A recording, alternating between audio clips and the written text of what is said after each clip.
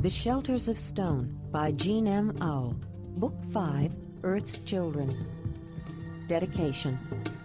For Kendall, who knows more about what's to come than almost anyone, except his mother. And for Christy, the mother of his boys. And for Forrest, Schuyler, and Slade, 3 of the best, with love. Chapter 1. People were gathering on the limestone ledge, looking down at them warily. No one made a gesture of welcome, and some held spears in positions of readiness, if not actual threat. The young woman could almost feel their edgy fear. She watched from the bottom of the path as more people crowded together on the ledge, staring down, many more than she had thought there would be. She had seen that reluctance to greet them from other people they had met on their journey. It's not just them, she told herself. It's always that way in the beginning. But she felt uneasy. The tall man jumped down from the back of the young stallion. He was neither reluctant nor uneasy, but he hesitated for a moment, holding the stallion's halter rope. He turned around and noticed that she was hanging back. "Ayla, will you hold Racer's rope? He seems nervous," he said, then looked up at the ledge. "I guess they do, too." She nodded, lifted her leg over, slid down from the mare's back, and took the rope. In addition to the tension of seeing strange people, the young brown horse was still agitated around his dam. She was no longer in heat, but residual odors from her encounter with the herd stallion still clung. Ayla held the halter rope of the brown male close, but gave the dun yellow mare a long lead and stood between them. She considered giving Winnie her head. Her horse was more accustomed to large groups of strangers now, and was not usually high-strung. But she seemed nervous, too.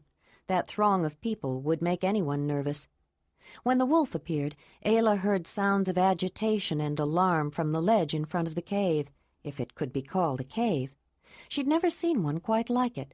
Wolf pressed against the side of her leg and moved somewhat in front of her, suspiciously defensive. She could feel the vibration of his barely audible growl. He was much more guarded around strangers now than he had been when they began their long journey a year ago. But he had been little more than a puppy then, and he had become more protective of her after some perilous experiences. As the man strode up the incline toward the apprehensive people, he showed no fear, but the woman was glad for the opportunity to wait behind and observe them before she had to meet them. She'd been expecting, dreading this moment for more than a year, and first impressions were important on both sides. Though others held back, a young woman rushed toward him. Jondalar recognized his younger sister immediately, though the pretty girl had blossomed into a beautiful young woman during the 5 years of his absence. "Jondalar, I knew it was you," she said, flinging herself at him. "You finally came home." He gave her a big hug, then picked her up and swung her around in his enthusiasm. "Falara, I am so happy to see you." When he put her down, he looked at her at arm's length. "But you've grown. You were just a girl when I left. Now you're a beautiful woman, just as I always knew you'd be," he said, with slightly more than a brotherly glint in his eye. She smiled at him, looked into his unbelievably vivid blue eyes, and was drawn by their magnetism. She felt herself flush, not from his compliment, although that's what those standing nearby thought, but from the rush of attraction she felt for the man, brother or not, whom she had not seen for many years. She had heard stories of her handsome big brother with the unusual eyes who could charm any woman, but her memory was of a tall, adoring playmate who was willing to go along with any game or activity she wanted to play. This was the first time as a young woman that she was exposed to the full effect of his unconscious charisma. Jondalar noticed her reaction and smiled warmly at her sweet confusion. She glanced away toward the bottom of the path near the small river. "Who is that woman, Jonde?" she asked. "And where did the animals come from? Animals run away from people. Why don't those animals run away from her? Is she a Zelandonii? Has she called them?" Then she frowned. "Where's Thonalin?" She took a sharp intake of breath at the look of pain that tightened Jondalar's brow. "Thonalin travels the next world now, Falara," he said, "and I wouldn't be here if it weren't for that woman." "Oh, Jonde, what happened?" "It's a long story, and this is not the time to tell it," he said. But he had to smile at the name she called him. It was her personal nickname for him. "I haven't heard that name since I left. Now I know I'm home. How is everyone, Falara? Is Mother all right, and Willamar?" "They're both fine. Mother gave us a scare a couple of years ago, but Zelandonii worked her special magic, and she seems fine now. Come and see for yourself," she said, taking his hand and starting to lead him the rest of the way up the path. Jondalar turned and waved at Ayla, trying to let her know that he would be back soon. He hated leaving her there alone with the animals, but he needed to see his mother, to see for himself that she was all right. That scare bothered him, and he needed to talk to people about the animals. They had both come to realize how strange and frightening it was to most people to see animals that did not run away from them. People knew animals. All the people they had met on their journey hunted them, and most honored or paid homage to them or their spirits in one way or another. Animals had been observed carefully for as long as anyone could remember. People knew the environments they favored and the foods they liked, their migration patterns and seasonal movements, their birthing periods and rutting schedules. But no one had ever tried to touch a living, breathing animal in a friendly way. No one had ever tried to tie a rope around the head of any animal and lead it around. No one had ever tried to tame an animal, or even imagine that one could be. As pleased as these people were to see a kinsman return from a long journey, especially one that few ever expected to see again, the tame animals were such an unknown phenomenon, their first reaction was fear. It was so strange, so inexplicable, so far beyond their experience or imagination, it could not be natural. It had to be unnatural, supernatural.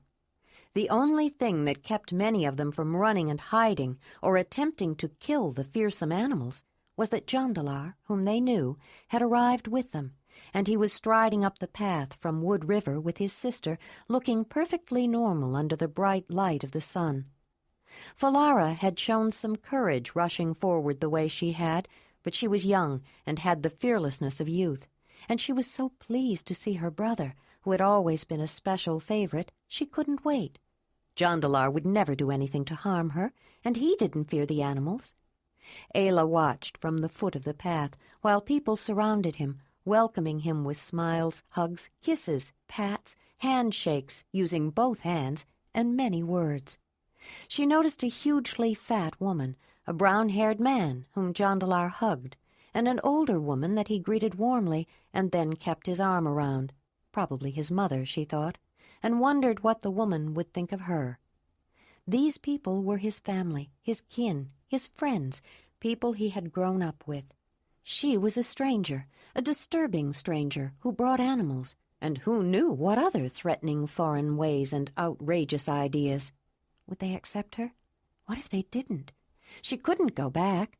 Her people lived more than a year's travel to the east. Jondalar had promised that he would leave with her if she wanted, or was forced, to go. But that was before he saw everyone, before he was greeted so warmly. How would he feel now? She felt a nudge behind her and reached up to stroke Winnie's sturdy neck, grateful that her friend had reminded her that she was not alone. When she lived in the valley, after she left the clan, for a long time the horse had been her only companion. She hadn't noticed the slack in Winnie's rope as the horse moved closer to her, but she gave Racer a bit more lead. The mare and her offspring usually found friendship and comfort in each other, but when the mare came into season, it had disturbed their usual pattern. More people, how could there be so many, were looking in her direction, and Jondalar was talking earnestly with the brown-haired man. Then he waved at her and smiled. When he started back down, he was followed by the young woman, the brown-haired man, and a few others. Ayla took a deep breath and waited. As they approached, the wolf's growl became louder. She reached down to keep him close to her. "It's all right, Wolf. It's just Jondalar's kin," she said. Her calming touch was a signal to him to stop growling, not to appear too threatening. The signal had been difficult to teach him, but worth the effort, especially now, she thought. She wished she knew of a touch that would calm her. The group with Jondalar stopped a little distance back, trying not to show their trepidation or to stare at the animals that openly stared at them and held their place, even when strange people approached them. Jondalar stepped into the breach. "I think we should start with formal introductions, Joharan," he said, looking at the brown-haired man. As Ayla dropped both halter ropes in preparation for a formal introduction, which required contact with both hands, the horses stepped back, but the wolf stayed. She noticed the glint of fear in the man's eye, although she doubted that this man was afraid of much, and glanced at Jondalar, wondering if he had a reason for wanting formal introductions immediately. She looked closely at the unfamiliar man and was suddenly reminded of Brun, the leader of the clan that she grew up with. Powerful, proud, intelligent, competent, he had feared little except the world of the spirits. "Ayla, this is Joharan, leader of the 9th Cave of the Zelandonii, son of Marthona, former leader of the 9th Cave, born to the hearth of Joconan, former leader of the 9th Cave," the tall blond man said with seriousness, then grinned. "Not to mention brother of Jondalar, traveler to distant lands." There were a few quick smiles. His comment relieved the tension somewhat. Strictly, in a formal introduction, a person could give the entire list of their names and ties to validate their status. All their own designations, titles, and accomplishments, and all their kin and their relationships, along with their titles and accomplishments. And some did. But as a matter of practice, except in the most ceremonial of circumstances, just the primary ones were mentioned. It was not uncommon, however, for young people, especially brothers, to make jocular additions to the long and sometimes tedious recitation of one's kinships, and Jondalar was reminding him of past years before he was burdened with the responsibilities of leadership. "Joharan, this is Ayla of the Mamutoi, member of the Lion Camp, daughter of the Mammoth Hearth, chosen by the spirit of the cave lion and protected by the cave bear." The brown-haired man crossed the distance between himself and the young woman and held out both hands, palms up, in the understood gesture of welcome and open-handed friendship. He did not recognize any of her ties, and he wasn't entirely sure which were most important.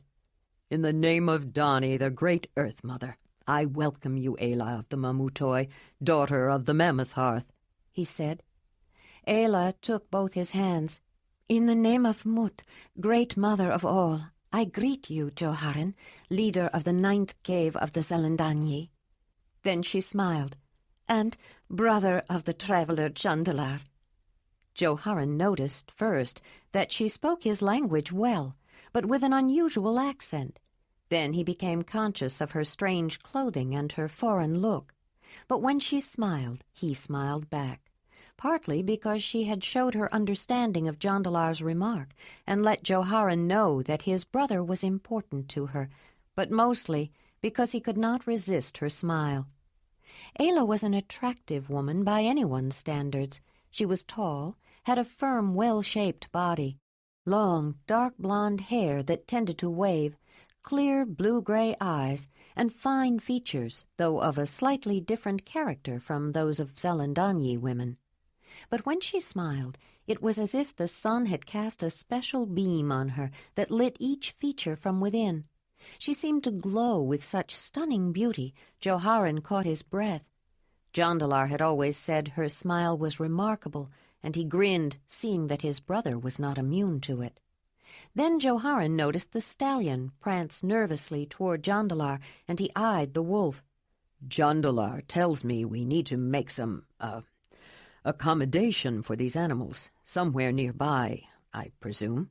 Not too near, he thought. "The horses just need a field with grass, near water, but we need to tell people that they shouldn't try to get close to them in the beginning, unless Jondalar or I am with them. Winnie and Racer are nervous around people until they get used to them," Ayla said. "I don't think that will be a problem," Joharan said, catching the movement of Winnie's tail and eyeing her. "They can stay here, if this small valley is appropriate." "This will be fine," Jondalar said. though we may move them upstream, out of the way a little." "Wolf is accustomed to sleeping near me," Ayla continued. She noticed Joharan's frown. "He's become quite protective and might cause a commotion if he can't be close by." She could see his resemblance to Jondalar, particularly in his forehead, knotted with worry, and wanted to smile. But Joharan was seriously concerned. This was not a time for smiles, even if his expression gave her a feeling of warm familiarity. Jondalar, too, had seen his brother's worried frown. "I think this would be a good time to introduce Joharan to Wolf," he said. Joharan's eyes flew open in near panic, but before he could object, she reached for his hand as she bent down beside the meat-eater. She put her arm around the large wolf's neck to settle an incipient growl. Even she could smell the man's fear. She was sure Wolf could. "Let him smell your hand first," she said. "That's Wolf's formal introduction." The wolf had learned from previous experience that it was important to Ayla for him to accept within his pack of humans the people she introduced to him in this way. He didn't like the smell of fear, but sniffed the man to become familiar with him. "Have you ever really felt the fur of a living wolf, Joharan?" she asked, looking up at him. "If you notice, it's a little coarse," she said, leading his hand to feel the animal's rather shaggy neck fur.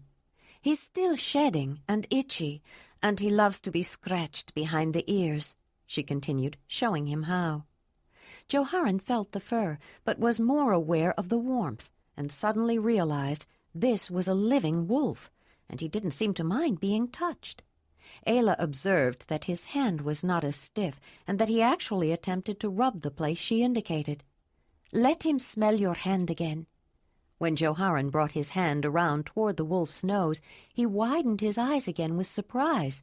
"That wolf licked me," he said, not sure if it was in preparation for something better or worse. Then he saw Wolf lick Ayla's face, and she seemed very pleased about it. "Yes, you were good, Wolf," she said, smiling as she fondled him and roughed up his mane. Then she stood up and patted the front of her shoulders. The wolf jumped up, put his paws on the place she had indicated, and as she exposed her throat, he licked her neck, and then took her chin and jaw in his mouth with a rumbling growl, but great gentleness. Jondalar noticed the gasps of astonishment from Joharan and the others, and realized how frightening the familiar act of wolfish affection must seem to people who didn't understand. His brother looked at him, his expression both fearful and amazed. "What's he doing to her?" "Are you sure that's all right?" Falara asked at nearly the same time. She could no longer keep still. The other people were making indecisive, nervous movements as well. Jondalar smiled. "Yes, Ayla is fine. He loves her. He would never hurt her. That's how wolves show affection. It took me a while to get used to it, too, and I've known Wolf as long as she has, ever since he was a fuzzy little cub." "That's no cub. That's a big wolf. That's the biggest wolf I ever saw," Joharan said. "He could tear her throat out." "Yes, he could tear her throat out. I've seen him tear a woman's throat out, a woman who was trying to kill Ayla," Jondalar said. "Wolf protects her." The Zelandonii who were watching breathed a collective sigh of relief when the wolf got down and stood by her side again, with his mouth open and his tongue hanging out the side, showing his teeth. Wolf had that look that Jondalar thought of as his wolf grin, as though he was pleased with himself. "Does he do that all the time?" Falara asked. "To anyone?" "No," Jondalar said. "Only to Ayla, and sometimes me, if he's feeling particularly happy, and only if we allow it. He's well behaved. He won't harm anyone, unless Ayla is threatened." "What about children?" Falara asked. "Wolves often go after the weak and the young." At the mention of children, looks of concern appeared on the faces of the people standing nearby. "Wolf loves children," Ayla quickly explained, "and he is very protective toward them, particularly very young or weak ones. He was raised with the children of the lion camp." "There was a very weak and sickly boy who belonged to the lion hearth," Jondalar contributed. "You should have seen them play together. Wolf was always careful around him. "That's a very unusual animal," another man said. "It's hard to believe a wolf could behave so unwolf-like." "You're right, Soliban," Jondalar said. "He does behave in ways that seem very unwolf-like to people, but if we were wolves, we wouldn't think so. He was raised with people, and Ayla says he thinks of people as his pack. He treats people as though they were wolves." "Does he hunt?" the man Jondalar had called Soliban wanted to know. "Yes," Ayla said. "Sometimes he hunts alone, for himself, and sometimes he helps us hunt." "How does he know what he should hunt and what he shouldn't?" Volara asked. "Like those horses." Ayla smiled. "The horses are part of his pack, too. You notice they are not afraid of him, and he never hunts people. Otherwise, he can hunt any animal he wants, unless I tell him not to."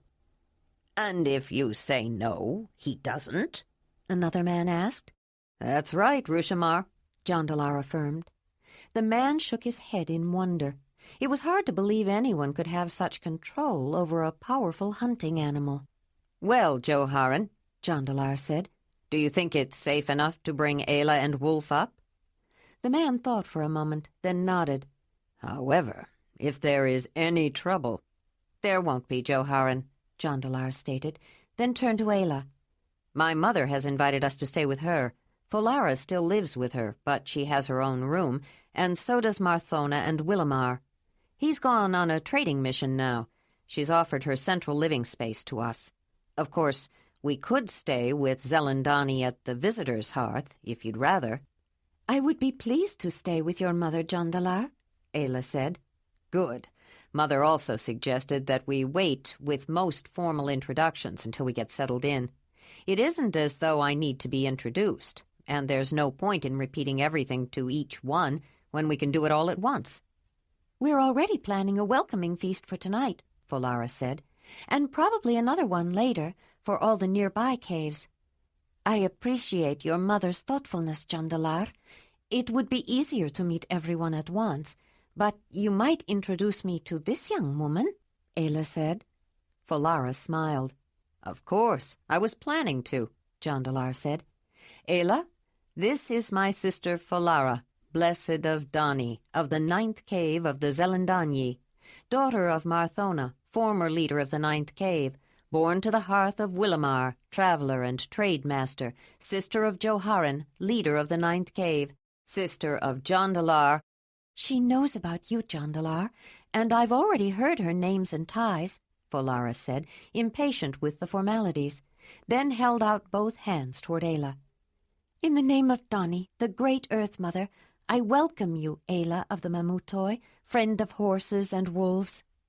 The crowd of people standing on the sunny stone porch quickly moved back when they saw the woman and the wolf start up the path along with Jondalar and the small group accompanying them. One or two took a step closer, while others craned their necks around them. When they reached the stone ledge, Ayla got her first view of the living space of the 9th cave of the Zelandonii. The sight surprised her. Though she knew the word cave in the name of Jondalar's home did not refer to a place, but to the group of people who lived there, the formation she saw was not a cave, not as she had thought of one.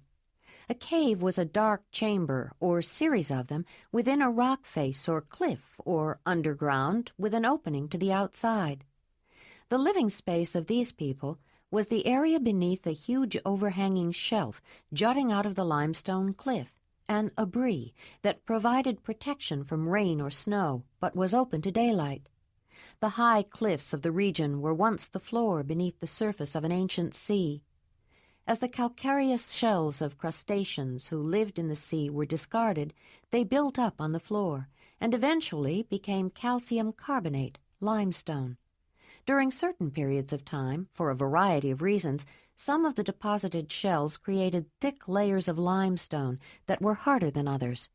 When the earth shifted and exposed the sea floor to eventually become cliffs, the weathering processes of wind and water cut into the relatively softer stone more easily, gouging out deep spaces and leaving ledges of the harder stone between.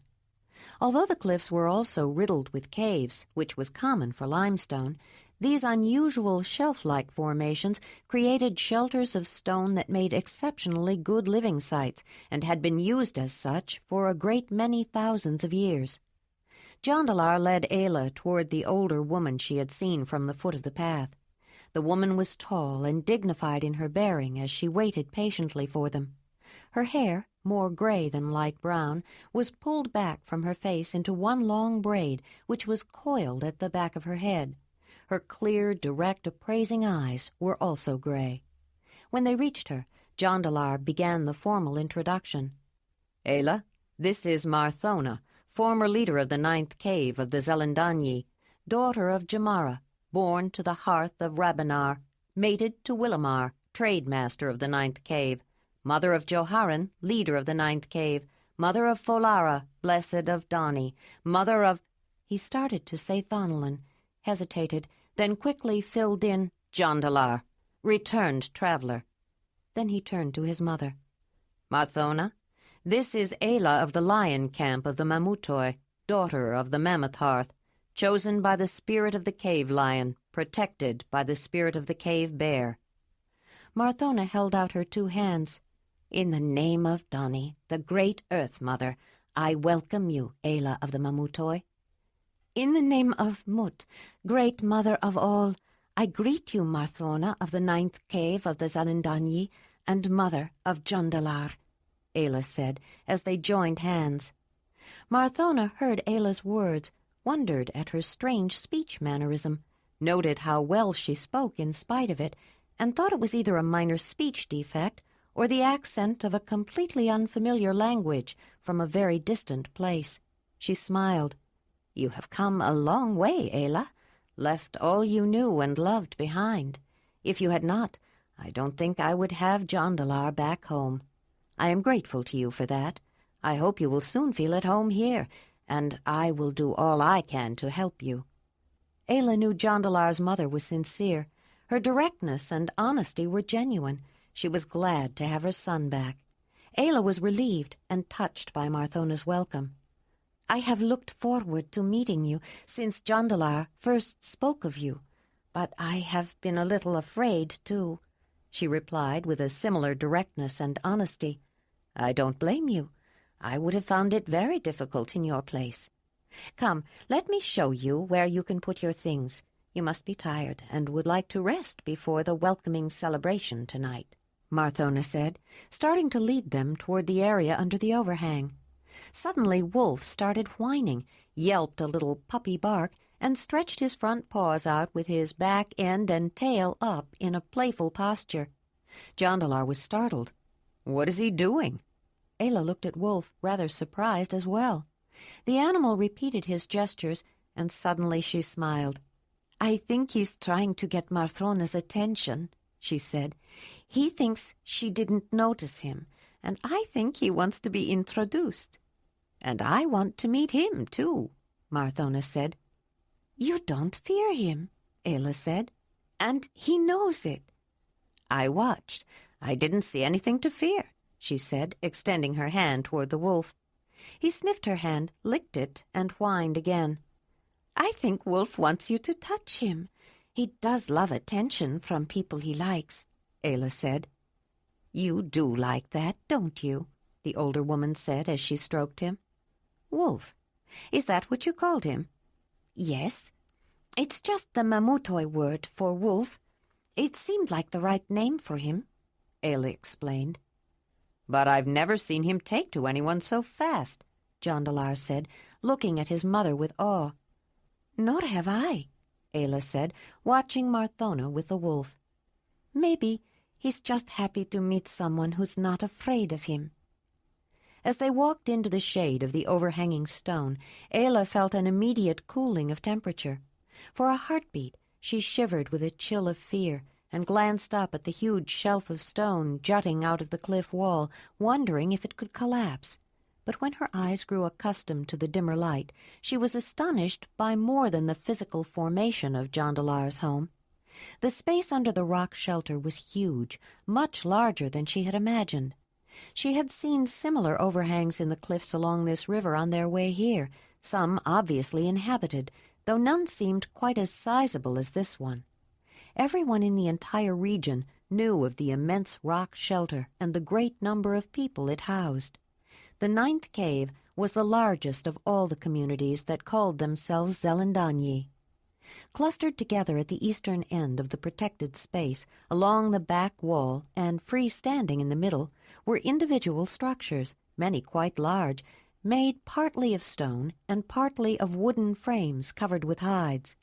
The hides were decorated with beautifully rendered pictures of animals and various abstract symbols painted in black and many vivid shades of red, yellow, and brown. The structures were arranged in a west-facing curve around an open space near the center of the area covered by the overhanging stone shelf, which was filled with a confusion of objects and people. As Ayla looked more closely, what at first had struck her all at once as a melange of rich clutter was resolving itself into areas dedicated to different tasks, often near to related tasks. It only seemed confusing initially because so many activities were going on.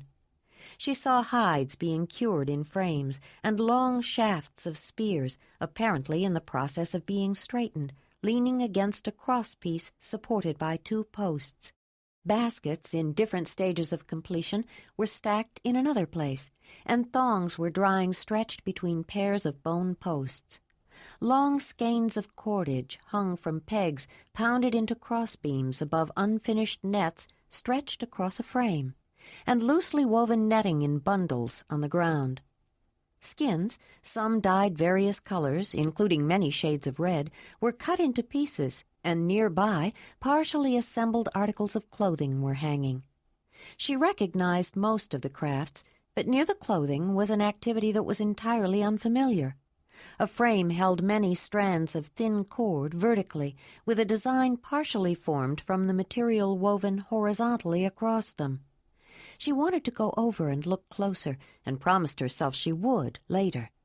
Pieces of wood, stone, bone, antler, and mammoth ivory were in other places, carved into implements, ladles, spoons, bowls, tongs, weapons, most of them with carved and sometimes painted decorations.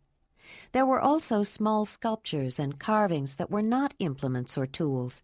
They seemed to be made for themselves, or some purpose of which she wasn't aware. She saw vegetables and herbs hanging high from large frames with many crosspieces, and lower to the ground, meat drying on racks. Somewhat away from other activities was an area scattered with sharp stone chips for people like Jondalar, she thought, flint knappers who made tools, knives, and spear points. And everywhere she looked, she saw people. The community that lived under the spacious rock shelter was of a size to match the space. Ayla had grown up in a clan of less than 30 people. At the clan gathering, which occurred once every 7 years, 200 people came together for a short period, a huge assembly to her then. Though the Mumutoi summer meeting drew a much greater number, the 9th cave of the Zelandonii alone, comprised of over 200 individuals living together at this one place, was larger than the entire clan gathering. Ayla didn't know how many people were standing around watching them, but she was reminded of the time she had walked with Brun's clan into that congregation of clans and felt all of them looking at her.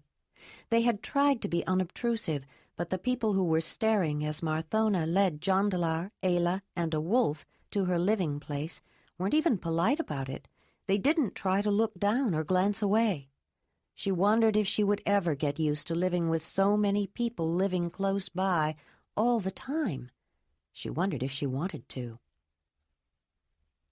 Chapter 2.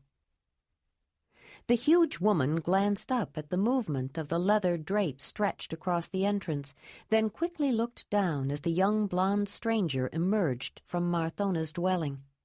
She was sitting in her accustomed place, a seat carved out of a solid block of limestone, strong enough to support her massive bulk.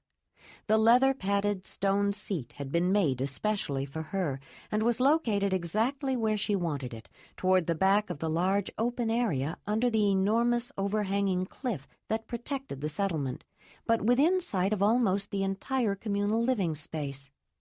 The woman appeared to be meditating, but it wasn't the first time she had used the place to quietly observe some person or activity. The people had learned not to intrude upon her meditations unless it was an emergency, especially when she wore her ivory chest plaque with the plain, undecorated side facing out. When the side that was carved with symbols and animals was showing, anyone was free to approach her. But when she reversed the plaque to the blank side, it became a symbol of silence and meant that she did not wish to speak and did not want to be disturbed. The cave had grown so accustomed to her being there they almost didn't see her, for all her unusually commanding presence. She had cultivated that effect carefully and had no compunctions about it. As spiritual leader of the 9th cave of the Zelandonii, she considered the welfare of the people her responsibility and used every means her fertile brain could devise to carry out her duty. She watched the younger woman leave the rock shelter and head toward the path that led to the valley, and noticed the unmistakably foreign look of her leather tunic. The old Danyer was also aware that she moved with a resilience of health and strength, and a confidence that belied her youth and the fact that she was among complete strangers in their living place. Zelandonii got up and walked toward the structure, one of the many such dwelling places of various sizes scattered within the limestone abris.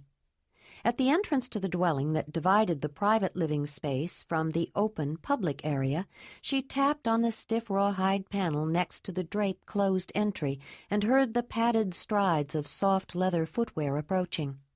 The tall, fair-haired, surprisingly handsome man pulled back the drape. Eyes of an unusually vivid shade of blue looked surprised, then warmed with pleasure. "Zelandonii, how nice to see you," he said. "But Mother isn't here right now." "What makes you think I'm here to see Marthona? You're the one who's been gone 5 years." Her tone was sharp. He was suddenly flustered and at a loss for words. "Well, are you going to leave me standing out here, Jondalar?" "Oh, come in, of course," he said, his brow knotting into a habitual frown, erasing the warm smile. He stepped back, holding the drape aside as she entered. They studied each other in silence for a time. When he'd left, she had just become first among those who served the mother. She'd had 5 years to grow into the position, and she had grown into it. The woman he knew had become immensely fat. She was 2 or 3 times the size of most women, with huge breasts and broad buttocks. She had a soft, full face, crowded by 3 chins, but her piercing blue eyes seemed to miss nothing. She had always been tall and strong, and she carried her great size with grace and a demeanor that asserted her prestige and authority. She had a presence, an aura of power about her that commanded respect. They both spoke at once. "Can I get you—" Jondalar started. "You've changed." "I'm sorry." He apologized for what seemed like an interruption, feeling oddly constrained. Then he noticed just the slightest hint of a smile and a familiar look in her eye, and he felt himself relax. "I'm glad to see you, Zolina," he said. His brows smoothed out, and his smile returned as he focused his compelling eyes full of warmth and love on her. "You haven't changed that much," she said, feeling herself respond to his charisma and the memories it evoked. "No one has called me Zolina for a long time." She appraised him again carefully. "You have changed, though. Grown up some. You're more handsome than ever." He started to protest, but she shook her head at him. "Don't make objections, Jondalar. You know it's true. But there's a difference. You look... how can I say it? You don't have that hungry look, that need that every woman wanted to satisfy. I think you have found what you've been searching for. You're happy in a way that you've never been." "I never could keep anything from you," he said, smiling with an excited, almost childlike delight. "It's Ayla. We planned to mate at this summer's matrimonial. I suppose we could have had a mating ceremony before we left or along the way, but I wanted to wait until we got home so you could slip that thong over our wrists and tie the knot for us." Just talking about her had changed his expression, and Zelandonii had a momentary sense of the almost obsessive love he felt for this woman called Ayla. It concerned her, raised all the protective instincts she felt for her people, particularly this person, as the voice, surrogate, and instrument of the great Earth Mother. She knew the powerful emotions he had struggled with growing up and finally learned to keep under control. But a woman he loved that much could hurt him terribly, perhaps even destroy him. Her eyes narrowed. She wanted to know more about this young woman who had captivated him so completely. Just what kind of hold did she have on him? "How can you be so sure she's right for you? Where did you meet her? How much do you really know about her?" Jondalar sensed her concern, but something else, too, something that worried him. Zelandonii was the highest-ranked spiritual leader of all the Zelandania, and she was not first for nothing. She was a powerful woman, and he didn't want her turning against Ayla. The greatest concern he, and he knew Ayla too, had during their long and difficult journey to his home was whether or not she would be accepted by his people. For all her exceptional qualities, there were some things about her that he wished she would keep secret, though he doubted that she would. She could have enough difficulties, and probably would have from some people, without incurring the enmity of this particular woman. Quite the opposite. More than anyone, Ayla needed the support of Zelandonii. He reached out and held the shoulders of the woman, needing to persuade her somehow not only to accept Ayla but to help her, but he wasn't sure how. Looking into her eyes, he couldn't help remembering the love they once had shared, and suddenly he knew that, as difficult as it might be for him, only complete honesty would work, if anything would. Jondalar was a private man about his personal feelings. It was the way he'd learned to control his powerful emotions, to keep them to himself.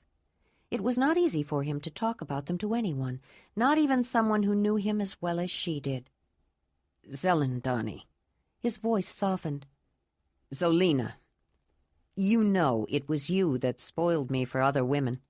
I was hardly more than a boy, and you were the most exciting woman any man could hope for. I wasn't alone in wetting my dreams with thoughts of you, but you made mine come true. I burned for you, and when you came to me, became my Danyi woman, I couldn't get enough of you. My first manhood was filled with you, but you know it didn't end there. I wanted more, and as much as you fought it, you did too. Even though it was forbidden, I loved you, and you loved me. I still love you. I will always love you. Even afterwards, after all the trouble we caused everyone, and Mother sending me to live with Dalinar, when I came back, no one ever came close to you. I hungered for you, lying spent beside another woman, and I hungered for more than your body. I wanted to share a hearth with you. I didn't care about the difference in age, or that no man was supposed to fall in love with his Danyi woman. I wanted to spend my life with you." "And look what you would have gotten, Jondalar," Zolina said. She was moved, more than she imagined she could be any more. "Have you taken a good look? I'm not just older than you. I'm so fat I'm starting to have trouble getting around. I'm still strong, or I'd have more, and will as time goes on. You are young and so good to look at. Women ache for you. The mother chose me. She must have known I would grow to look like her. That's fine for Zelandonii, but at your hearth I would have been just a fat old woman, and you would still be a handsome young man." "Do you think I would have cared? Zolina, I had to travel beyond the end of the Great Mother River before I found a woman who could compare with you. You can't imagine how far that is. I would do it again and more. I thank the Great Mother that I found Ayla. I love her, as I would have loved you. Be good to her, Zolina. Zelandonii, don't hurt her." "That's just it. If she's right for you, if she compares, I couldn't hurt her, and she wouldn't hurt you, could not.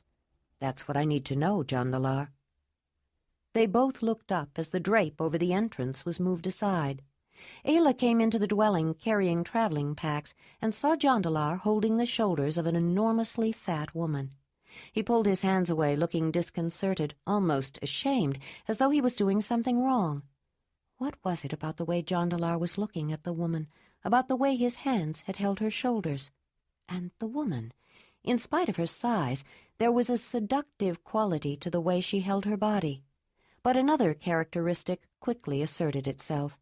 As she turned to look at Ayla, she moved with a sense of assurance and composure that was a manifest sign of her authority.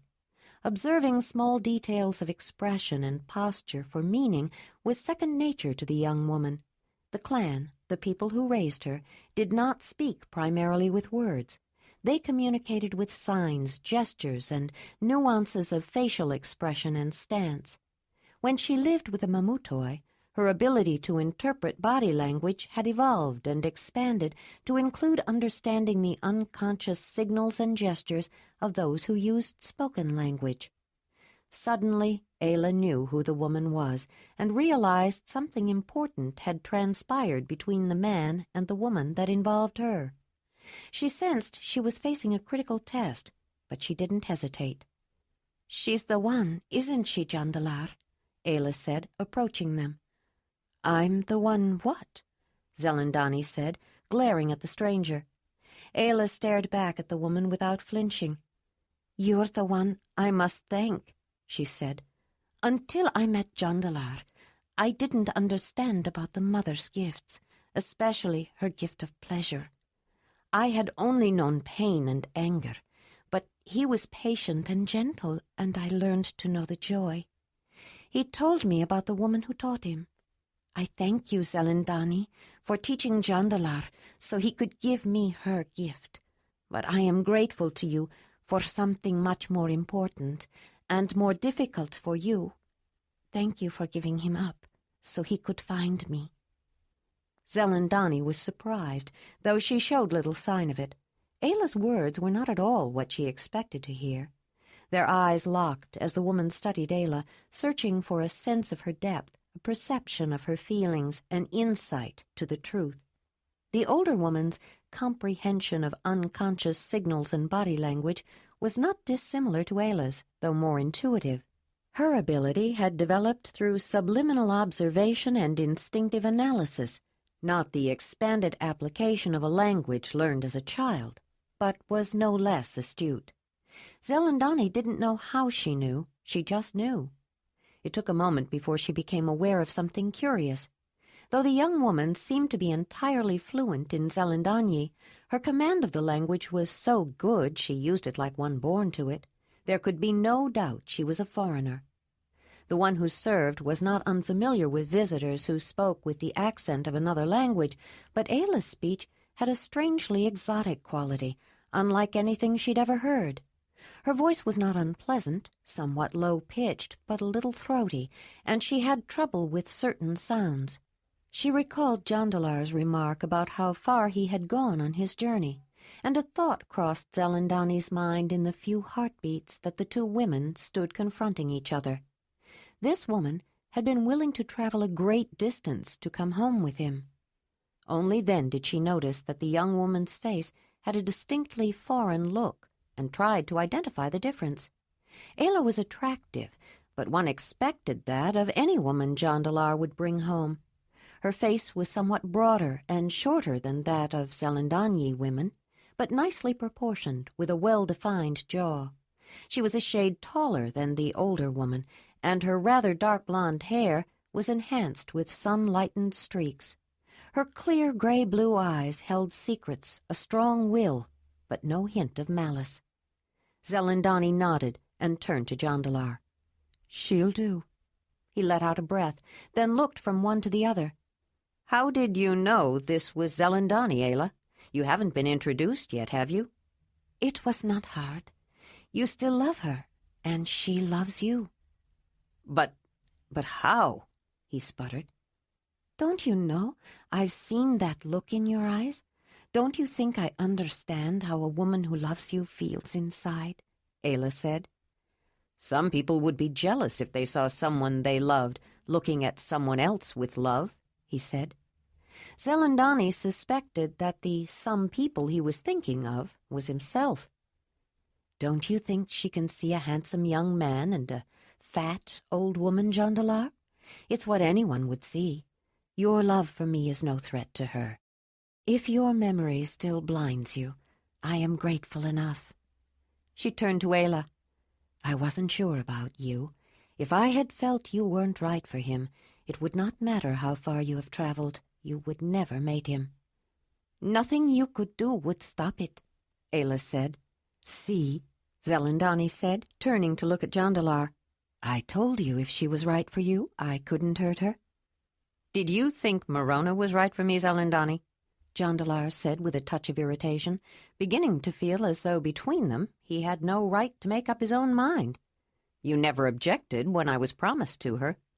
"That didn't matter. You didn't love her. She couldn't hurt you." Both women were looking at him, and though they bore no resemblance to each other, their expressions were so similar they seemed to look alike. Suddenly Jondalar laughed.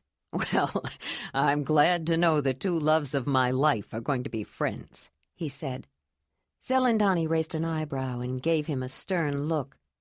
"Whatever makes you think we're going to be friends," she said, but she smiled to herself as she left.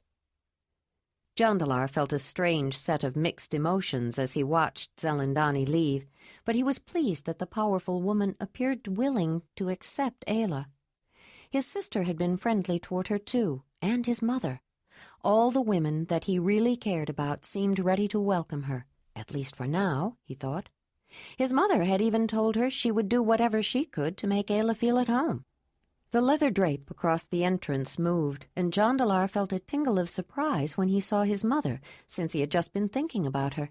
Marthona entered, carrying the preserved stomach of some middle-sized animal full of a liquid that had seeped through the nearly waterproof container enough to stain it a deep purple. Jondalar's face lit up with a grin. "Mother, you brought out some of your wine," he said. "Ayla, do you remember the drink that we had when we stayed with the Sharamadoi? The bilberry wine? Now you'll get a chance to taste Marthona's wine. She's known for it. No matter what fruit most people use, their juice often turns sour. But Mother has a way with it." He smiled at her and added, "Maybe someday she'll tell me her secret." Marthona smiled back at the tall man, but made no comment. From her expression, Ayla sensed that she did have a secret technique and that she was good at keeping secrets, not only her own. She probably knew many. There were layers and hidden depths to the woman, for all that she was forthright and honest in what she said. And for all that she was friendly and welcoming, Ayla knew that Jondalar's mother would reserve judgment before fully accepting her. Suddenly Ayla was reminded of Isa, the woman of the clan who had been like a mother to her. Isa also knew many secrets, yet, like the rest of the clan, she didn't lie. With a language of gestures and nuances conveyed by postures and expressions, they couldn't lie. It would be known immediately. But they could refrain from mentioning. Though it might be understood that something was held back, it was allowed for the sake of privacy. This was not the first time she had been reminded of the clan recently, she realized. The Ninth Cave's leader, Jondalar's brother Joharan, had reminded her of Brun, her clan's leader. Why did Jondalar's kin remind her of the clan, she wondered. "You must be hungry," Marthona said, including both of them in her glance. Jondalar smiled. "Yes, I am hungry. We haven't eaten since early this morning. I was in such a hurry to get here, and we were so close I didn't want to stop." "If you've brought all your things in, sit and rest while I prepare some food for you." Marthona led them to a low table, indicated cushions for them to sit on, and poured some of the deep red liquid into cups for each of them. She looked around. "I don't see your wolf animal, Ayla. I know you brought him in. Does he also need food? What does he eat?" "I usually feed him whatever we eat, but he also hunts for himself. I brought him in so he would know where his place is, but he came with me the first time I went back down to the valley where the horses are, and decided to stay. He comes and goes on his own unless I want him," Ayla said. How does he know when you want him?" "She has a special whistle to call him," Jondalar said. "We call the horses with whistles, too." He picked up his cup, tasted, then smiled and sighed with appreciation. "Now I know I'm home." He tasted again, then closed his eyes and savored. "What fruit is this made from, Mother?" "Mostly from those round berries that grow in clusters on long vines, only on protected south-facing slopes," Marthona explained for Ayla's benefit. "There's an area several miles southeast of here that I always check. Some years it doesn't grow well at all, but we had a fairly warm winter a few years back, and the following autumn the clusters were huge, very fruity, sweet, but not too sweet. I added a little elderberry and some blackberry juice, but not much. This wine was a favorite. It's a little stronger than usual. I don't have much left." Ayla sniffed the aroma of fruit as she held the cup to her lips to taste. The liquid was tart and tangy, dry, not the sweet taste she had expected from the fruity smell. She sensed the alcoholic character she had first tasted in the birch beer made by Talut, the lion camp's headman, but this was more like the fermented bilberry juice made by the Sharamadoi, except that that had been sweeter, as she recalled. She hadn't liked the harsh bite of alcohol when she first experienced it, but the rest of the lion camp seemed to enjoy the birch beer so much, and she wanted to fit in and be like them, so she made herself drink it. After a time she got more used to it, though she suspected that the reason people liked it was not as much for its taste as for the heady, if disorienting, feeling it caused. Too much usually made her feel giddy and too friendly, but some people became sad or angry or even violent. This beverage had something more, however. Elusive complexities altered the simple character of the fruit juice in an extraordinary way. It was a drink she could learn to enjoy. "This is very good," Ayla said. I never tasted anything quite like it." She corrected herself, feeling slightly embarrassed. She was completely comfortable in Zelandonii. It was the first spoken language she had learned after living with the clan. Jondalar had taught her while he was recovering from the wounds of the lion mauling. Though she did have difficulty with certain sounds, no matter how hard she tried, she couldn't get them quite right. She seldom made mistakes in phrasing like that any more. She glanced at Jondalar and Marthona, but they hadn't seemed to notice. She relaxed and looked around. Though she had been in and out of Marthona's dwelling several times, she had not really looked at it closely. She took the time to observe more carefully and was surprised and delighted at every turn. The construction was interesting, similar but not the same as the dwellings inside the Zelandonii cave, where they had stopped to visit before crossing the glacier on the high plateau. The first 2 or 3 feet of the outside walls of each dwelling were constructed of limestone. Fairly large blocks were roughly trimmed and placed on either side of the entry, but stone tools were not suitable for finely shaping building stone easily or quickly. The rest of the low walls were made up of limestone as it was found, or roughly shaped with a hammerstone.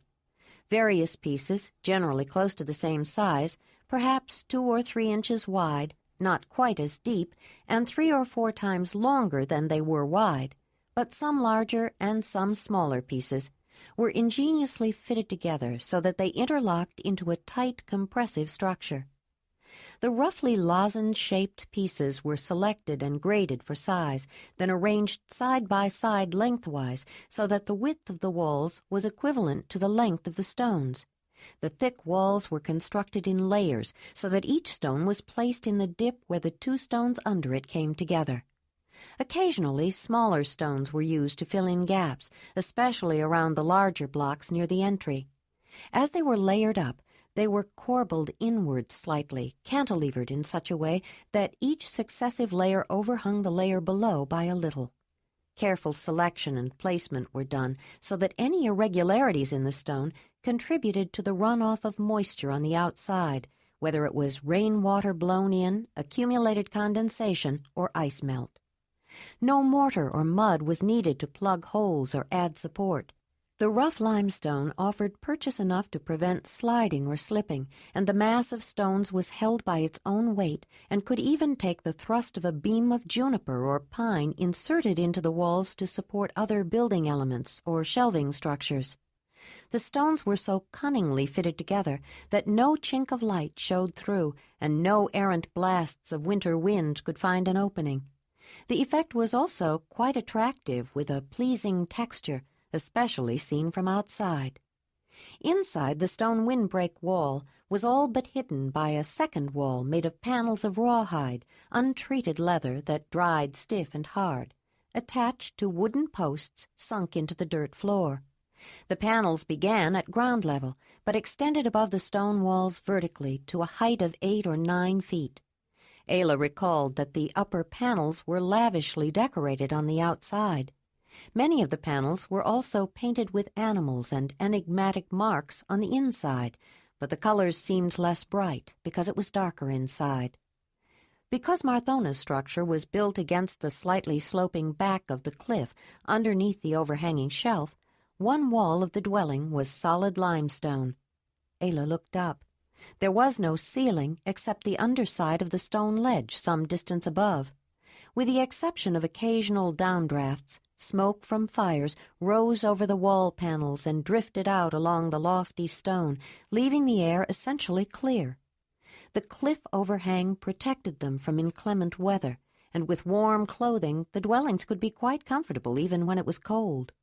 They were fairly large, not like some of the cozy, easy-to-heat, fully enclosed, but often smoke-filled little living spaces she had seen. While the wood and leather walls offered protection from wind and rain that might blow in, they were designed more to define an area of personal space and provide some measure of privacy, at least from eyes, if not ears. Some of the upper sections of the panels could be opened to admit light and neighborly conversations if desired, but when the window panels were closed, it was considered courteous for visitors to use the entry and ask for admittance, not just call out from outside or walk in. Ayla examined the floor more closely when her eye caught sight of stones fitted together. The limestone of the huge cliffs in the region could be broken and often sheared off naturally along the lines of its crystal structure into large, rather flat fragments. The dirt floor inside the dwelling was paved with irregular sections of the flat stones, then covered with mats woven out of grasses and reeds, and rugs of soft fur. Ayla turned her attention back to the conversation between Jondalar and his mother. Taking a sip of the wine, she noticed the cup in her hand. It was made of a hollow horn, bison, she thought, probably a section cut off not too far from the tip since it was rather narrow in diameter. She lifted it up to look underneath. The bottom was wood, shaped to fit the smaller, slightly lopsided circular end, and wedged in tight. She saw scratch marks on the side, but when she looked more closely, she was surprised to find that it was a picture of a horse from side view, perfectly and delicately engraved. She put the cup down, then inspected the low platform around which they were seated. It was a thin slab of limestone, resting on a supporting bentwood frame with legs, all lashed together with thongs. The top was covered with a mat of some kind of rather fine fiber, woven with intricate designs that suggested animals and various abstract lines and shapes in gradations of an earthy reddish color. Several pillows made of various materials were arranged around it. The leather ones were of a similar shade of red. 2 stone lamps rested on the stone table. One was beautifully carved and shaped into a shallow bowl with a decorated handle. The other was a rough equivalent with a depression that had been quickly pecked out of the center of a hunk of limestone. Both held melted tallow, animal fat that had been rendered in boiling water, and burning wicks. The roughly made lamp had 2 wicks, and the finished one 3. Each wick shed the same amount of light.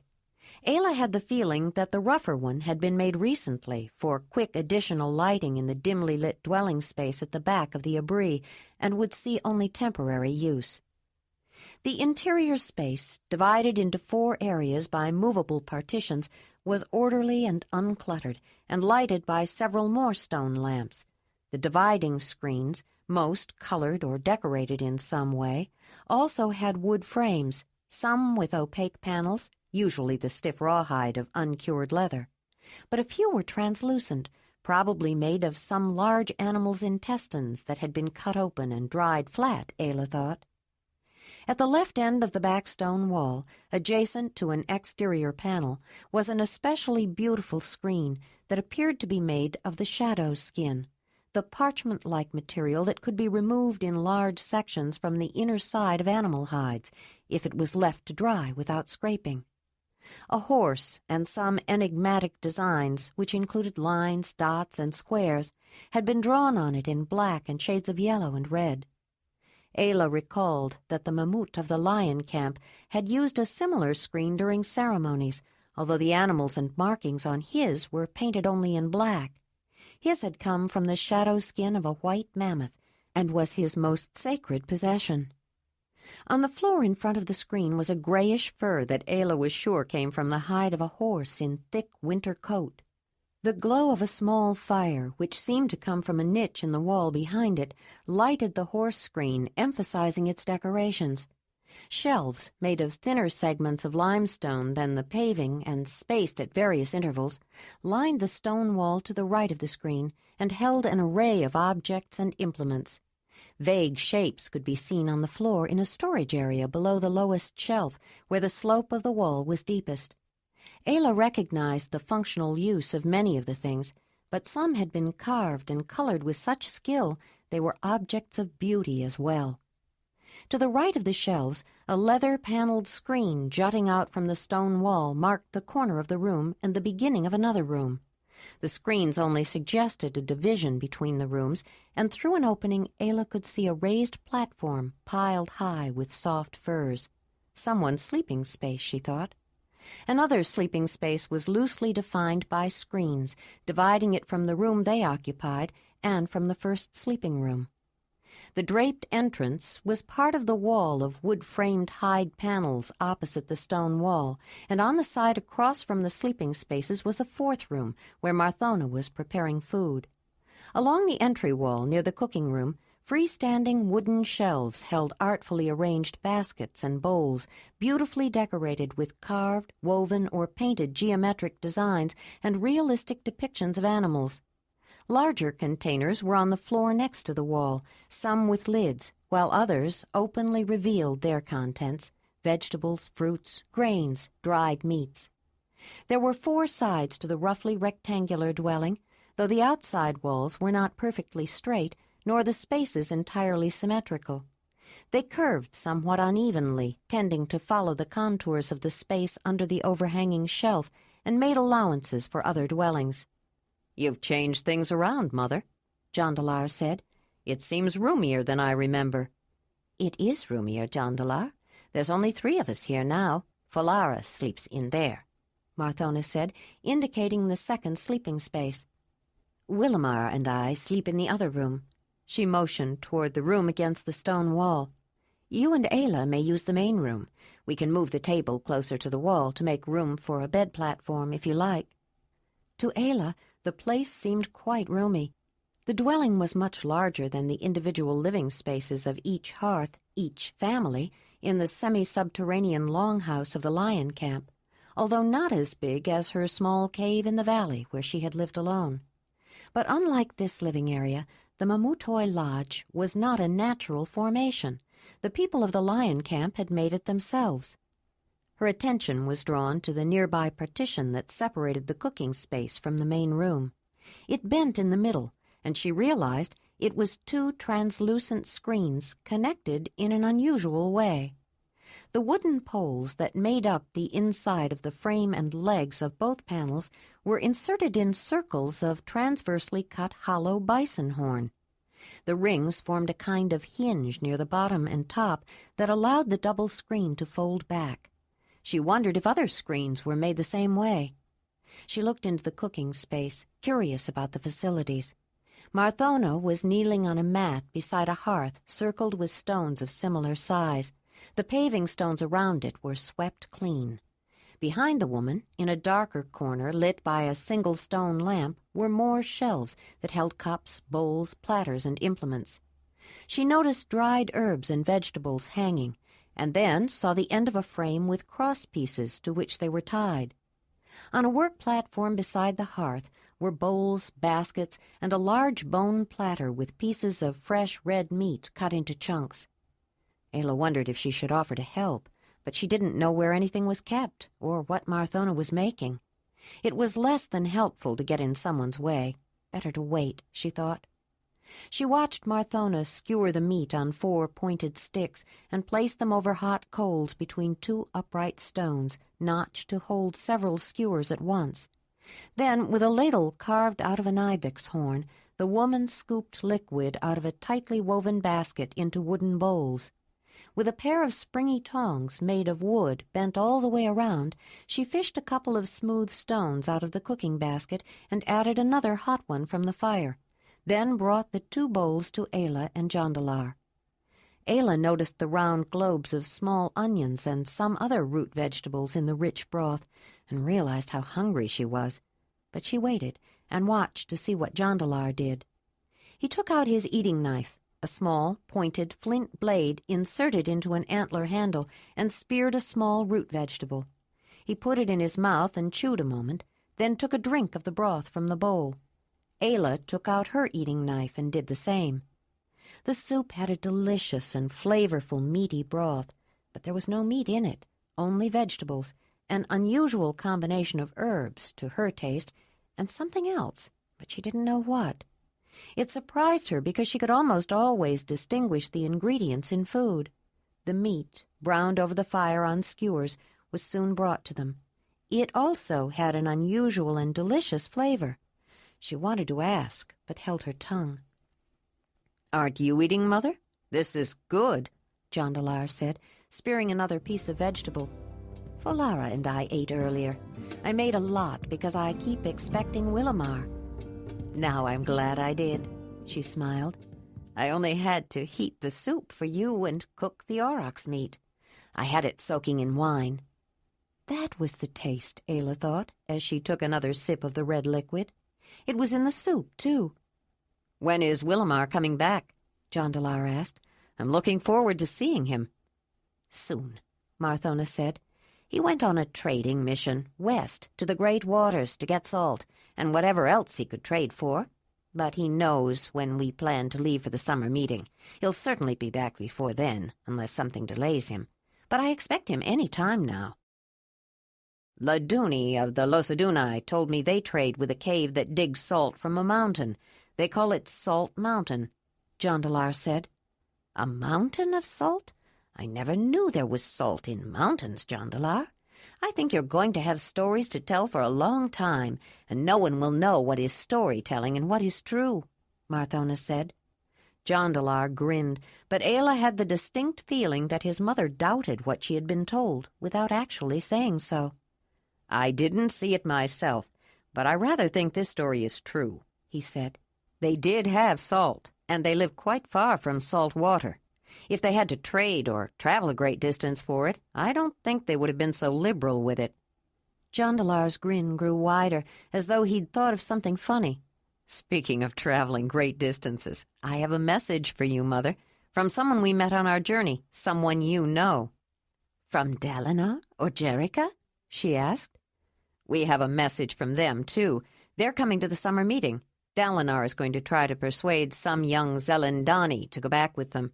The first cave of the Zelandonii is growing. I wouldn't be surprised if they start a second cave soon," Jondalar said. "I don't think it will be difficult to find someone," Marthona commented. "It would be quite an honor. Whoever goes would truly be first, the first and only Zelandonii." "But since they don't have one who serves yet, Dalinar wants Joplea and Echazar to be joined at the Zelandonii matrimonial," Jondalar continued. A quick frown flickered across Marthona's face. "Your close cousin is such a beautiful young woman. Unusual, but beautiful. None of the young men can keep his eyes away from her when she comes to the Zelandonii meetings. Why would she choose Echazar when she could have any man she wanted?" "No, not any man," Ayla said. Marthona looked at her and saw a glint of defensive heat. She flushed slightly and looked away. And she told me she'd never find anyone who would love her as much as Echezar. "You're right, Ayla," Marthona said, paused a moment, then looking directly at her, added, "There are some men she can't have." The older woman's eyes glanced fleetingly at her son. "But she and Echezar do seem mismatched. Joplea is stunningly beautiful, and he is not. But appearances don't count for everything.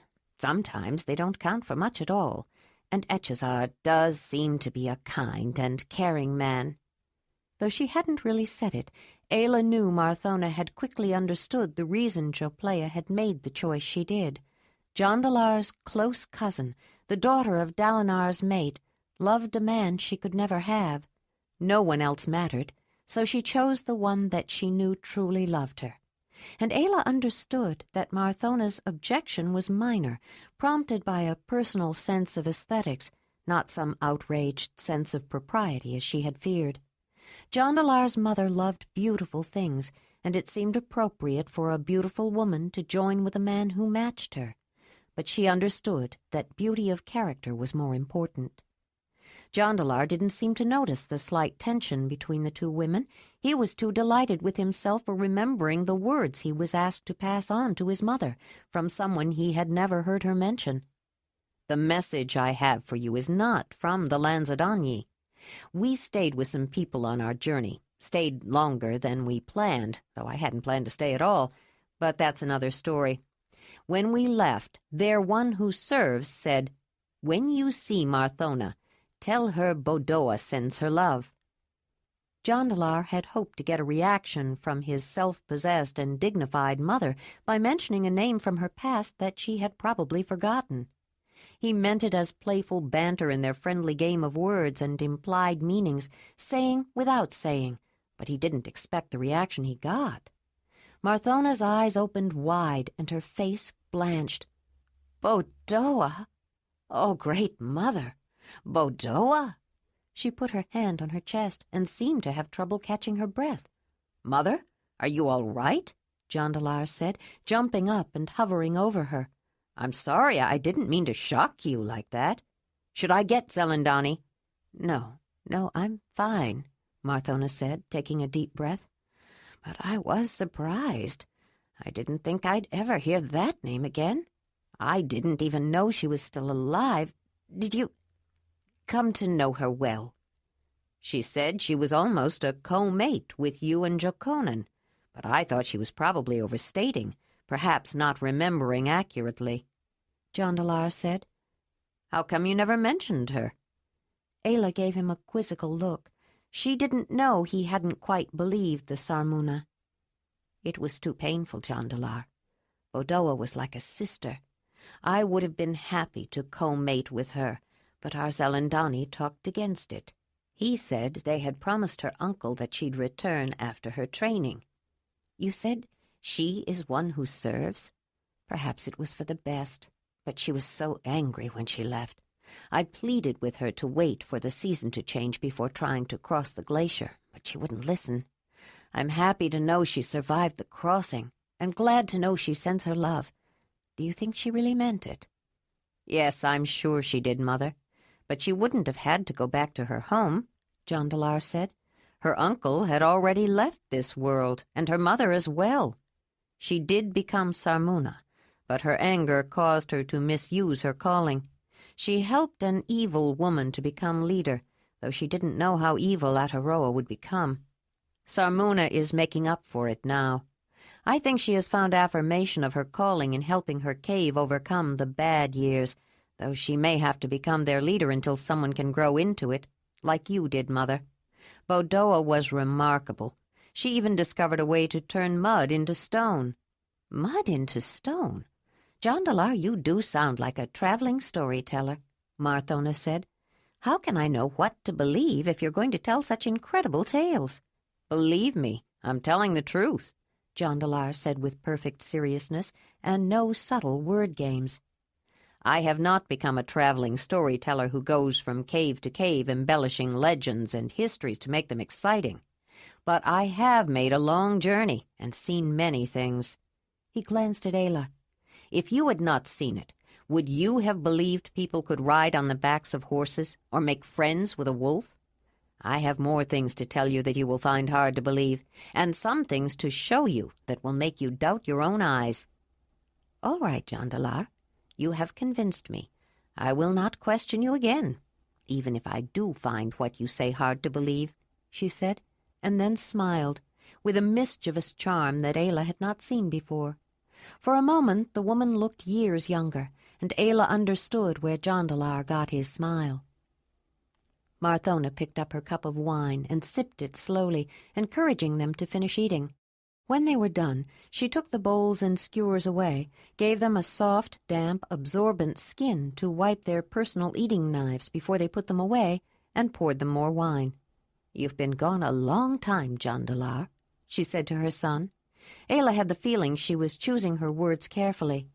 "I understand you must have many stories to tell about your long journey. You too, Ayla," she said, looking at the young woman. "It will take a long time to tell them all, I would think. I hope you do plan to stay for some time."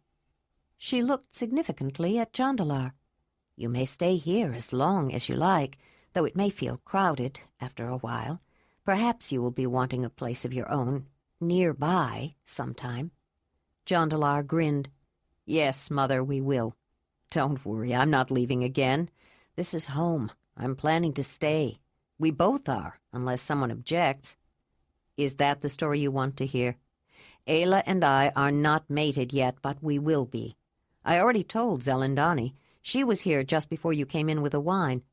I wanted to wait until we got home so we could be joined here and have her tie the knot at the matrimonial this summer. I'm tired of traveling," he added with vehemence. Marthona smiled her happiness. "It would be nice to see a child born to your hearth, perhaps even of your spirit, Jondalar," she said. He looked at Ayla and smiled. "I feel the same way," he said. Marthona hoped he was implying what it seemed, but she didn't want to ask. He should be the one to tell her. She just wished he wouldn't try to be so evasive about as important a matter as the possibility of children born to her son's hearth. "You might be pleased to know," Jondalar continued, "Thonolin left a child of his spirit, if not his hearth, with at least one cave, maybe more. A Losadunai woman named Felonia, one who found him pleasing, discovered she had been blessed soon after we stopped. She's mated now and has 2 children. Laduna told me that when word got around that she was pregnant, every eligible Losadunai man found a reason to visit. She had her pick, but she named her first a daughter, Fenolia. I saw the little girl. She looks a lot like Falara used to when she was little. Too bad they live so far away and across a glacier. That's a long way to travel, although on the way back it seemed close to home." He paused thoughtfully. "I never did like traveling that much. I would never have traveled as far as I did if it hadn't been for Thonolin." Suddenly he noticed his mother's expression, and when he realized whom he had been talking about, his smile faded. "Thonolin was born to Willimar's hearth," Marthona said. "Born of his spirit, too, I'm certain. He always wanted to keep moving, even when he was a baby. Is he still traveling?" Ayla noticed again an indirectness to the questions Marthona asked, or sometimes didn't ask, but made clear nonetheless. Then she recalled that Jondalar had always been a little disconcerted by the directness and frank curiosity of the Mamutoi, and she had a sudden insight. The people who called themselves the Mammoth Hunters, the people who had adopted her and whose ways she had struggled so hard to learn, were not the same as Jondalar's people. Although the clan referred to all the people who looked like her as the others, the Zelandonii were not the Mamutoi, and it was not only the language that was different. She would have to pay attention to differences in the way the Zelandonii did things if she wanted to fit in here. Jondalar took a deep breath, realizing this was the time to tell his mother about his brother. He reached over and took both of his mother's hands in his. "I'm sorry, Mother. Thonolin travels in the next world now." Marthona's clear, direct eyes showed the depth of her sudden grief and sadness over the loss of her youngest son. Her shoulders seemed to collapse from the heavy burden. She had suffered the loss of loved ones before, but she had never lost a child. It seemed harder to lose one that she had raised to adulthood, who still should have had the fullness of life before him. She closed her eyes, trying to master her emotions, then straightened her shoulders and looked at the son who had returned to her. "Were you with him, Jondalar?" "Yes," he said, reliving the time and feeling his grief afresh. "It was a cave lion. Thonolin followed it into a canyon. I tried to stop him, but he wouldn't listen." Jondalar was fighting for control, and Ayla remembered that night in her valley when his grief overwhelmed him while she held him and rocked him like a child. She didn't even know his language then, but no language is needed to understand grief. She reached over and touched his arm to let him know she was there for him without interfering in the moment between mother and son. It was not lost on Marthona that Ayla's touch seemed to help. He took a breath.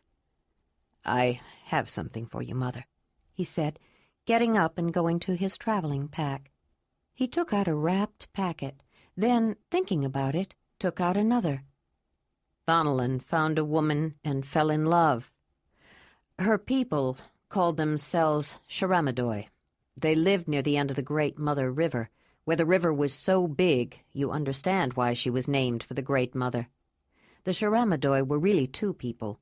The Shamadoi half lived on the land and hunted chamois in the mountains, and the Ramadoi lived on the water and hunted giant sturgeon in the river. In the winter, the Ramadoi moved in with the Shamadoi. Each family of one group had a family of the other they were tied to, mated in a way. They seemed to be two different people, but there were a lot of close connections between them that made them each a half of one people." Jondalar found it difficult to explain the unique and complex culture. Thonolin was so much in love. He was willing to become one of them. He became part of the Shamadoi half when he mated with Chitamio. "What a beautiful name," Marthona said. "She was beautiful. You would have loved her." "Was?" "She died, trying to give birth to a baby who would have been the son of his hearth. Thonolin couldn't stand losing her. I think he wanted to follow her to the next world." "He was always so happy, so carefree." "I know. But when Chitamio died, he changed. He wasn't happy and carefree anymore, just reckless. He couldn't stay with the Sharamadoi anymore. I tried to persuade him to go home with me, but he insisted on going east. I couldn't let him go alone. The Ramadoi gave us one of their boats. They make exceptional boats, and we went downstream, but we lost everything in the Great Delta at the end of the Great Mother River where it empties into Barren Sea. I got hurt, and Thonolin almost got sucked into quicksand, but a camp of Mamutoi rescued us." "Is that where you met Ayla?" Jondalar looked at Ayla, then back at his mother. "No," he said, pausing for a moment. "After we left Willow Camp, Thonolin decided he wanted to go north and hunt mammoth with them during their summer meeting, but I don't think he really cared. He just wanted to keep going." Jondalar closed his eyes and breathed deep again. "We were hunting a deer." He picked up the story again. "But we didn't know the same deer was being stalked by a lioness. She pounced about the same time that we threw spears. The spears landed first, but the lioness took the kill. Thonolin decided to go after it. He said it was his, not hers.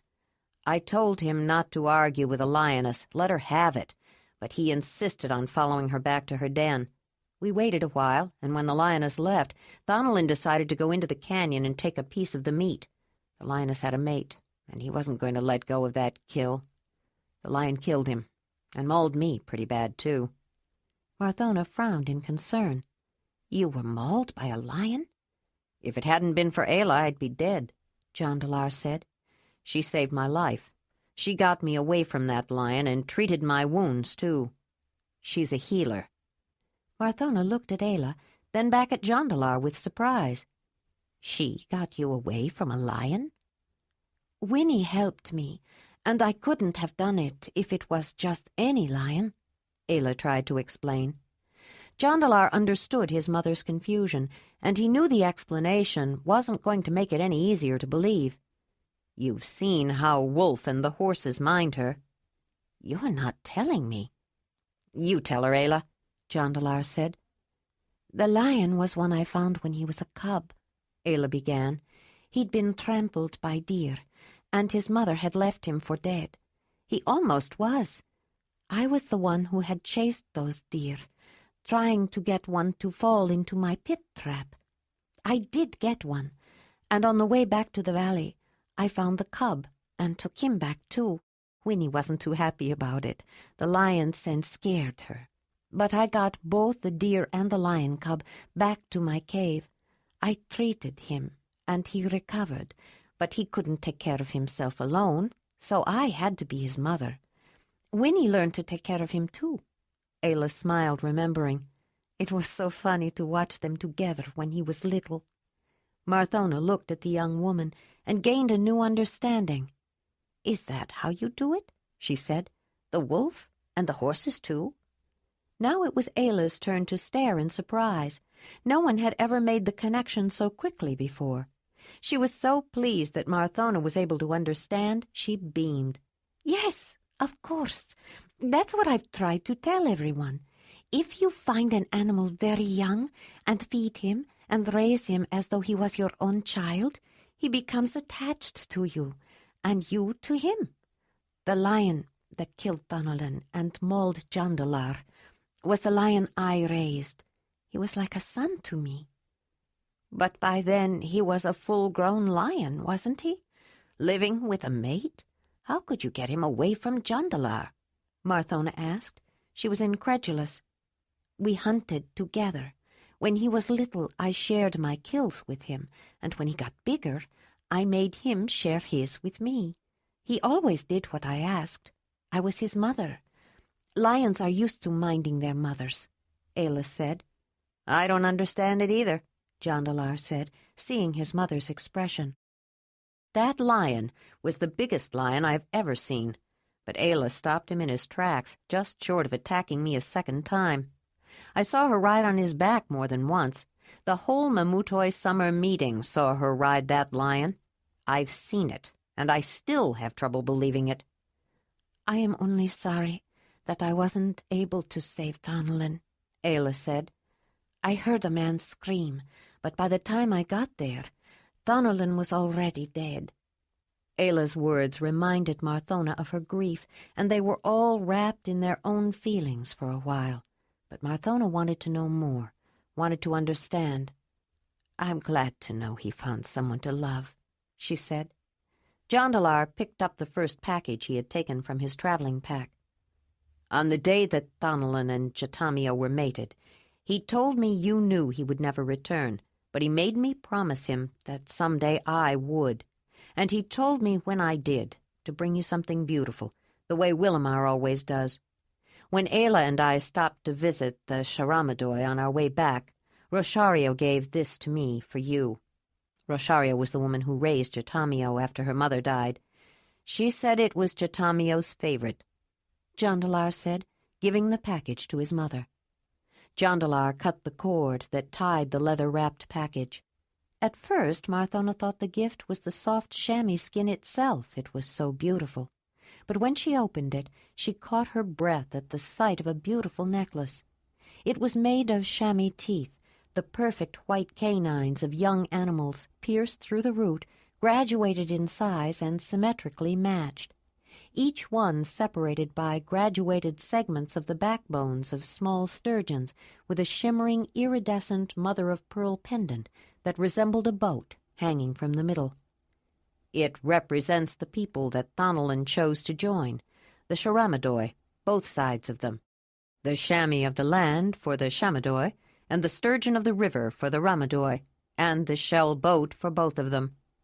Roshario wanted you to have something that belonged to Donalyn's chosen woman," Jondalar said.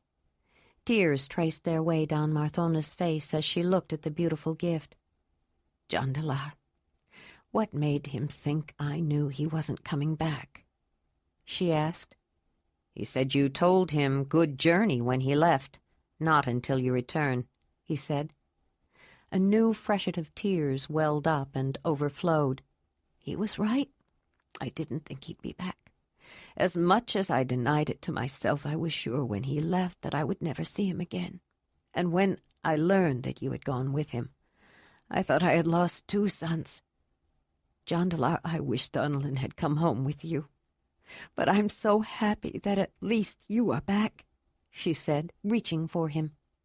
Ayla couldn't help shedding her own tears watching Jondalar and his mother embrace. She began to understand now why Jondalar couldn't stay with the Sharamadoi when Tholi and Markino had wanted them to. She knew how it felt to lose a son. She knew that she would never see her son again, but she wished she knew how he was, what happened to him, what kind of life he lived. The drape at the entrance moved aside again. "Guess who's home?" Falara cried, rushing in. She was followed, more calmly, by Willamar. Chapter 3. Marthona hurried to greet the man who had just returned, and they embraced warmly. "Well, I see that tall son of yours is back, Marthona. I never thought he would turn out to be a traveler. Maybe he should have become a trader instead of a napper," Willamar said, slipping out of his backpack. Then he gave Jondalar a hearty hug. "You haven't shrunk any, I notice," the older man said with a big grin, looking up at the full 6'6" height of the yellow-haired man. Jondalar grinned back. It was the way the man had always greeted him, with jokes about his height. At well over 6 feet, Willamar, who had been as much the man of his hearth as Dalinar, was not exactly short himself, but Jondalar matched the size of the man to whom Marthona had been mated when he was born, before they severed the tie. "Where's your other son, Marthona?" Willamar asked, still grinning. Then he noticed her tear-stained face and realized how distraught she was. When he saw her pain reflected in Jondalar, his grin faded. "Thonolin travels the next world now," Jondalar said. "I was just telling Mother." He saw the man blanch, then stagger as though struck a physical blow. But he can't be in the next world," Willamar said with shocked disbelief. "He's too young. He hasn't found a woman to make a hearth with." His voice rose in pitch with each statement. He hasn't come home yet." The last objection was almost a keening wail. Willamar had always been fond of all of Marthona's children, but when they mated, Joharan, the child she had borne to Jokonan's hearth, was nearly ready for his Danyi woman, almost a man. That relationship was one of friendship. And though he had quickly grown to love Jondalar, who was a toddler and still nursing, it was Thonolin and Falara who were the children of his hearth. He was convinced Thonolin was the son of his spirit, too, because the boy was like him in so many ways, but in particular because he liked to travel and always wanted to see new places. He knew that in her heart Marthona had feared that she would never see him again, or Jondalar either, when she learned that he had gone with his brother. But Willamar thought that was just a mother's worry. Willamar had expected Thonolin to return, just as he himself always did. The man seemed dazed, disoriented. Marthona poured a cup of liquid from the red flask, while Jondalar and Falara urged him to sit down on the cushions by the low table. "Have some wine," Marthona said, sitting beside him. He felt numb, unable to comprehend the tragedy. He picked up the cup and drank it down, without seeming to know that he did, then sat staring at the cup. Ayla wished there was something she could do.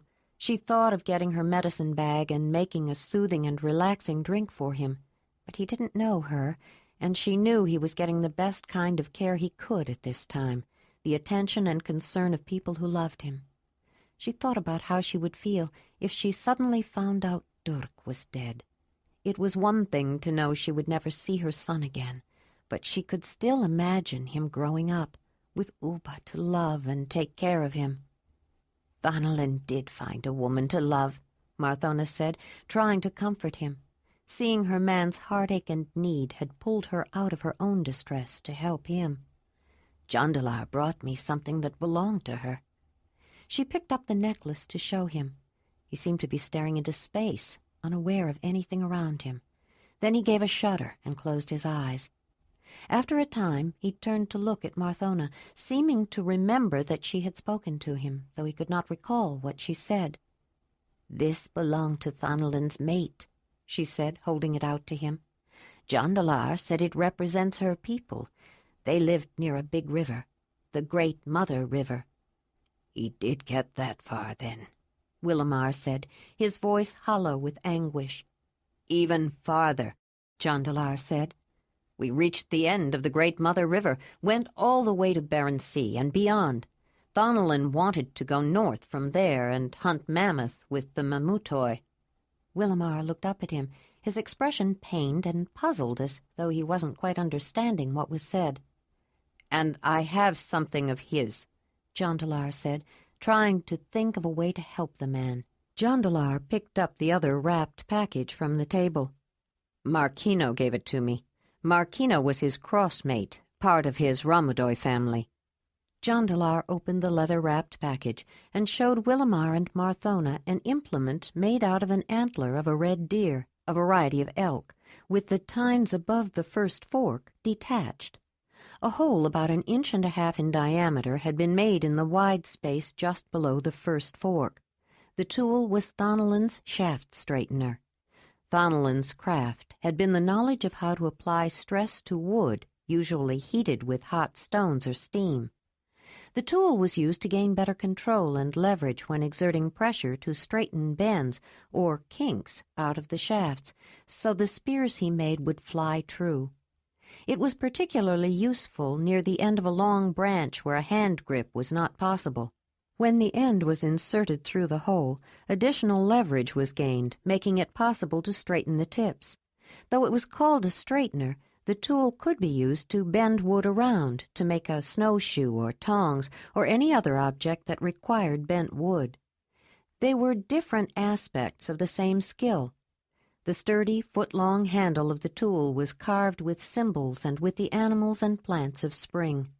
The carvings represented many things, depending on the context. Carvings and paintings were always much more complex than they seemed. All such depictions honored the Great Earth Mother, and in that sense the designs on Thanalin's straightener were made so that she would allow the spirits of the animals to be drawn to the spears made with the tool. There was also a seasonal element represented that was part of an esoteric spiritual aspect. The beautifully made depictions were not simply representations, but, Jondalar knew, his brother had liked the carvings because they were beautiful.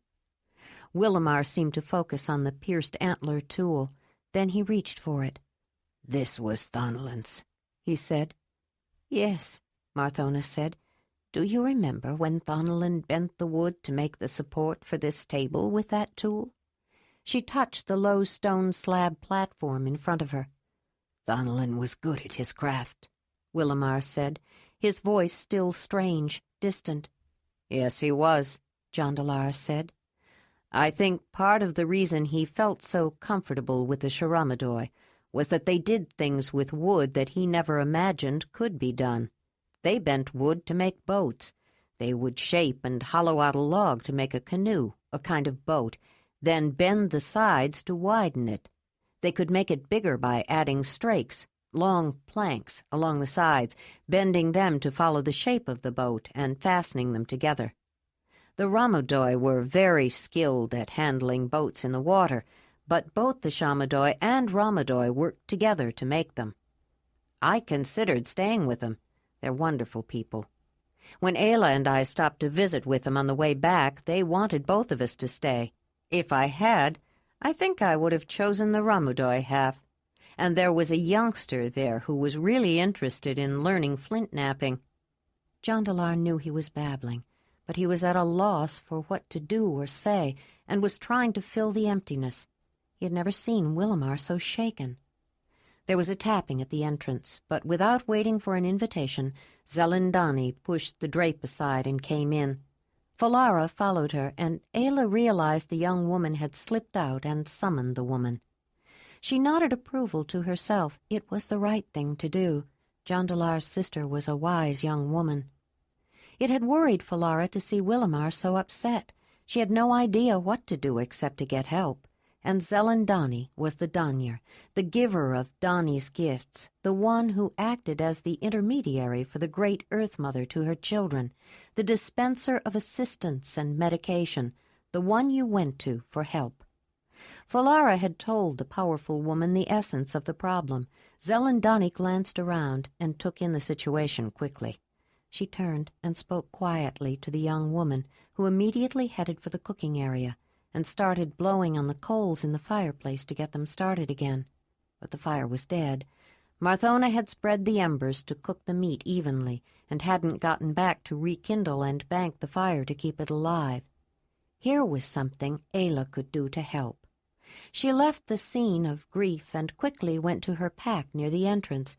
She knew exactly where her tinder kit was, and as she snatched it and headed for the cooking area, she thought of Barzek, the Mamutoi man who had made it for her after she had given each hearth of the lion camp a firestone.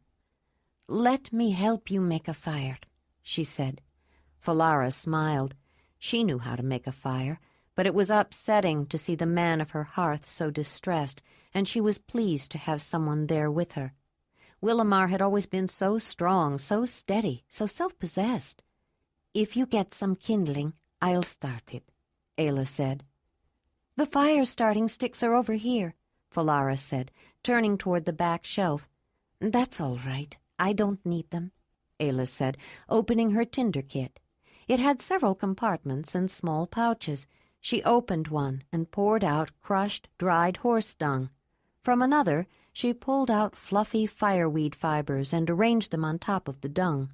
And from a third, she poured out some shaved slivers of wood beside the first pile.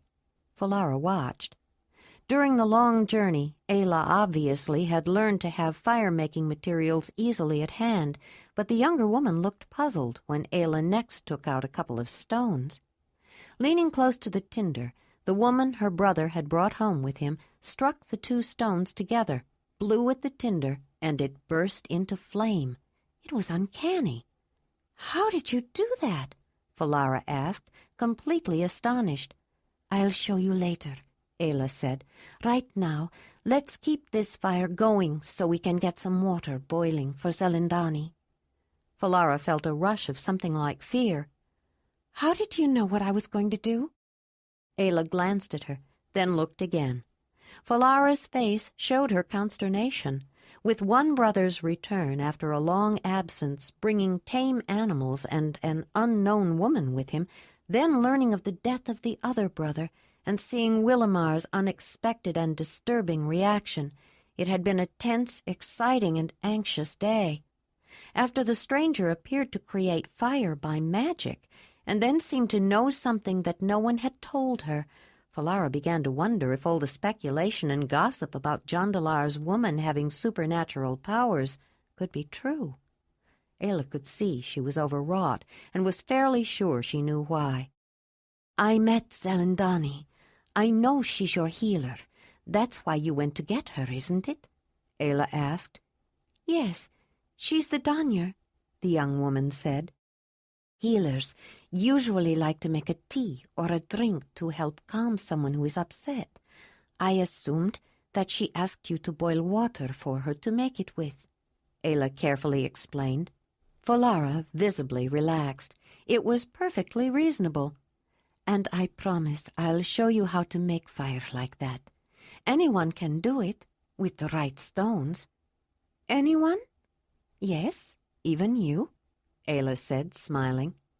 The young woman smiled too. She had been dying of curiosity about the woman, and had so many questions she wanted to ask, but she hadn't wanted to be impolite. Now she had even more questions, but the foreign woman did not feel so unapproachable. In fact, she seemed rather nice. "Would you tell me about the horses, too?" Ayla gave her big, pleased grin. She suddenly realized that although Falara might be every inch a tall and beautiful young woman, she hadn't been one for too long. She'd have to ask Jondalar how many years Falara counted, but Ayla suspected that she was still quite young, probably close in age to Lottie, the daughter of Nezi, who was the mate of the Mamutoi lion camp's headman. "Of course. I'll even take you down to meet them." She glanced toward the low table where everyone was gathered. "Maybe tomorrow, after everything is calmed down. You can go down and look at them any time you want, but don't get too close by yourself until the horses get to know you." "Oh, I won't," Falara said. Recalling Lottie's fascination with the horses, Ayla smiled and asked, "Would you like to ride on Winnie's back sometime?" "Oh, could I?" Falara asked, breathless, her eyes open wide. At that moment, Ayla could almost see Lottie and Jondalar's sister. She had developed such a passion for the horses that Ayla had wondered if she might try to get a baby horse of her own someday. Ayla went back to her fire-making as Falara reached for the water bag, the waterproof stomach of some large animal. "I need to get more water. This is almost empty," the young woman said. The coal was still glowing, barely alive. Ayla blew on it a little more, added shavings, then the small kindling that Falara had given her, and finally a few of the larger pieces of wood. She saw the cooking stones and put several into the fire to heat. When Falara returned, the water bag was bulging and seemed quite heavy, but the young woman was obviously used to lifting it and filled a deep wooden bowl with the water, likely the one that Marthona used for making tea. Then she gave Ayla the wooden tongs with the slightly charred ends. When she felt they were hot enough, Ayla used the tongs to pick up a hot stone. It sizzled and sent up a cloud of steam when she dropped it in the water. She added a second, then fished out the first one and replaced it with a third, and then more. Falara went to tell Zelandonii the water was nearly ready. Ayla knew she must have told her something else as well, from the way the older woman's head jerked up to look at her. Ayla watched the woman haul herself up from the low cushions and thought of Kreb, the clan Mogur. He'd had a lame leg, and it made it difficult for him to get up from low seats. His favorite place to relax had been a bent old tree with a low branch that was just the right height to sit on and get up from easily. The woman came into the cooking room. "I understand the water is hot." Ayla nodded toward the steaming bowl. "And did I hear Falara correctly? She said you were going to show her how to start a fire with stones. What kind of trick is that?" "Yes, I have some firestones. Jondalar has some too. The only trick is learning how to use them, and it's not hard. I'll be happy to show you any time you would like. We had planned to, anyway." Zelandonii looked back toward Willamar. Ayla knew she was pulled two ways. "Not now," the woman said under her breath, shaking her head. She measured some dried herbs into the palm of her hand from a pouch tied to a belt around her ample waist, then dropped them into the steaming water. "I wish I had brought some yarrow," she mumbled to herself. "I have some if you'd like," Ayla said. "What?" Zelandonii said. She was concentrating on what she was doing and hadn't really paid attention. "I said I have some yarrow if you want it. You said you wished you had brought some." "Did I? I was thinking it. But why would you have yarrow?" "I am a medicine woman, a healer. I always have some basic medicines with me. Yarrow is one. It's good for stomach aches, it relaxes, and it helps wounds heal clean and fast," she said. Zelandonii's jaw would have dropped open if she hadn't caught it halfway down. "You're a healer? The woman Jondalar brought home is a healer?" She almost laughed, then closed her eyes and shook her head. "I think we are going to have a long talk, Ayla." "I would be happy to talk to you any time," she said. "But do you want the yarrow?" Zelandonii thought for a moment. She can't be one who serves. If she was, she would never leave her people to follow some man to his home, even if she did choose to mate. But she may know a little about herbs. A lot of people learn something about them. If she has some yarrow, why not use it? It has a distinctive enough odor so I can tell if it's right. "Yes, I think it would be helpful if you have some handy." Ayla hurried to her traveling pack, reached into a side pocket, and took out her otterskin medicine bag. "This is getting very worn," she thought as she carried it back. "I'm going to have to replace it soon." When she got to the cooking room, Zelandonii looked with interest at the strange container. It appeared to be made of the entire animal. She had never seen one like it, but there was something about it that seemed authentic. The younger woman lifted the otter-head flap, loosened the drawstring tie around the neck, then looked inside and withdrew a small pouch. She knew what it contained from the shade of color of the leather, the fiber of the drawstring closure, and the number and arrangement of the knots on the dangling ends. She untied the knot that closed it. It was a kind of knot that was easy to loosen if you knew how, and handed the pouch to the woman. Zelandonii wondered how Ayla knew that she had the correct herb without smelling it, but when she brought it to her nose she knew it was right. The danyar poured a little into her palm, looked it over carefully to see if it was just leaves or leaves and flowers, and if there was anything else in it. It appeared to be pure yarrow leaf. She added a few pinches to the wooden bowl. "Should I add another cooking stone?" Ayla asked, wondering if she wanted an infusion or a decoction, steeped or boiled. "No," the danyar said. "I don't want anything too strong. He only needs a mild infusion. He's almost over the shock. Willamar is a strong man. He's worried about Marthona now, and I want to give some to her. I need to be careful with her medicine." Ayla thought she must be giving Jondalar's mother regular doses of some medicine that she was watching carefully. "Would you like me to make some tea for everyone?" she asked. "I'm not sure. What kind?" the older healer asked. "Just something mild that tastes good. Some mint or chamomile. I even have some linden flowers to sweeten it." "Yes, why don't you? Some chamomile with the linden flowers would be nice. Gently calming," Zelandonii said as she turned to go. Ayla was smiling as she removed more pouches from her medicine bag. Healing magic. She knows it, she thought. I haven't lived near anyone who knows medicines and healing magic since I left the clan. It's going to be wonderful to have someone to talk to about it. Ayla had originally learned healing, at least herbal medicine and treatments, if not matters of the spirit world, from Isa, her clan mother, who was recognized as a worthy descendant of the foremost line of medicine women. She had learned additional details from the other medicine women at the clan gathering, to which she had gone with Brun's clan. Later, at the summer meeting of the Mamutoi, she had spent a considerable amount of time with the Mamutyi. She discovered that all those who served the mother were conversant with both medicines and spirits, but not equally skilled. It often depended on an individual's own interests. Some Mamutyi were particularly knowledgeable about medications. Some were more interested in healing practices, some in people generally, and why certain ones would recover from the same illness or injury and others would not. And some cared only about things of the spirit world and the mind, and were not much interested in healing at all. Ayla wanted to know everything. She tried to absorb it all, ideas about the spirit world, knowledge and uses of counting words, memorizing legends and histories, but she was particularly and endlessly fascinated with anything related to healing, medicines, practices, treatments, and causes. She had experimented with different plants and herbs on herself, the way Isa had taught her, using knowledge and care, and learned whatever she could from healers she had met on their journey. She thought of herself as someone with knowledge, but who was still learning.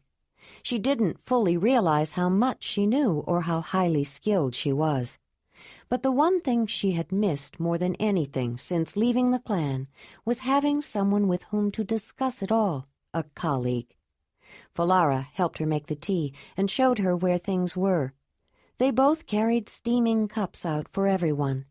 Willamar was obviously in a better state of mind and asking Jondalar the details of Thanalin's death.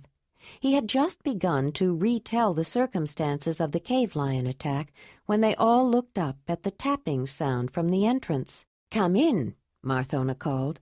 Joharan moved aside the drape and looked a little surprised to see everyone gathered together inside, including Zelandonii. "I came to see Willamar. I'd like to know how the trading went." I saw Tivenin and you drop a big pack, but with all the excitement and the feast tonight, I thought we should wait until tomorrow to have a meet," he was saying as he approached. Then he noticed that something seemed wrong. He looked from one to the other, and finally to Zelandonii. "Jondalar was just telling us about the cave lion that attacked Thonolin," she said, and seeing his horrified look, realized that he didn't know about the death of his youngest brother. It wasn't going to be easy on him either. Thonolin had been well loved. "Sit down, Joharan. I think everyone should hear about it all together. Shared grief is easier to bear, and I doubt that Jondalar wants to repeat this too many times." Ayla caught Zelandonii's eye, tilted her head toward the first calming drink that the woman had prepared, then toward the second tea that she had made. Zelandonii nodded at the second, then watched as Ayla silently poured a cup and unobtrusively handed it to Joharan. He took it without even noticing as he listened to Jondalar summarize the incidents leading up to Thonolin's death. Zelandonii was becoming more intrigued by the young woman. She had something, perhaps something more than a little knowledge of herbs. "What happened after the lion attacked him, Jondalar?" Joharan asked. "He attacked me." "How did you get away?"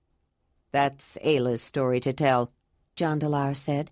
All eyes suddenly turned to her. The first time Jondalar had done that, told a story up to a point, and then turned it over to her without warning, she had been very disconcerted. She was more used to it now. But these people were his kin, his family.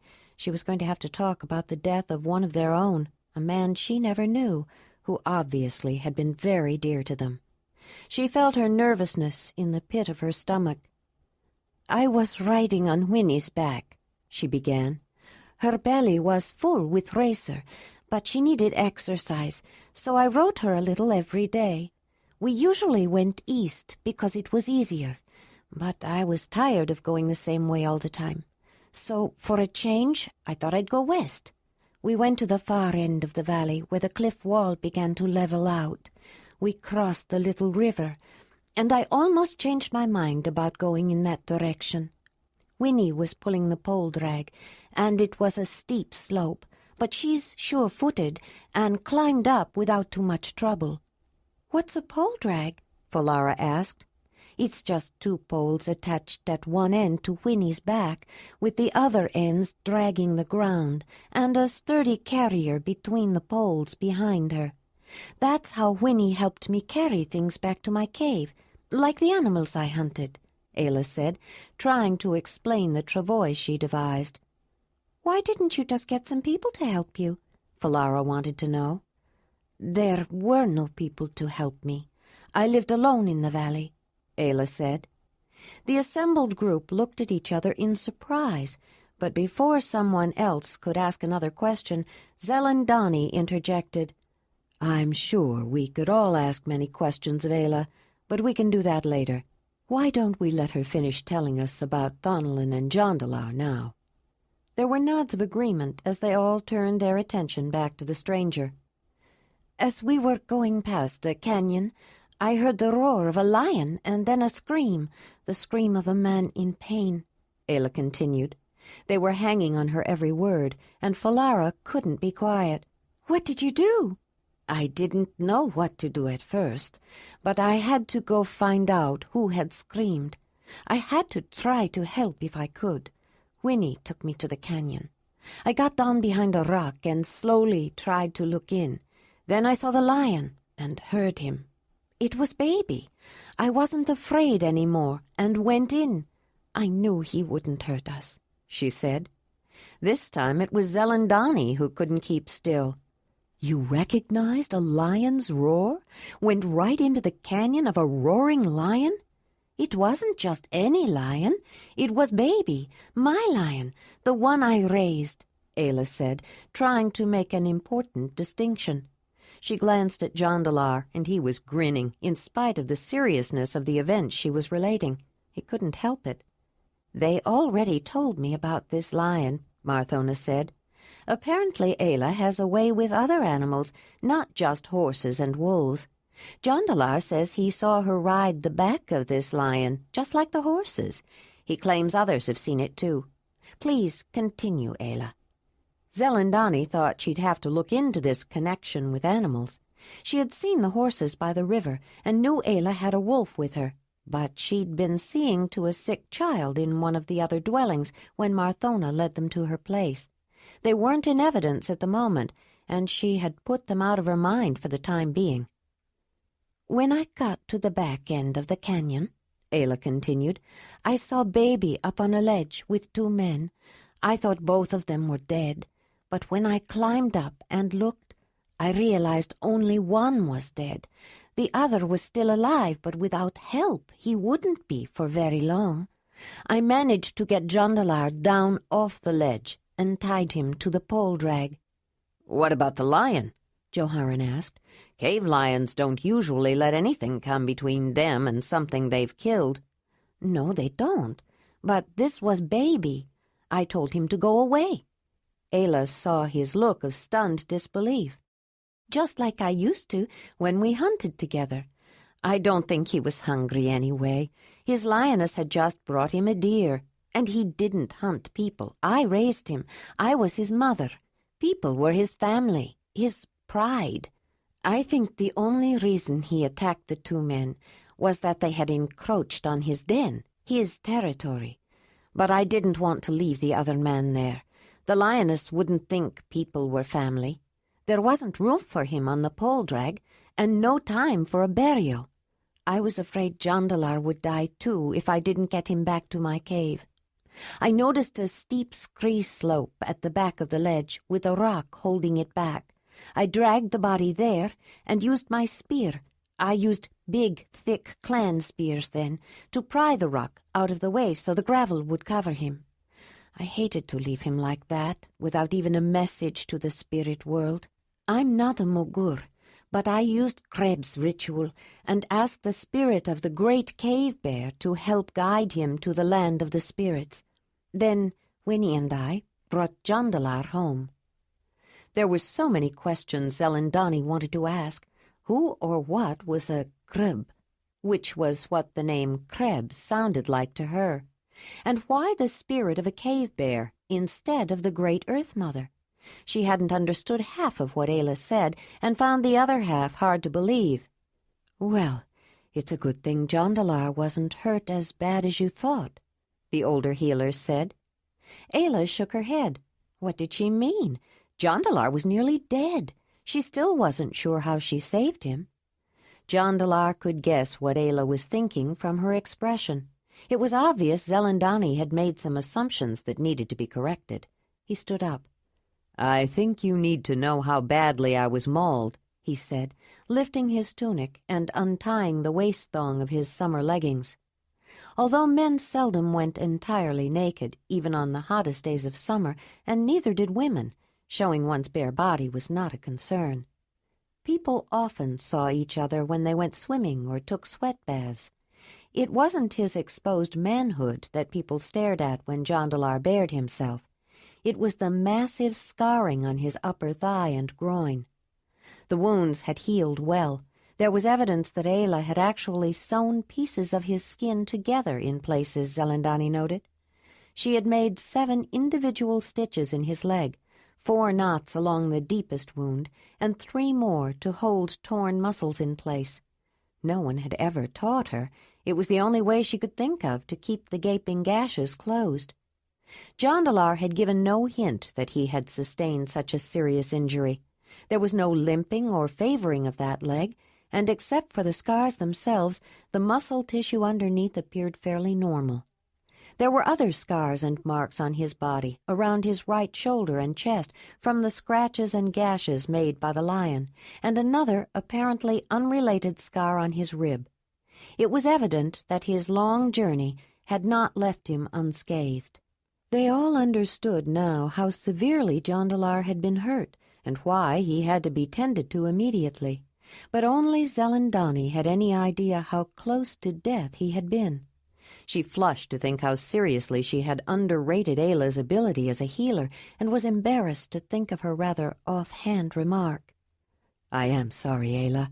I had no idea you were so skilled. I think the 9th cave of the Zelandonii is fortunate that Jondalar has brought such a well-trained healer with him," she said, noticing Jondalar's smile as he covered himself again, and a small sigh of relief from Ayla. Zelandonii was even more determined to learn more about this stranger. This animal association had to mean something, and someone that skilled as a healer had to be brought within the authority and influence of the Zelandonii. A stranger like that could wreak havoc within the orderly life of her people without some control and supervision. But since it was Jondalar who brought her, she would have to take it slowly. There was much to learn about this woman first. "It seems I have you to thank for the return of at least one of my sons, Ayla," Marthona said. "I am happy to have him, and grateful to you." "If only Thonolin could have returned, it would indeed be a joyful occasion. But Marthona knew when he left that he would not return," Willamar said. Then, looking at his hearth-mate, "I didn't want to believe you, but I should have known. He wanted to see everything and go every place. That alone would have kept him traveling. Even as a small child, his curiosity was too great." The comment reminded Jondalar of a deep concern he had long felt. Perhaps now was the appropriate time. "Zelandonii, I need to ask you, is it possible for his spirit to find his own way to the spirit world?" Jondalar's habitual worried frown matched Johari's. After the woman he mated died, Thonolin wasn't himself, and he did not go to the next world with a proper assistance. His bones are still under that pile of gravel on the eastern steppes. He had no proper burial. What if his spirit is lost, wandering in the next world with no one to show him the way? The large woman frowned. It was a serious question, and one that had to be handled with delicacy, especially for the sake of Thonolin's grieving family. "Didn't you say something about some hurried ritual you performed, Ayla? Tell me about it." "There's not much to tell," she said. "It was the ritual Kreb always used when a person died and their spirit left this world. I was more concerned about the man who was living, but I wanted to do something to help the other one to find his way." "She took me to the place later," Jondalar added, "and gave me some powdered red ochre to sprinkle over the rocks of his grave. When we left the valley for the last time, we went back to the canyon where Thonolin and I were attacked. I found a very special stone that came from the pile that buried him. I brought it with me. I hoped it might help you to find his spirit if it still wanders, so you could help him find his way. It's in my pack. I'll get it." Jondalar got up, went to his pack, and quickly returned with a simple leather pouch attached to a length of thong so that it could be worn around the neck, although it showed little sign of such usage. He opened it and shook 2 objects out of it into his palm. One was a small chunk of red ochre. The other appeared to be a small, sharp-edged piece of ordinary gray rock, shaped somewhat like a flattened pyramid. But when he picked it up and showed the bottom unseen surface, there were gasps and looks of surprise. That facet was lined with a thin layer of milky blue opal, shimmering with fiery red highlights. "I was standing there, thinking of Thonolin, and this rolled down the gravel slope and landed at my feet," Jondalar explained. "Ayla said that I should put it in my amulet, this pouch, and take it home with me. I don't know what it means, but it feels as if Thonolin's spirit is somehow connected with it." He handed the stone to Zelandonii. No one else felt inclined to touch it, and Joharan actually shuddered, Ayla noticed. The woman studied it carefully, giving herself time to think and consider what to say. "I think you are right, Jondalar," she said. "This is connected with Thonolin's spirit. I am not sure what it means. I need to study it more and ask the mother for guidance, but you were wise to bring it to me." She was silent for a while, then added, "Thonolin's spirit was adventuresome. Perhaps this world was too small for him.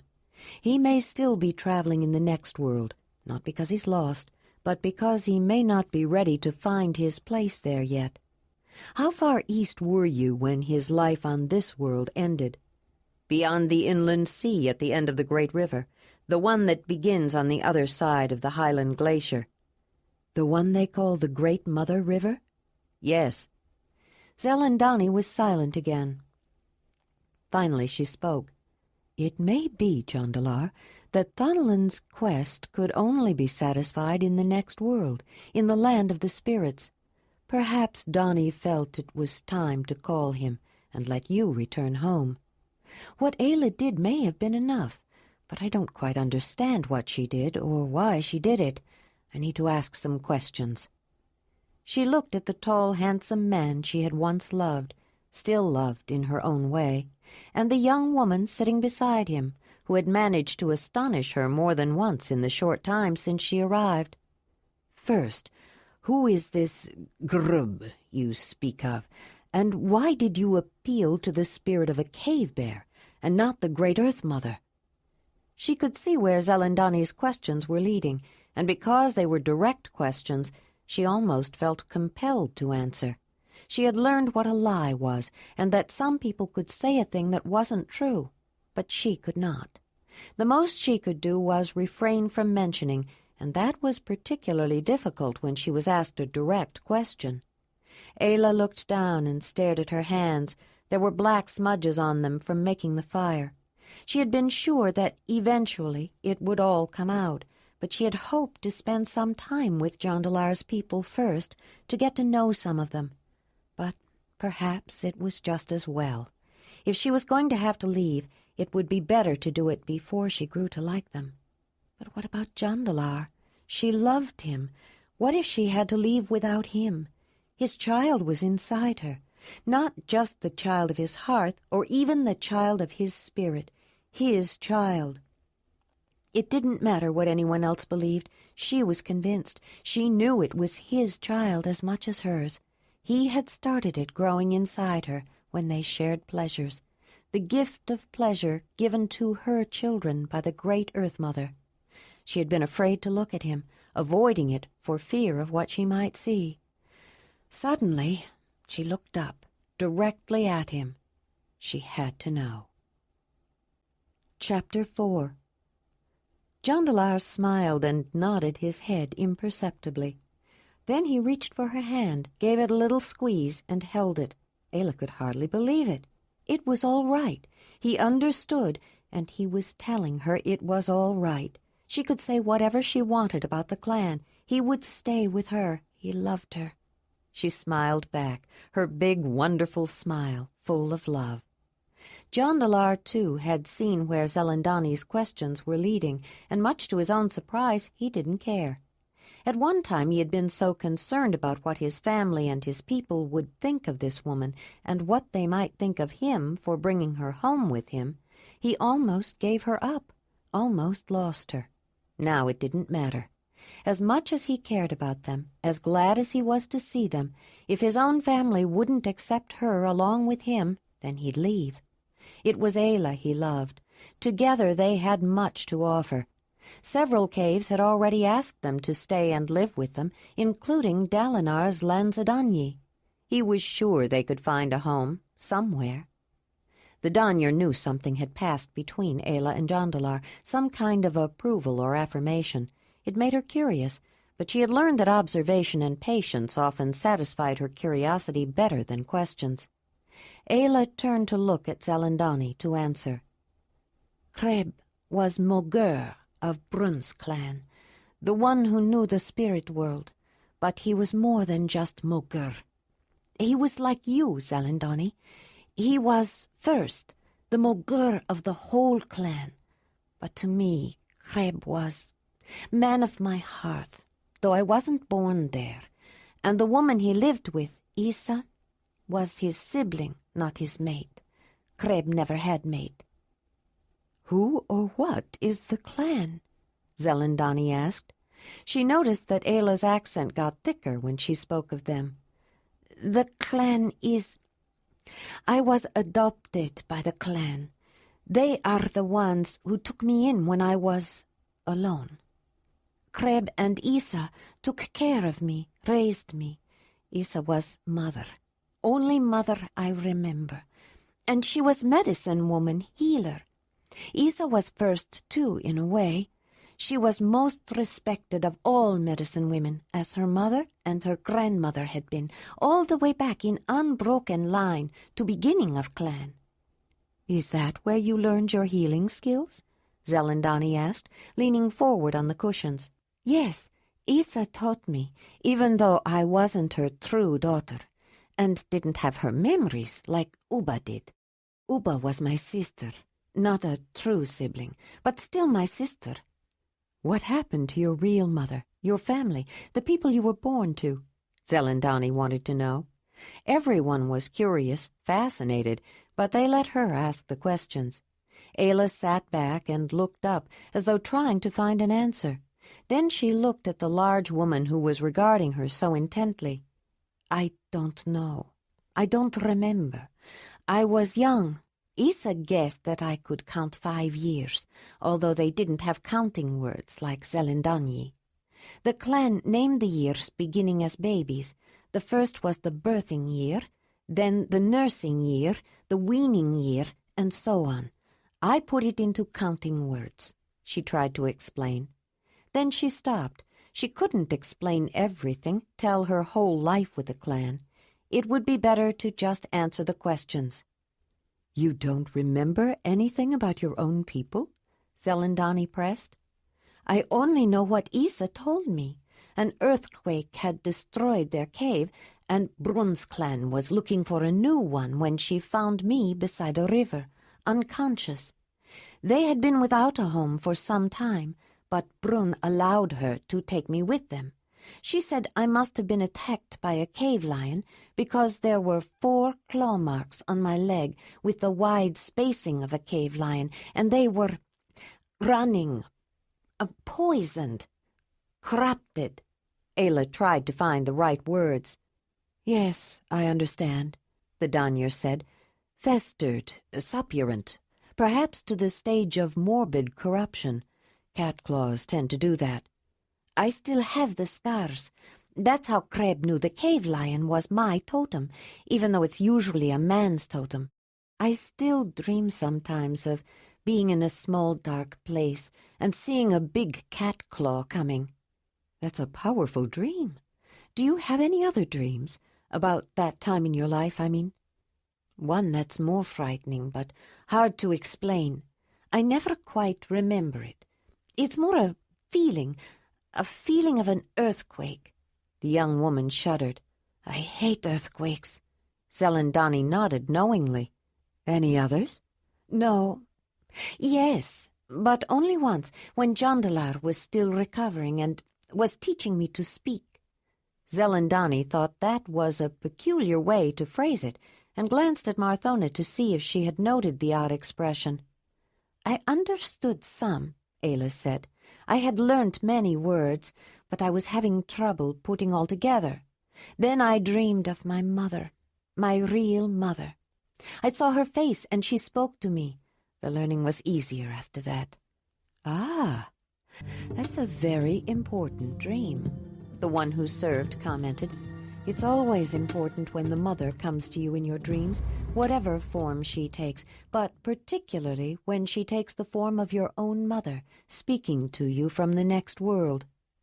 Jondalar recalled a dream he had had of the mother when they were still in Ayla's valley. A very strange dream. I should tell Zelandonii about it sometime, he thought.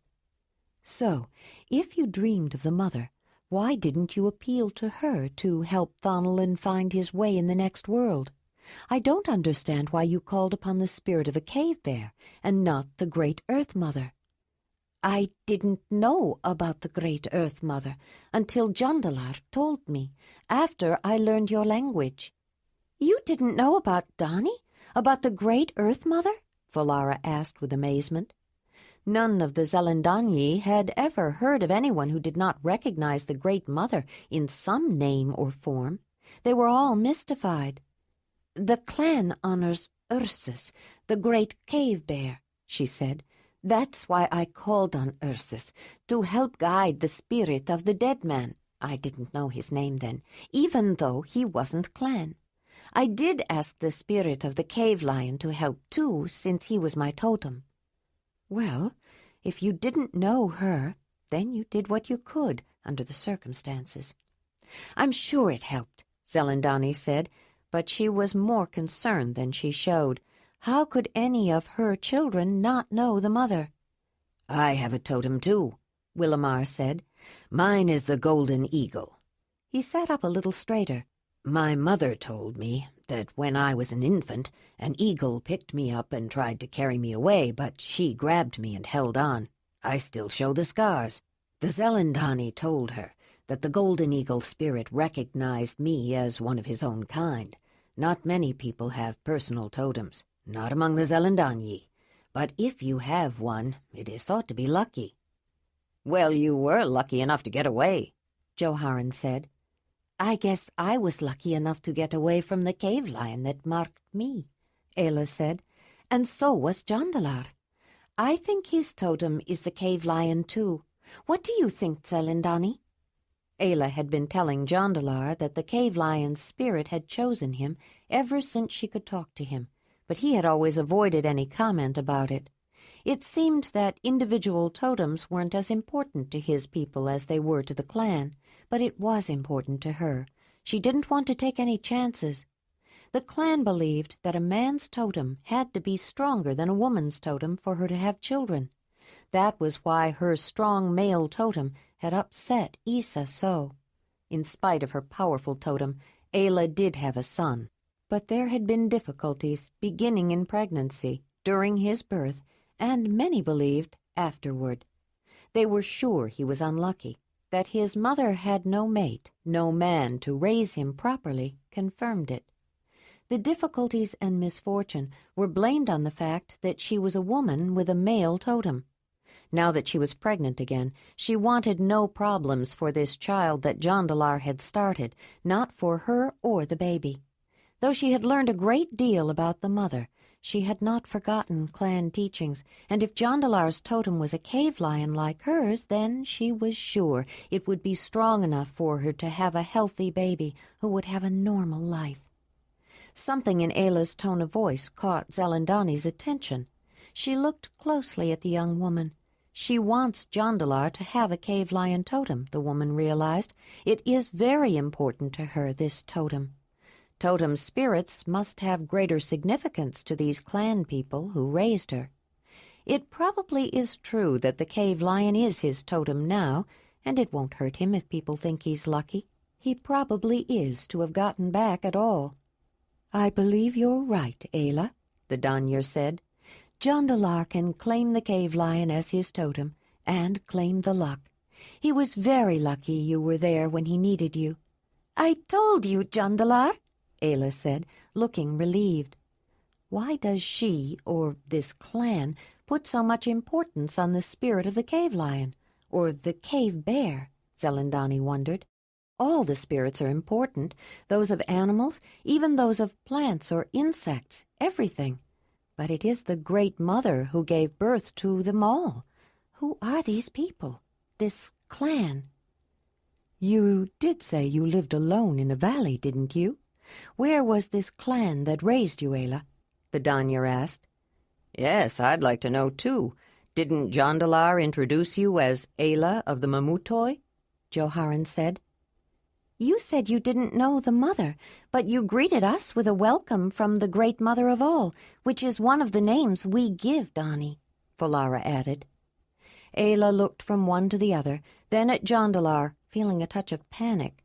There was a hint of a grin on his face, as though he was rather enjoying the way Ayla's truthful answers baffled everyone. He squeezed her hand again, but didn't say anything. He was interested in how she would respond. She relaxed a bit. My clan lived at the south end of the land that extended far into the barren sea. Issa told me just before she died that I should look for my own people. She said they lived north, on the mainland. But when I finally did look for them, I couldn't find anyone. The summer was half over before I found the valley, and I was afraid that the cold season would come and I wouldn't be prepared for it. The valley was a good place, protected from winds, a small river, lots of plants and animals, even a small cave.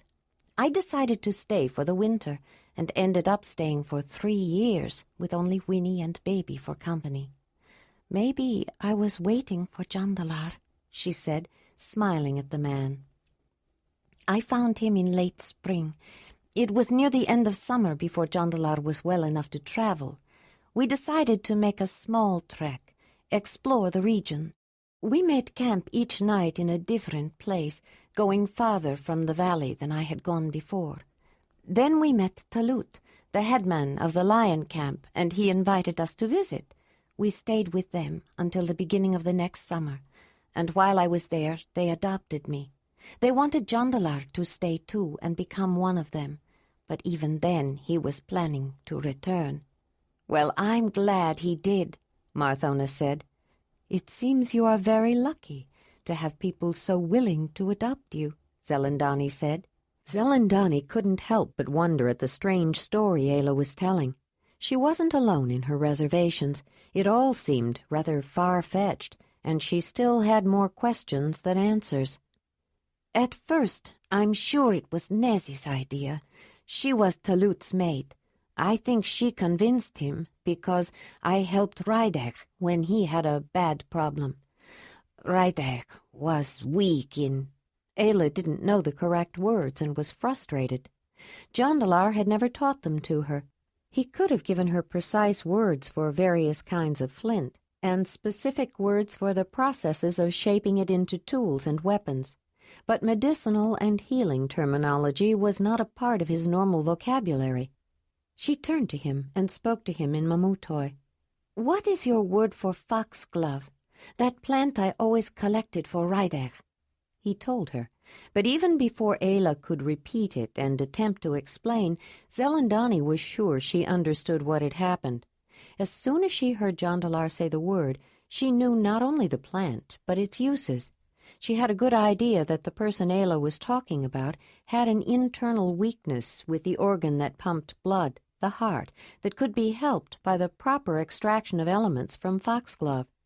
It also made her realize why someone would want to adopt a healer who was skilled enough to know how to use something as beneficial, though potentially dangerous, as that plant.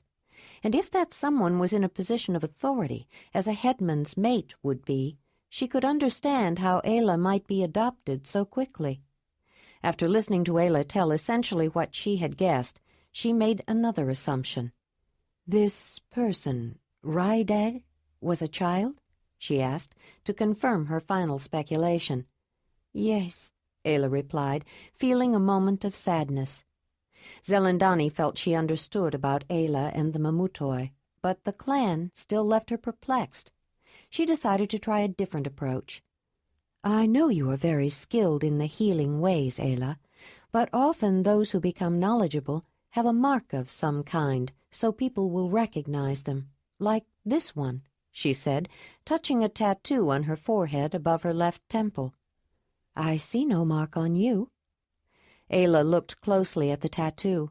It was a rectangle divided into 6 smaller rectangles, almost squares, in 2 rows of 3 each, with 4 legs above that, which, if connected, would have made a 3rd row of squares. The outline of the rectangles was dark, but 3 of the squares were filled in with shades of red and 1 with yellow. Although it was a unique mark, several of the people she had seen had tattooed markings of one kind or another, including Marthona, Joharan, and Willamar. She didn't know if the marks meant something in particular, but after Zelandonii had explained the meaning of hers, Ayla suspected they might. "Mamut had a mark on his cheek," Ayla said, touching the place on her cheek. "All the Mamuti did. Some had other marks, too. I might have been given one had I stayed. Mamut started training me soon after he adopted me, but I was not fully trained before I left, so I was never marked." "But didn't you say you were adopted by the woman who was the mate of the headman?" "I thought Nezi was going to adopt me, and she did too. But at the ceremony, Mamut said Mammoth Hearth, not Lion Hearth. He adopted me instead." "This Mammut is one who serves the mother?" Zelandonii asked, thinking, so she was training to be one who serves. "Yes, like you. The mammoth hearth was his, and for those who serve the mother. Most people choose the mammoth hearth, or feel they have been chosen. Mammut said I was born to it." She flushed a little and looked aside, feeling rather embarrassed to be talking about something that had been given, which she hadn't earned. It made her think of Isa and how carefully the woman had tried to train her to be a good clan woman. "I think your Mammut was a wise man," Zelandonii said. "But you said you learned your healing skills from a woman of the people who raised you, this clan. Don't they do anything to mark their healers, to give them status and recognition?" "I was given a certain black stone, a special sign to keep in my amulet when I was accepted as a medicine woman of the clan," Ayla said. "But they don't make a mark like a tattoo for medicine woman, only for totem when a boy becomes a man." "How do people recognize one when they need to call upon a healer for help?" Ayla hadn't thought about that before. She paused to consider it. "Medicine women don't have to be marked. People know. A medicine woman has status in her own right. Her position is always recognized. Isa was the highest-ranked woman in the clan, even higher than Brun's mate." Zelandonii shook her head. Ayla obviously thought she had explained something, but the woman didn't understand. "I'm sure that's true. But how do people know?" "By her position," Ayla repeated, then tried to clarify. "By the position she takes when the clan goes somewhere, the place she stands when she eats, by the signs she uses when she talks, by the signals that are made to her when she's addressed." "Isn't that all so awkward, this cumbersome use of positions and signs?" Zelandonii asked. "Not for them. That's the way people of the clan talk, with signs. They don't talk with words, as we do," Ayla said. "But why not?" Marthona wanted to know. "They can't. They can't make all the sounds we do. They can make some, but not all. They talk with their hands and their bodies," Ayla tried to explain. Jondalar could see the bewilderment of his mother and kin growing, and Ayla getting more frustrated. He decided it was time to cut the confusion. "Ayla was raised by Flatheads, Mother," he said. There was a stunned silence. "Flatheads?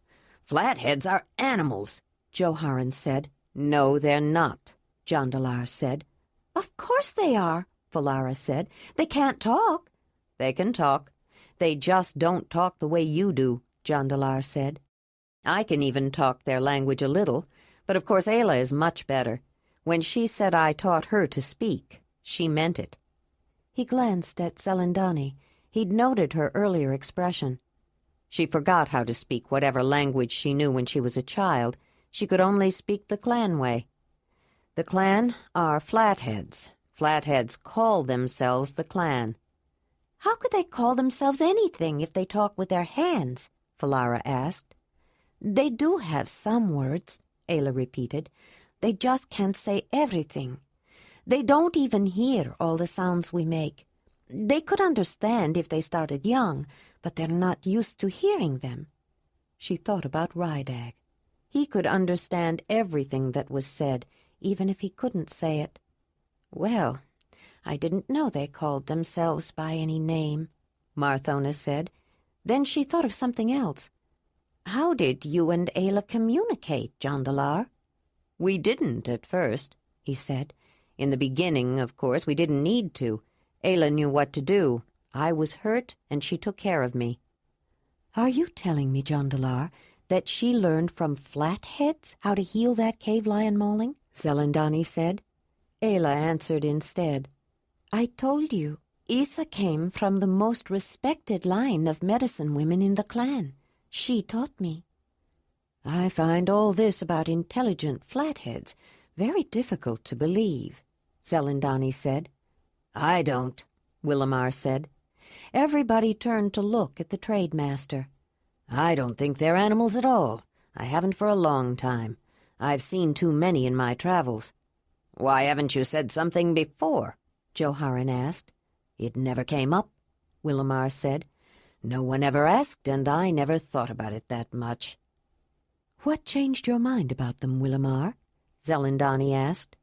This brought out a new aspect. She was going to have to put some thought into this startling idea Jondalar and the foreign woman had presented. Let me think. The first time I began to doubt they were animals was many years ago, Willamar began.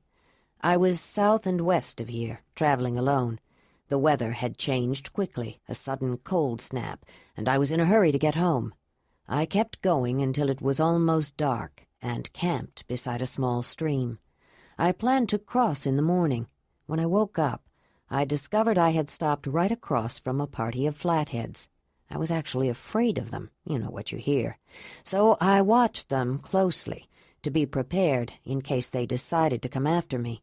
What did they do? Joharen asked. Nothing, except break camp just like anyone would, Willamar said.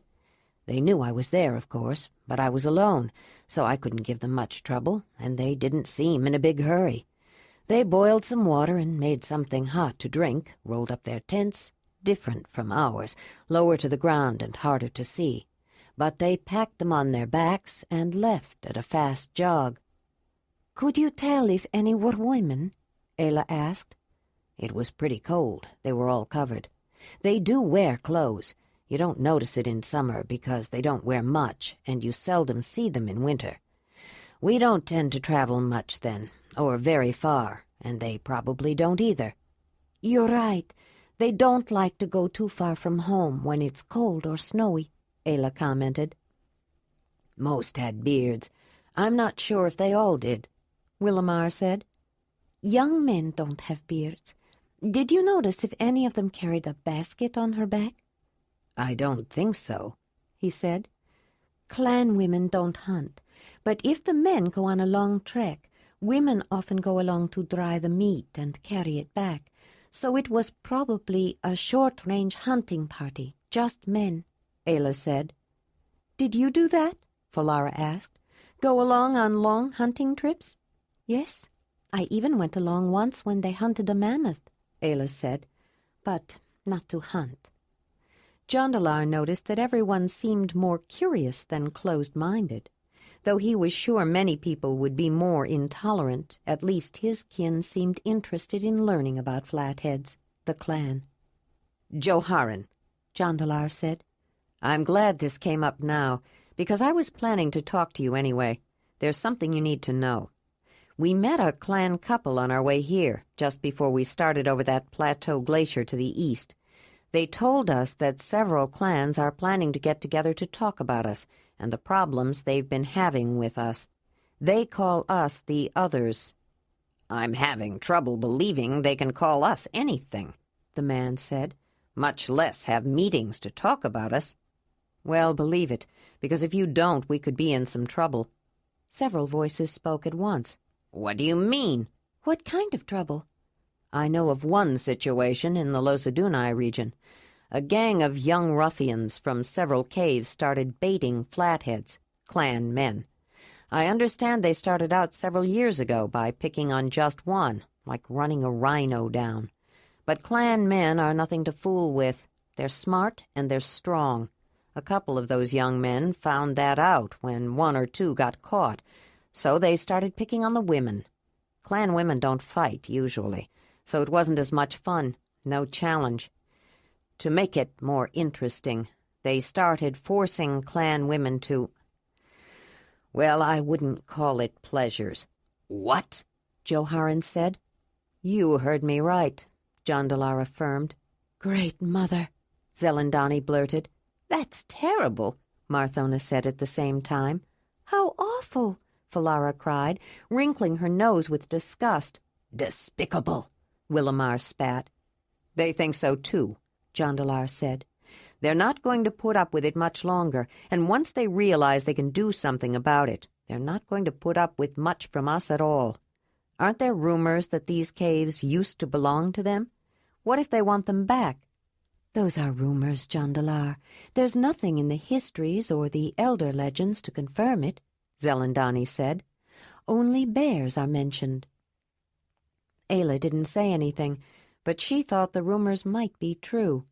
"In any case, they aren't getting them," Joharen said. "This is our home, Zelandonii territory. But there's something else you should know that could work in our favor. According to Guban, that was the man's name." "They have names?" "Of course they have names," Ayla said, "just like the people in my clan. His name is Guban. Hers is Yora." Ayla gave the names the true clan pronunciation, with the full, throaty, deep, guttural sounds. Jondalar smiled. She did that on purpose, he thought. If that's how they speak, I certainly know where her accent comes from, Zelandonii thought. She must be telling the truth. She was raised by them. But did she really learn her medicine from them?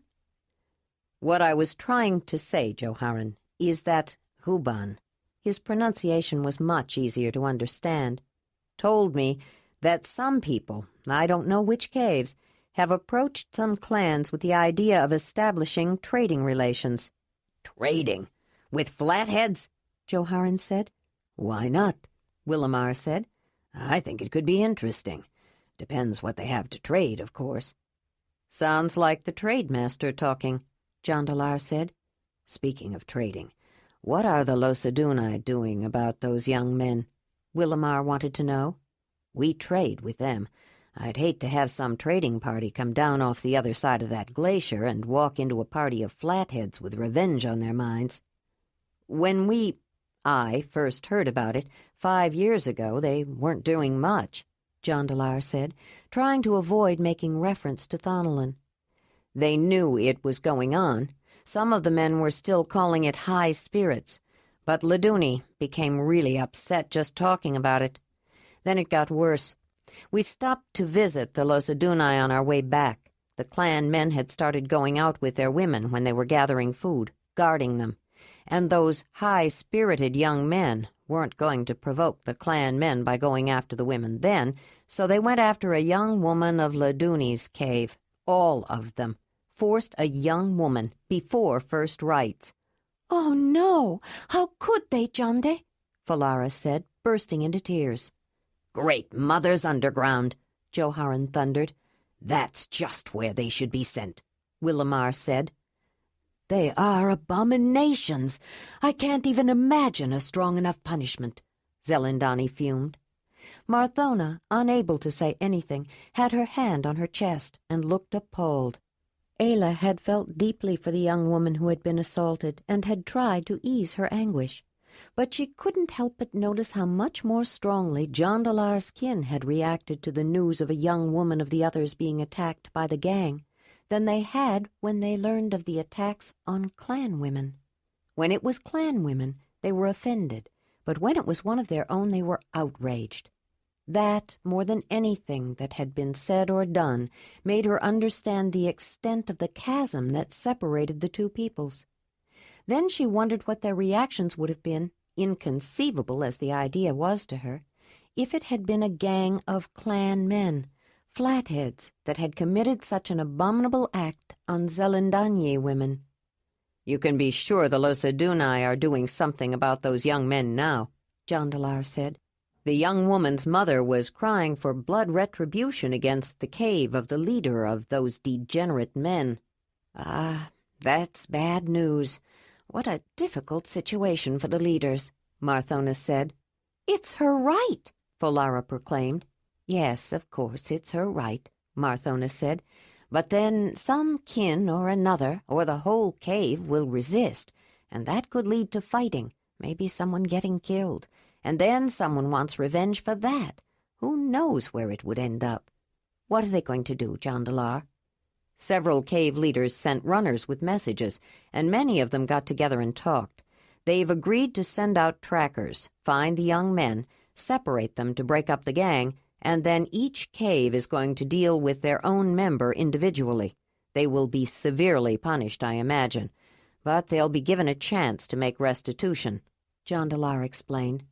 "I'd say that's a good plan," especially if they all agree to it, including the cave of the instigator," Joharen said. "And if the young men come peaceably, once they've been found, I'm not sure about the leader. But I think the rest of them want to go home and would agree to anything to be allowed back. They looked hungry, cold, and dirty, and not too happy," Jondalar said. "You saw them?" Marthona asked. "That's how we met the clan couple. The gang had gone after the woman. They didn't see the man around, but he had climbed up on a high rock to scout game and jumped down when they attacked his woman, broke his leg, but it didn't stop him from trying to fight them off. We happened upon them then. It was not far from the glacier we were getting ready to cross." Jondalar smiled. "Between Ayla, Wolf, and me, not to mention the 2 clan people, we chased them off in a hurry. There's not much fight left in those boys, and with Wolf and the horses, and the fact that we knew who they were, when they had never seen us before, well, I think we put a scare in them." "Yes," Zelandonii said thoughtfully. "I can see how it would." "You would have scared me," Joharen said with a wry smile. "Then Ayla convinced the clan man to let her set his broken leg," Jondalar continued. "We camped together for a couple of days. I made him a couple of sticks to lean on and help him walk, and he decided to go home. I was able to talk to him a little, though Ayla did most of it. I think I became something like a brother to him," he said. "It occurs to me," Marthona said, "that if there is a possibility of trouble with, what do they call themselves, clan people, and they can communicate enough to negotiate, it could be very helpful to have someone like Ayla around who can talk to them, Joharen." "I've been thinking the same thing," Zelandonii added. She had also been thinking about what Jondalar had said of the fearful effect Ayla's animals had on people, though she didn't mention it. It could be useful. "That's true, of course, Mother. But it's going to be hard to get used to the idea of talking to flatheads or calling them something else. And I'm not the only one who's going to have trouble," Joharen said. He paused, then shook his head as if to himself. "If they talk with their hands, how do you know they're really talking and not just waving their arms around?" Everyone looked at Ayla. She turned to Jondalar. "I think you should show them," he said. "And maybe you could talk at the same time, the way you did when you were talking to Guban and translating for me." "What should I say?" "Why not just greet them, as if you were speaking for Guban," he said. Ayla thought for a time. She couldn't really greet them the way Guban would. He was a man, and a woman would never greet anyone the same way a man would. She could make a greeting sign. That gesture was always the same. But one never made only a greeting sign. It was always modified, depending on who was making it and to whom it was being made. And there really was no sign for a person of the clan to greet one of the others. It had never been done before, not in a formal, acknowledged way. Perhaps she could think of how it would be done if they ever had to. She stood up and backed into the clear area in the middle of the main room. "This woman would greet you, people of the others," Ayla began, then paused. "Or perhaps one should say, people of the mother," she said, trying to think of how the clan might make the signs. "Try children of the mother, or children of the great Earth Mother," Jondalar suggested. She nodded and started over. "This woman, called Ayla, would greet you, children of Dani, the great Earth Mother." She said her own name and that of the mother in verbal sounds, but with the inflection and tonal quality of the clan. The rest was communicated with signs in formal clan language and spoken in Zelandonii. "This woman would hope that at some time you would be greeted by one of the clan of the cave bear, and that the greeting would be returned. The Mogur told this woman the clan is ancient. The memories go deep. The clan was here when the new ones came. They named the new ones the others, the ones who were not clan. The clan chose to go their own way, to avoid the others. That is the clan way, and clan traditions change slowly. Yet some of the clan would begin to change, would make new traditions. If that is to be, This woman would hope that the change would harm neither clan nor others. Her Zelandonii translation was spoken in a soft-voiced monotone, with as much precision and as little accent as she could. The words told them what she was saying, but they could see that she was not making random hand-wavings. The purposeful gestures, the subtle motion of the body indicating a movement, lifting the head in pride, bowing in acquiescence, even raising an eyebrow, all flowed together smoothly with graceful intention. Though the significance of each motion was not clear, that her movements had meaning was. The total effect was startling and beautiful. It sent a shiver down Marthona's back. She glanced at Zelandonii, who caught her quick look and nodded. She, too, had felt something profound. Jondalar noticed the discreet byplay. He was watching those who were watching Ayla, and could see the impression she was making. Joharan was staring in rapt attention, with a frown creasing his forehead. Willamar had a slight smile and was nodding approval. Falara's smile was unabashed. She was so delighted he had to smile too. When she was done, Ayla sat down at the table again, lowering herself to a cross-legged position with an elegant ease that was more noticeable after her performance. There was an uneasy silence around the table. No one knew quite what to say, and each felt they needed time to think. Finally, Falara felt constrained to fill the void. "That was wonderful, Ayla. Beautiful. Almost like a dance," she said. "It's hard for me to think of it that way. It's the way they talk. Although I remember that I used to love to watch the storytellers," Ayla said. "It was very expressive," Marthona said, then looked at her son. "You can do that too, Jondalar?" "Not like Ayla can. She taught the people of Lion Camp so they could communicate with Rydag. They had some fun at their summer meeting with it, because they could talk to each other without anyone else knowing it," he said. "Rydag? "Wasn't that the child with the bad heart?" Zelandonii asked. "Why couldn't he talk like everyone else?" Jondalar and Ayla looked at each other. Rydag was half-clan and had the same difficulty making sounds that they do," Ayla said. "So I taught him and the Lion Camp his language." "Half-clan," Joharan said. "You mean half-flathead? A half-flathead abomination?" "He was a child," Ayla said, glaring at him in anger. "Just like any other child. No child is an abomination." Joharan was surprised at her reaction, then recalled that she had been raised by them and understood why she would feel offended. He tried to stutter an apology. I'm sorry. It's what everyone thinks." Zelandonii stepped in to calm the situation. "Ayla, you must remember, we haven't had time to consider everything you've said. We've always thought of your clan people as animals, and something half-human and half-animal as an abomination. I'm sure you must be correct. This Rydag was a child." "She's right," Ayla said to herself, "and it isn't as if you didn't know how the Zelandonii felt. Jondalar made that clear the first time you mentioned Durk." She tried to compose herself. "But I'd like to understand something," Zelandonii continued, searching for a way to ask her questions without offending the stranger. "The person named Nezi was the mate of the headman of the Lion Camp. Is that correct?" "Yes." Ayla could see where she was leading and glanced at Jondalar. She felt sure he was trying to repress a smile. It made her feel better. He knew, too, and was taking some perverse delight in the discomfiture of the powerful Danyer. This child, this Rydag, was hers? Jondalar almost wished Ayla would say yes, just to make them think. It had taken a lot for him to overcome the beliefs of his people, bred into him since childhood, practically with his mother's milk.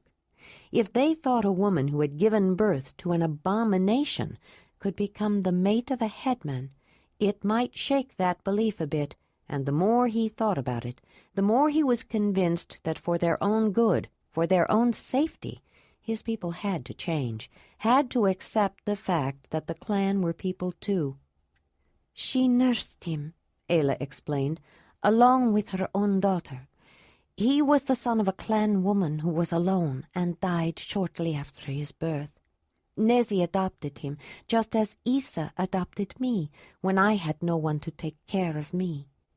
It was still a shock, and in some ways even more startling, because the headman's mate had voluntarily chosen to care for the newborn who could have been left to die with its mother. A silence descended upon the group as they paused to consider what had just been learned. Wolf had stayed behind in the valley where the horses were grazing to explore the new territory. After a time that was appropriate to him and for his own reasons, he decided to return to the place that Ayla had made him understand was home, the place he should go when he wanted to find her. Like all of his kind, the wolf moved with efficient speed and such effortless grace he seemed to be floating as he loped through the wooded landscape. Several people were in Wood River Valley picking berries. One man caught a glimpse of Wolf moving like a silent wraith between the trees. "That wolf is coming, and he's by himself," the man shouted. He scrambled out of the way as fast as he could. "Where's my baby?" a woman cried in a panic. She looked around, saw her toddler, and ran to pick her up and carry her away. When Wolf reached the path that led to the ledge, he ran up it with the same supple, fast-moving pace. "There's that wolf! I don't like the idea of a wolf coming up here right onto our ledge," another woman said. "Joharan said we should allow him to come and go as he wants, but I'm going to go get my spear," a man said. "Maybe he won't hurt anyone, but I don't trust that animal." People backed out of the way to give him a wide berth when Wolf reached the ledge at the top of the path and headed directly for Marthona's dwelling. One man knocked over several spear shafts when he bumped into them in his hurry to put plenty of clearance between himself and the efficient four-legged hunter. The wolf sensed the fear of the people around him and didn't like it, but continued toward the location Ayla had indicated he was to go. The silence within Marthona's dwelling was shattered when Willamar, catching sight of the entrance drape moving, suddenly jumped up and shouted, "There's a wolf! Great Mother! How did that wolf get here?" "It's all right, Willamar," Marthona said, trying to calm him. "He's allowed in here." Falara caught her eldest brother's eye and smiled, and though Joharan was still nervous around the animal, he could give her a knowing smile back. "That's Ayla's wolf," Jondalar said, getting up to ward off any hasty reactions as Ayla rushed to the entrance to settle the animal who had been more scared than Willamar to be greeted by such loud, frantic noise in the place he had been shown to come. Wolf's tail was between his legs, his hackles were raised, and his teeth were bared. If Zelandonii could have, she would have jumped up just as fast as Willamar. A loud, menacing growl seemed to be directed specifically at her, and she shook with fear. Even though she had heard about Ayla's animals and seen them from a distance, she was terrified by the huge predator that had entered the dwelling. She had never been so close to a wolf. In the wild, wolves usually ran away from groups of people. She watched with amazement as Ayla fearlessly hurried toward Wolf, stooped down, put her arms around him, and held him, speaking words, only some of which she understood, seeking to calm the animal. The wolf first became excited and licked the neck and face of the woman while she fondled him, then did indeed calm down. It was the most unbelievable demonstration of supernatural power she had ever witnessed. Just what kind of mysterious ability did this woman possess to command that kind of control over such an animal? She felt goose-flesh raise at the thought. Willamar had calmed down as well, with the encouragement of Marthona and Jondalar, and after seeing Ayla with the wolf. "I think Willamar should meet Wolf, don't you, Ayla?" Marthona said. "Especially since they're going to be sharing the same dwelling," Jondalar said. Willamar gaped at him with an amazed look of disbelief. Ayla stood up and walked toward them, signaling Wolf to follow closely. "The way Wolf gets acquainted is to become familiar with your scent. If you hold out your hand to let him smell it," she started to say, reaching for his hand. The man pulled it away. "Are you sure about this?" he said, looking at Marthona. His mate smiled, then held out her hand toward the wolf. He smelled her hand, then licked it. "You gave some of us quite a fright, Wolf, coming in unannounced before you had met everyone," she said. Willamar was still a bit hesitant, but he could hardly do less than Marthona had, and put his hand forward. Ayla introduced Wolf in the usual manner, saying for the man's benefit as the wolf took in his scent, "Wolf, this is Willamar. He lives here with Marthona." The wolf licked him, then gave a little yip. "Why did he do that?" Willamar asked, drawing his hand back quickly. "I'm not sure, but perhaps he smelled Marthona on you, and he warmed to her very quickly," Ayla suggested. "Try petting or scratching him." As though Willamar's tentative scratching only tickled, Wolf suddenly curled up and vigorously scratched behind his own ear, bringing smiles and chuckles at his rather undignified posture. When he was through, he went straight to Zelandonii. She eyed him warily, but stood her ground. She had been terrified when the wolf appeared at the entrance of the dwelling. Jondalar was more aware of her reaction than the others. He had seen her petrified fear. They had been concerned about Willamar, who had jumped up and shouted, and hadn't noticed the quiet terror of the woman. She was just as glad they hadn't. One who served the mother was thought of as fearless, and in fact that was generally true. She couldn't remember the last time she had felt such alarm. "I think he knows he hasn't met you, Zelandonii," Jondalar said. "And since he's going to be living here, I think you should be introduced to each other too." From the way he looked at her, she guessed that Jondalar knew how frightened she had been, and acknowledged it with a nod. "I think you're right. What is it that I'm supposed to do? Give him my hand?" she said, thrusting it toward the wolf. He sniffed, then licked, then with no warning took her hand with his teeth and held it in his mouth with a low growl. "What's he doing?" Falara said. She hadn't officially met him either. "He only used his teeth with Ayla before."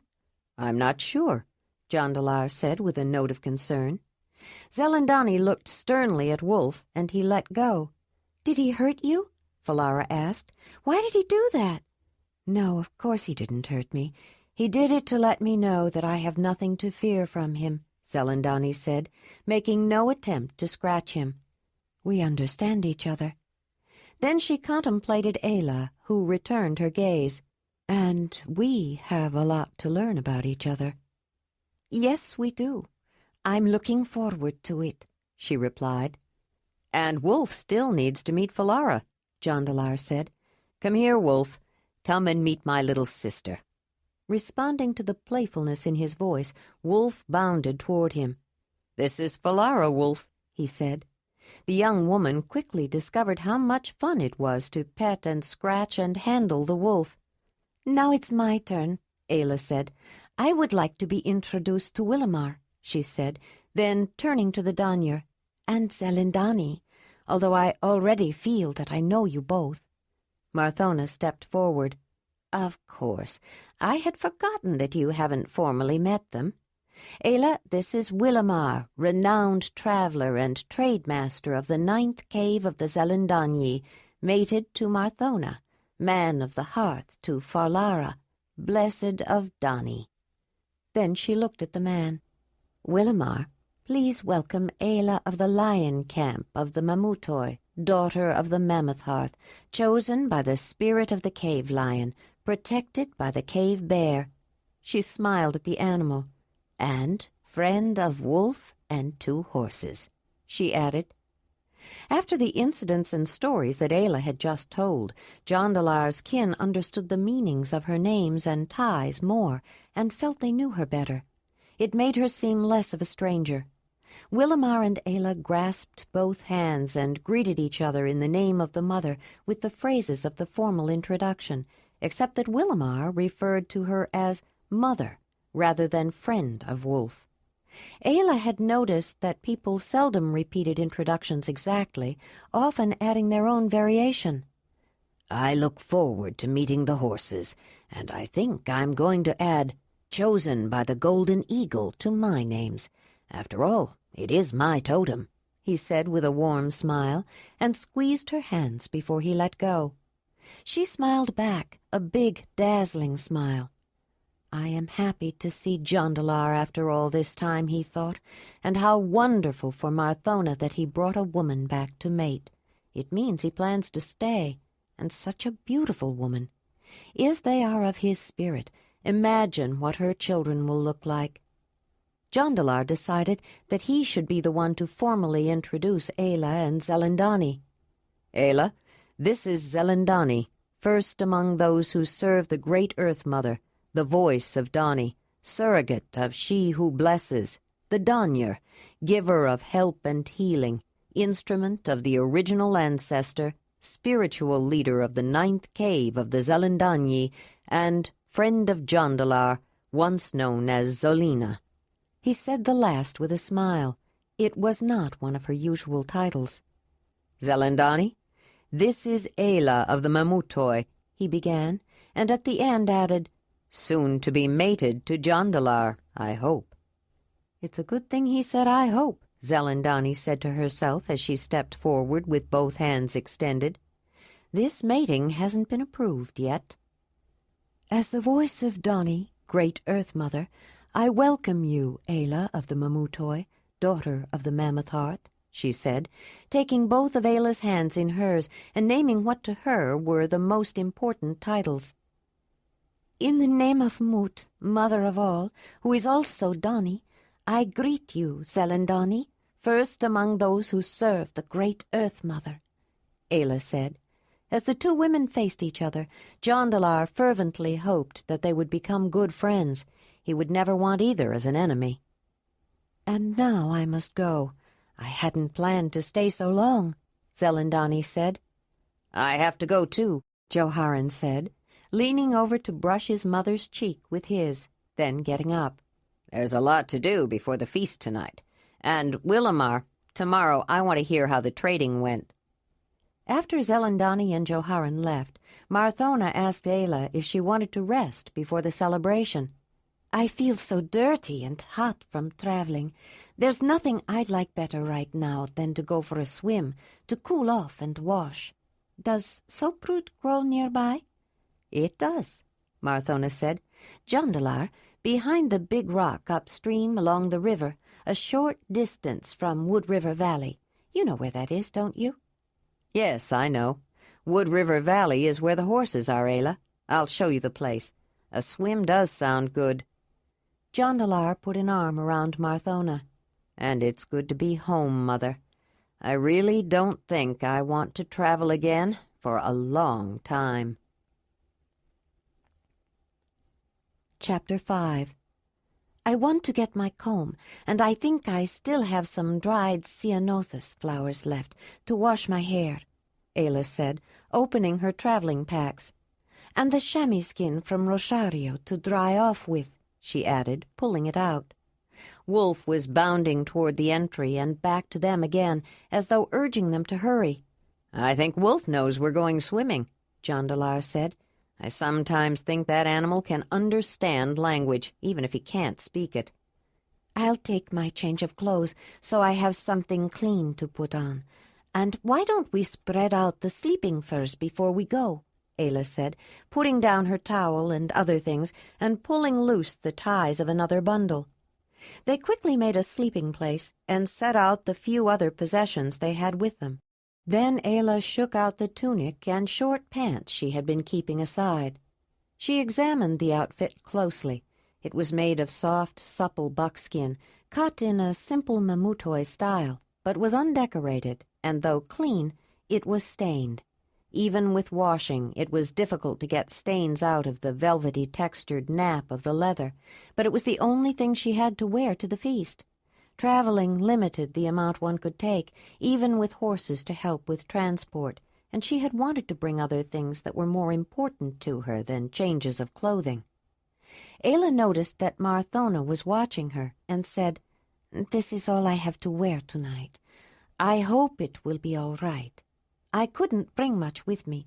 Rosario gave me a beautiful decorated outfit made in the Sharamadoi style, out of that wonderful leather they make. But I gave it to Madinia. That young Zelandonii woman who was attacked so brutally."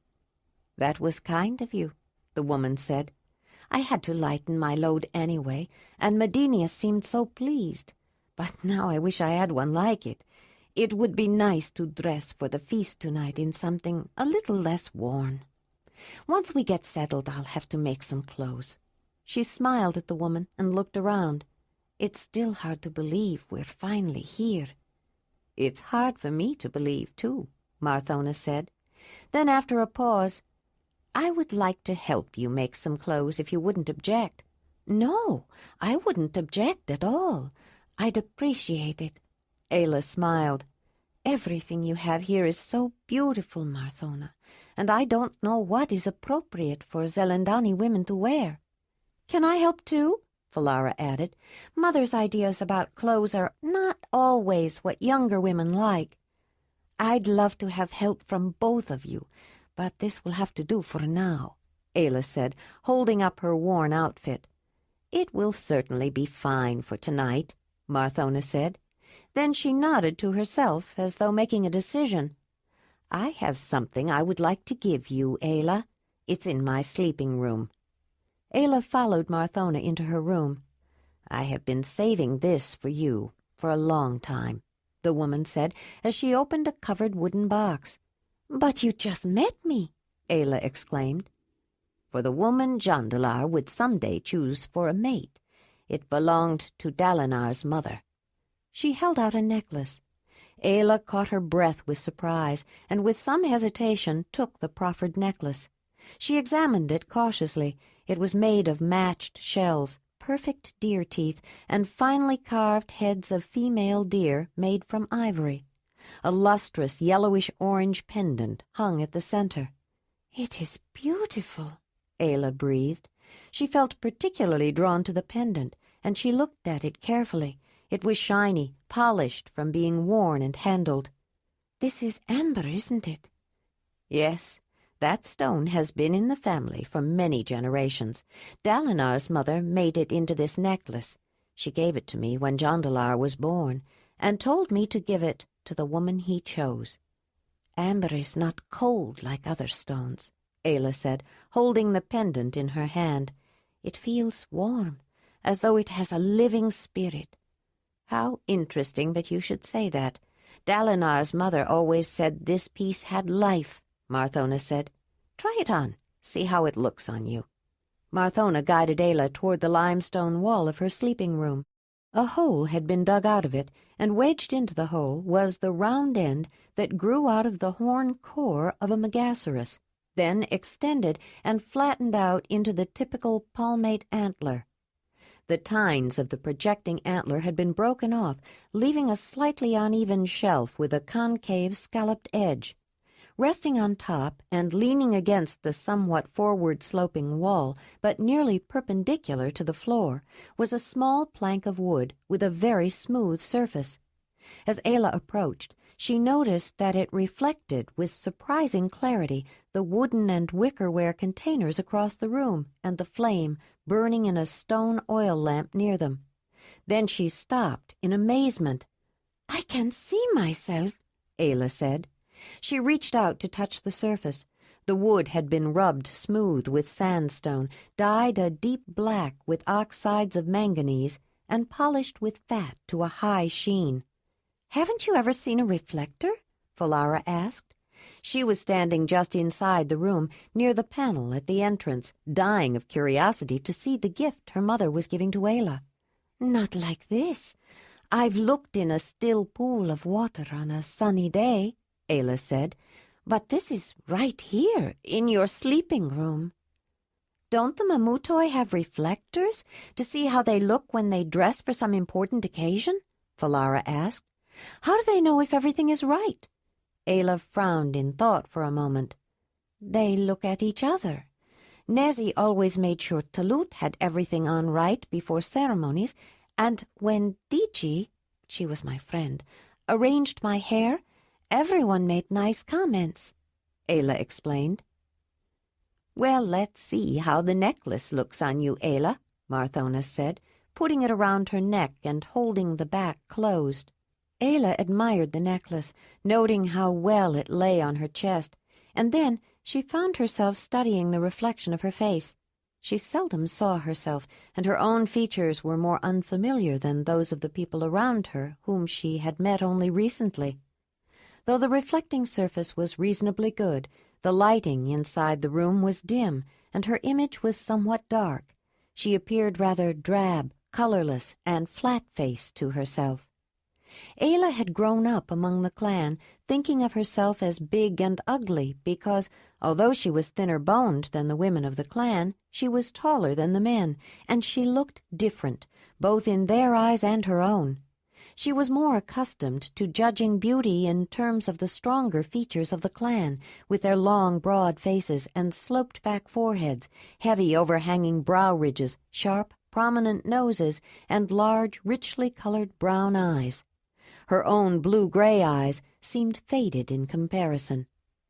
After she had lived among the others for a while, she didn't feel that she looked so strange any more, but she still could not see herself as beautiful, though Jondalar had told her often enough that she was.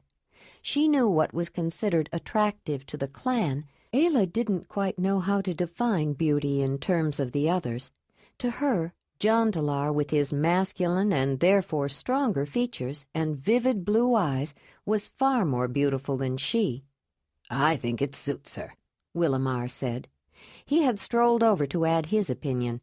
Even he hadn't known Marthona had the necklace. It was her dwelling that he had moved into. She had made room for him and his possessions, and she made him comfortable. He liked the way she ordered and arranged things, and he had no desire to poke into every nook and cranny or bother her belongings. Jondalar was standing behind him, looking over his shoulder, grinning. "You never told me Grandam gave that to you when I was born, Mother." "She didn't give it to me for you. It was meant for the woman you would mate, the one with whom you would make a hearth to which she could bring her children, with the blessing of the mother," she replied, taking the necklace from around Ayla's neck and putting it into her hands. "Well, you've given it to the right person," he said. "Are you going to wear it tonight, Ayla?" She looked at it, frowning slightly. "No, all I have is that old outfit, and this is too beautiful to wear with that. I think I'll wait until I have something appropriate to wear with it." Marthona smiled and nodded slightly in approval. As they were leaving the sleeping room, Ayla could see another hole cut into the limestone wall above the sleeping platform. It was somewhat larger and seemed to go into the wall rather deeply. A small stone lamp burned in front, and in the light behind it she could make out from her view a part of the full rounded figurine of an amply endowed woman. It was a Donyi, Ayla knew, a representative of Dani, the great Earth Mother, and, when she chose, a receptacle for her spirit. Above the niche, she noticed on the stone wall above the sleeping place another of those mats, similar to the one on the table, made with fine fibers woven into an intricate pattern. She wished she could examine it closely, find out how it was made. Then she realized that she probably could. They weren't traveling anymore. This was going to be her home. Falara rushed out of the dwelling after Ayla and Jondalar left and hurried to another one nearby. She had almost asked if she could go with them. Then she caught her mother's eye and the bare shake of her head, and it made her realize that they might want to be alone. Besides, she knew her friends would be full of questions for her. She scratched on the panel of the next structure. "Ramila, it's me, Falara." A moment later, a plump, attractive, brown-haired young woman pulled back the drape. "Falara, we were waiting for you, but then Galea had to go. She said to meet her by the stump." They both walked out from under the overhang, talking animatedly together. As they approached the tall stump of a lightning-struck juniper tree, they saw a thin, wiry young woman with red hair hurrying towards it from another direction, struggling to carry two wet and bulging, fairly large water bags. "Galea, did you just get here?" Ramila asked. "Yes. Have you been waiting long?" Galea said. "No, Falara came for me only a few moments ago. We were just walking here when we saw you." Ramila said, taking one of the bags as they started back. "Let me carry your water bag the rest of the way, Galea," Falara said, relieving her of the other bag. "Is this for the feast tonight?" "What else? I feel like I've done nothing but carry things all day. But it will be fun to have an unplanned gather. I think it's going to be bigger than they thought, though. We may end up in the gather field. I've heard that several of the nearby caves have sent runners offering food for the feast.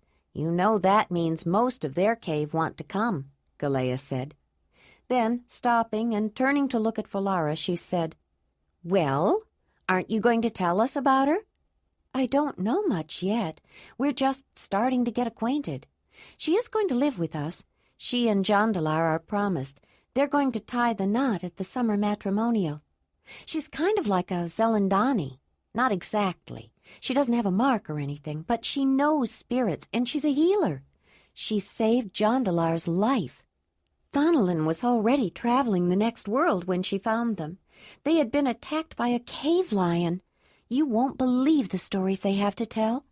Falara chattered on excitedly as they walked back along the stone front porch of the community. Many people were busy with various activities related to the feast, but several stopped to watch the young women, especially Falara, knowing she had spent some time with the stranger and the returned Zelandonii man. And some were listening to her, in particular an attractive woman with very light blonde hair and dark gray eyes. She was carrying a bone tray of fresh meat and affecting not to notice the young women, but she was walking in the same direction and staying close enough to hear.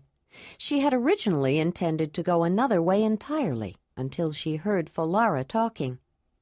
"What's she like?" Ramila asked. "I think she's nice. She talks a little funny, but she comes from very far away. Even her clothes are different, what little she has. She only has one extra outfit. It's very plain, but she has nothing for dressing up, so she's going to wear it tonight. She said she wants some Zelandonii clothes, but she doesn't know what's appropriate, and she wants to dress right. Mother and I are going to help her make some. She's going to take me down to meet the horses tomorrow. I might even ride one. She and Jondalar just went down there to go swimming and bathing in the river." "Are you really going to get on the back of a horse, Falara?" Ramila asked. The woman who had been listening didn't wait to hear the answer. She had stopped for a moment, then, with a malicious smile, hurried away.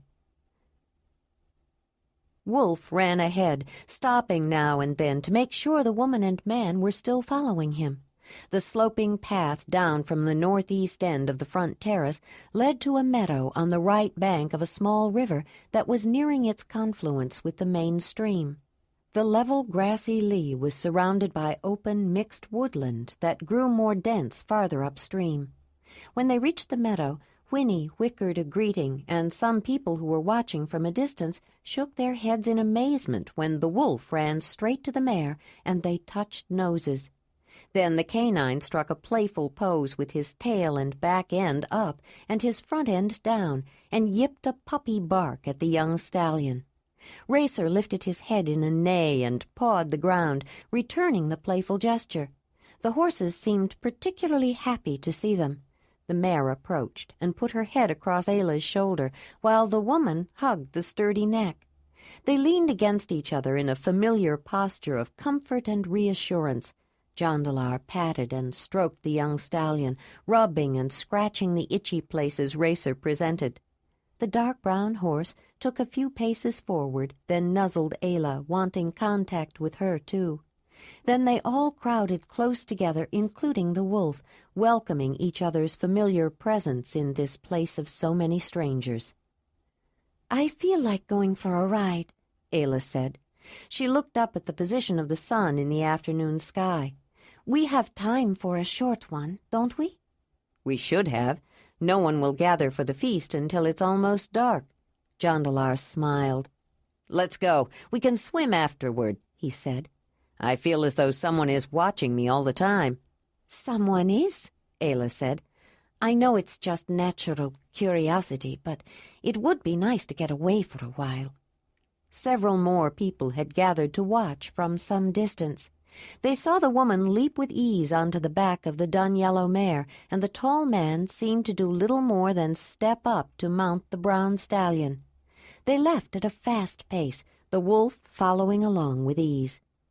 Jondalar led the way, first upstream a short distance to a shallow crossing of the tributary, then continuing upstream along the opposite bank of the small river a little farther until they saw a gorge-like narrow valley on their right. They rode north away from the stream and up the length of the confined vale along a rocky dry stream bed that became a runoff creek in wet weather. At the end of the gorge was a steep but climbable trail that eventually opened out onto a high windy plateau that overlooked the waterways and countryside below. They stopped to take in the commanding view. At an elevation of some 650 feet, the plateau was one of the highest in the immediate area and afforded a breathtaking panorama, not only of the rivers and valley floodplains, but across to the landscape of rolling hills of the highlands on the other side. The limestone coasts above the river valleys were not level plateaus. Limestone is soluble in water, given enough time and the right acidic content. Over the long ages, rivers and accumulated groundwater had cut down through the limestone base of the region, carving the once flat floor of the ancient sea into hills and valleys. The existing rivers created the deepest valleys and the steepest cliffs, but though the stone walls that reared up and constrained the valleys often had a uniformity of height in any one section, they varied in elevation from place to place, following the pattern of hills above. At a cursory glance, the vegetation of the dry, windy, high coasts on both sides of the primary river all seemed the same, similar to the open plains of the continental steppes to the east. Grass was most prevalent, with stunted junipers, pines, and spruces clinging to exposed areas near streams and ponds, and brush and small trees growing in the dips and dells. But depending on where it grew, the plant life could be surprisingly different. The sparse tops and north-facing sides of the hills favored a more arctic herbage that flourished where it was cold and dry, while the south-facing slopes were greener and richer in lower-latitude boreal and temperate climate plants. The broad valley of the main river below was more lush, with deciduous trees and evergreens lining the banks. Showing a paler shade of green than they would later in the season, the freshly leafed-out trees were mostly the small-leaved varieties like silver birches and willows, but even conifers such as spruces and pines showed light-colored needles of new growth at the tips. The junipers and occasional evergreen oaks were more mottled with their spring color appearing at the ends of branches and twigs. At times along its course, the waterway meandered through the middle of verdant meadows in the level floodplains, with the tall grass of early summer turning to gold. In other places, the curves and loops of the river's course narrowed the stream and forced it to flow against the stone walls, closer to the cliffs on first one side and then the other.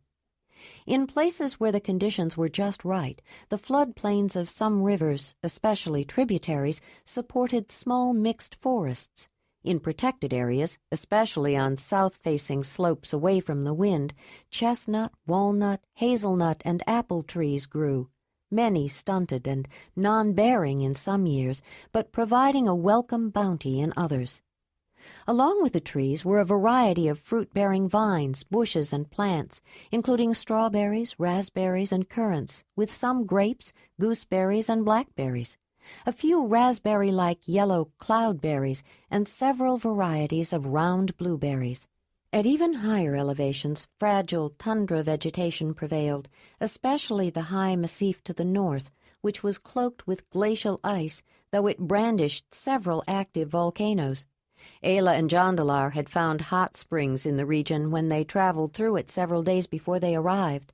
Lichens clung to rocks, herbs hovered only inches above the ground, and dwarfed shrubs lay prostrate across the frigid land over a base of permanently frozen subsoil. Mosses in variegated colors of green and gray softened the landscape in wetter regions, along with reeds, rushes, and certain grasses.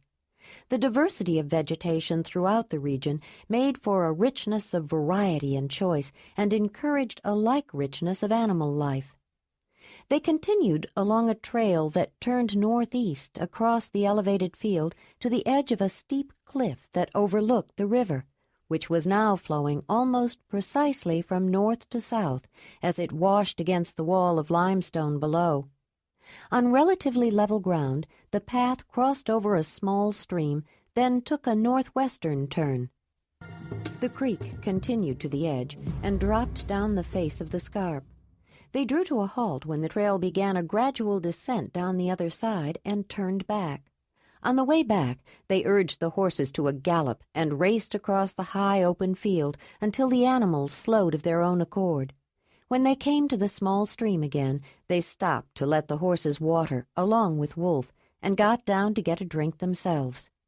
Ayla had not felt so wonderfully free riding the horse since she first climbed on the back of the mare. There were no encumbrances, no travois or traveling packs, not a saddle blanket or even a halter. Just her bare legs against the horse's back, the way she had originally learned to ride, transmitting signals to Whinny's sensitive skin, unconsciously at first, to guide the animal in the direction she wanted to go. Racer had a rope halter. It was the way Jondalar had trained the stallion, though he'd had to invent both the device to hold the stallion's head and the signals to tell the horse where he wanted to go. He also felt free in a way that he hadn't for a long time. It had been a long journey, and the responsibility of getting them home safely had weighed heavily on him. That weight was gone, along with his traveling packs, and riding the horse was nothing short of fun. They both felt exhilarated, excited, unaccountably pleased with themselves, and they showed it with their delighted smiles as they walked along the stream a few paces. "That was a good idea, Ayla, going for a ride," Jondalar said, grinning at her. "I think so, too," she said, smiling back the way that he always loved. "Oh, woman, you are so beautiful," he said, putting his arms around her waist and looking down at her with his intensely blue and vibrant eyes showing all his love and happiness. The only place she had ever seen a color to match his eyes was on top of a glacier in the deep wells of meltwater. "You are beautiful, Jondalar. I know you say that men are not called beautiful, but you are to me, you know." She put her arms around his neck, feeling the full force of the natural charisma that few could resist. "You can call me anything you want," he said, as he bent down to kiss her, and suddenly hoped it would not stop there. They had grown accustomed to their privacy, to being alone in the middle of the open landscape, away from curious eyes. He was going to have to get used to being around so many people again, but not just now. His tongue gently prodded her mouth open, then reached for the softness and warmth inside. She explored his in return, closing her eyes to let herself feel the sensations he was already beginning to arouse. He held her close, enjoying the feel of her body next to his, and soon, he was thinking, they would have the ceremony to join together and form a hearth to which she would bring her children, the children of his hearth, perhaps the children of his spirit. And if she was right, even more than that, they might even be his children, the children of his body, started with his essence, the same essence he could feel rising in him now.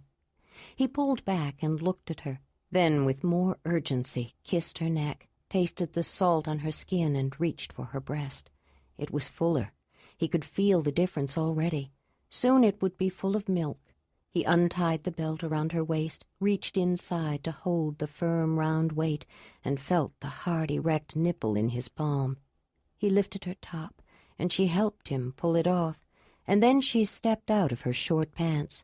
For a moment he just looked at her standing in the sun and filled his eyes with the womanliness of her, the beauty of her smiling face, the firm muscularity of her body, the large, high breasts and proud nipples, the slight rounding of her stomach, the dark blonde hair of her mound. He loved her so much, wanted her so much, Tears came to his eyes. Quickly he unfastened his own clothing and laid them out on the grass. She took a few paces toward him, and when he stood up, she reached for him as he enfolded her in his arms. She closed her eyes as he kissed her mouth and her neck and throat, and when he filled his hands with her breasts, she filled hers with his rearing manhood. He dropped to his knees, tasting the salt of the skin of her neck and running his tongue from her throat to her cleavage, holding both breasts, and then, as she bent over slightly, he took a nipple in his mouth.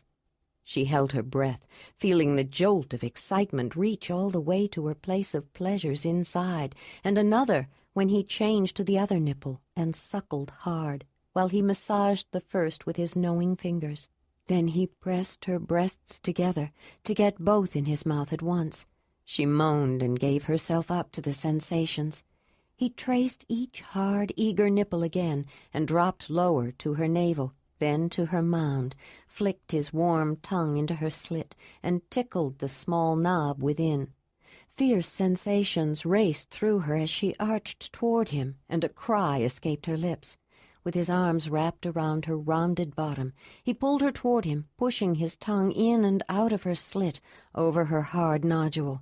Standing there, her hands on his arms, her breath coming in short, moaning gasps as she felt every warm stroke, she felt the tide rise inside her, pressing against her until suddenly it released with a spasm, and another of delight. He felt the warmth and wetness, and savored the taste that was distinctly Ayla. She opened her eyes and looked down at his mischievous smile. "You caught me by surprise," she said. "I know," he said, grinning. "It's my turn now," she said with a laugh, giving him a little shove that toppled him over. She covered him with herself and kissed him, noting the slight taste of herself. Then she nibbled his ear and kissed his neck and his throat, while he smiled with delight. He loved it when she had fun with him, and joined him in playfulness when they felt in that mood. She was kissing his chest and his nipples and running her tongue through his hair and to his navel, and then lower still, until she found his full, ready member. He closed his eyes when he felt her warm mouth cover him, letting the feeling fill him as she moved up and down, creating suction along the way. He had taught her, as he had been taught, the ways to please each other. For a moment he thought of Zelandonii when she was young and known as Solina, remembering when he thought he'd never find a woman like her. But he had, and suddenly he was so overwhelmed he sent a thought of gratitude to the great Earth Mother. What would he do if he ever lost Ayla? His mood suddenly changed. He had enjoyed being playful, but now he wanted the woman. He sat up, pulled her up on her knees to face him, and sat her on his lap with her legs on either side of him. He took her in his arms and kissed her with an intensity that surprised her, then held her tight. She didn't know what had changed his mood, but her love for him was as strong, and she responded in kind. Then he was kissing her shoulders and neck and caressing her breasts. She felt his need upon him so hard it almost raised her up. He was nuzzling her breasts, trying to find her nipples. She lifted up a bit, arched her back, and felt the sensations race through her as he suckled and nibbled. She felt his hard, fiery rod under her and raised up a little higher, and without thinking, she found herself guiding him into her. It was almost more than he could bear as she lowered herself on him, taking him into her warm, wet, eager embrace. She lifted again, leaned back while he held her close with one arm to keep one nipple in his mouth while he massaged her other one, as though he couldn't quite get enough of her womanness. She was guiding herself on him, feeling the pleasure fill her with every stroke, breathing hard and crying out. Suddenly the need was stronger upon him, building with each lift and plunge. He let go of her breasts, leaned back on his hands, and raised up, lowered, and raised again. Both cried out as waves of intense pleasure grew with each thrust, until with a glorious flood of shuddering release, they peaked in a culmination of delight. A few more strokes, and he lay back on the grass, felt a small stone under his shoulder, and ignored it. Ayla lay forward on top of him, her head resting on his chest, and stayed there for a while. Finally she sat up again. He smiled at her as she rose up and disengaged. He would have liked to stay close longer, but they did have to get back. She walked the few feet to the small stream and squatted down to rinse off. Jondalar rinsed off as well. "We're going to be swimming and washing as soon as we get there," he said. "I know. That's why I'm not being too careful." For Ayla, cleansing herself, if it was at all possible, was a ritual taught to her by Isa, her clan mother, though the woman had wondered if her strange daughter, so tall and unattractive, would ever have reason to use it. Because Ayla was so meticulous about it, even using freezing icy streams, it had become a habit for Jondalar as well, though he hadn't always been so fastidious. When she went to get her clothes, Wolf approached her, head lowered and tail wagging. When he was young, she'd had to train him to stay away from them when they shared pleasures on their journey. It had annoyed Jondalar to have the wolf bother them, and she hadn't liked being interrupted either. When it wasn't enough to tell Wolf quite forcefully to go away when he came sniffing around to see what they were doing, Ayla had been required to tie a rope around his neck to keep him away, sometimes quite a distance away. Eventually he had learned, but he always approached her cautiously afterward until she signaled him that it was all right. The horses, patiently grazing nearby, came at their whistles. They rode to the edge of the plateau and stopped again to look down at the valleys of the primary river and its tributary, and the complement of limestone cliffs that paralleled their courses. From the high field they could see the confluence of the small river flowing from the northwest, and the main stream as it approached from the east. The smaller river flowed into the primary just before the larger river turned south, while it was still moving down a west-flowing section of its course. To the south, at the end of a series of cliffs, they saw the geologic block of limestone that contained the tremendous overhanging ledge of the 9th cave, with its long front terrace. But as Ayla looked down at the home of the 9th cave, it was not the remarkable size of its overhanging shelter that held her attention, but another most unusual formation. Long before, during a formative orogeny, a period of mountain building when impressive peaks were folded and raised at the leisurely pace of geologic time, a pillar of igneous rock broke away from the place of its volcanic birth and fell into a stream. The wall of stone from which the pillar had come had taken the shape of its crystal structure as fiery magma cooled into basalt, forming itself into great columns with flat sides meeting at angles. As the rock that broke loose was moved along, pushed by torrential floods and dragged by glacial ice, the columnar piece of basalt, though bashed and battered, retained its basic shape. The pillar of stone was eventually deposited on the floor of an inland sea, along with deep layers of accumulated sediments of marine life that were creating limestone. Later earth movements raised the sea floor, which eventually became a land of rounded hills and cliffs along river valleys. As water, weather, and wind eroded the great faces of vertical limestone into the shelters and caves used by the Zelandonii, they also exposed the erratic, the battered piece of basalt from a distant location shaped like a column. As if its sheer size weren't enough to make the site unique, the huge debris was made even more unusual by the strange long stone embedded near the top and jutting out of the front of the huge limestone overhang. Though buried deeply into the cliff at one end, it was weathering out at such an angle that it seemed about to fall, making a distinctive landmark that added a striking element to the extraordinary rock shelter of the 9th cave. Ayla had seen it when she first arrived, and with a shiver of recognition, felt she had seen it before. "Does that stone have a name?"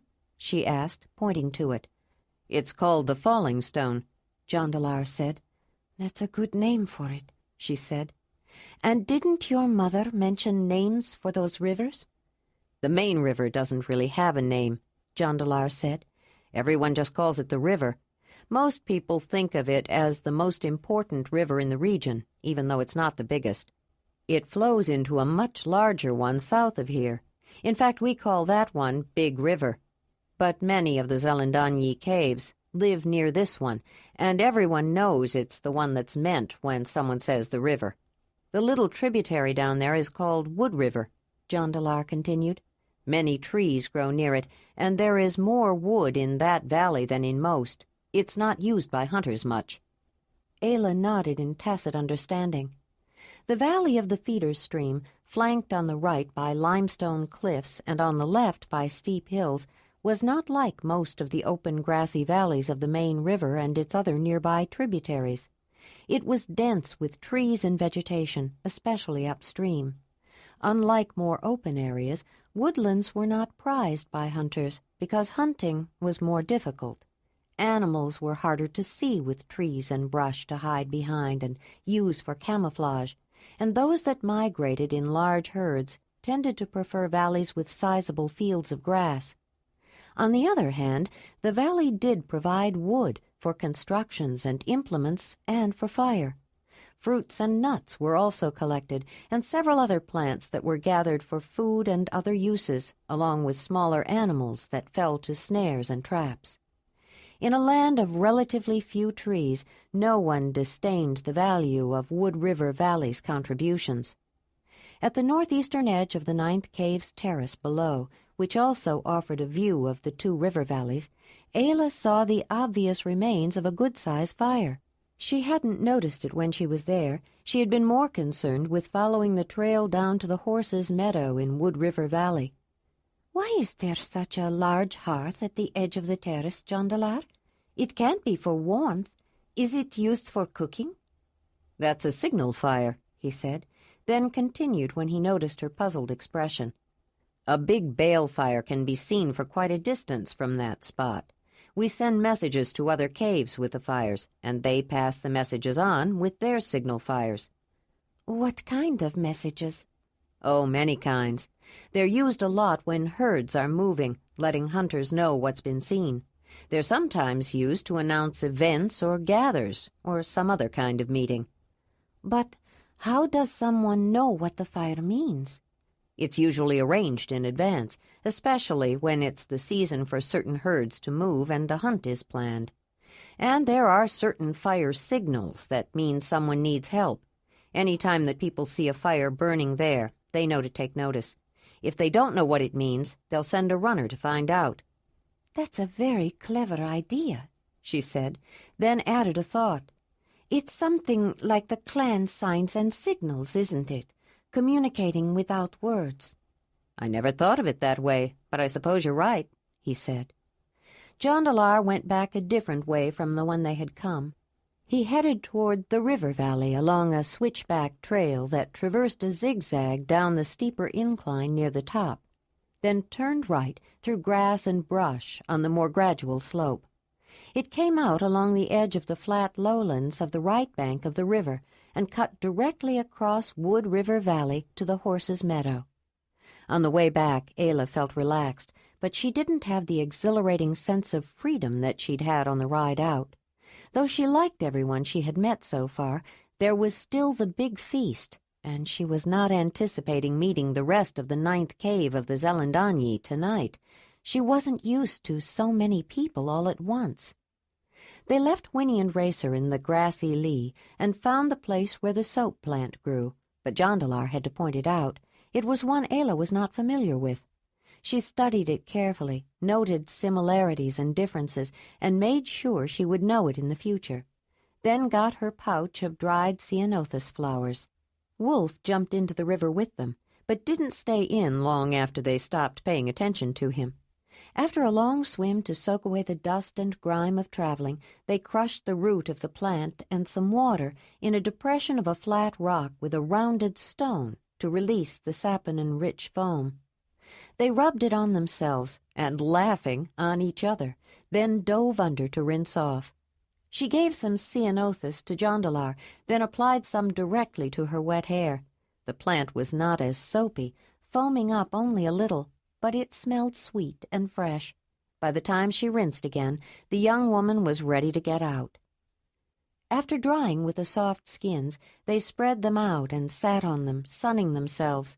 Ayla picked up the comb with 4 long teeth that had been carved out of mammoth ivory, which was a gift from her Mamutoi friend Diji. But when she started combing her hair, Jondalar stopped her. "Let me do that for you," he said, taking the comb. He had developed a fondness for combing her hair after she washed it, taking pleasurable delight in feeling the thick mass of wet hair dry into soft, springy tresses, and it made her feel unaccustomedly pampered. "I like your mother and your sister," Ayla said, sitting with her back to him while he combed. "And Willamar, too. They like you, too." And Joharan seems like a good leader. Do you know you and your brother have the same frown lines?" she asked. "I had to like him. He looks so familiar." "He was smitten by that beautiful smile of yours," Jondalar said, "just as I am." Ayla was quiet for a time, then showed the direction her thoughts had taken with her next comment. "You didn't tell me there were so many people in your cave. It's like a whole clan gathering lives here," she said, "and you seem to know them all. I'm not sure if I ever will." "Don't worry, you will. It won't take you long," he said, trying to work out a particularly irksome tangle. "Oh, sorry. Did I pull too hard?" "No, it's fine. I'm glad I finally met your Zelandonii. She knows medicine. It will be wonderful to have someone to talk with about it." "She's a powerful woman, Ayla." "That's obvious. How long has she been Zelandonii?" "Let me think," he answered. "Not long after I left to live with Dalinar, I think. I still thought of her as Zolina then. She was beautiful, voluptuous. I don't think she was ever thin, but she is growing to look more and more like the Great Mother. I think she likes you." He stopped combing for a moment, paused, then started to laugh. "What's so funny?" Ayla asked. "I was listening to you tell her how you found me, and about baby and all. She'll be asking you more questions, you can be sure. I was watching her expression. Every time you answered a question, she probably wanted to ask you 3 more. You just made her more curious. You do it every time. You are a mystery, even to me. Do you know just how remarkable you are, woman?" She had turned around, and he was looking at her with loving eyes. "Give me a little time, and I'll show you how remarkable you can be," she answered, a lazy, sensuous smile spreading across her face. Jondalar reached over to kiss her. They heard a laugh, and they both jerked around. "Oh, did we interrupt anything?" said a woman. It was the attractive, light-haired, dark-eyed woman who had listened to Falara tell her friends about the newly arrived travelers. 2 other women were with her. "Morona," Jondalar said, frowning slightly. "No, you're not interrupting anything. I'm just surprised to see you." "Why should you be surprised to see me?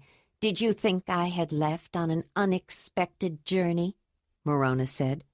Jondalar squirmed and glanced at Ayla, who was looking at the women. "No, of course not. I guess I'm just surprised." "We were just out taking a walk when we happened to see you there, and I admit, Jondalar, I couldn't resist wanting to make you feel a little uncomfortable. After all, we were promised." They hadn't been formally promised, but he didn't argue with her.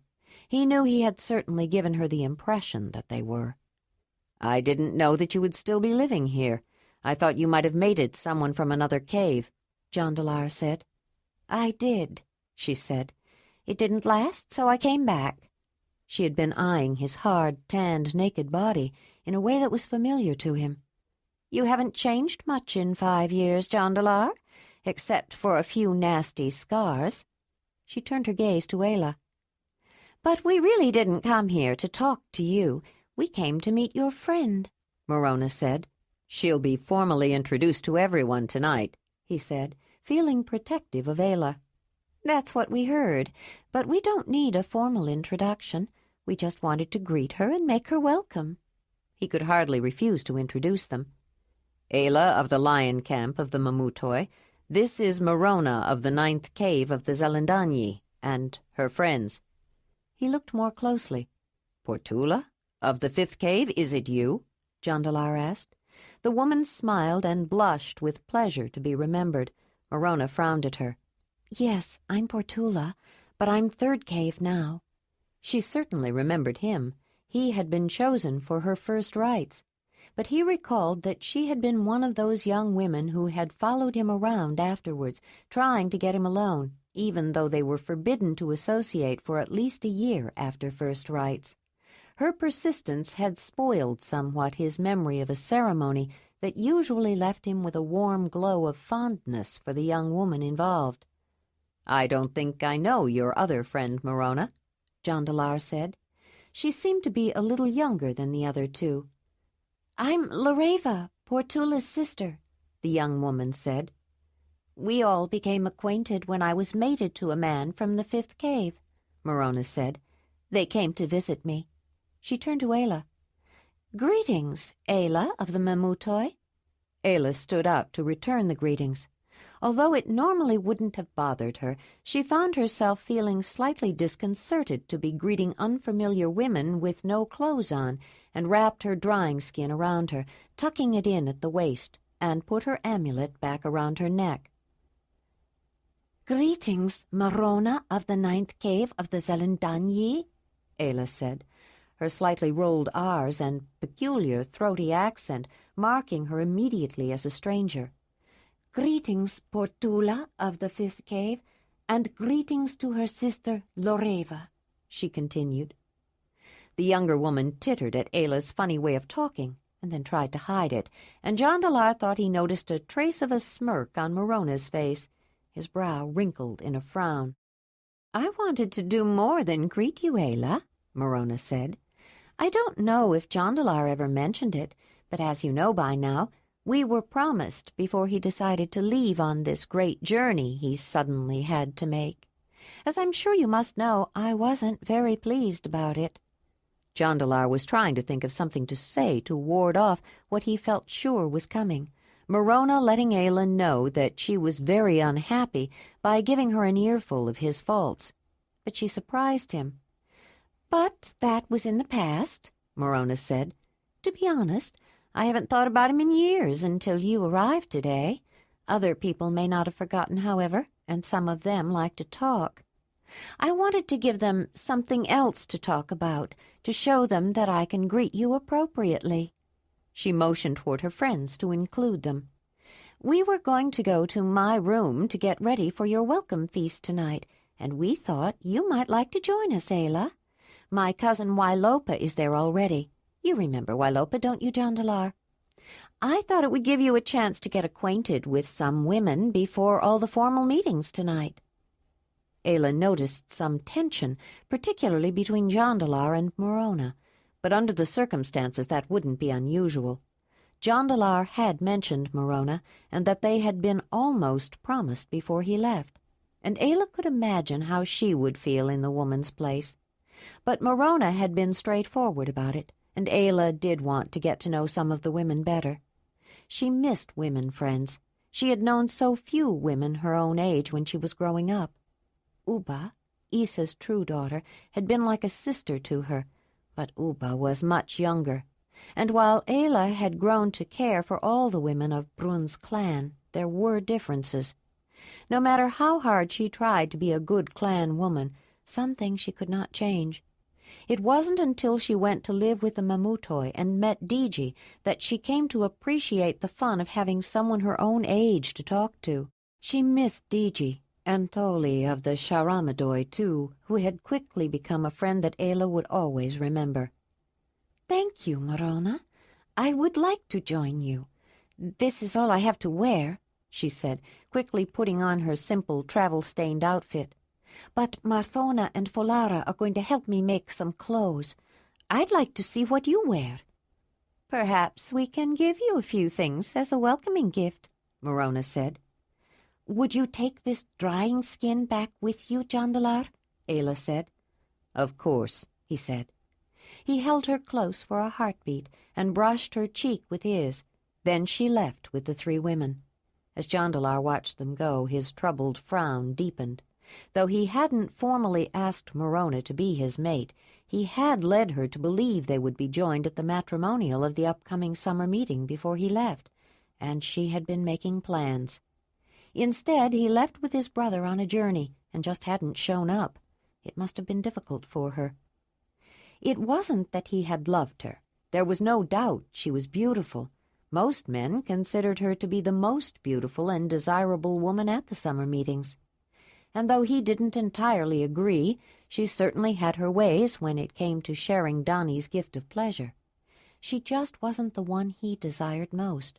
But people said they were perfect for each other. They looked so good together, and everyone had expected them to tie the knot. He more or less did, too. He knew he wanted to share a hearth with a woman and her children some day, and since he couldn't have Zolina, the one woman he wanted, it might as well be Morona. He had not really admitted it to himself, but he had felt relieved when he decided to go with Thonelin on a journey. At the time, it seemed the easiest way to extricate himself from his involvement with her. He had been sure she would find someone else while he was gone. She said she had, but it hadn't lasted. He had expected to find her with a hearth full of children. She didn't say anything about children at all. It was surprising. He had no idea he would find her unmated when he returned. She was still a beautiful woman, but she did have a temper and a vicious streak. She could be very spiteful and vindictive. Jondalar's forehead knotted with concern as he watched Ayla and the three women walking toward the 9th cave. Chapter 6. Wolf saw Ayla walking along the path through the horse meadow with the three women and raced toward her. Lareva squealed at the sight of the large carnivore. Portula gasped and looked around in panic for a place to run. Morona blanched in fear. Ayla glanced at the women as soon as she saw the wolf, and noting their reactions, quickly signaled him to stay. "Stop, Wolf!" she voiced aloud, more for the benefit of the women than to halt the animal, although it did reinforce her signal.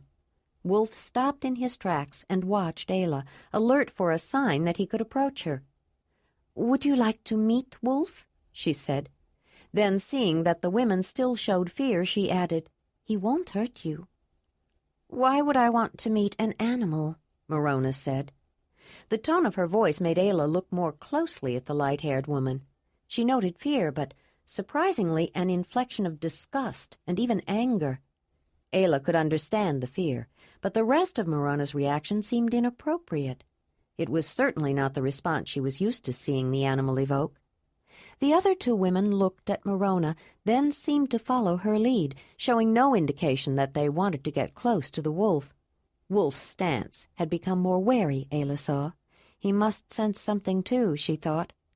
"Wolf, go find Jondalar," she said, giving him a signal to go. He stayed a moment longer, watching her, then bounded away as she turned to walk up the path toward the enormous stone shelter of the 9th cave with the three women. They passed by several people on the path, and each one showed an immediate reaction to seeing her with the women.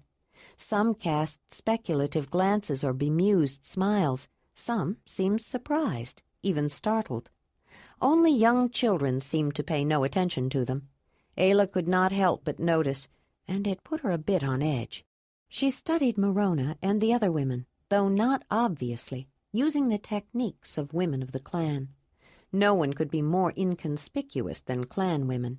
They could quietly fade into the background and seem to disappear, and they gave the impression that they were not aware of anything around them. But that was misleading.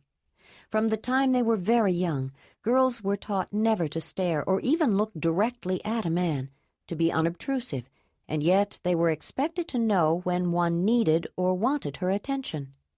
As a consequence, clan women learned to focus carefully and precisely, and with a glance absorb significant information from posture, movement, and expression very quickly, and they missed little.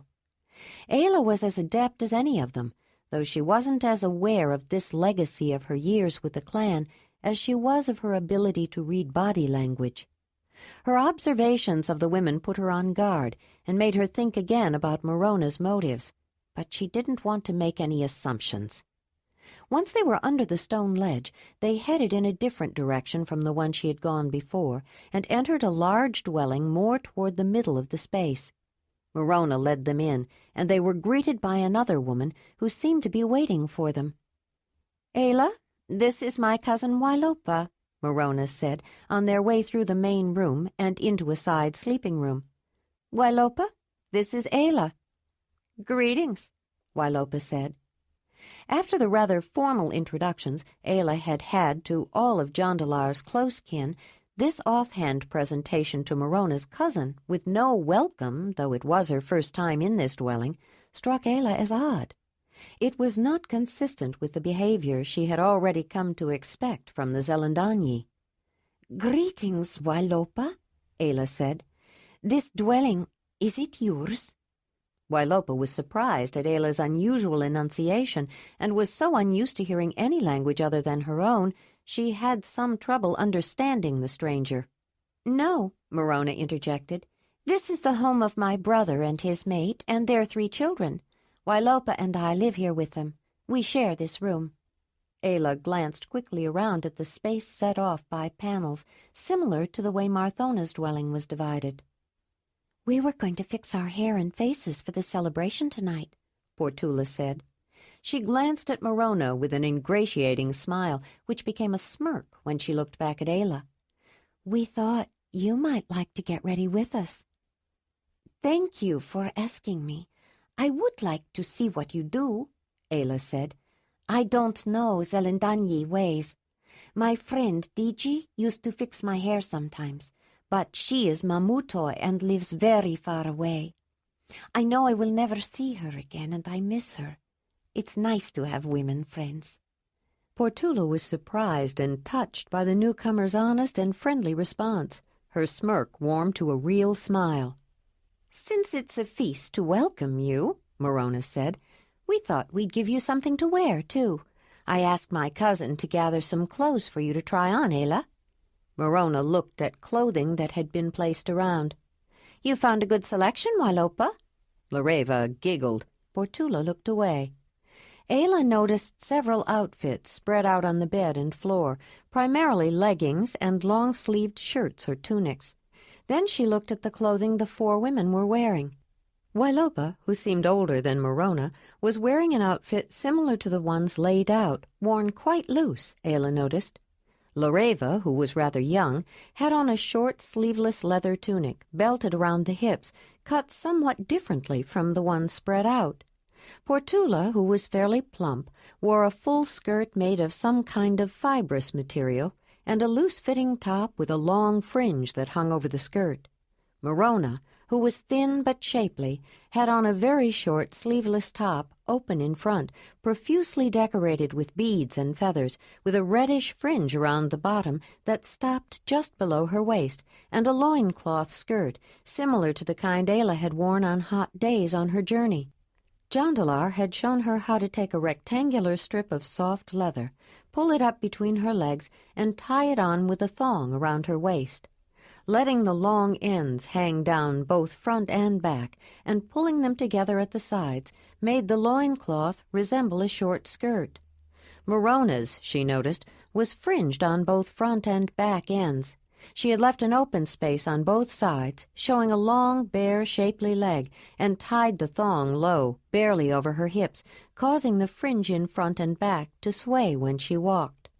Ayla thought Morona's clothes, the very short top that did not meet in front and could never be closed, and the skimpy loincloth skirt, looked small for her, as though they had been made for a child, not a woman. Yet she was certain that the light-haired woman chose her clothing purposefully and with great care. "Go ahead, pick something out," Morona said, "and then we'll fix your hair. We want this to be a special night for you." "All these things look so big and heavy," Ayla said. "Won't they be too warm?" "It cools off at night," Wailopa said, "and these clothes are supposed to be worn loose, like this." She lifted her arms and showed the loose, blousy fit. "Here, try this on," Morona said, picking up a tunic. "We'll show you how it's supposed to be worn." Ayla removed her own tunic, then her amulet bag from around her neck and put it on a shelf, and let the women slip the other tunic over her head. Even though she was taller than any of the 4 women, it hung down to her knees, and the long sleeves fell below her fingertips. "This is too big," Ayla said. She didn't see Lareva, but she thought she heard a muffled sound behind her. "No, it's not," Wailopa said, smiling broadly. "You just need a belt, and you're supposed to roll up the sleeves, like I did, see? Portula, bring that belt so I can show her." The plump woman brought a belt, but she wasn't smiling any more, unlike Morona and her cousin, who smiled excessively. Morona took the belt and wrapped it around Ayla. "You tie it low, like this, around your hips, and let it blouse out, and then the fringe hangs down. See?" Ayla still felt there was far too much material. "No, I don't think this one fits right. It really is too big. And look at these leggings," she said, taking the pair that was beside the tunic and holding them in front of herself. "The waist comes up much too high." She pulled the tunic off over her head. "You're right," Morona said. "Try on another one." They picked out another outfit, slightly smaller and very intricately decorated with ivory beads and shells. "This is very beautiful," Ayla said, looking down at the front of the tunic. "Almost too beautiful." Lareva snorted strangely, and Ayla turned to look at her, but she was facing away. "But it's really very heavy and still too big," Ayla continued, taking off the second tunic. "I suppose you might think it's too big if you're not used to Zelandonii clothes," Morona said, frowning. Then she brightened with a self-satisfied smile. "But perhaps you are right. Wait here. I think I know something that would be just perfect, and it was just made." She left the sleeping room and went into another part of the dwelling. After a while she returned with another outfit. This one was much smaller and lighter in weight. Ayla tried it on. The tight leggings came halfway down her calf, but fit correctly at the waist, where the front overlapped and tied with a sturdy, flexible thong. The top was a sleeveless tunic with a deep V cut down the front, laced together with thin leather thongs. It was a little small, and Ayla could not lace it together tightly, but with the thongs loosened it wasn't bad. Unlike the others, it was a simple, undecorated outfit, made of a soft leather that felt nice against her skin. "This is very comfortable," Ayla said. "And I have just the thing to set it off," Morona said, showing her a belt woven out of various colored fibers into an intricate pattern. "This is beautifully made and very interesting," Ayla said, as Morona tied it low around her waist. She felt satisfied with the outfit. "This one will do," she said. "I thank you for your gift." She put on her amulet and folded her other clothes. Lareva choked and coughed. "I need some water," she said, and dashed from the room. "Now you must let me fix your hair," Wailopa said, still smiling broadly. "I promise to do your face after I do Portula's," Morona said. "And you said you'd fix my hair, Wailopa," Portula said. "You promised to do me too," Lareva said from the entrance to the room.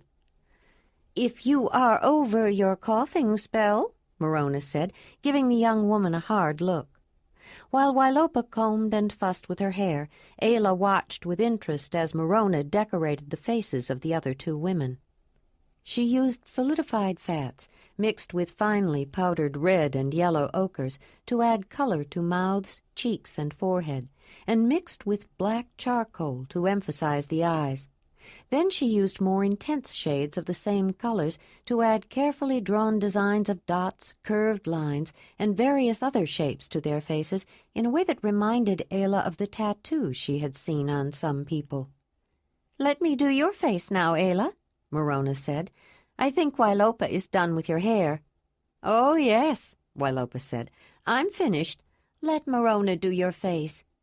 While the face decorations of the women were interesting, Ayla felt uncomfortable with the idea. In Marthona's dwelling, there was a subtle use of color and design that was very pleasing, but Ayla wasn't sure she liked the way the women looked. It seemed too much somehow. "No, I don't think so," Ayla said. "But you have to," Lareva said, looking dismayed. Everyone does it, Morona said. You would be the only one without it. Yes, go on. Let Morona do it. It's what all the women do, Wailopa said. You really should, Lareva urged. Everyone always wants Morona to paint her face. You're lucky she's willing. They were pressing her so hard it made Ayla want to resist. Marthona had not said anything to her about having to get her face painted.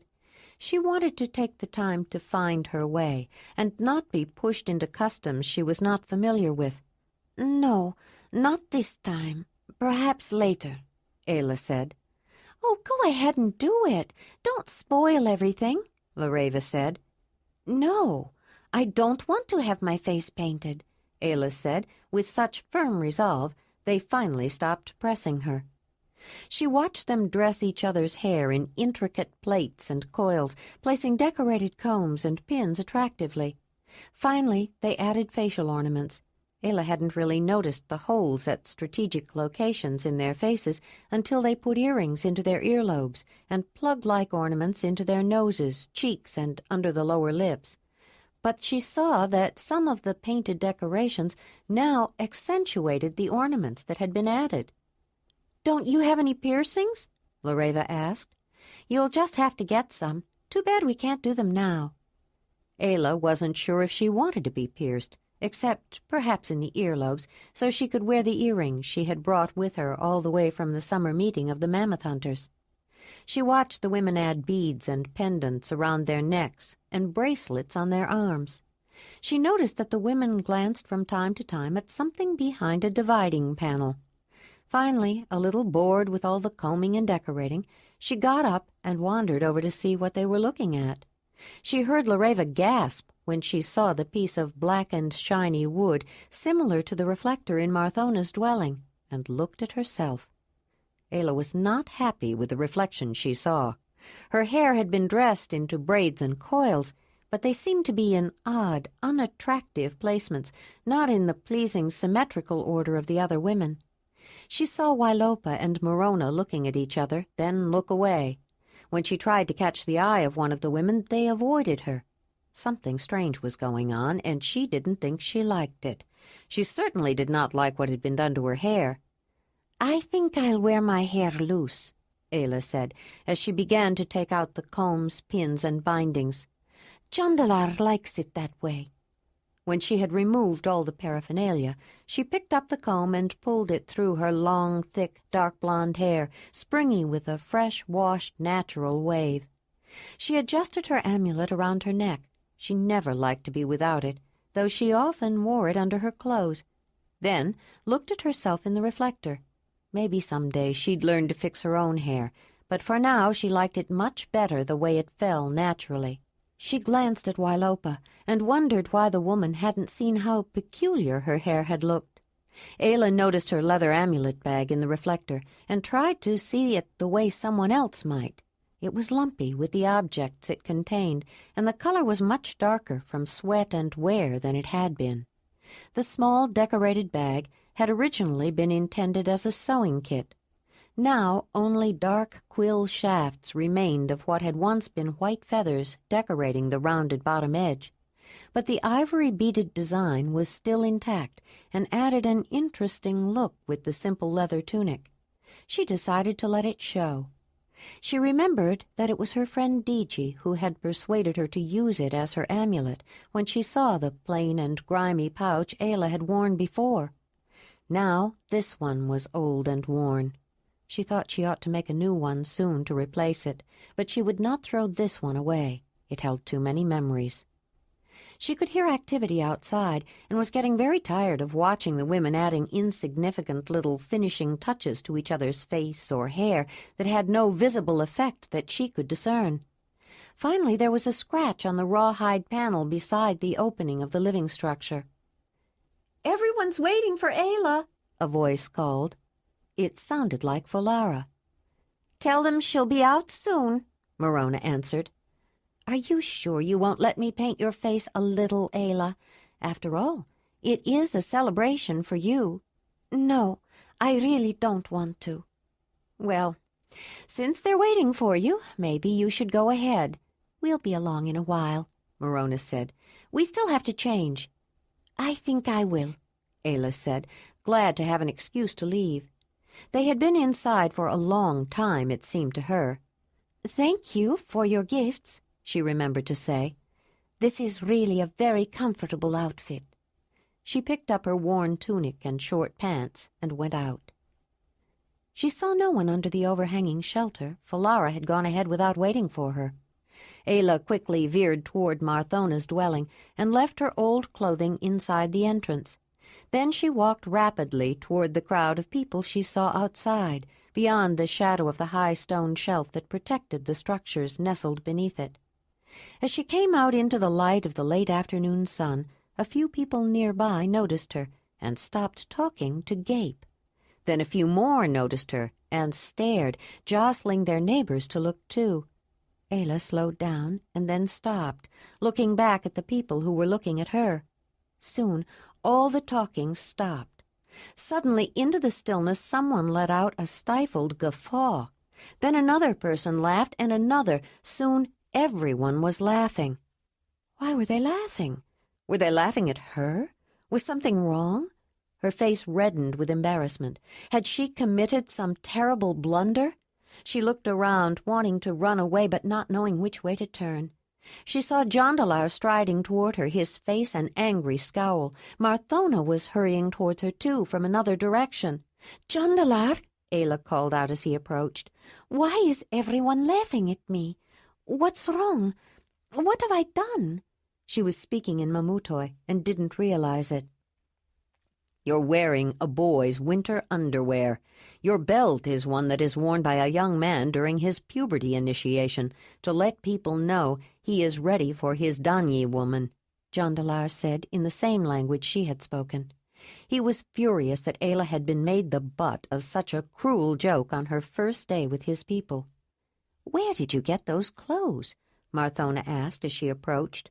"Morona," Jondalar answered for her. "When we were at the river, she came and told Ayla that she wanted to help her dress for the celebration tonight. I should have guessed she had some vicious plan in mind to get back at me." They all turned around and looked back under the abri toward the dwelling of Morona's brother. Standing just inside the shadows of the overhang were the 4 women. They were holding their sides, leaning against each other, laughing so hard at the woman they had tricked into wearing completely inappropriate boys' clothing that tears were streaming down their faces, smearing their careful makeup with red and black streaks.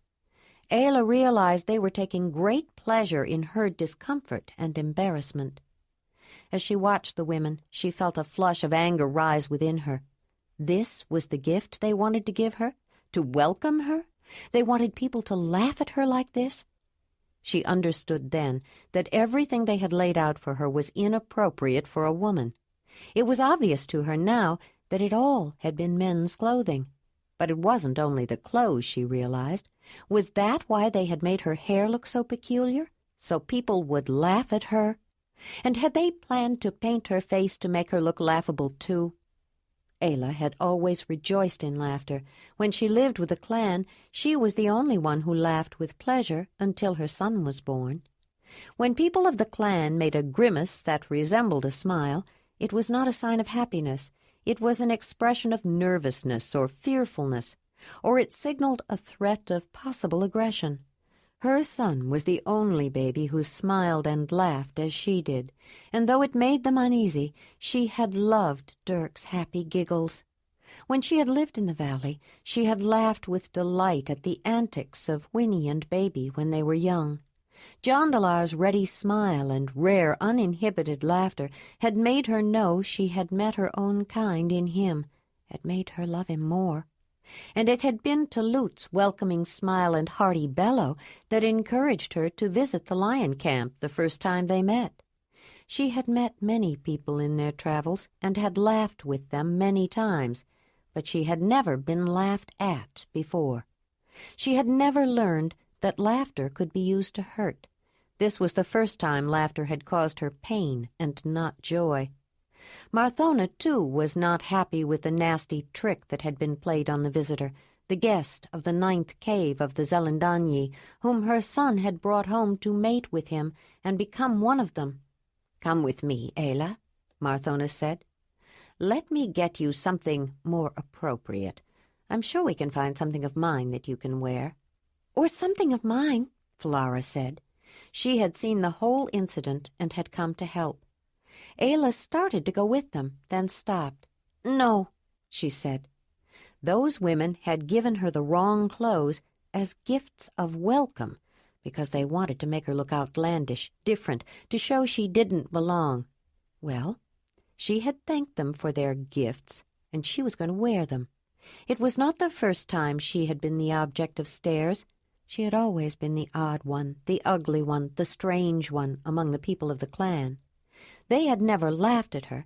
They didn't know how to laugh like that, but they had all stared at her when she arrived at the clan gathering. If she had been able to stand being the only one who was different, who did not belong, the only one who was not clan at the entire clan gathering, she could certainly stand up to the Zelandonii. At least they looked the same. Ayla straightened her back, clamped her jaw shut, jutted out her chin, and glared at the laughing throng. "Thank you, Marthona, and you too, Falara, but this outfit will do just fine. It was given to me as a gift of welcome. I would not be so discourteous as to cast it aside." She glanced behind her and noticed that Morona and the others were gone. They had returned to Morona's room. Ayla turned back to face the large gathering of people who had assembled and started walking toward them. Marthona and Falara looked at Jondalar, stunned, when she passed by, but he could only shrug and shake his head. Ayla caught a familiar movement out of the corner of her eye as she proceeded. Wolf had appeared at the head of the path and was running toward her. When he reached her, she patted herself and he jumped up and put his paws on the front of her shoulders, then licked her throat and took it gently in his jaws. There was an audible commotion from the crowd. Ayla signaled him down, then indicated that he should follow her closely, the way she had taught him at the Mamutoi summer meeting. As Ayla moved through the group, there was something about the way she walked, something about her determination, something about her defiant look in the face of those who laughed, and something about Wolf walking at her side that silenced them. Soon no one felt like laughing any more. She walked into the midst of a group of people whom she had met before. Willamar, Joharan, and Zelandonii greeted her.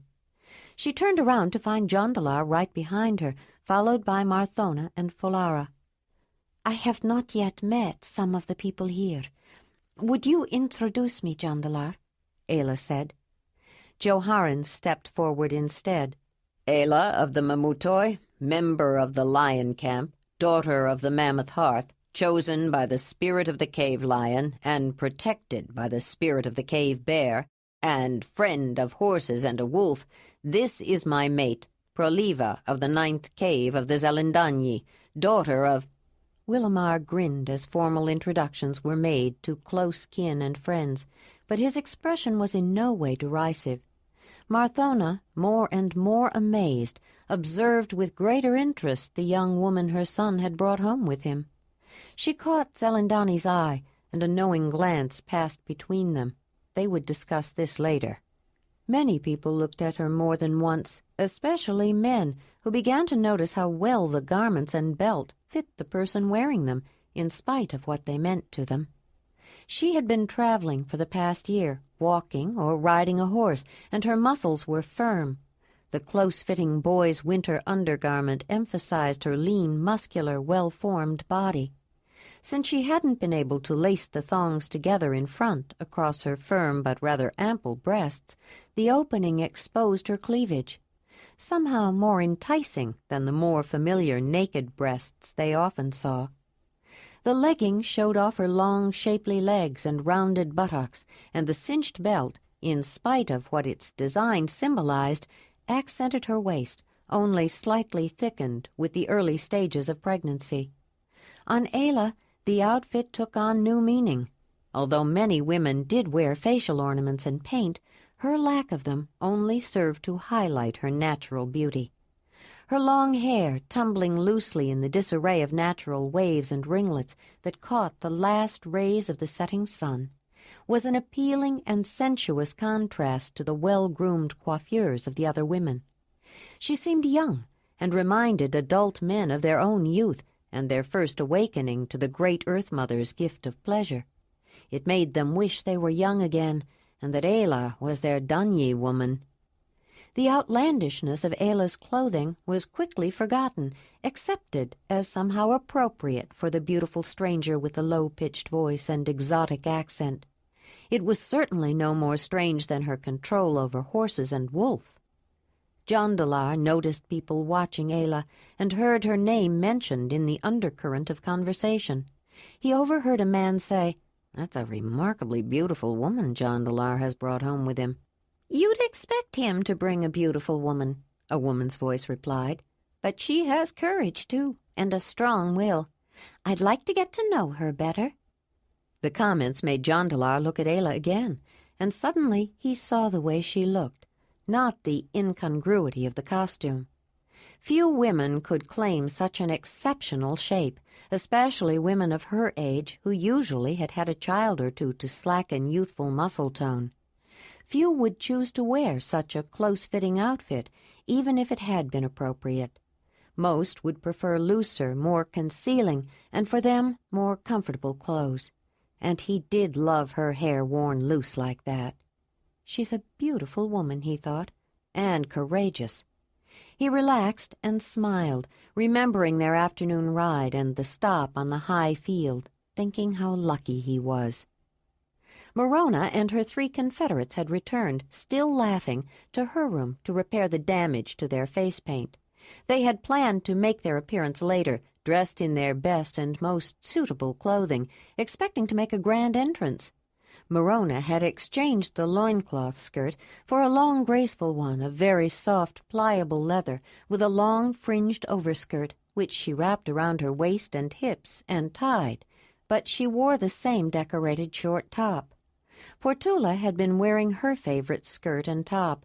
Lareva had only the short tunic dress with her, but the other women had loaned her a long, fringed overskirt and several extra necklaces and bracelets, and fixed her hair and painted her face much more elaborately than she had ever worn it before. Wailopa, laughing as she removed the decorated shirt and trousers made for a man, had changed into her own highly decorated trousers, dyed an orangey shade of red, and more deeply colored tunic with a dark fringe. When they were ready, they left the dwelling and walked together to the open front terrace. But when people noticed Morona and her friends, they pointedly turned their backs on them and ignored them. The Zelandonii were not a cruel people. They had laughed at the stranger only because they were startled by the idea of a grown woman wearing a boy's winter underwear and puberty belt. But most of them were not pleased about the crude prank. It had reflected badly on all of them, made them seem to be discourteous and inhospitable. Ayla was their guest, and would very likely soon be one of their own. And besides, she had carried it off so well, it showed her mettle, made them proud of her. The 4 women saw a large group crowded around someone, and when several people left, they could see Ayla at the center, still wearing the clothes they had given her. She hadn't even changed. Morona was shocked. She had been sure one of Jondalar's kin would have given the newcomer something more appropriate to wear, that is, if she dared to show her face again. But her plans to show up the strange woman that Jondalar had brought back with him, after leaving her in the lurch with nothing but an empty promise, had instead shown what a spiteful and mean-spirited person she was. Morona's cruel joke had turned back on her, and she was fuming. She had coaxed and cajoled her friends into joining her, promising them they would be the center of attention, telling them how much they would shine. Instead, everyone seemed to be talking about Jondalar's woman.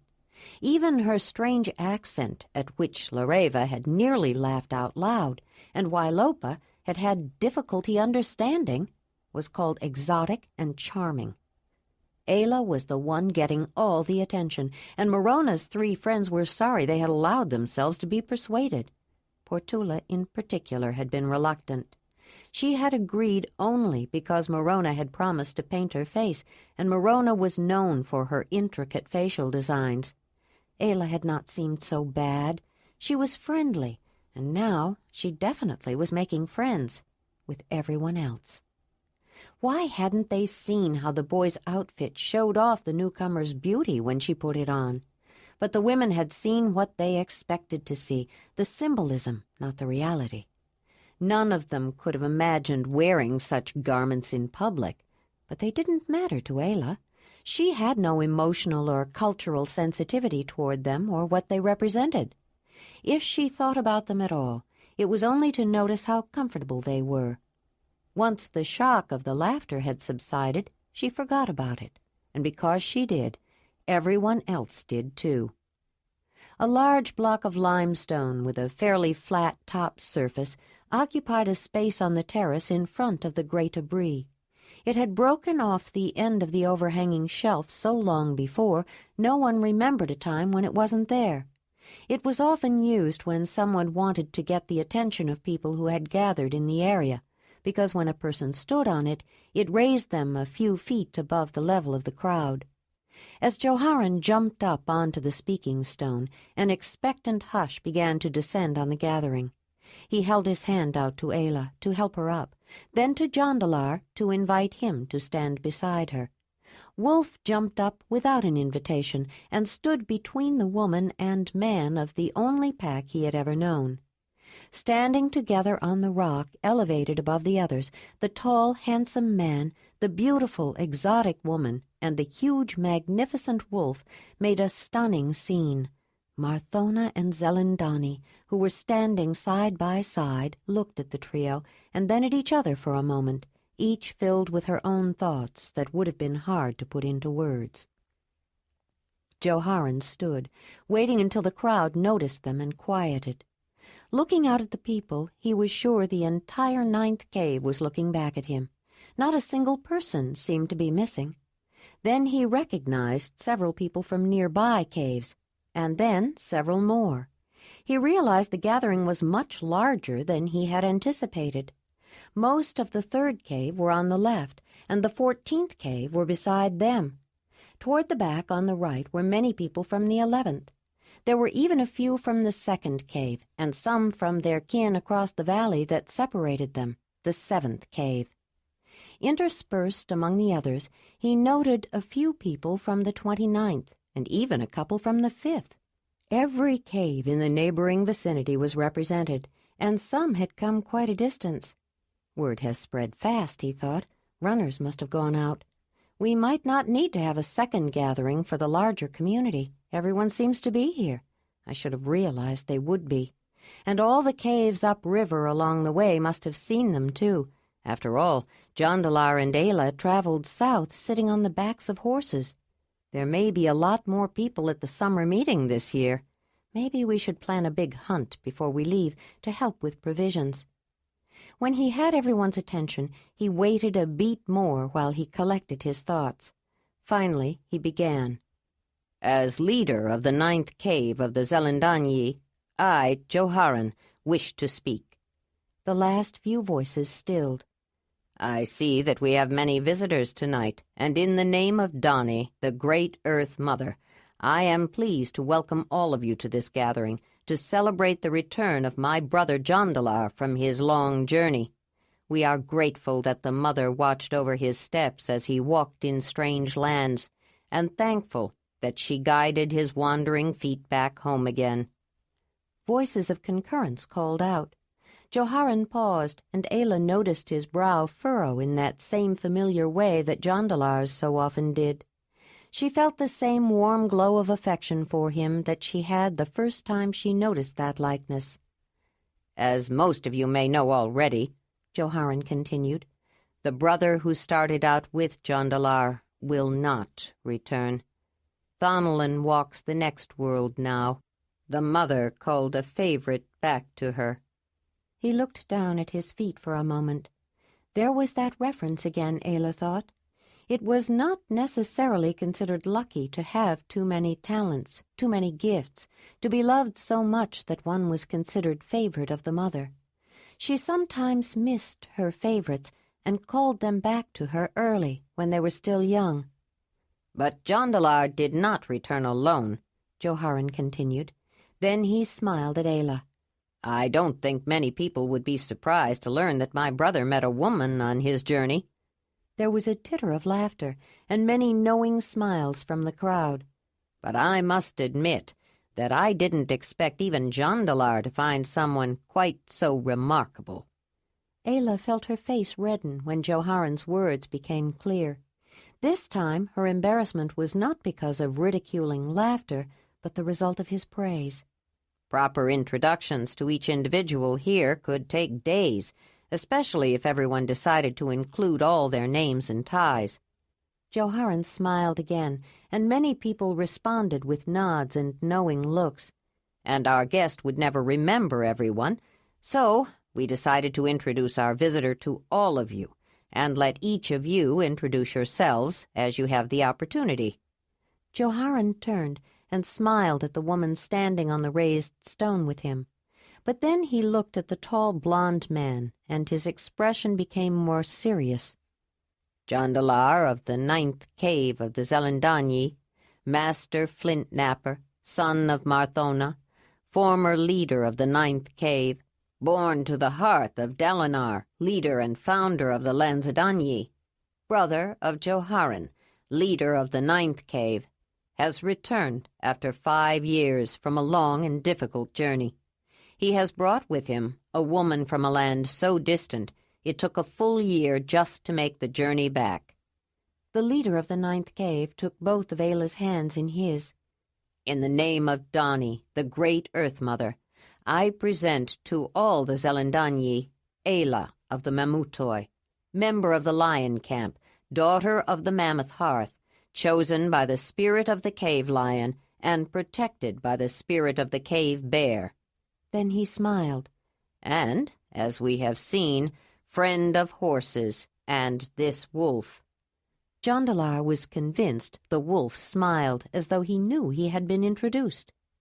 Ayla of the Mamutoi, she thought, remembering when she was Ayla of no people, and feeling a great swelling of gratitude toward Talut and Nezi and the rest of the lion camp for giving her a place to claim. She struggled to hold back the tears that threatened. She missed them all.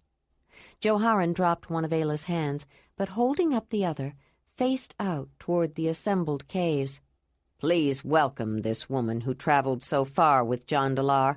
Welcome her to this land of the Zelandonii, the great Mother Earth's children. Show this woman the hospitality and respect with which the Zelandonii honor all their guests, especially one of the Blessed of Dani. Let her know we value our visitors. There were sidelong glances in the direction of Morona and her friends. The joke wasn't at all funny anymore. It was their turn to feel embarrassed, and Portula, at least, turned crimson when she looked up at the foreign woman standing on the speaking stone, wearing a Zelandonii boy's underwear and puberty belt. She hadn't known the clothing she was given was inappropriate. It didn't matter. The way she wore it made it entirely proper. Then Ayla, feeling a need to do something, took a small step forward. In the name of Mut, great mother of all, whom you know as Dani, I greet you, Zelandonii, children of this beautiful land, children of the great Earth Mother, and thank you for welcoming me. I thank you, too, for accepting my animal friends into your midst, for allowing Wolf to stay with me inside a dwelling. Wolf looked up at her at the sound of his name. And for providing a place for the horses. And Racer. The immediate reaction of the crowd was startled surprise. Though her accent was quite noticeable, it wasn't the way she spoke that astonished the people. In the spirit of the formality of the introductions, Ayla said the name of her mare the way she had originally given it to Winnie, and they were stunned by the sound that had come out of her mouth. Ayla had made such a perfect horse's whinny that for a moment they thought it was a horse. It was not the first time she had surprised people with her ability to imitate the sound of an animal. A horse was not the only animal she could mimic. Ayla had no memory of the language she had known as a child. She could not remember anything about her life before the clan, except a few vague dreams and a mortal fear of earthquakes. But Ayla's kind had an inherent compulsion, a genetic drive nearly as strong as hunger, for verbal speech. When she was living alone in the valley after she left the clan and before she had learned to speak again from Jondalar, she developed verbalizations for herself to which she attributed meaning, a language only she and Whinny and Racer, to some extent, could understand.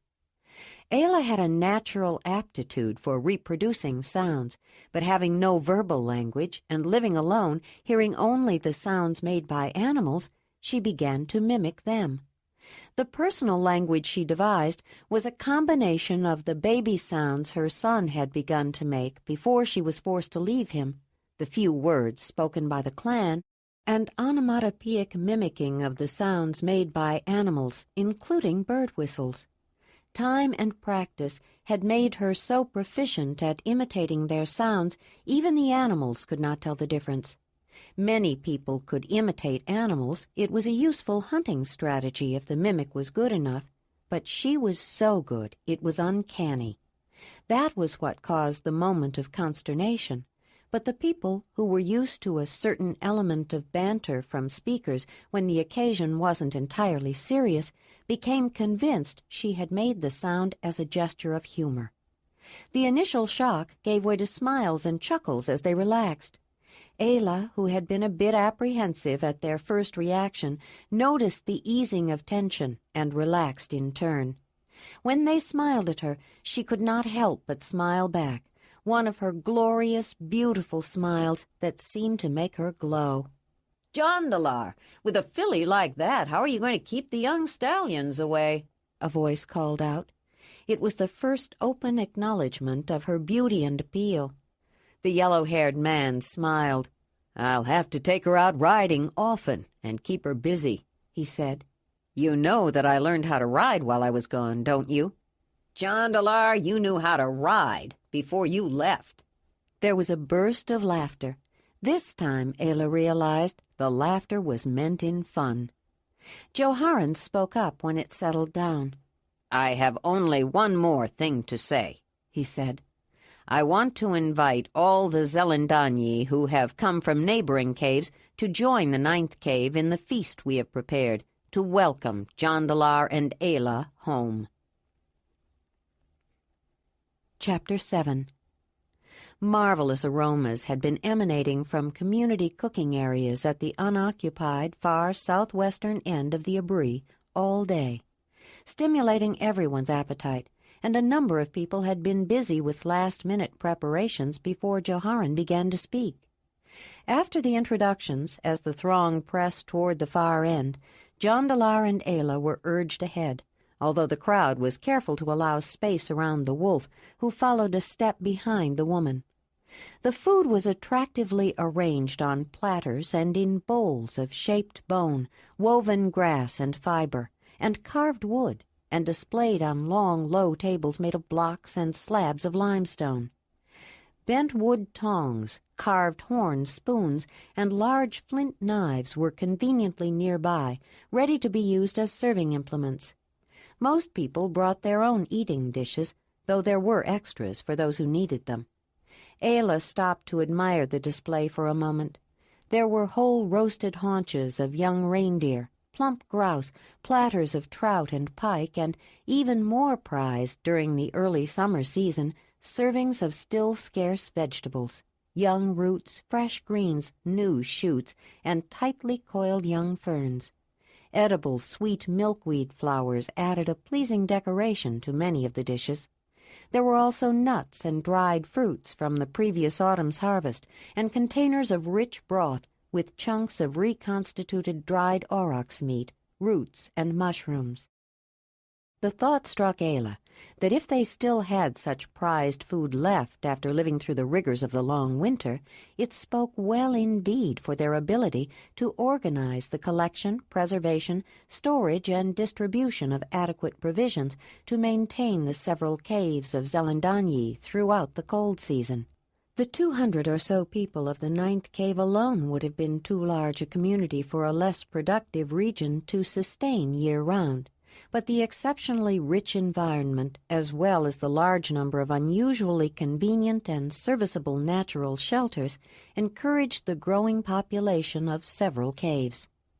The home of the 9th cave of the Zelandonii was a high limestone cliff whose face was carved by weather and wear into an enormous overhanging shelf that went from slightly south of due east to almost southwest in a long, shallow, south-facing curve that followed the river. The jutting overhang sheltered an area 650 feet in length and almost 150 feet in depth, offering nearly 100,000 square feet of covered living space. The stone floor of the abri beneath, layered with centuries of packed dirt and stone rubble, extended as a terrace or front porch somewhat beyond the edge of the huge rock ledge. With so much space available, the members of the 9th cave did not fill up the entire protected area with living structures. No one made a purposeful decision to do so, but perhaps intuitively to lay claim and declare boundaries distinct from the adjacent area where the craftspeople of the vicinity tended to congregate. The residential dwellings of the 9th cave were clustered at the eastern end of the abri. Since they had plenty of room to spread out, the site immediately to the west of the dwellings was used for the community workplaces. Southwest of that, and continuing toward the end, was a large unoccupied space for children to play and for people to gather outside of their dwellings, yet still be protected from inclement weather. Though none of the others approached the size of the 9th cave, there were many other Zelandonii caves along the river and its tributaries, most of them living, at least in winter, in similar sheltered limestone abris with capacious front porches of the same material. Though the people didn't know it, and their descendants wouldn't even think in such terms for many millennia, the location of the land of the Zelandonii was halfway between the North Pole and the equator. They didn't need to know it to understand the benefits of their middle latitude position. They had lived there for many generations and had learned from experience, passed down through example and lore, that the territory had advantages in all seasons, if one knew how to utilize them. In summer, people tended to travel around the larger region that they thought of as Zelandonii land, usually living in the open in tents or lodges constructed of natural materials, especially when gathering together into larger groups, and often when visiting or hunting or harvesting quantities of vegetable produce. But when they could, they were always happy to find a south-facing stone shelter to use temporarily, or to share the shelters of friends and kin, because of their distinct advantages. Even during the Ice Age, when the leading edge of the nearest mass of ice was only a few hundred miles to the north, clear days could get quite hot at middle latitudes in the warm season. As the sun passed overhead, seeming to circle the great mother planet, it rode high in the southwest sky. The great protective overhanging cliff of the 9th cave, and others that faced south or southwest, cast a shadow beneath it in the heat of midday, offering a respite of enticing cool shade. And when the weather began to chill, heralding the severe season of intense cold in periglacial territories, they welcomed their more permanent and protected homes. During the glacial winters, though sharp winds and temperatures well below freezing prevailed, the bitter cold days were often dry and clear. The shining orb hung low in the sky then, and the long rays of the afternoon sun could penetrate deep into a south-facing shelter to lay a kiss of solar warmth on the receptive stone. The great limestone abri cherished its precious gift, holding it until evening, when the nip of frost bit deeper. Then it gave back its warmth to the protected space. Proper clothing and fire were essential to survival on the northern continents when glaciers covered nearly a quarter of the Earth's surface. But in the land of the Zelandonii, passive solar heat made a significant contribution toward warming their living space. The huge cliffs with their protective shelters were a significant reason the region was among the most heavily populated in all that cold, ancient world. Ayla smiled at the woman responsible for organizing the feast. "It looks so beautiful, Proliva. If the wonderful smells hadn't made me so hungry, I would just like to look at it." Proliva smiled back, pleased. "That is her specialty," Marthona said. Ayla turned, somewhat surprised to see Jondalar's mother. She had looked for her before she stepped down from the speaking stone, but couldn't find her. No one can put together a feast or a gathering like Proliva. She's a good cook, too, but it's her skill at organizing the contributions of food and help from other people that makes her such an asset to Joharan in the 9th cave. "I learn from you, Marthona," Proliva said, obviously delighted at the high praise from the mother of her mate. "You have more than outdone me. I was never as good at making feasts as you have become," Marthona said. Ayla noticed the very specific reference to making feasts and recalled that Marthona's specialty had not been organizing feasts and gatherings. Her organizing skills had been utilized as the leader of the 9th cave before Joharan. "I hope you let me help you next time, Proliva," Ayla said. "I would like to learn from you." "I'd be happy to have your help next time, but since this feast is for you and people are waiting for you to start, can I serve you some of this young reindeer roast?" "What about your wolf animal?" Marthona asked. "Would he like some meat?" "He would, but he doesn't need tender young meat. He would probably be happy with a bone, if there is one with a little meat left on it that isn't needed for soup," Ayla said. "There are several by the cooking fires over there," Proliva said. "but do take a slice of this reindeer and some daylily buds for yourself first." Ayla held out her eating bowl to accept the piece of meat and ladle of hot green vegetables. Proliva called another woman to come and serve the food and walked with Ayla toward the cooking hearths, staying on her left side, away from Wolf. She led them to the bones piled to one side of a large hearth and helped Ayla pick out a broken long bone with a shiny knob at one end. The marrow had been extracted, but pieces of brownish drying raw meat were still clinging to it. "This will do fine," Ayla said, while the wolf eyed her with tongue-lolling anticipation. "Would you like to give it to him, Proliva?" Proliva frowned nervously. She didn't want to be impolite to Ayla, especially after Morona's trick, but she wasn't eager to give a bone to a wolf. "I would," Marthona said, knowing it would make everyone less fearful to see her do it. "What should I do?" "You can hold it out to him, or you can toss it to him," Ayla said. She noticed that several people, including Jondalar, had joined them. He had an amused smile on his face. Marthona took the bone and held it out toward the animal as he approached. Then, with a change of mind, she tossed it in the general direction of the wolf. He jumped up and grabbed it in the air with his teeth, a trick that drew appreciative comments. Then he looked at Ayla expectantly. "Take it over there, Wolf," she said, signaling him as well, indicating the big charred stump at the edge of the terrace.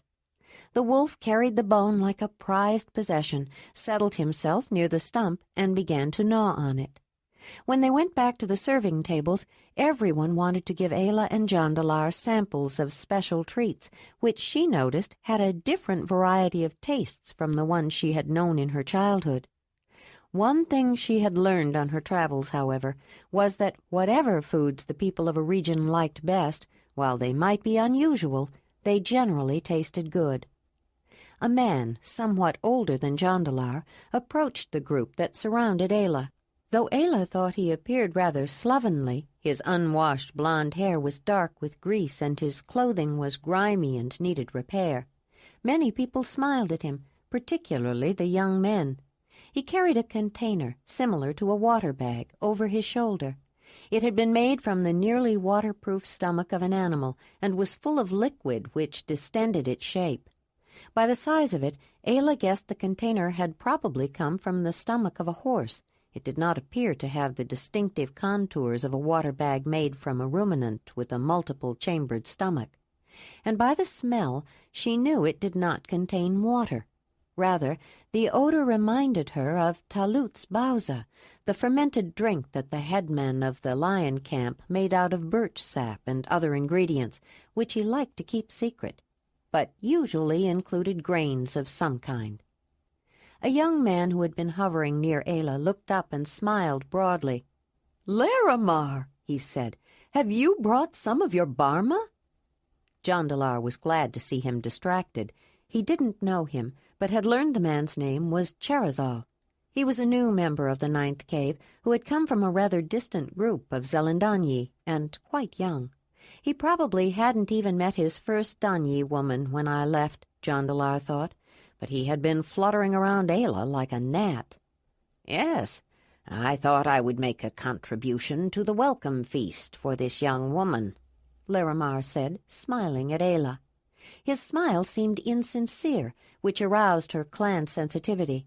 She paid closer attention to the language his body spoke and quickly decided this was not a man to be trusted. "A contribution?" one of the women asked with a hint of sarcasm. Ayla thought it was Salova, the mate of Rushamar, one of the two men whom she regarded as Joharan's seconds in command, as Grod had been Bruns in the clan. Leaders needed someone they could rely on, she had decided. "I thought it was the least I could do," Laramar said. "It isn't often that a cave can welcome someone from so far away." As he lifted the heavy bag from his shoulder and turned to put it down on a nearby stone table, Ayla overheard the woman mutter under her breath, "And even less often that Laramar contributes anything. I wonder what he wants." It seemed obvious to Ayla that she was not alone in mistrusting the man. Others did not trust him either. It made her curious about him. People with cups in hand were already gathering around him, but he made a point of singling out Ayla and Jondalar. "I think the returned traveler and the woman he brought with him should get the first drinks," Laramar said. "They can hardly refuse such a great honor," Salova murmured. Ayla barely heard the scornful comment and wondered if anyone else did, but the woman was right. They could not refuse. Ayla looked at Jondalar, who pointedly emptied the water from his cup and nodded toward the man. She emptied her cup as they walked up to Laramar. "Thank you," Jondalar said, smiling. Ayla thought his smile was as insincere as Laramar's. "This is very thoughtful of you. Everyone knows your Barma is the best, Laramar. Have you met Ayla yet?" "Along with everyone else," he said, "but I haven't really been introduced." "Ayla of the Mamutoi, this is Laramar of the Ninth Cave of the Zelandonii. It is true, no one makes better Barma than his," Jondalar said. Ayla thought it seemed a rather limited formal introduction, but the man smiled at the praise. She handed Jondalar her cup to free both of her hands and held them out to the man. "In the name of the great Earth Mother, I greet you, Laramar of the Ninth Cave of the Zelandonii," she said. "And I welcome you," he said, taking her hands, but holding them only briefly, almost as if he was embarrassed. "Rather a formal one. Let me offer you a better welcome." Laramar proceeded to open the container. First he unwrapped a waterproof piece of cleaned intestine from a pouring spout that had been made of a single vertebra from the backbone of an aurochs. Extraneous material around the tubular bone had been carved away, and a groove cut around the outside. Then it had been inserted into a natural opening of the stomach, and a strong cord tied around the skin that encircled the bone so that it was pulled into the groove to hold it in place and make a watertight connection. Then he pulled out the stopper, a thin leather thong that had been knotted several times at one end until it was big enough to plug the central hole. It was much easier to control the flow of liquid from the flexible bag through the natural hole in the center of the solid section of spine. Ayla had retrieved her cup from Jondalar and held it out. Larimar filled it somewhat more than half full. Then he poured some for Jondalar. Ayla took a small sip. "This is good," she said, smiling. "When I lived with the Mamutoi, the headman, Talut, used to make a drink similar to this out of birch sap and grains and other ingredients. But I must admit this is better." Larimar looked around at the people nearby with a smirk of satisfaction. "What is this made of?" Ayla asked, trying to get the taste. "I don't always make it the same way. It depends on what's available. Sometimes I use birch sap and grains," Larimar said, being evasive. "Can you guess what's in it?" She tasted again. It was harder to guess ingredients when they were fermented. "I think there are grains, perhaps birch sap or sap from some other tree, and maybe fruit. But something else, something sweet. I can't tell the proportions, though, how much of each is used," Ayla said. "You have a good sense of taste," he said, evidently impressed. "This batch does have fruit, apples that were left on a tree through a frost, which makes them a little more sweet. But the sweet you are tasting is honey." "Of course. Now that you mention it, I can taste honey," Ayla said. "I can't always get honey, but when I can, it makes the Barma better and stronger," Larimar said, this time with a smile that was genuine. There were not many with whom he could discuss the making of his brew. Most people had a craft, something in which they developed the skill to excel. Larimar knew that he could make Barma better than anyone. He considered it his craft, the one thing he could do well. But he felt that few gave him the credit he thought he deserved. Many foods fermented naturally, some on the vine or tree on which they grew. Even animals who ate them were sometimes affected, and many people made fermented beverages, at least occasionally. But they were inconsistent, and their product often turned sour. Marthona was often cited for making an excellent wine, but it was considered by many a minor thing, and of course it wasn't her only skill. Larimar could always be counted on to make a fermented brew that became alcoholic, not vinegary, and his was often very good. He knew that it wasn't a minor thing. It took skill and knowledge to do it well. But most people cared only about his end product. It didn't help that he was known to drink a lot of it himself, and was often too sick in the mornings to go hunting or to participate in some cooperative, sometimes unpleasant, but usually necessary activity that needed to be done for the cave. Shortly after he poured the Barma for the guests of honor, a woman appeared at Larimar's side. A toddler was hanging on her leg that she seemed to be ignoring. She had a cup in her hand, which she held toward Larimar. A flicker of displeasure danced across his features for a moment, but he held his expression carefully neutral as he poured her some Barma. "Aren't you going to introduce her to your mate?" she said, obviously directing her question to Larimar, but looking at Ayla. "Ayla, this is my mate, Tremida, and the one hanging on her is her youngest boy," Larimar said, complying with her request minimally, and somewhat reluctantly, Ayla thought. "Tremida, this is Ayla of the Matumo." "In the name of the mother, I greet you, Tremida of—" Ayla started, putting down her cup so she could use both hands in the formal greeting.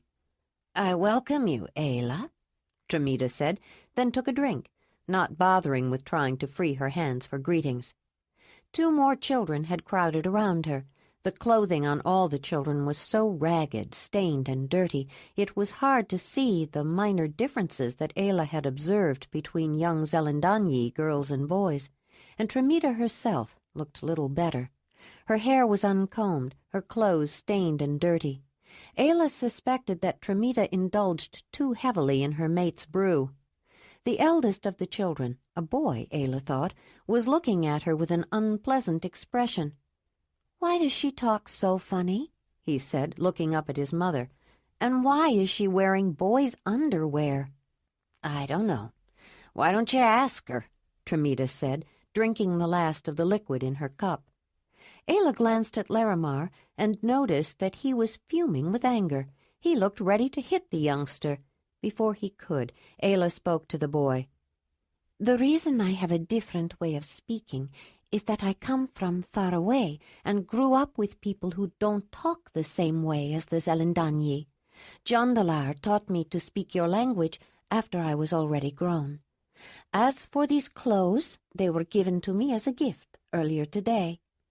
The youngster seemed surprised that she had answered him, but he didn't hesitate to ask another question. "Why would someone give you boys' clothes?" the boy said. "I don't know," she said. "Perhaps they meant it as a joke, but I rather like them. They are very comfortable. Don't you think so?" "I guess so. I never had any as good as those," the boy said. "Then perhaps we can make some for you. I'd be willing if you will help me." His eyes lit up. "Do you mean it?" "Yes, I mean it. Will you tell me your name?" "I'm Boligan," he said. Ayla held out both her hands. Boligan looked at her in surprise. He had not expected a full formal greeting and wasn't sure what to do. He didn't think he had a formal designation. He had never heard his mother or the man of his hearth greet anyone using their names and ties. Ayla reached down and took both his grimy hands in hers. "I am Ayla of the Mamutoi, member of the lion camp," she began, and continued with her full formal designation.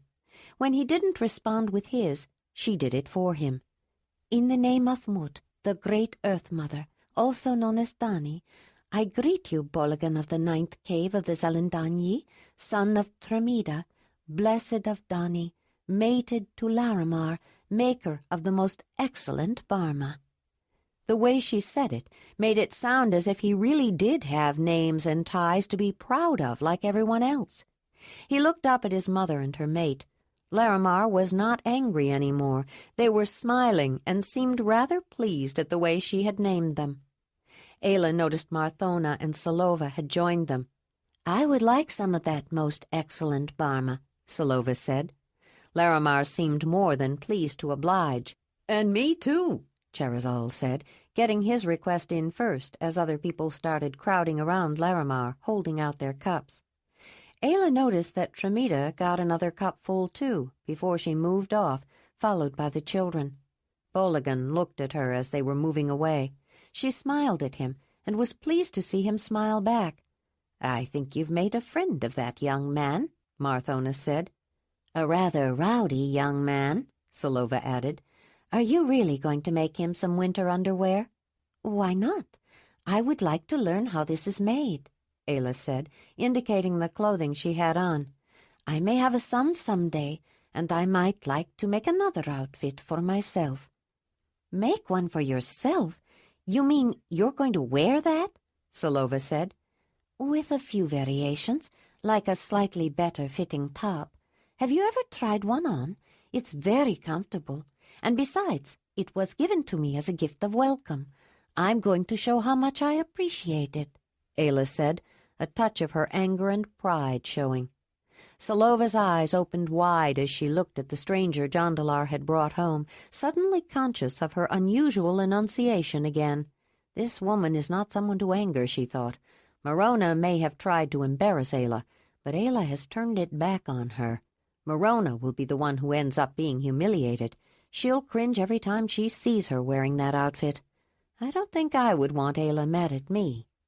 "I'm sure Boligan could use something warm to wear this winter," Marthona said. She had not missed a bit of the subtle communication between the two younger women.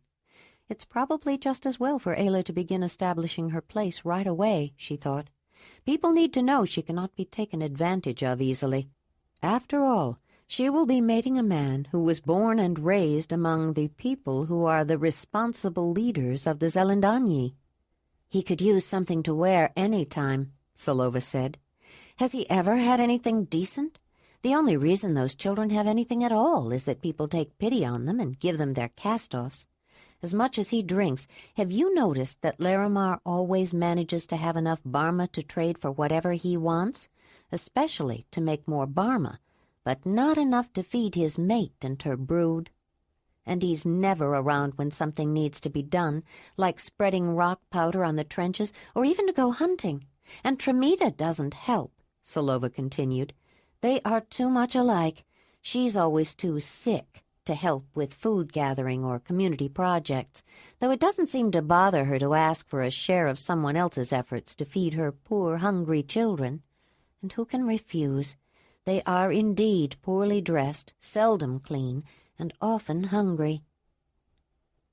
After the meal, the gathering became more boisterous, especially after Larimar's Barma appeared. As darkness came on, the revelers moved to an area closer to the middle of the space under the huge rock shelf that roofed the entire settlement, and a large fire was lit, barely under the edge of the overhead shelter. Even during the hottest days of summer, nighttime brought a penetrating chill, a reminder of the great masses of glacial ice to the north. The bonfire threw heat back under the abri, and as the rock warmed, it added to the comfort of the surroundings. So did the friendly, if constantly changing, crowd gathered around the recently arrived couple. Ayla met so many people that in spite of her exceptional memorizing skill, she wasn't sure she would remember them all. Wolf suddenly appeared again about the same time as Proliva, carrying a sleepy Jaredal, joined the group. The boy perked up and wanted to get down, much to his mother's obvious dismay. "Wolf won't hurt him," Ayla said. "He's very good with children, Proliva," Jondalar added. "He was raised with the children of the lion camp and was especially protective of one boy who was weak and sickly." The nervous mother stooped to let the boy down while keeping an arm around him. Ayla joined them, putting her arm around the animal, primarily to reassure the woman. "Would you like to touch Wolf, Jaredal?" Ayla asked. He nodded, his head up and down solemnly. She guided his hand toward Wolf's head. "He's tickly," Jaredal said with a smile. "Yes, his fur is tickly. It tickles him, too.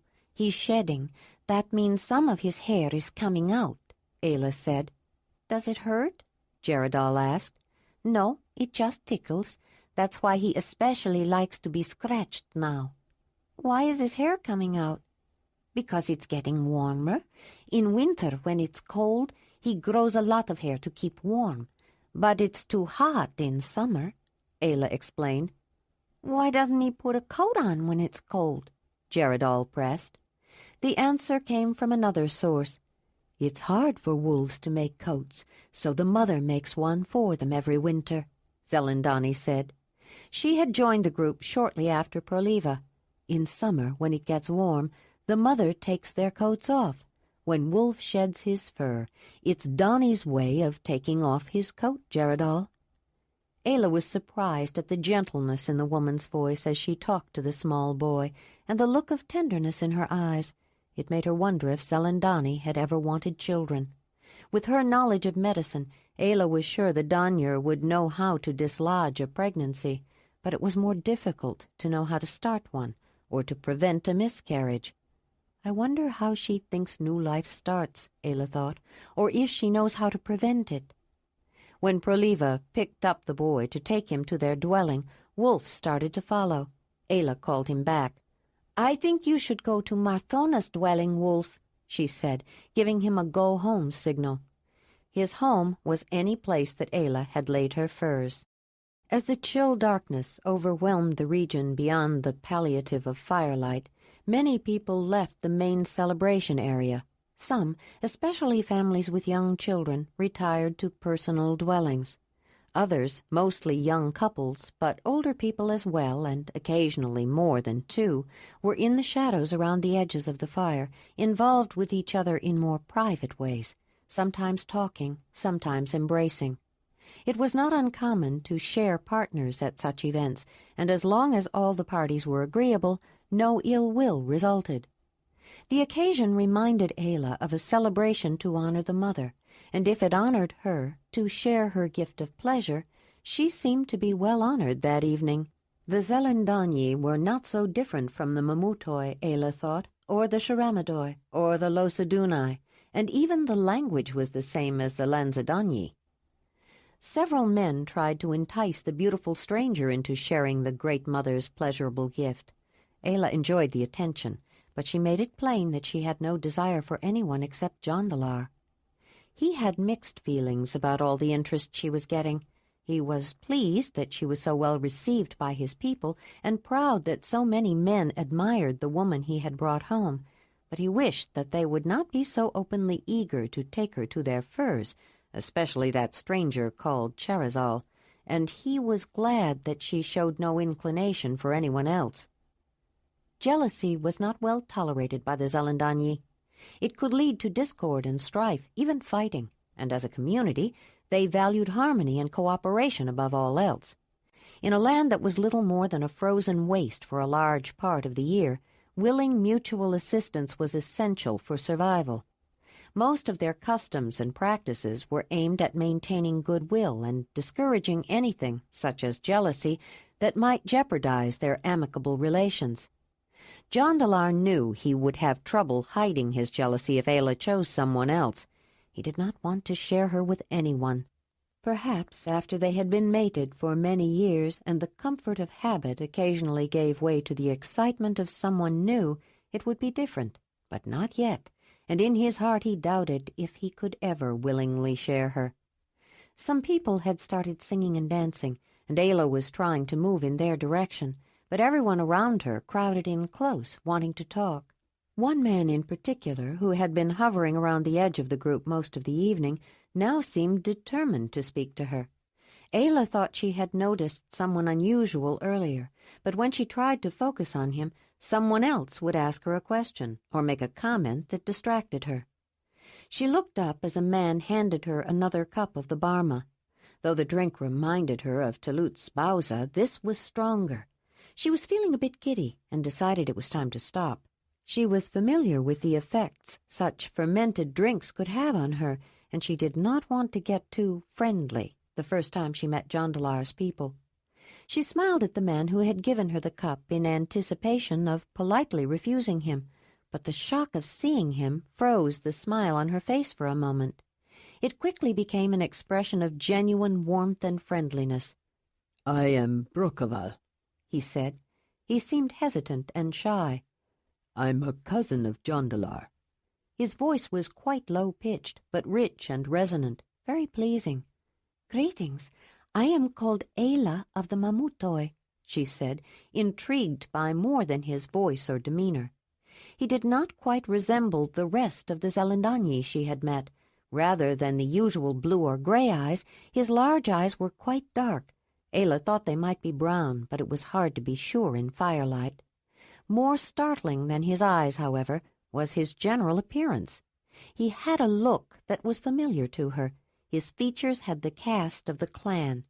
"He's a mixture, both clan and others. I'm sure of it," she thought. She studied him, but only with glances. He seemed to bring out her clan-woman training, and she found herself being careful not to stare too directly. She didn't think he was an equal mixture of half-clan, half-others like Echezar, to whom Joplea was promised, or her own son.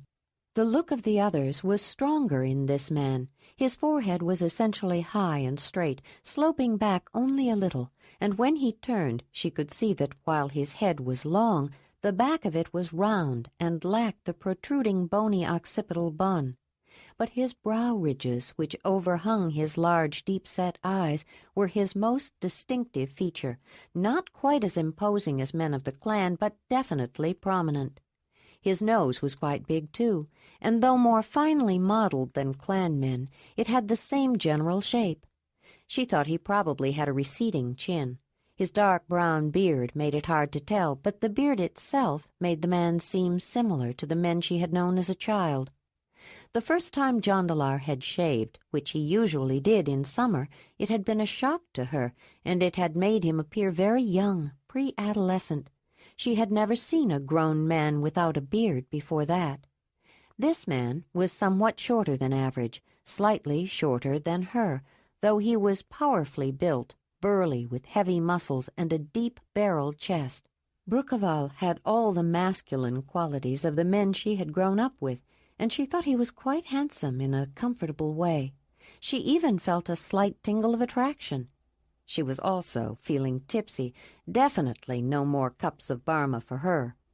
Ayla's warm smile communicated her feeling, but Brokaval thought there was an engaging shyness about her, too.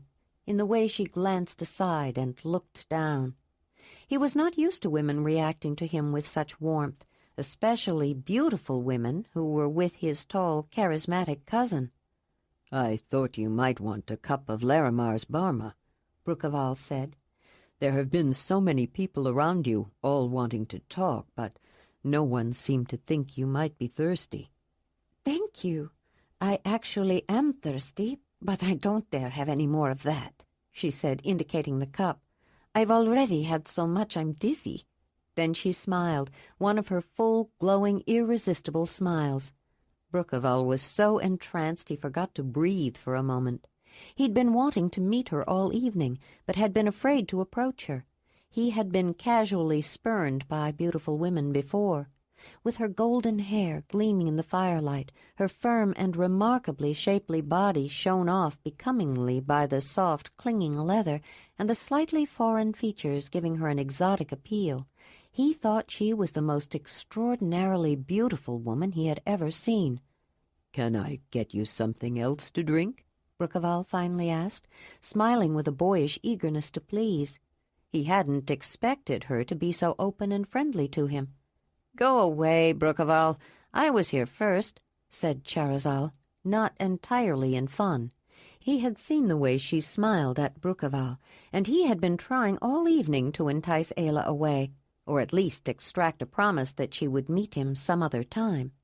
Few men would have been so persistent in trying to interest a woman chosen by Jondalar, but Charazal had moved to the 9th cave only the year before from a distant cave. He was several years younger than Jondalar, had not even reached manhood by the time the man and his brother left on their journey, and was not aware of the tall man's reputation as someone who had an incomparable way with women. He had learned only that day that the leader had a brother.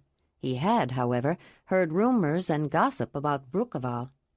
"You don't think she's going to be interested in someone whose mother was half Flathead, do you?" Charazal said.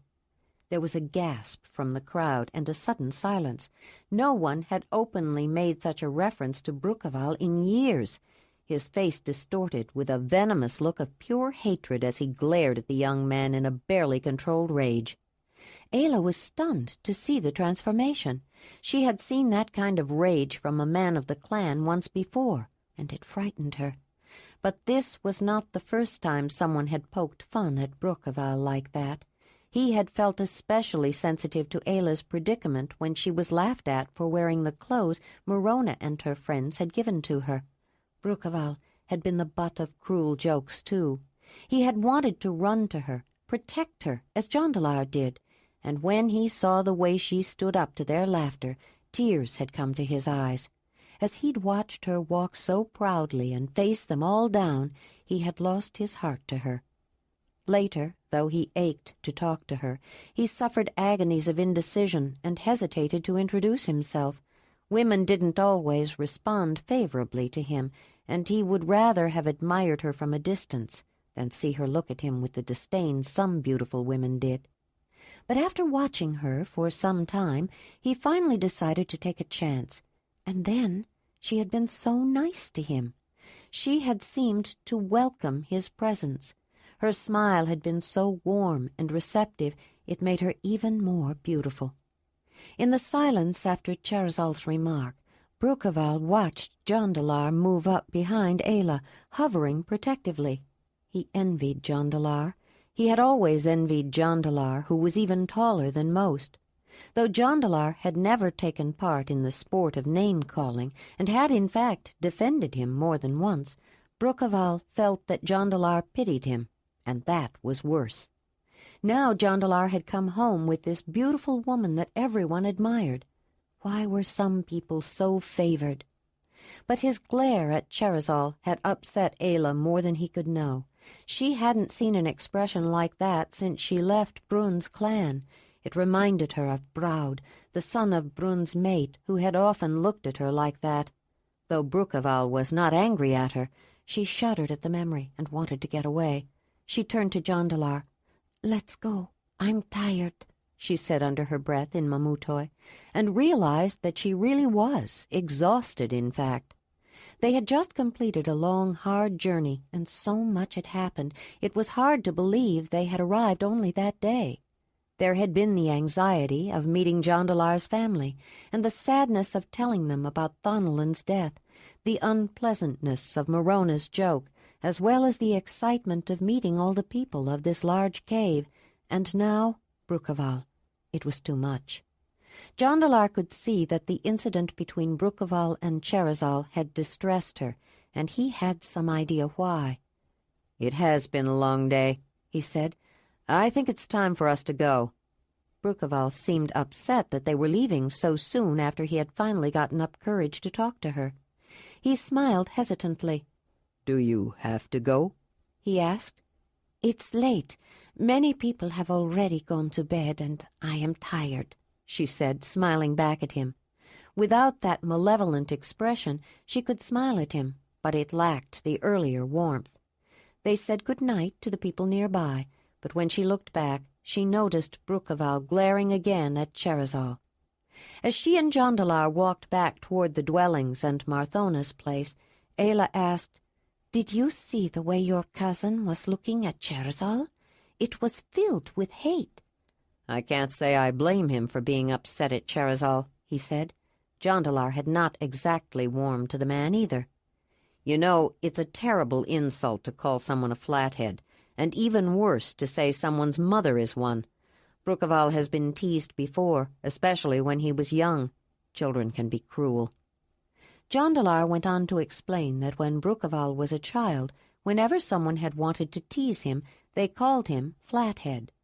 Though he lacked that specific characteristic of the clan that had given rise to the epithet, the sloped-back forehead, it was the one word that was all but guaranteed to make him react with fury.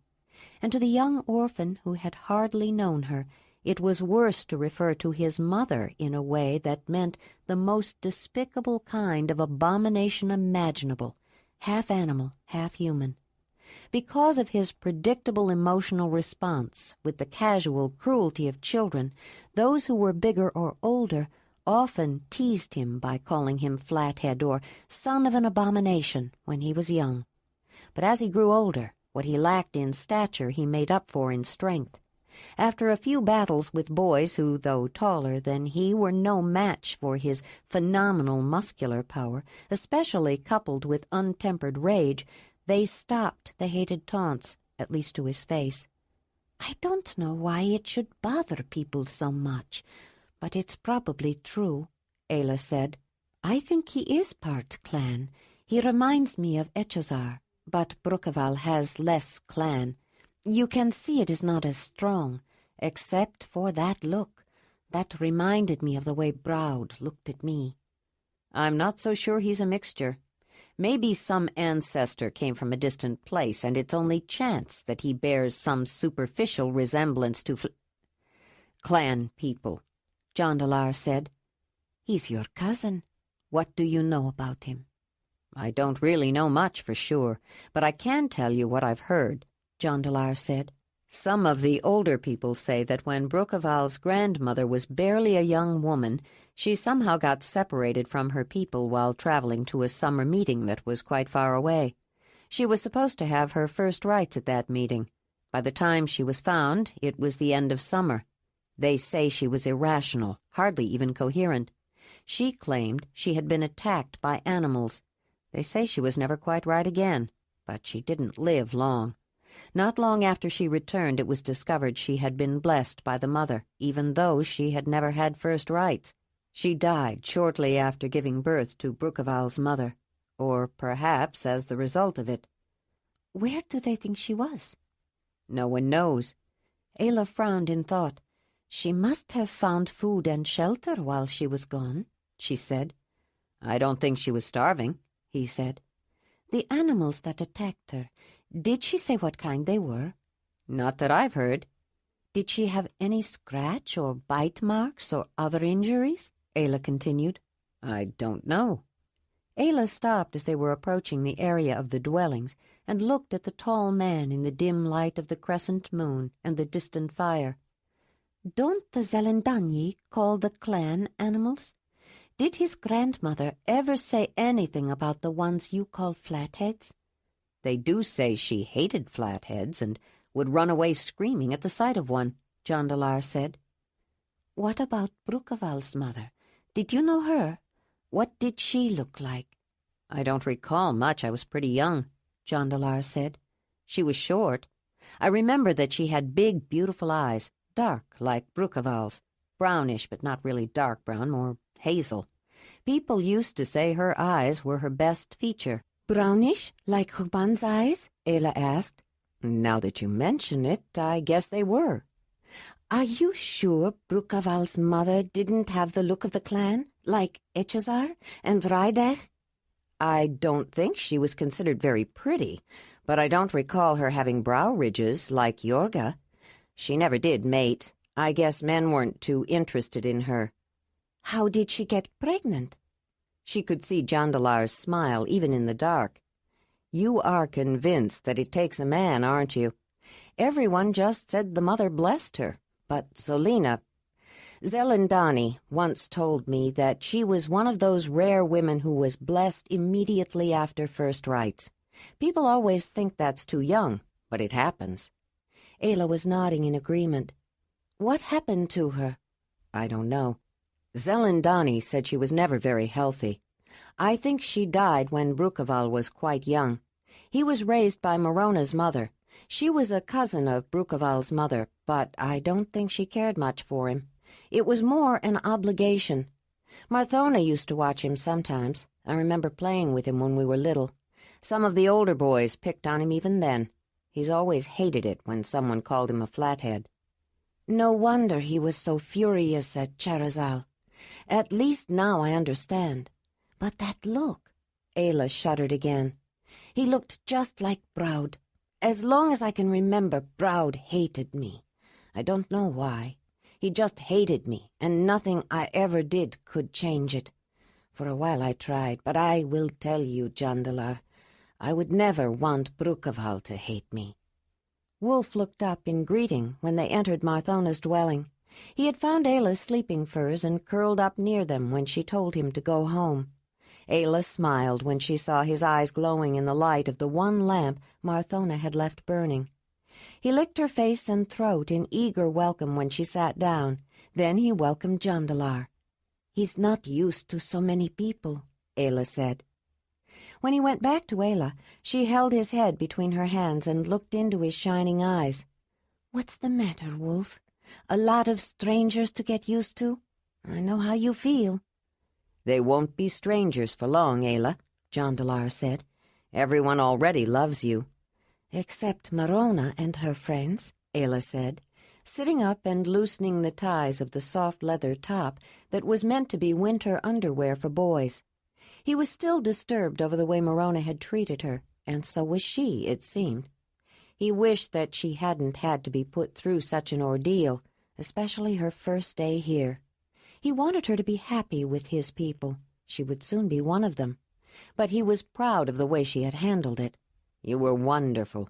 The way you put Morona in her place. Everyone thought so, he said. Why did those women want people to laugh at me? They don't know me, and they didn't even try to get acquainted. It's my fault, Ayla, Jondalar said, stopping in the middle of unlacing the ties around the upper portion of his footwear that was wrapped around the calf of one leg. Morona had every right to expect me to be there for the matrimonial that summer. I left without explanations. She must have been terribly hurt. How would you feel if you and everyone you knew expected you to mate someone who didn't show up? I would be very unhappy and angry at you, but I hope I wouldn't try to hurt someone I didn't know, Ayla said, loosening the waist ties of her leggings. When they said they wanted to fix my hair, it made me think of Diji, but I combed my own hair when I looked in the reflector and saw what they did. I thought you told me the Zelandonii were people who believed in courtesy and hospitality. They do, he said, most of them. But not everyone, not your former women friends. Maybe you should tell me who else I should watch out for, Ayla said. Ayla, don't let Morona color your opinion about everyone else. Couldn't you tell how much most people liked you? Give them a chance. What about the ones who tease orphan boys and turn them into browds? Most people are not like that, Ayla, he said, looking at her with a troubled expression. She exhaled a long sigh. No, you're right. Your mother is not like that, or your sister, or the rest of your kin. Even Brukeval was very nice to me. It's just that the last time I saw that expression was when Broud told Hoof to put a death curse on me. I'm sorry, Jondalar. I'm just tired. Suddenly she reached for him, buried her face in his neck, and let out a sob. I wanted to make a good impression on your people and make new friends, but those women didn't want to be friends. They just pretended they did. You did make a good impression, Ayla. You couldn't have made a better one. Morona always did have a temper, but I was sure she would find someone else while I was gone. She is very attractive. Everyone always said she was the beauty of the bunch, the most desirable woman at every summer meeting. I guess that's why everyone expected us to mate, he said. Because you were the most handsome and she was the most beautiful? Ayla asked. I suppose, he said, feeling himself flush and glad for the faint light. I don't know why she isn't mated now. She said she was, but it didn't last. I know, but why didn't she find someone else? It's not like she suddenly forgot how to pleasure a man or became less attractive and desirable. Maybe she did, Jondalar. If you didn't want her, maybe other men decided to look again. A woman who is willing to hurt someone she doesn't even know may be less attractive than you think, Ayla said, as she pulled the leggings off one leg. Jondalar frowned. I hope it's not my fault. It's bad enough that I left her in such a predicament. I would hate to think I made it impossible for her to find another mate. Ayla looked at him quizzically. Why would you think that? Didn't you say that maybe if I didn't want her, other men might look again, if they didn't like what they saw? How is that your fault? Well, You can blame yourself for leaving without explaining. I'm sure she was hurt and embarrassed, but she has had 5 years to find someone else, and you said she is considered very desirable. If she couldn't find someone else, it's not your fault, Jondalar, Ayla said. Jondalar paused, then nodded. You're right, he said, and continued removing his clothing. Let's go to sleep. Things will look better in the morning. As she crawled into her warm and comfortable sleeping furs, Ayla had another thought. If Morona is so good at pleasuring, I wonder why she doesn't have any children. Jondalar chuckled. I hope you are right about Donnie's gift making children. It would be like 2 gifts. He stopped as he was lifting his side of the covers. But you're right. She doesn't have any children. Don't hold the cover up like that. It's cold, she said in a loud whisper. He quickly got into the sleeping roll and snuggled his naked body next to hers. That could be the reason she never mated, he continued, or at least part of it. When a man decides to mate, he usually wants a woman who can bring children to his hearth. A woman can have children and stay at her mother's hearth, or even make her own hearth, but the only way a man can have children at his hearth is to mate a woman so she can bring her children to it. If Morona mated and didn't have any children, it could make her less desirable. That would be a shame, Ayla said, feeling a sudden stab of empathy. She knew how much she wanted children. She had wanted a baby of her own from the time she watched Isa give birth to Uba, and she was sure that it was Broud's hatred that had given her one. It was his hatred that had caused him to force her, and if he hadn't forced her, no new life would have started growing inside her. She didn't know it at the time, of course, but looking closely at her son had made her understand. Brun's clan had never seen a child like hers, and since her son didn't look quite like her, like the others, they thought he was a deformed child of the clan, but she could see he was a mixture. He had some of her characteristics and some of theirs, and with a sudden insight she had realized that when a man put his organ in that place where babies came from, Somehow, it made new life start. It wasn't what the clan believed, and it wasn't what Jondalar's people or any of the others believed, but Ayla was convinced it was true. Lying next to Jondalar, knowing she was carrying his baby inside her, Ayla felt a pang of pity and sorrow for the woman who had lost him, and perhaps could not have children. Could she really blame Morona for being upset? How would she feel if she lost Jondalar? Tears threatened at the thought, and a flush of warmth at her good fortune washed over her. It was a nasty trick, though, and it could have turned out far worse than it did. Ayla couldn't help getting angry, and she hadn't known what they would do when she decided to face them all down. They all might have turned on her. She might feel sympathy for Morona, but she didn't have to like her. And then there was Brukaval. His clan look had made her feel friendly toward him, but now she was wary. Jondalar held her until he thought she was asleep, trying to stay awake until he was sure. Then he closed his eyes and slept too. But Ayla woke up in the middle of the night, feeling a pressure and needing to relieve herself. Wolf silently followed her to the night basket near the entrance. When she got back into bed, he curled up next to her. She felt grateful for the warmth and protection of the wolf on one side and the man on the other. But it was a long time before she fell asleep again. Chapter 8. Ayla slept late. When she sat up and looked around, Jondalar was gone, and Wolf, too. She was alone in the dwelling, but someone had left a full water bag and a closely woven, watertight basin so she could freshen herself. A carved wooden cup nearby held a liquid. It smelled like mint tea, cold, but she was in no mood to drink anything at the moment. She got up to use the large basket that was beside the door to relieve herself. She definitely noticed an increased frequency of need. Then she grabbed her amulet and quickly pulled it off to get it out of the way before she used the basin, not to wash herself, but to hold the results of her queasy stomach. Her nausea seemed worse than usual this morning. Larimar's Barma, she thought. Morning after sickness along with morning sickness. I think I'll forego the drink from now on. It's probably not good for me right now anyway, or the baby. When she had emptied her stomach, she used the mint tea to rinse out her mouth.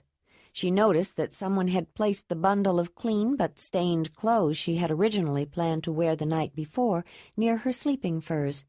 As she put them on, she recalled leaving them just inside the entrance. Ayla did intend to keep the outfit Morona had given her, partly because she was determined to wear the clothing again on principle, but also because it was comfortable, and she really couldn't see anything wrong with wearing it. Not today, though. She tied on the sturdy waist thong that she had worn while traveling, adjusted the knife sheath into its comfortably familiar place, and arranged the rest of the dangling implements and pouches, and slipped her amulet bag back over her head. She picked up the smelly basin and carried it out with her, but she left it near the entrance, not quite sure where to dispose of its contents, and went to look for someone to ask. A woman with a child who was approaching the dwelling greeted her. From somewhere in the depths of her memory, Ayla came up with a name. "Pleasant day to you, Ramara. Is this your son?" "Yes, Robinan wants to play with Jaradal, and I was looking for Proliva. She wasn't at home, and I wondered if they were here." "No one is in the dwelling. When I got up, everyone was gone. I don't know where they are. I'm feeling very lazy this morning. I slept rather late," Ayla said. "Most people did," Ramara said. "Not many people felt like getting up early after the celebration last night.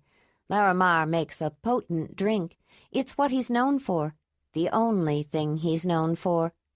Ayla detected a tone of disdain in the woman's comments. It made her feel a little hesitant about asking Ramara where there was an appropriate place to dispose of her morning mess, but there was no one else nearby, and she didn't want to leave it. "Ramara, I wonder if I could ask you, where can I get rid of some waste?"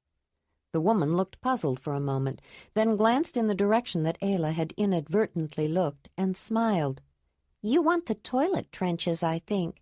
See over there, toward the eastern edge of the terrace, not out front where the signal fires are lit, but toward the back. There's a path. Yes, I see it, Ayla said. It goes uphill, Romara continued. Follow that a little way and you'll come to a split. The left trail is steeper. It continues up and will take you to the top of this cliff. But take the right path. It curves up around the side until you can see Wood River below. A little beyond is a level open field with several trenches. You'll smell it before you get there, Romara said. It's been a while since we dusted it, and you can tell. Ayla shook her head. Dusted it? Sprinkled it with cooked cliff dust. We do it all the time, but I don't suppose all people do, Romara said, bending over and picking up Robinan, who was getting restless. How do you cook cliff dust, and why? Ayla asked. How you do it is to start with cliff rock, pound it into dust, and heat it in a hot fire. We use the signal fire hearth, then strew it in the trenches. Why is because it takes away a lot of the smell, or covers it up. But when you pass water or add liquid, the dust tends to get hard again, and when the trenches fill up with waste and hardened rock dust, you have to dig new ones, which is a lot of work. So we don't like to dust them too often, but they need it now. We have a big cave, and the trenches get used a lot. Just follow the path. You shouldn't have any trouble locating them. I'm sure I'll find them. Thank you, Romara, Ayla said as the woman left. She started to pick up the bowl, had another thought, and ducked inside to get the water bag so she could rinse out the woven basin. Then she picked up the smelly thing and started for the path. Gathering and storing food for such a large cave of people is a lot of work, she thought, as she headed along the trail. But so is taking care of the waste. Brun's clan just went outside, the women in one place, the men in another, and they changed their places every so often. Ayla thought about the process Romara had explained and was intrigued. The heating or calcining of limestone to get quicklime and using it to decrease the smell of waste products was not a practice she was familiar with. But for people who lived in limestone cliffs and used fire continuously, quicklime was a natural byproduct. After cleaning a hearth of ashes, which would invariably include the accidentally accumulated lime, and dumping them on a pile of other waste materials, it wouldn't take long for the deodorizing effect to be noticed. With so many people living in one place, more or less permanently, except during the summer when various groups of them were gone for periods of time, there were many tasks that required the effort and cooperation of the entire community, such as digging toilet trenches, or, as she had just learned, roasting the limestone cliff rocks to make quicklime. The sun was near its zenith before Ayla returned from the trench field. She found a sunny place near the back path to dry and air out the woven bowl, then decided to check on the horses and refill the water bag at the same time. Several people greeted her when she reached the front terrace, some of whose names she recalled, but not all. She smiled and nodded in return, but felt a trifle embarrassed about those she couldn't remember. She took it as a failure of memory on her part and made a decision to learn who everyone was as soon as possible. She remembered feeling the same way when members of Brun's clan let it be known that they thought she was somewhat slow because she couldn't remember as well as clan youngsters. As a result, because she wanted to fit in with the people who had found and adopted her, she disciplined herself to remember what she was taught the first time it was explained. She didn't know that in the process of exercising her native intelligence to retain what she learned, she was training her own memorizing ability far beyond that which was normal for her own kind. As time went on, she grew to understand that their memory worked differently from hers. Though she didn't fully understand what they were, she knew that people of the clan had memories that she did not have, not in the same way. In a form of instinct that had evolved along a somewhat divergent track, the people of the clan were born with most of the knowledge they would need to survive, information that over time had been assimilated into the genes of their individual ancestors in the same way that instinctive knowledge was acquired by any animal, including the human one. Rather than having to learn and memorize as Ayla did, clan children only had to be reminded once in order to trigger their inherent racial memories. The people of the clan knew a great deal about their ancient world and how to live in it, and once they learned something new, they never forgot. But unlike Ayla and her kind, they did not learn new things easily. Change was hard for them, but when the others arrived in their land, they brought change with them. Winnie and Racer were not where she had left them in the horse meadow, but were grazing farther up the valley, away from the more well-used area that was close to the confluence of Wood River with the river. When Winnie saw her, the mare dropped her head, flipped it up, and described a circle in the air with her nose. Then she arched her neck, lowered her head, and with tail outstretched ran toward the woman, eagerly happy to see her. Racer pranced alongside his dam with his neck proudly arched, ears forward and tail up, high-stepping toward her in a smooth striding canter. They nickered greetings. Ayla responded in kind and smiled. "What are you two so happy about?" she said, using clan signs and the language of words she had invented for herself in the valley. It was the way she had talked to Winnie from the beginning, and the way she still talked to the horses. She knew they didn't entirely understand her, but they did recognize some of the words and certain of the signals, as well as the tone of voice that conveyed her delight in seeing them. "You certainly are full of yourselves today. Do you know we've reached the end of our journey and won't be traveling any more?" she continued. "Do you like this place? I hope so." She reached out to scratch the mare in places she liked, and then the stallion. Then she felt around Winnie's sides and belly, trying to determine if she was carrying a foal after her tryst with the stallion. "It's too early to tell for sure, but I think you are going to have a baby too, Winnie. Even I don't show that much yet, and I've already missed my second moon time." She examined herself the same way she had checked out the mare, thinking, "My waist is thicker, my belly is rounder, my breasts are sore and a little bigger. And I get sick in the morning," she continued, saying and signing, "but only a little when I first get up, not like before when I was sick all the time. I don't think there's any doubt that I'm pregnant, but I'm feeling good right now, good enough to go for a ride. How would you like a little exercise, Winnie?" The horse flipped up her head again, as if in reply. "I wonder where Jondalar is. I think I'll look for him and see if he wants to ride," she said to herself. "I'll get the riding blanket, too. It is more comfortable, but bareback for now." With a practiced, fluid movement, she grabbed the end of Winnie's short, stand-up mane and leapt onto her back, then headed toward the abri. She directed the horse with the tension of her leg muscles, without thinking about it. After so long, it was second nature. But she let the mare go at her own pace and just rode. She heard Racer following behind as he was accustomed to doing. "I wonder how long I'll be able to jump on like that. I'll need to step up on something to reach her back when I get big," Ayla thought. Then she almost hugged herself with pleasure at the idea that she was going to have a baby. Her thoughts strayed back to the long journey they had just completed, and to the day before. She had met so many people, it was hard to remember them all. But Jondalar was right. Most people were not bad. I shouldn't let the few who are unpleasant, Morona and Brukaval, when he behaved like Broud, spoil good feelings toward the rest. I wonder why it's easier to remember the bad ones. Maybe because there aren't many.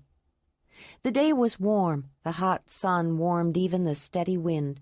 As Ayla neared a small tributary, not much more than a trickle, but quick and sparkling, she looked upstream and saw a little waterfall coming down the rock face.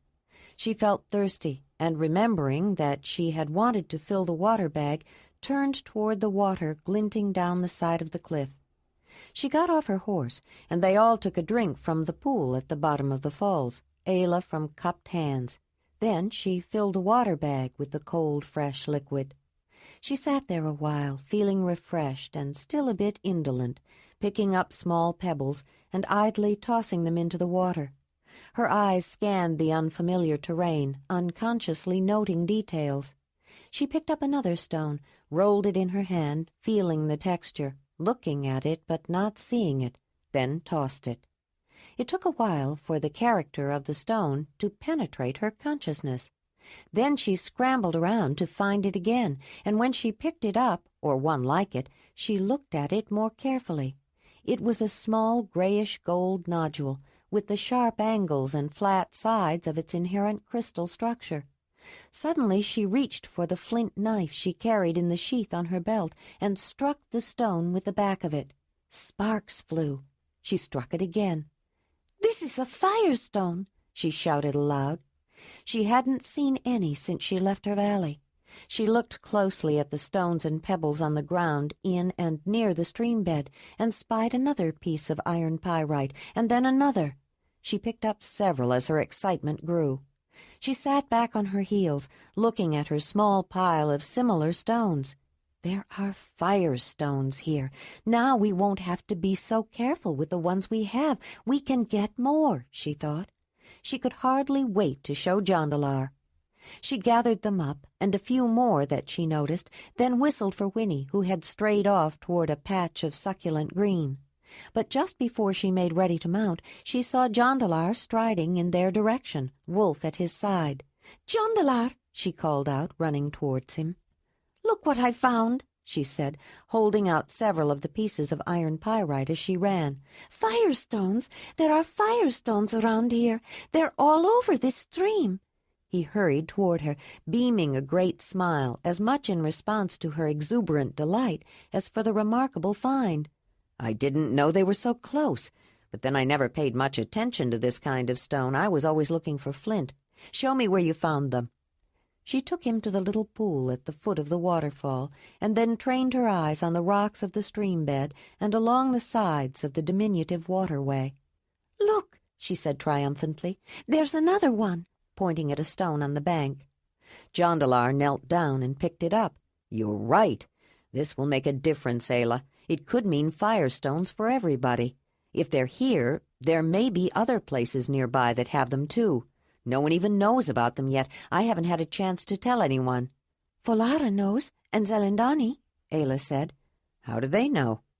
"Remember the calming tea Zelandonii made for Willamar when you told him about your brother? I made Folara nervous when I used a firestone to start the fire that had gone out, so I promised her I'd show her how they worked. She told Zelandonii," Ayla said. "So Zelandonii knows. Somehow she always ends up knowing about things first," Jondalar said. "But we'll have to come back and look for more later.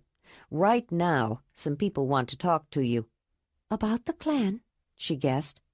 "Joharan came and got me this morning for a meeting before I really wanted to get up, but I made him let you sleep.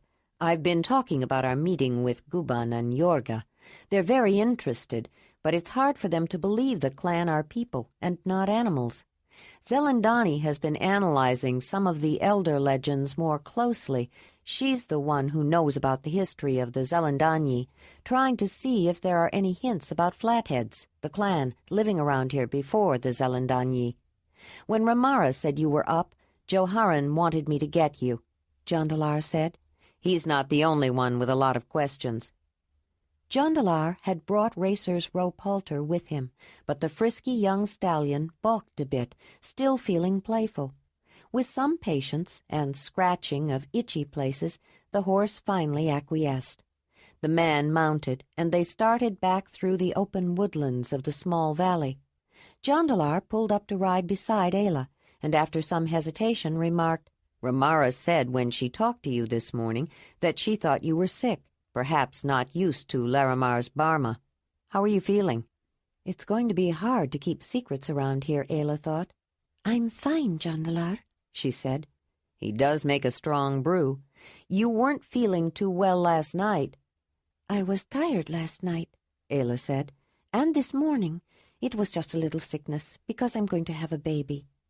From his expression, she suspected he was concerned about more than her morning sickness. "It was a full day. You met a lot of people." "And I liked most of them," she said, looking at him with a little grin. I'm just not used to so many at one time. It's like a whole clan gathering. I can't even remember everyone's name." "You just met them. No one expects you to remember them all." They dismounted in the horse meadow and left the horses at the foot of the path. As she glanced up, Ayla noticed the falling stones silhouetted against the clear sky, and for a moment it seemed to emanate a strange glow. But when she blinked, it was gone. "The sun is bright," she thought. "I must have looked at it without shading my eyes." Wolf appeared out of the high grass. He had followed them in a desultory way, exploring small holes and chasing interesting scents. When he saw Ayla standing still, blinking, he decided it was time to properly greet the alpha leader of his pack. The huge canine caught her off guard when he jumped up and put his paws on the front of her shoulders.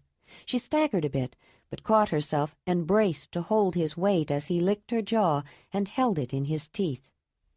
"Good morning, Wolf," she said, holding his shaggy ruff in both hands. "I think you're feeling full of yourself today, too, just like the horses."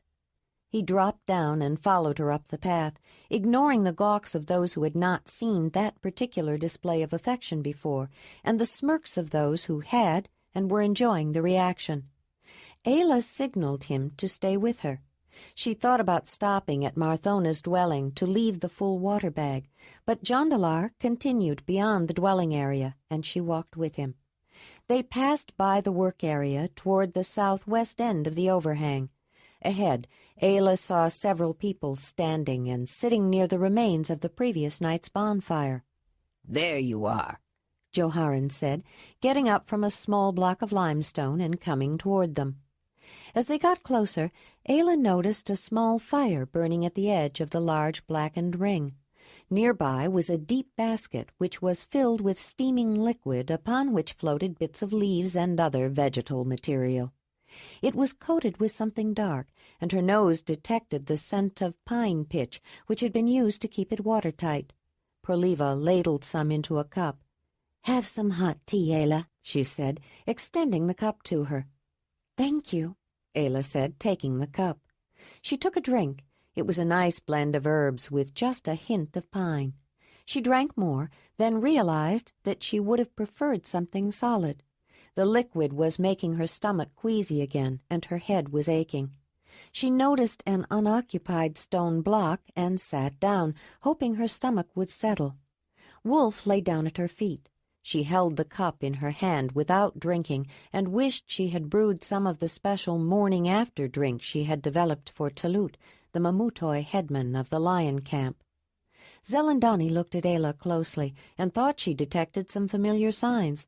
"This might be an appropriate time to stop for a bite to eat. Are there any leftovers from last night?" she said to Proliva. "That's a good idea," Marthona said. "It's after midday. Have you had anything to eat yet, Ayla?" "No," she said, feeling rather grateful that someone thought to ask. "I slept very late. Then I went to the trenches and up Wood River Valley to check on the horses. I refilled this water bag at a little creek." She held it up. "That's where Jondalar found me." "Good. If you don't mind, we'll use it to make more tea, and I'll get someone to bring food for everyone," Proliva said, as she headed toward the dwellings at a brisk pace. Ayla glanced around to see who was at this meeting, and immediately caught Willimar's eye. They exchanged smiles. He was talking to Marthona, Zelandonii, and Jondalar, whose back was to her at the moment. Joharan had turned his attention to Soliban and Rushamar, his close friends and advisers. Ayla recalled that Ramara, the woman with the little boy with whom she had spoken earlier, was Soliban's mate. She had met Rushamar's mate the night before, too. She closed her eyes to try to remember her name. Solova, that was it. Sitting still had helped, her nausea had quieted. Of the others who were there, she remembered that the gray-haired man was the leader of a nearby cave. Manvalar was his name. He was talking to another man, whom she did not think she had met. He glanced apprehensively at Wolf now and then. A tall, thin woman who carried herself with a great deal of authority was another cave leader Ayla recalled, but she could not remember her name. The man beside her had a tattoo similar to Zelandonii's, and Ayla guessed he was also a spiritual leader. It occurred to her that this group of people were all leaders of one kind or another in this community. In the clan, these people would be the ones with the highest status. Among the Mamutoi, they would be the equivalent of the Council of Sisters and Brothers. The Zelandonii did not have dual leadership of a sister and brother as headwoman and headman for each camp as the Mamutoi did. Instead, some Zelandonii leaders were men and some were women. Proliva was returning at the same brisk pace. Though she seemed to be responsible for providing food for the group, she had been the one they turned to when food was wanted, Ayla noticed. She was obviously not the one who would bring and serve it. She was returning to the meeting. She must have considered herself an active participant. It appeared that the leader's mate could be a leader, too. In the clan, all the people at this kind of meeting would be men. There were no women leaders. Women had no status in their own right. Except for medicine women, a woman's status depended on the rank of her mate. How would they reconcile that if they ever visited each other, she wondered. Ramara and Salova and some others are organizing a meal for us, Proliva announced, nodding toward Solaban and Rushamar. Good, Joharan said, which seemed to be a signal that the meeting was back in session. Everyone stopped chatting with one another and looked at him. He turned to her. Ayla was presented last night. Have all of you introduced yourselves? I wasn't here last night, said the man who had been talking with the gray-haired leader. Then allow me to introduce you, Joharan said. As the man stepped forward, Ayla stood up, but signaled Wolf to stay back. Ayla, this is Brahmaval, leader of Little Valley, the 14th cave of the Zelandonii. Brahmaval, meet Ayla of the Lion Camp of the Mamutoi. Joharan paused for a moment, trying to bring to mind the rest of her unfamiliar names and ties. Daughter of the Mammoth Hearth. That's enough, he thought. Brahmaval repeated his name and his function as he held out his hands. In the name of Dani, you are welcome, he said. Ayla accepted his hands. In the name of Mut, great mother of all, also known as Dani, I greet you, she said, smiling. He had noticed the difference in the way she spoke before, and even more now, but he responded to her smile and held her hands a moment longer. Little Valley is the best place to catch fish. The people of the 14th cave are known as the best fishers. We make very good fish traps. We are close neighbors. You must visit us soon. Thank you. I would like to visit. I like fish, and I like to catch them, but I don't know how to trap them. When I was young, I learned to catch fish with my hands. Ayla emphasized her comment by lifting hers, which were still held by Brahmaval. Now that I would like to see, he said as he let go. The woman leader stepped forward. I would like to introduce our Danyar, the Zelandonii of River Place, she said.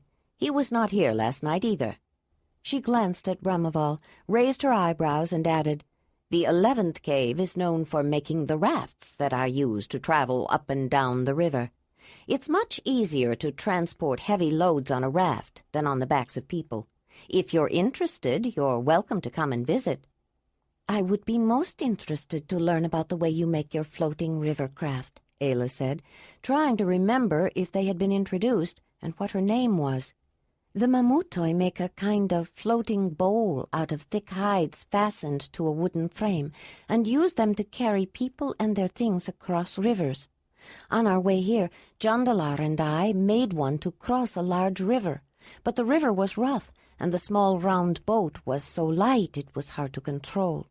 When we attached it to Winnie's pole drag, it was better. I don't understand Winnie's pole drag. What does that mean? The leader of the 11th cave asked.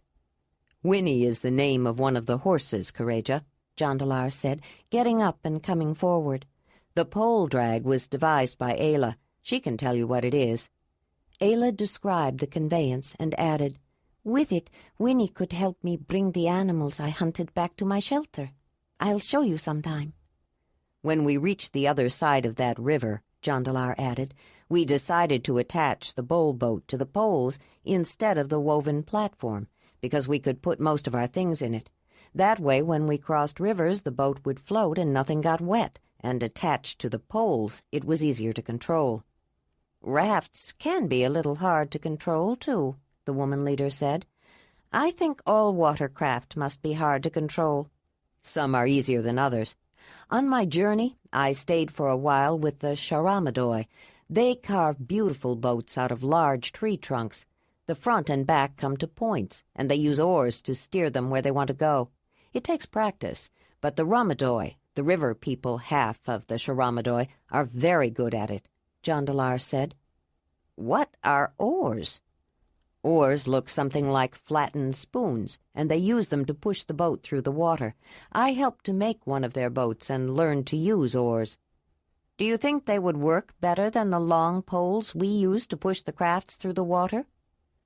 This talking about boats can be very interesting, Courageous, the man who had stepped forward said, interrupting. He was shorter than the woman and slight of build. But I haven't been introduced yet. I think I'd better do it myself. Courageous flushed slightly but made no comment. When Ayla heard her name, she recalled that they had been introduced. I am Zelandonii of the 11th cave of the Zelandonii, also known as River Place. In the name of Dani, Great Earth Mother, I welcome you, Ayla of the Mamutoi, daughter of the Mammoth Hearth, he said, holding out his hands. I greet you, Zelandonii of the 11th, as one who serves she who is the mother of all, Ayla said, grasping his hands. He had a powerful grip that belied his slight build, and she sensed not only his wiry strength, but an inner force and surety. She also detected something else in the way he moved that reminded her of some of the Mamutyi she had met at the Mamutoi summer meeting. The old Mamut who had adopted her had spoken of those who carried the essence of both male and female in one body. They were thought to possess the power of both genders, and were sometimes feared. But if they joined the ranks of those who served the mother, they were often believed to be especially powerful, and were welcomed. As a result, he had explained, many men who found themselves drawn to men as a woman would be, or women who were attracted to women as a man, were drawn to the Mammoth Hearth. She wondered if the same were true with the Zelandonii, and judging from the man who stood there, guessed it might be. She noticed the tattoo above his temple again. Like Zelandonii, who was first, it consisted of squares, some outlined, some colored in, but he had fewer and different ones were filled in, and some additional curved markings.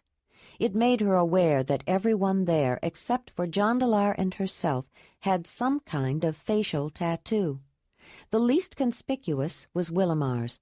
The most ornate decorated the face of the woman leader, Courageous. Since Courageous has already bragged about the achievements of the 11th cave, the Danyer added, trying to acknowledge the cave's leader, I will only add my invitation to you to visit, but I would like to ask a question. Are you also one who serves? Ayla frowned. No, she said. What makes you think so? I've been listening to gossip. He smiled with his admission. With your control over animals, he said, motioning toward the wolf, many people think you must be, and I recall hearing about mammoth hunting people to the east. It was said that those who serve eat only mammoth, and they all live in one place, perhaps at one hearth. When you were introduced as of the Mammoth Hearth, I wondered if any of that was true. Not quite, Ayla said, smiling. It is true that among the mammoth hunters, those who serve the mother belong to the Mammoth Hearth, but that doesn't mean they all live together. It is a name, like the Zelandonii. There are many hearths, the lion hearth, the fox hearth, the crane hearth. They indicate the line a person is affiliated with. One is usually born to a hearth, but can also be adopted. There are many different hearths at one camp, which is named after the founder's hearth. Mine was called the Lion Camp because Tulut was of the Lion Hearth, and he was the headman. His sister Tuli was head woman. Every camp has both a sister and brother as leaders. Everyone was listening with interest. Learning how other people organized themselves and lived was fascinating to people who primarily knew only their own way. Mamutoi means the mammoth hunters in their language, or perhaps the children of the mother who hunt mammoths, since they also honor the mother, Ayla continued, trying to make it clear. The mammoth is especially sacred to them. That's why the mammoth hearth is reserved for those who serve. People usually choose the mammoth hearth, or feel they are chosen, but I was adopted by the old mammoth of the lion camp, so I am a daughter of the mammoth hearth. If I were one who served, I would say chosen by the mammoth hearth, or called to the mammoth hearth. The two Zelandonii were poised to ask more questions, but Joharan interrupted. Although he was also intrigued, he was more interested at the moment in the people who had raised Ayla than the ones who had adopted her. "I'd like to hear more about the Mamutoi," he said, "but Jondalar has been telling us some interesting things about those flatheads you met on your trip back. If what he says is true, we need to start thinking about flatheads in a completely different way. To be honest, I'm afraid they may pose a greater threat than we ever thought." Why a threat? Ayla asked, immediately on her guard. "From what Jondalar tells me, they are thinking people. We've always thought of flatheads as animals little different from cave bears, perhaps even related to them. A smaller, somewhat more intelligent type, but an animal," Joharan said. We know some of the hollows and caves around here were once cave bear dens, Marthona put in. and Zelandonii was telling us that some of the elder legends and histories say that sometimes cave bears were killed or chased away so that the first people could have homes. If some of those cave bears were flatheads, well, if they are intelligent people, anything is possible. "If they are people, and we have treated them like animals, hostile animals." Joharan paused. "I have to say that if I were in their place, I would be considering some way to retaliate. I would have tried to get back at us a long time ago. I think we need to be aware of the possibility that they may." Ayla relaxed. Joharan had stated his position well. She could understand why he thought they might be a threat. He might even be right. I wonder if that's why people have always insisted that flatheads are animals, Willamar said. Killing animals is one thing, if it's necessary for food or shelter. But if they were people, even a strange kind of people, that's something else. No one wants to think that their ancestors killed people and stole their homes. But if you convince yourself that they are animals, you can live with it. Ayla thought that was a surprising insight, but Willamar had made wise and intelligent comments before. She was beginning to understand why Jondalar had always spoken of him with such affection and respect. He was an exceptional man. Bad feelings can lie dormant for a long time, Marthona said, many generations. But if they have histories and legends, it gives them long memories, and trouble can flare up. Since you know so much more about them, I wonder if we could ask you some questions, Ayla. She wondered if she should tell them that the clan did have stories and legends, but they didn't need them to remember their history. They were born with long memories. "It might be smart to attempt to make contact with them in a different way than we have in the past," Joharan continued. "Perhaps we can avoid problems before they materialize. We might consider sending a delegation to meet with them, perhaps to discuss trading." "What do you think, Ayla?" Willamar said. "Would they be interested in trading with us?"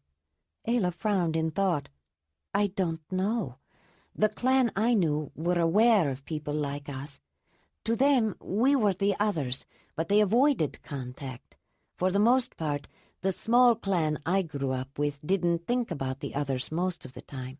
They knew I was one and not clan, but I was a child, and a girl child at that. I was of little significance to Brun and the men, at least when I was young. But Brun's clan didn't live near the others. I think that was lucky for me. Until they found me, no one in his clan had ever seen a young one of the others. Some had never seen an adult, even from a distance. They were willing to take me in and take care of me. but I'm not sure how they would have felt if they had been chased away from their homes or harassed by a pack of rough young men. But Jondalar told us some people had contacted the ones you met on the way about trading, Willamar said. If other people trade with them, why can't we? Doesn't that depend on whether they really are people and not animals related to cave bears? Brahmaval interjected. They are people, Brahmaval, Jondalar said. If you ever had close contact with one, you'd know, and they're smart. I encountered more than the couple that Ayla and I met when I was on my journey. Remind me to tell you some stories later. You say you were actually raised by them, Ayla, Manvalar said. Tell us something about them. What kind of people are they? The gray-haired man seemed reasonable, not one to jump to conclusions without learning as much as he could. Ayla nodded, but paused for a moment to think before she replied. It's interesting that you think they are related to cave bears. There is a strange kind of truth in that. The clan believe they are too. They even live with one sometimes. Huh. Brahmaval snorted, as if to say, I told you. Ayla directed her comments to him. The clan venerates Ursus, the spirit of the cave bear, much the way the others honor the great Earth Mother. They refer to themselves as the clan of the cave bear. When the clan has their big gathering, like a summer meeting, but not every year, they have a very sacred ceremony for the cave bear spirit. Long before the clan gathering, the host clan captures a cave bear cub who lives with them in their cave. They feed him and raise him as one of their own children, at least until he gets too big. Then they build a place for him that will keep him from running away, but they still feed and pamper him. During the clan gathering, Ayla continued, the men compete to see who will have the honor of sending Ursus to the world of the spirits to speak for the clan and carry their messages. The 3 men who have won the most competitions are chosen. It takes at least that many to send a full-grown cave bear to the next world. While it is an honor to be chosen, it is very dangerous. Often the cave bear takes one or more of the men with him to the spirit world. So they communicate with the world of spirits, said Zelandonii of the 11th. And they bury their dead with red ochre, Jondalar said, knowing his words carried a deep meaning to the man. This information will take some time to comprehend, the leader of the 11th cave said, and a great deal of consideration. It will mean many changes. You're right, of course, Courageous, said the first among those who served. Right now, we don't need much thought to consider stopping for a meal, said Proliva, glancing back toward the eastern end of the terrace. Everyone turned and looked in the same direction. A procession of people was coming with platters and containers of food. The people at the meeting broke into small groups to eat. Manvalar sat beside Ayla, opposite Jondalar, with his dish of food. He had made a point of introducing himself the night before, but with the throng surrounding the newcomer, he hadn't tried to get better acquainted. His cave was nearby, and he knew he'd have time later. You've had several invitations, but let me add another, he said. You must come and visit Two Rivers Rock, the 3rd cave of the Zelandonii, our close neighbors. If the 14th cave are known as the best fishers, and the 11th cave for making rafts, what is the 3rd cave known for? Ayla asked. Jondalar answered for him. Hunting. Doesn't everyone hunt? She asked. Of course. That's why they don't brag about it, just because everyone hunts. Some individual hunters from other caves like to talk about their own prowess, and they may be good. But as a group, the 3rd cave are the best hunters. Manvalar smiled. We do brag about it in our own way, but I think the reason we've become such good hunters is our location. Our shelter is high above the confluence of 2 rivers, with wide, grassy valleys. This one, he said, waving a hand that held a meaty bone toward the river, and another called Grass River. Most of the animals we hunt migrate through these 2 valleys, and we've got the best place from which to watch for them at any time of the year. We've learned to judge when certain ones will likely appear. and we usually let everyone else know, but we're often the first ones to hunt them." "That may be true, Manvalar, but all the hunters of the third cave are good, not just one or two. They work hard to perfect their skill. All of them," Jondalar said. "Ayla understands that. She loves to hunt. She's amazing with a sling, but wait until we show you the new spear thrower we developed. It throws a spear so much farther and faster you won't believe it. Ayla's more accurate, and I can throw a little farther, but anyone can hit an animal from twice or even 3 times as far as you can with a spear thrown by hand." "I would like to see that," Manvalar said. "Joharan wants to arrange a hunt soon to add provisions for the summer meeting. That may be a good time to demonstrate this new weapon, Jondalar." Then turning to Ayla, he added, "Both of you are joining the hunt, aren't you?" "Yes, I'd like to." She paused to take a bite. Then, looking at the men, she said, "I have a question. Why are caves numbered the way they are? Is there some order or meaning to the numbers?" "The oldest caves have the lowest numbers," Jondalar said. "They were established first. The third cave was established before the 9th, and the 9th before the 11th or 14th. There is no first cave any more. The oldest is the second cave of the Zelandonii, which isn't too far from here. Manvalar's cave is the next oldest. It was established by the first people." "When you taught me the counting words, Jondalar, they were always said in a particular order," Ayla said. "This is the 9th cave, and Manvalar, yours is the 3rd cave. Where are the people from the caves with numbers in between?" The gray-haired man smiled. Ayla had picked the right person to ask for information about the Zelandonii. Manvalar had a long-standing interest in the history of his people and had acquired quite a store of information from various members of the Zelandonii, traveling storytellers, and people who had heard tales that were passed down from their ancestors. Members of the Zelandonii, including Zelandonii herself, sometimes asked him questions. "Over the years, since the first people established the founding caves, many things have changed," Manvalar said. "People have moved or found mates in other caves. Some caves grew smaller, some bigger." "Like the 9th cave, some grew unusually large," Jondalar added. "The histories tell of sickness that sometimes claimed many people, or bad years when people starved." Manvalar picked up the story again. "When caves get small, sometimes 2 or more join together. The combined cave usually takes the lowest number, but not always. When caves get too big for the size of their shelter, they may break off to form a new cave, often close by. Some time ago, a group from the second cave broke off and moved to the other side of their valley. They're called the 7th cave, because at that time there was a 3rd, 4th, 5th, and 6th in existence. There is still a 3rd, of course, and a 5th up north, but no longer a 4th or 6th. Ayla was delighted to learn more about the Zelandonii and smiled her gratitude for the explanation. The 3 of them sat companionably together for a while, eating quietly. Then Ayla had another question. "Are all caves known for something special, like fishing or hunting or raft-making?" "Most of them," Jondalar said. "What is the 9th cave known for?" "They're artists and craftspeople," Manvalar answered for him.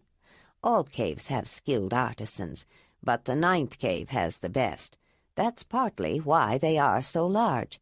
It's not just the children born, but anyone who wants the best training in anything from carving to tool-making wants to move to the 9th cave." "That's mainly because of downriver," Jondalar said. "What is downriver?" Ayla asked. "It's the next shelter just downriver from here," Jondalar explained. "It's not the home of an organized cave, although you might think so from the number of people who are usually there. It's the place where people go to work on their projects and to talk to other people about them. I'll take you there, maybe after this meeting, if we get away before dark." After everyone had eaten, including the servers, the children of several of the people, and Wolf, they relaxed with cups and bowls of hot tea. Ayla was feeling much better. Her nausea was gone, and so was her headache, but she noticed her increased need to pass water again. As the ones who had brought the meal were leaving with the largely empty serving dishes, Ayla noticed that Marthona was standing alone for a moment and walked over to her. "Is there a place to pass water nearby?" she asked quietly. "Or do we have to go back to the dwellings?" Marthona smiled. "I was thinking about the same thing. There's a path to the river near the standing stone, a little steep near the top, but it goes to a place near the bank that is used mainly by the women. I'll show you." Wolf followed them, watched Ayla for a while, then discovered a scent more interesting and left to explore more of the bank of the river. On the way back, they passed Kareja heading down the path. They nodded to each other in mutual understanding. After everything was cleared away and Joharan made sure everyone was there, he stood up. It seemed to be a signal to resume discussions. Everyone looked at the leader of the 9th cave. "Ayla," Joharan said, "while we were eating, Kareja brought up a question. Jondalar says that he can communicate with Flatheads, the clan as you call them, but not like you can. Do you know their language as well as he says?" "Yes, I know the language," Ayla said. "I was raised by them. I didn't know any other language until I met Jondalar. At one time, I must have, when I was very young, before I lost my own people, but I didn't remember it at all." "But the place where you grew up was very far from here, a year's travel, isn't that right?" Joharan continued. Ayla nodded. "The language of the people who live far away is not the same as ours. I cannot understand you when you and Jondalar speak Mamutoi. Even the Losadunai, who live much closer, have a different language. Some words are similar, and I can grasp a little, but I can't communicate beyond simple concepts. I understand the language of these clan people is not the same as ours, but how can you, who come from so far away, understand the language of the ones who live around here?" "I understand your doubt," Ayla said. "I wasn't sure myself when we first met Kuban and Yocha if I would be able to communicate with them. But language with words is different from the kind of language they use, not only because of the signs and signals, but because they have 2 languages. "What do you mean, 2 languages?" asked Zelandonii, who was first. "They have an ordinary common language that each clan uses every day among themselves," Ayla explained, "although they use hand signs and gestures for the most part, including postures and expressions. They also use some words, even though they can't make all of the sounds that the others can. Some clans speak words more than others. The common everyday language and words of Kuban and Yocha were different from those of my clan, and I couldn't understand them. But the clan also has a special formal language that they use to speak to the world of the spirits and to communicate with people from other clans who have a different ordinary language. It is very ancient, and no words are used, except some personal names. That was the language I used." "Let me make sure I understand this," Zelandonii said. "This clan, we're talking about Flatheads here, not only have one language, they have 2, and one of them is mutually intelligible with any other Flathead, even someone who lives a year's journey away?" "It is rather hard to believe, isn't it?" Jondalar said with a wide grin. "But it is true." Zelandonii shook her head. The rest looked just as skeptical. "It's a very ancient language, and people of the clan have very long memories," Ayla tried to explain. "They don't forget anything." "I find it difficult to believe that they can really communicate much with only gestures and signs anyway," Brahmaval said. "I feel the same way," Kareja said, "as Joharan said about the Losadunai and the Zelandonii comprehending each other's languages. Perhaps we are talking about only simple concepts." "You gave a little demonstration in my home yesterday," Marthona said. "Could you show all of us? And if, as you say, Jondalar knows some of this language, perhaps he could translate for us," Manvalar added. Everyone nodded. Ayla stood up. She paused, gathering her thoughts. Then, with the motions of the ancient formal language, she signed, "This woman would greet the man Manvalar." She spoke the name aloud, but her speech, mannerism, her peculiar accent, was much stronger when she said it. Jondalar translated, "Greetings, Manvalar." "This woman would greet the man Joharan," Ayla continued. "And you too, Joharan," Jondalar said. They went through a few more simple statements, but he could tell they were not getting across the full extent of the comprehensive, if silent, language. He knew she could say more, but he couldn't translate the full complexity. "You're just giving me basic signs, aren't you, Ayla?" "I don't think you can translate more than basic signs, Jondalar. That's all I taught the lion camp and you, just enough so you could communicate with Rydech. I'm afraid the full language wouldn't mean much to you," Ayla said. "When you showed us, Ayla," Marthona said, "you did your own translation. I think that would be more clear." "Yes, why don't you show Brahmaval and the others that way, by using both languages?" Jondalar suggested. "All right, but what should I say?" "Why don't you tell us about your life with them?" Zelandonii suggested. "Do you remember when they first took you in?" Jondalar smiled at the big woman. That was a good idea. It would not only show everyone the language, it would also show the compassion of the people, that they were willing to take in an orphan child, even a strange orphan child. It would show that the clan treated one of ours better than we treated them. Ayla stood for a moment, gathering her thoughts. Then, in both the formal sign language of the clan and the words of the Zelandonii, she began.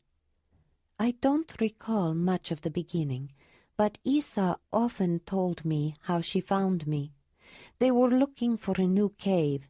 There had been an earthquake, probably the one I still dream about. It destroyed their home. Falling stones inside the cave killed several of Brun's clan, and many things were damaged. They buried their dead, then left. Even if the cave was still there, it was unlucky to stay. The spirits of their totems were unhappy there and wanted them to leave. They were traveling quickly. They needed a new home soon, not just for themselves, but because their protective spirits needed a place where they would be content." Though Ayla kept her voice neutral and told the story with signs and movements, the people were already caught up in her tale. To them, totems were an aspect of the mother, and they understood the disasters that the great Earth Mother could wreak when she was not happy. "Isa told me they were following a river when they saw carrion birds circling overhead. Brun and Grad saw me first, but passed by. They were looking for food, and would have been glad if the carrion birds had spotted prey killed by a hunting animal. They might be able to keep a four-legged hunter away long enough to take some of the meat. They thought I was dead, but they don't eat people, not even one of the others." There was a grace and easy flow to Ayla's movements as she spoke. She made the signs and gestures with practiced ease. "When Isa saw me lying on the ground beside the river, she stopped to look. She was a medicine woman and interested. My leg had been clawed by a big cat. She thought probably a cave lion, and the wound had festered. At first she thought I was dead too, but then she heard me moan, so she examined me closer and discovered that I was breathing. She asked Brun, the leader, who was her sibling, if she could take me with them. He did not forbid it." "Good." "Yes," came responses from the audience. Jondalar smiled to himself. "Isa was pregnant at the time, but she picked me up and carried me until they made camp for the night. She wasn't sure if her medicine would work on the others, but she knew of a case where it had before, so she decided to try. She made a poultice to draw out the infection. She carried me all the next day, too. I remember the first time I woke up and saw her face, I screamed, but she held me and comforted me. By the third day, I was able to walk a little, and by then Isa decided I was meant to be her child." Ayla stopped there. There was a profound silence. It was a moving story. "How old were you?" Proliva finally asked. "Isa told me later that she thought I could count about 5 years at the time. I was perhaps the age of Jaredal or Robinan," she added, looking at Soliban. "Did you say all that with the gestures, too?" Soliban asked. "Can they really say so much without words?" "There is not a sign for every word I said, but they would have understood essentially the same story. Their language is more than just the motions of the hands. It's everything. Even a flicker of an eyelid or a nod of the head can convey meaning." "But with that kind of language," Jondalar added, "they cannot tell a lie. If they tried, an expression or posture would give them away. When I first met her, Ayla didn't even have a concept for saying something that is not true. She even had trouble understanding what I meant. Though she understands now, she still can't do it. Ayla can't lie. She never learned how. That's how she was raised." "There may be more merit than one would realize in speaking without words," Marthona said quietly. "I think it's obvious from watching her that this kind of sign language is a natural way of communicating for Ayla," Zelandonii said, thinking to herself that her motions would not be so smooth and graceful if she was faking. And what reason would she have to lie about it?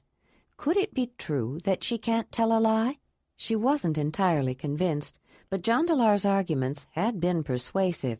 "Tell us more about your life with them," Zelandonii of the 11th said. "You don't have to continue with the signs unless you want to. It is beautiful to watch, but I think you've made your point. You said they buried their dead. I'd like to know more of their burial practices."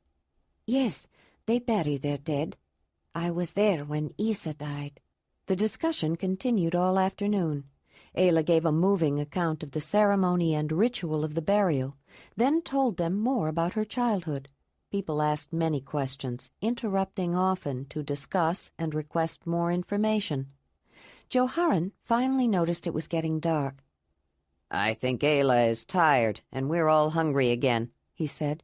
"Before we break up, I think we should talk about a hunt before the summer meeting. Jondalar was telling me they have a new hunting weapon to show us," Manvalar said. "Perhaps tomorrow or the next day would be a good day to hunt. That would give the third cave time to develop some plans to offer about where we should go." "Good," Joharan said. "But now, Proliva has arranged another meal for us, if anyone is hungry." The meeting had been intense and fascinating, but people were glad to be up and moving around. As they walked back toward the dwellings, Ayla thought about the meeting and all the questions. She knew she had answered everything truthfully, but she also knew she hadn't volunteered much beyond what was asked. In particular, she had avoided any mention of her son. She knew that to the Zelandonii he would be thought of as an abomination, and though she could not lie, she could refrain from mentioning. Chapter 9. It was dark inside when they reached Marthona's dwelling. Folara had gone to stay with her friend Ramila rather than wait alone for her mother, Willamar, Ayla, and Jondalar to return.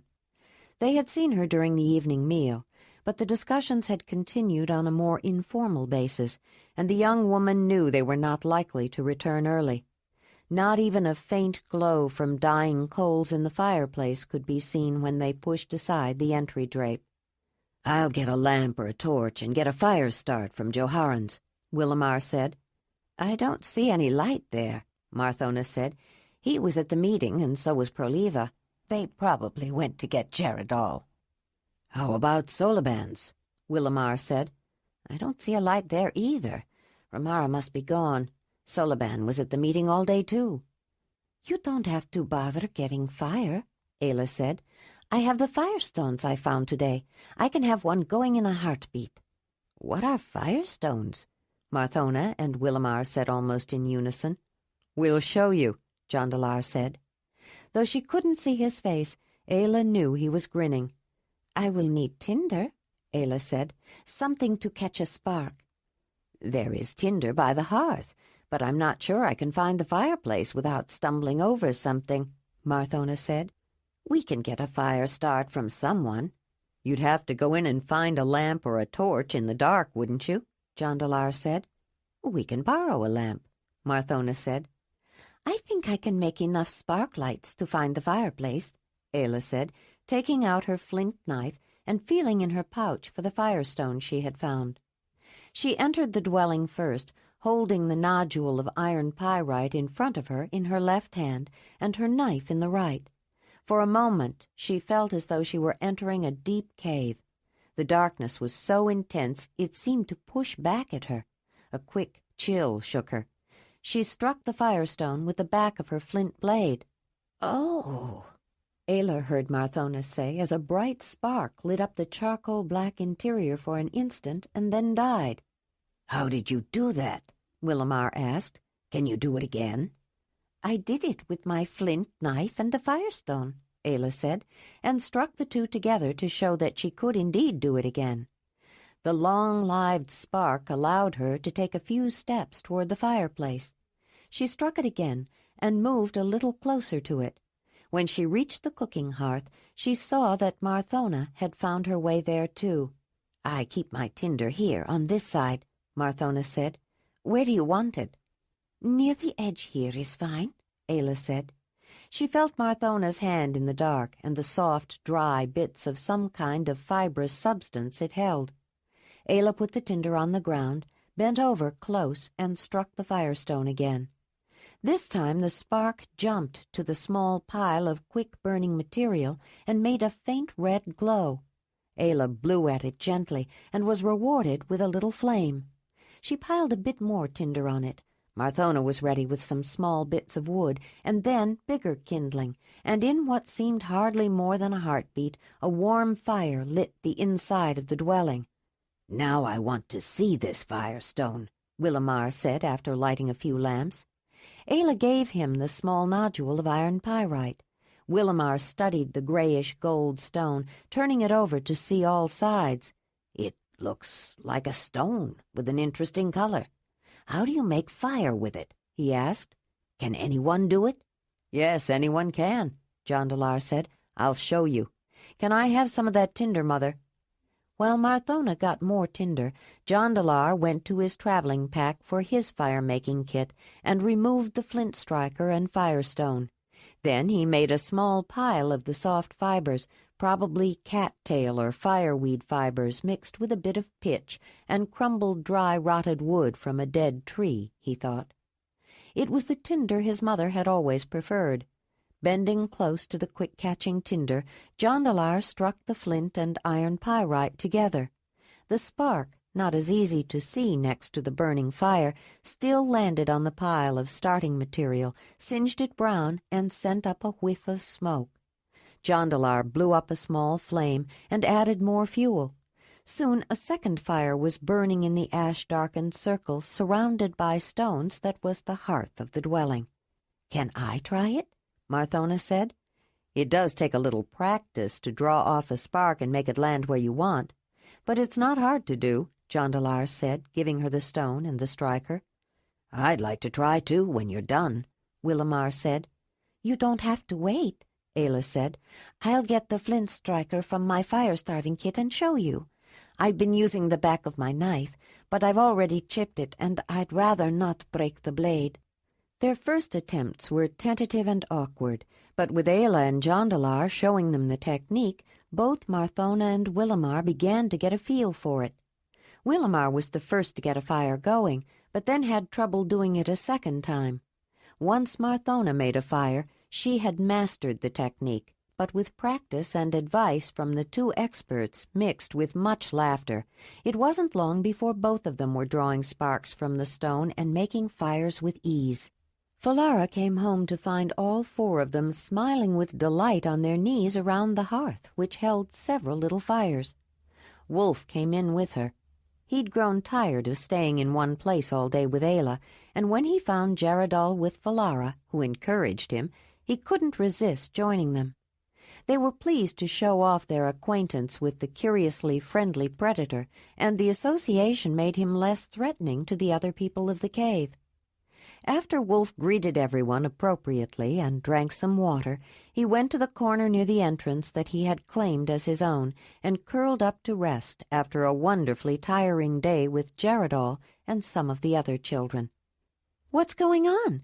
Falara said after the excitement of greetings when she noticed the hearth. "Why do you have so many fires in the fireplace?" "We've been learning to make fire with stones," Willamar said.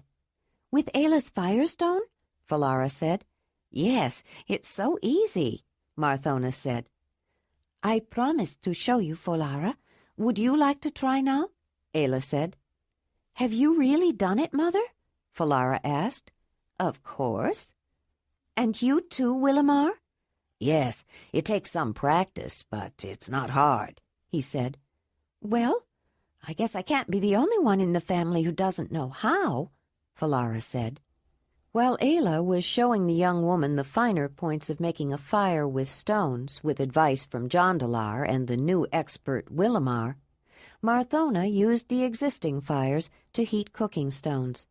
She filled her tea-making basket with water and began to slice some cold cooked bison meat. When the cooking stones were hot, she put several in the teapot basket, bringing forth a steaming cloud, then added a couple along with a bit more water to a container made of willow withes, tightly interwoven with fibers attached to a wooden base. It contained vegetables that had been cooked that morning, daylily buds, cut pieces of the green stems of poke, elder shoots, thistle stems, burdock stems, coiled baby ferns, and lily corms, flavored with wild basil, elderberry flowers, and pignut roots for added spice. By the time Marthona had a light supper ready, Falara had added her small fire to the one still burning in the hearth. Everyone got their own eating dishes and cups for tea and sat on cushions around the low table. After the meal, Ayla brought a bowl of leftovers and an extra piece of meat to Wolf, poured herself another cup of tea, and rejoined the others. "I want to know more about these firestones," Willamar said. "I've never heard of people making fire like that before." "Where did you learn to do that, Jonde?" Falara asked. "Ayla showed me," Jondalar said. "Where did you learn, Ayla?" Falara said. "It wasn't anything I learned or planned or thought about. It just happened." "But how could something like that just happen?" Falara asked. Ayla took a sip of tea and closed her eyes to recall the event. "It was one of those days when everything seemed to go wrong," she began. "My first winter in the valley was just beginning. The river was turning to ice, and my fire had gone out in the middle of the night. Winnie was still a baby, and hyenas were nosing around my cave in the dark, but I couldn't find my sling. I had to chase them off by throwing cooking stones. In the morning, I was going to cut wood to make a fire, but I dropped my axe, and it broke. It was the only one I had, so I had to make a new one. Luckily, I had noticed that there were flint nodules in the heap of stones and animal bones that had piled up below the cave. I went down to the rocky bank by the river to nab a new axe and some other tools. While I was working, I put my stone retoucher down, but my mind was on the flint, and I picked up the wrong stone by mistake. It wasn't my retoucher. It was a stone like this, and when I hit the flint with it, I got a spark. It made me think of fire, and I needed to make a fire anyway, so I decided to try to make it with a spark from the stone. After a few tries, it worked." "You make it sound so simple," Marthona said, "but I'm not sure I would have tried to make a fire like that, even if I had seen a spark." "I was alone in that valley, with no one to show me how to do things or tell me what couldn't be done," Ayla said. "I'd already hunted and killed a horse, which was against clan traditions, and then adopted her foal, which the clan would never have allowed. I'd done so many things I wasn't supposed to do that by then I was ready to try any idea that came to me."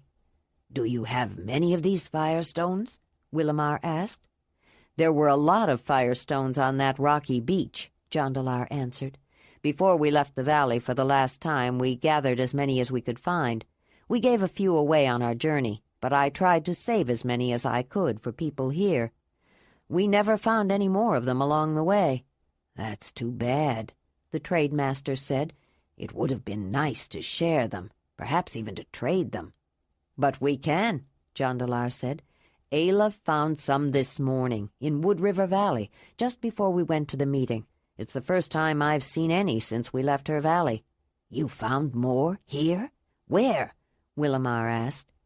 "At the foot of a little waterfall Ayla said. "If there are some in one little place, there may be more close by," Jondalar added. "That's true," Willamar said. "How many people have you told about these firestones?" "I haven't had time to tell anyone, but Zelandonii knows," Jondalar said. "Falara told her." "Who told you?" Marthona asked her. "Ayla did. Or rather, I saw her use one," Falara explained. "Yesterday, when you came home, Willamar." "But she didn't see it herself?" Willamar asked, a grin starting. "I don't think so," Falara said. "This is going to be fun. I can't wait to show her," Willamar said. "She's going to be so astounded, but she won't want to show it." "It will be fun," Jondalar said, also grinning. "It's not easy to surprise that woman." "That's because she knows so much," Marthona said. "But you've already impressed her more than you realize, Ayla." "That's true," Willamar said. "They both have. Have you two got any more surprises tucked away that you haven't told us about?" "Well, I think you're going to be amazed by the spear thrower we're going to demonstrate tomorrow, and you can't imagine how good Ayla is with a sling," Jondalar said. "And though it might not mean too much to you, I've learned some exciting new flint-knapping techniques. Even Dalinar was impressed." "If Dalinar was impressed, I have to be," Willamar said. "And then there's the thread puller," Ayla said. "Thread puller?" Marthona said. "Yes, for sewing. I just couldn't learn how to pull a tiny cord or a sinew thread through a hole that was punched with an awl. Then I had an idea, but the whole lion camp helped to make the first one. If you like, I'll get my sewing kit and show you," Ayla said.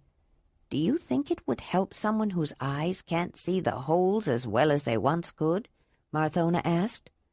"I think so," Ayla said. "Let me get it." "Why don't you wait until tomorrow when there's more light?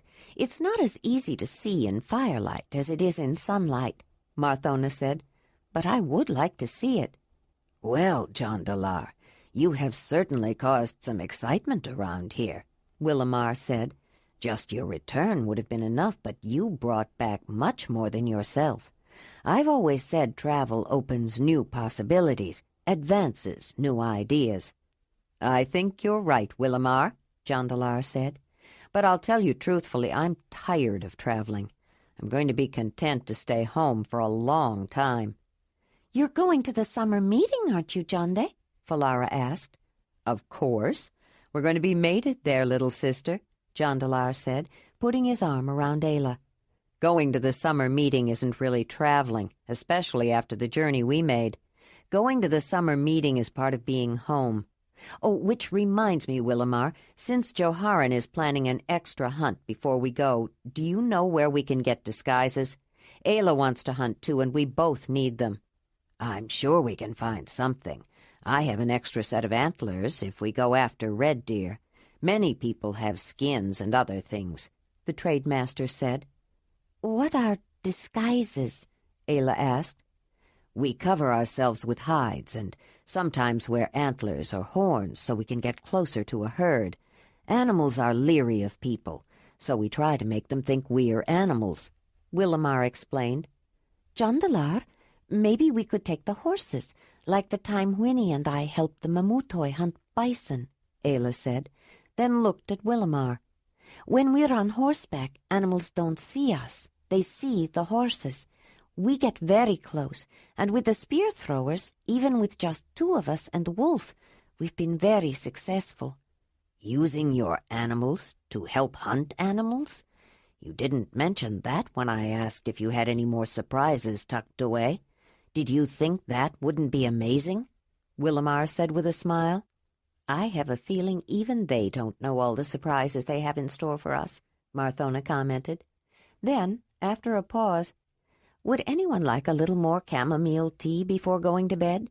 She glanced at Ayla.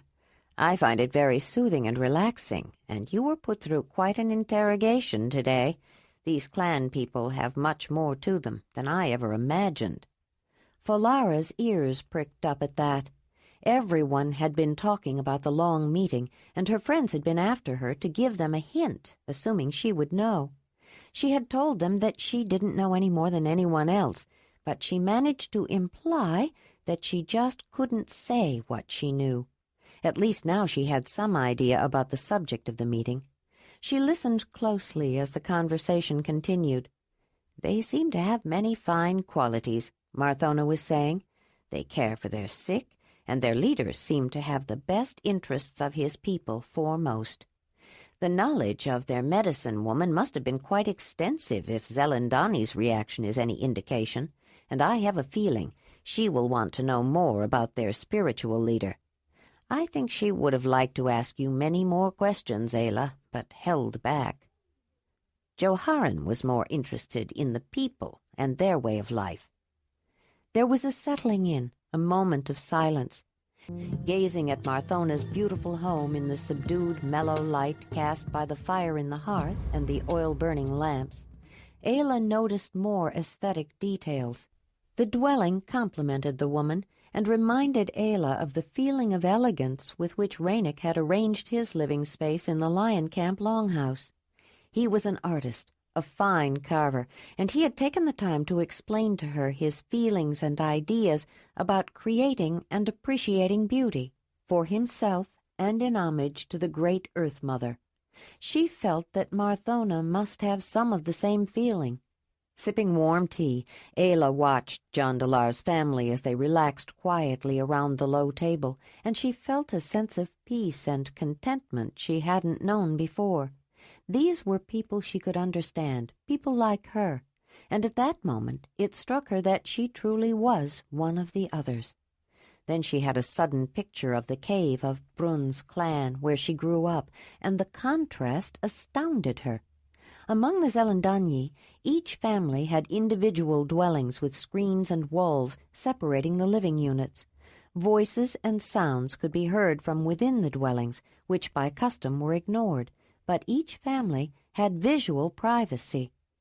The Mamutoi had also defined areas within the Lion Camp's Earth Lodge for each family, with drapes that assured visual privacy if it was desired. In the cave of her clan, the boundaries of each family's living space were known, even if not defined with anything more than a few strategically placed stones. Privacy was a matter of social practice. One did not look directly into the hearth of one's neighbor, did not see beyond the invisible boundary. The clan was good at not seeing what they were not supposed to see. Ayla recalled with a wrenching ache the way even those who loved her had simply stopped seeing her when she was cursed with death. The Zelandonii also defined the spaces within and outside the dwellings, with places for sleeping, cooking, and eating, and various work projects. Within the clan, areas for different activities were not as precisely located. Generally, sleeping places were made and a hearth located, but for the most part, the division of space was a matter of custom, habit, and behavior. They were mental and social divisions, not physical ones. Women avoided places where men were working, men stayed away from the women's activities, and work projects were often done where it was convenient at the time. The Zelandonii seemed to have more time to do things than the clan, Ayla was thinking. They all seemed to make so many things, and not just necessary things. Maybe it's the way they hunt that makes the difference. She was lost in thought and didn't hear a question that had been put to her. "Ayla, Ayla," Jondalar said loudly. "Oh, I'm sorry, Jondalar. What did you say?" "What were you thinking about that you didn't even hear me?" "I was thinking about the differences between the others and the clan. I was wondering why the Zelandonii seemed to make more things than the clan did," Ayla said. "Did you come up with an answer?" Marthona asked. I don't know, but maybe different ways of hunting might have something to do with it, Ayla said. When Brun and his hunters went out, they usually brought back a whole animal, sometimes two. The lion camp could count about the same number of people as Brun's clan, but when they hunted, everyone who could went out, men, women, even some children, if only for the drive. They usually killed many animals and brought back only the best and richest parts, and saved most of the meat for winter. I don't recall a time that either starved, but by the end of winter, the clan was often left with only the leanest and least filling food, and sometimes had to hunt in spring when animals were thin. The lion camp ran out of some foods and were hungry for greens, but they seemed to eat well even in late spring. That may be something to mention to Joharan later, Willamar said, yawning as he got up. But right now, I'm going to bed. We're likely to have a busy day tomorrow, too. Marthona got up from the cushions when Willamar did and carried the serving dishes into the cooking room. Folara stood up, stretching and yawning in a way that was so similar to Willamar, Ayla smiled at the resemblance. I'm going to bed, too. I'll help you clean those dishes in the morning, Mother, she said, wiping out her wooden eating bowl with a small piece of soft deerskin before putting it away. I'm too tired now. Are you going hunting, Folara? Jondalar asked. I haven't decided. I'll see how I feel later, she replied, heading for her sleeping room. After Marthona and Willamar went into their sleeping space, Jondalar moved aside the low table and spread out their sleeping furs. As they settled into them, Wolf came to sleep beside Ayla. He didn't mind staying out of the way when people were around, but when Ayla went to bed, he felt his place was beside her. I really like your family, Jondalar, Ayla said. I think I'm going to like living with the Zelandonii. I was thinking about what you said last night, and you're right. I shouldn't judge everyone by a few unpleasant people. Don't judge everyone by the best, either, Jondalar said. You never know how people will react to something. I'd take them one at a time. I think everyone has some good and some bad, Ayla said. Some have a little more of one than the other. I always hope people will have more good than bad, and I like to believe most do. Remember Freeback? He was really nasty in the beginning, but in the end he turned out to be nice. I have to admit, he surprised me, Jondalar said, snuggling close to her and nuzzling her neck. You don't surprise me, though, she said, smiling as she felt his hand between her thighs. I know what you're thinking. I hope you're thinking the same thing, he said. As she reached up to kiss him, she returned the gesture. And I think maybe you are. The kiss was long and lingering. They both felt their desire grow, but there was no rush, no need to hurry. They were home, Jondalar thought. Through all the difficulties of the long and dangerous journey, he had brought her home with him. Now she was safe. The dangers were over. He stopped and looked down at her and felt so much love for her he didn't know if he could contain it. Even in the soft light of dying fires, Ayla could see the love in blue eyes that were a rich shade of violet in the firelight, and she felt herself fill with the same emotion.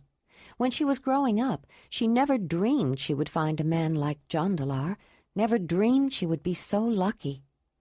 He felt a catch in his throat and bent down to kiss her again, and knew he had to have her, to love her, to join with her. He was grateful to know that she was there for him. She always seemed ready for him, to want him whenever he wanted her. She had never played coy games with him the way some women did. Morona came to his mind for a moment. She had liked to play those games, not as much with him, but with others. And suddenly he was grateful that he had gone off with his brother on an unknown adventure, instead of staying and mating with Morona. If only Thonolin had lived. But Ayla was alive, though he had come close to losing her more than once. Jondalar felt her mouth open to his searching tongue, felt the warmth of her breath. He kissed her neck and nibbled her earlobe and ran his tongue down to her throat in a warm caress. She held herself still, resisting the tickling sensation and letting it become internal spasms of expectation.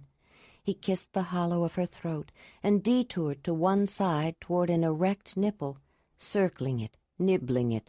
Her anticipation was so intense she almost felt a sense of relief when he finally took it in his mouth and suckled. She felt the jolt of excitement in the depths of her being and at the place of her pleasures.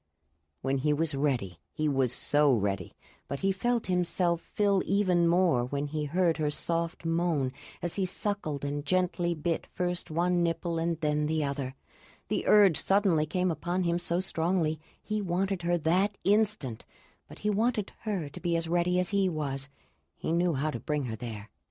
She could feel his eager desire, and it fired her own. She would have been happy to open herself to him at that moment, but when he pushed down the top cover of their sleeping roll and moved lower, she held her breath, knowing what was coming and wanting it. His tongue circled her navel for only a moment. He didn't want to wait, and neither did she. As she kicked off the top cover, she felt a moment's hesitation at the thought of the others in their sleeping places nearby. Ayla wasn't used to being in a dwelling with other people and felt a little constrained. Jondalar seemed to have no such compunctions. The unease slipped from her mind as she felt him kiss her thigh, press her legs apart, and kiss the other, and then kiss the soft folds of her womanhood. He savored her familiar taste, licked slowly, and then found her small, hard nodule. Her moan was louder. She felt flashes of pleasure like lightning blaze through her as he sucked and massaged her with his tongue. She didn't know she was so ready. It came on her quicker than she expected. Almost without warning she was there, feeling peaks of pleasure and an overwhelming desire for him, for his manhood. She reached for him, pulled him up to her, and helped him to enter. He penetrated deeply. With the first stroke he struggled to hold back, to wait a little, but she was ready, urging him, and he gave himself up to it. With joyous abandon he plunged fully once more, and then again, and then he was there, as she was, feeling the waves of pleasure mount up and spill over, again and again and again. Jondalar rested on top of her, a moment she had always savored. But then he remembered that she was pregnant, and he worried that his weight was too much. She felt an instant of disappointment when he moved away so soon. As he rolled off to the side, he wondered again if she could be right. Was this how that baby had started inside her? Was it his baby too, as Ayla always insisted? Had the mother given her children not only this wondrous gift of pleasure, but was it her way of blessing a woman with new life? Could that be why men were created, to start the new life inside a woman? He wanted Ayla to be right. He wanted it to be true, but how would he ever know? After a while, Ayla got up. From a travel pack she took a small wooden bowl and poured some water into it from the water bag. Wolf had retreated to his chosen corner near the entrance and greeted her with his usual tentative approach after their pleasures. She smiled at him and gave him the signal that he had done well. Then, standing over the night basket, she cleaned herself as Isa had taught her when she first became a woman.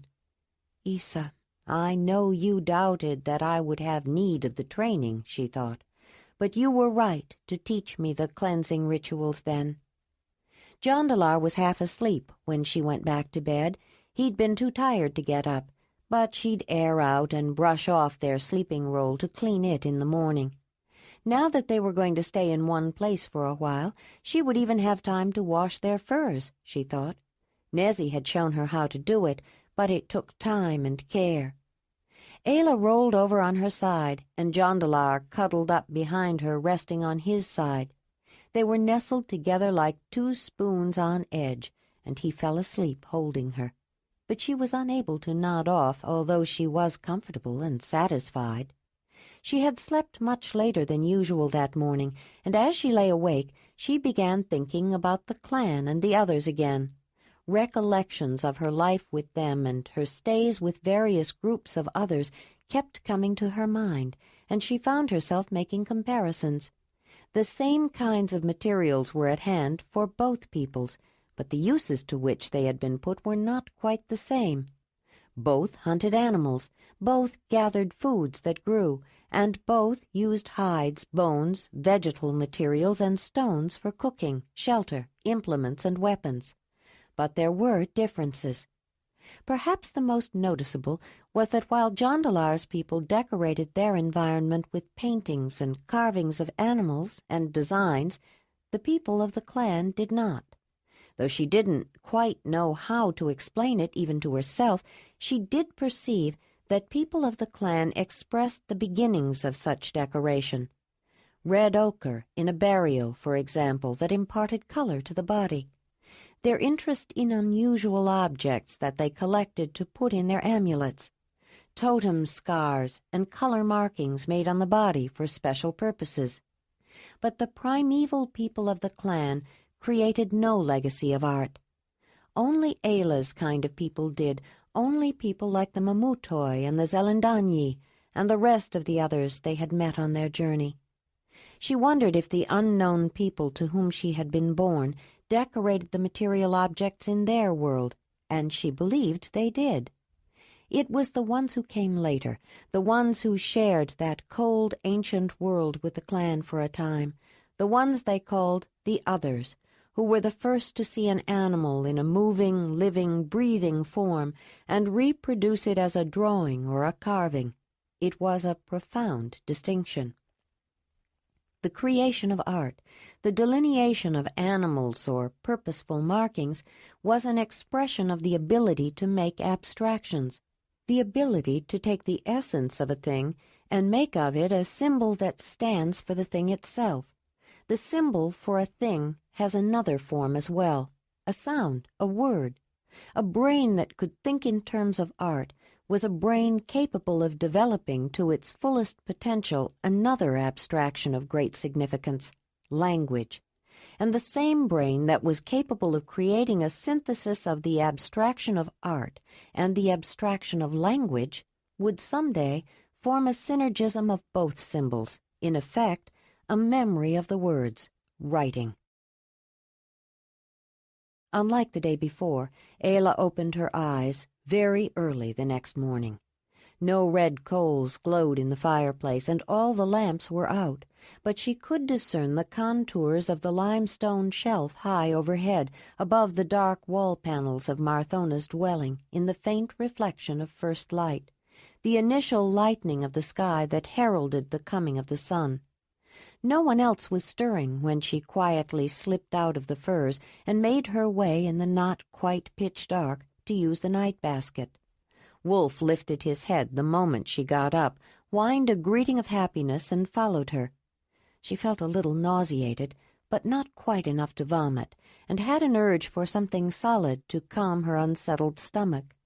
She went to the cooking room and started a small fire, then took a few bites of the bison meat that was left on the pelvic bone serving platter from the night before, and a few soggy vegetables from the bottom of the cooking storage basket.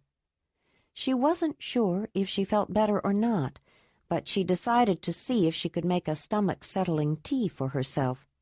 She didn't know who had made the tea for her the day before, but wondered if it was Jondalar, and thought she'd make one of his favorite morning teas as well. She got her medicine bag from her traveling pack.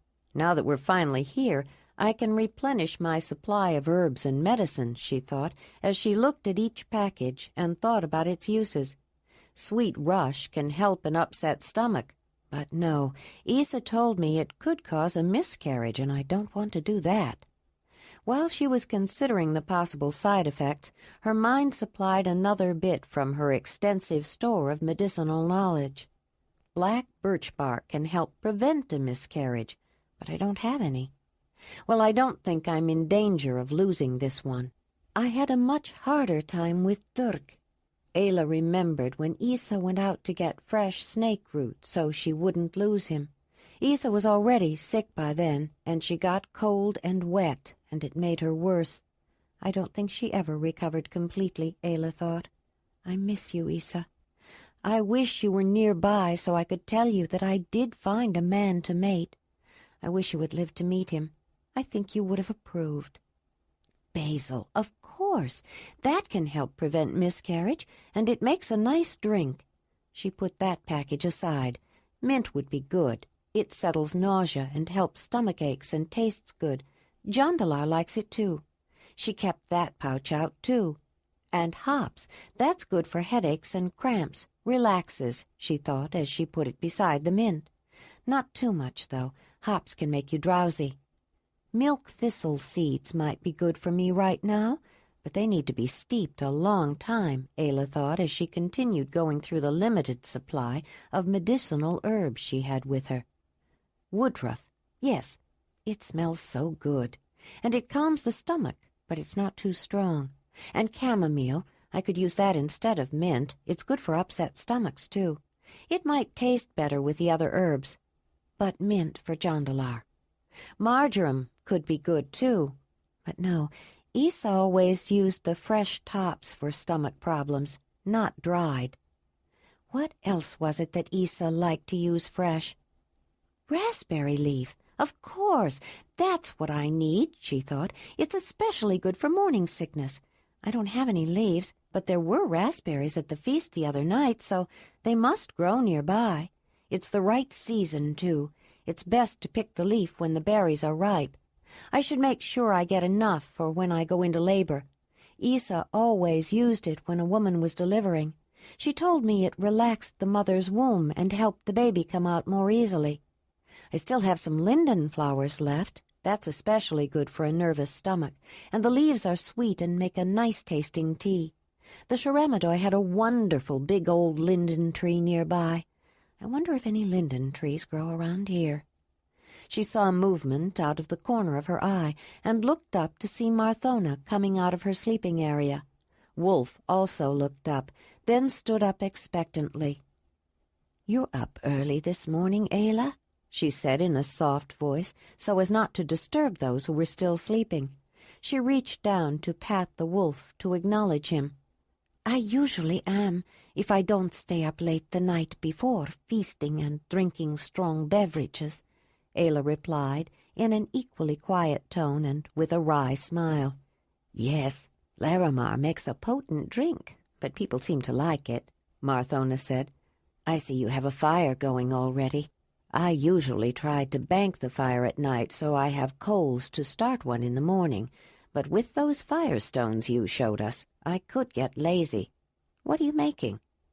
"A morning tea," Ayla said. "I like to make a wake-up tea for Jondalar in the morning, too. Can I make some for you?" "When the water is hot, I have a tea mixture that Zelandonii wants me to take in the morning," Marthona said, starting to clean up the remains of the late supper from the night before. "Jondalar told me about your habit of making him morning tea. He was determined to make a tea for you to drink when you woke up yesterday. He said you always had a hot cup ready for him, and for once he wanted you to wake up to tea. I suggested that he make mint, since it tastes good cold, and it seemed you might sleep late." "I wondered if it was Jondalar who made that. But were you the one who left the basin and water?" Ayla asked. Marthona smiled and nodded. Ayla reached for the bentwood tongs used to pick up cooking rocks, took a hot stone from the fire, and dropped it into the tightly woven tea basket full of water. It steamed and hissed and sent up a few preliminary bubbles. She added another, and after a while she removed the stones and added more. When the water was boiling, both women infused their individual tea mixtures.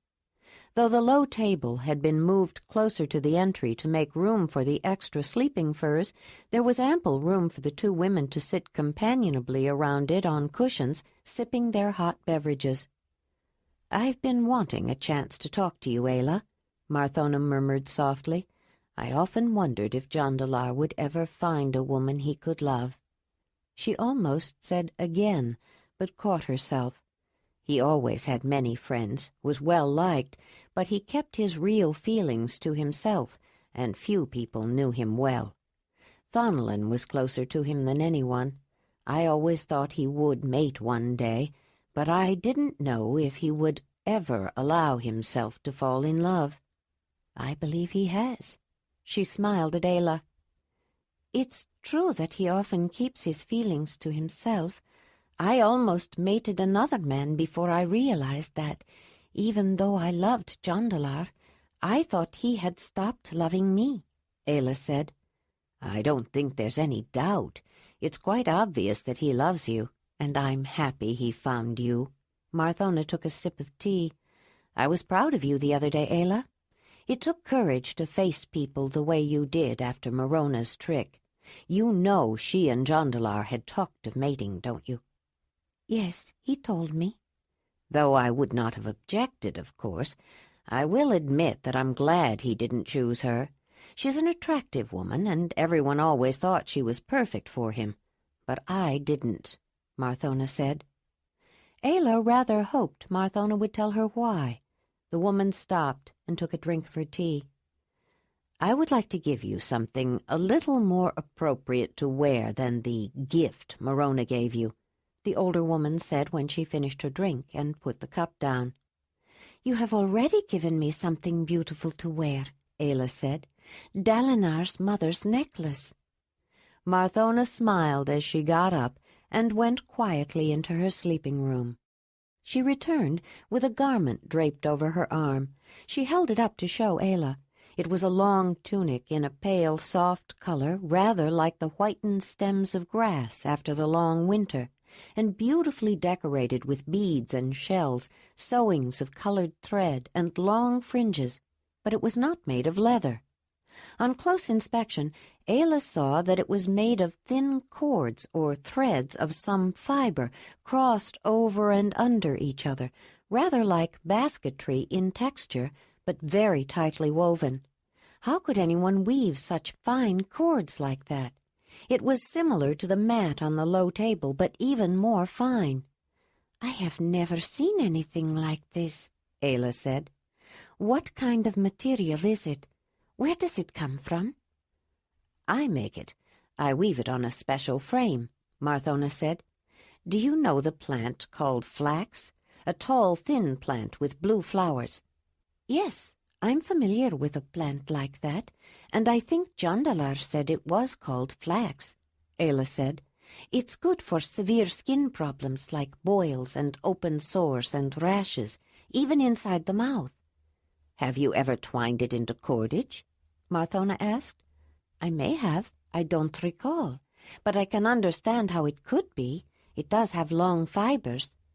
"That's what I used to make this." "I know that flax is useful, but I didn't know it could be used to make something as beautiful as this." "I thought you might be able to use it for your matrimonial. We'll be leaving for the summer meetings soon, at the next full moon, and you said you didn't have anything to wear for special occasions," Marthona said. "Oh, Marthona, how nice of you," Ayla said. "But I do have a matrimonial outfit. Nezzy made it for me, and I promised her I would wear it. I hope you don't mind. I brought it with me all the way from the summer meeting last year. It is made in the Mamutoi style, and they have special customs about the way it should be worn." "I think it would be most appropriate for you to wear a Mamutoi matrimonial outfit, Ayla. I just didn't know if you had anything to wear, and I wasn't sure if we'd have time to make something before we leave."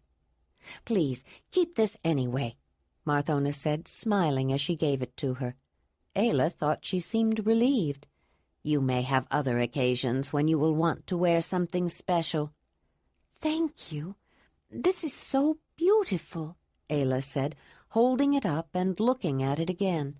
Then in front of her, to see how the loose garment would fit. "It must take a long time to make." "Yes, but I enjoy it. I've worked out the process over many years. Willamar helped me to make the frame I use, and Thonelin before he left." Most people have a special craft of some kind. We often trade the things we make or give them as gifts. I'm getting a little old to do much of anything else now, but I don't see as well as I once did, especially the close work. I was going to show you the thread puller today, Ayla said, jumping up. I think it would make it easier for someone who doesn't see as well to sew. I'll get it. She went to her travel packs to get her sewing kit and saw one of the special packages she had brought with her. Smiling to herself, she took it back to the table, too. Would you like to see my matrimonial outfit, Marthona? Yes, I would, but I didn't want to ask. Some people like to keep it a secret and surprise everyone, Marthona commented. I have a different surprise, Ayla said as she unpacked her matrimonial outfit. But I think I will tell you. Life has begun inside me. I am carrying Jondalar's baby. Chapter 10. Ayla, are you sure? Marthona asked with a smile. She did think it was a rather strange way of saying that the mother had blessed her, carrying Jondalar's baby, even if it probably was the child of his spirit. As sure as anyone can be. I have missed 2 moon times. I feel a little sick in the mornings, and I'm aware of some changes in me that usually mean pregnancy, Ayla said. How wonderful, Jondalar's mother said. She reached over and gave Ayla a hug. If you are already blessed, it brings luck to your mating, or so people claim. Sitting at the low table, the young woman untied the leather-wrapped package and tried to shake the wrinkles out of the tunic and leggings that had been carried across a continent through every season for the past year. Marthona examined the outfit and quickly saw past the creases as she realized what magnificent garments they were. Ayla would most definitely stand out at the mating ceremonial wearing this. First of all, the style was utterly unique. Both men and women of the Zelandonii, with some differences and variations related to gender, usually wore rather loosely bloused pullover tunics, belted at the hips, with various embellishments of bone, shell, feather, or fur, and fringes of leather or cordage. Women's clothing, particularly the clothes they wore for special occasions, often had long hanging fringes that swayed as they walked, and a young woman quickly learned how to make the dangling decoration accentuate her movements. Among the Zelandonii, a naked woman was an ordinary sight, but fringes were considered very provocative. It wasn't that women didn't usually wear clothing, but that removing clothes to wash or change or for whatever reason in their close-knit society with relatively little privacy was hardly given a thought.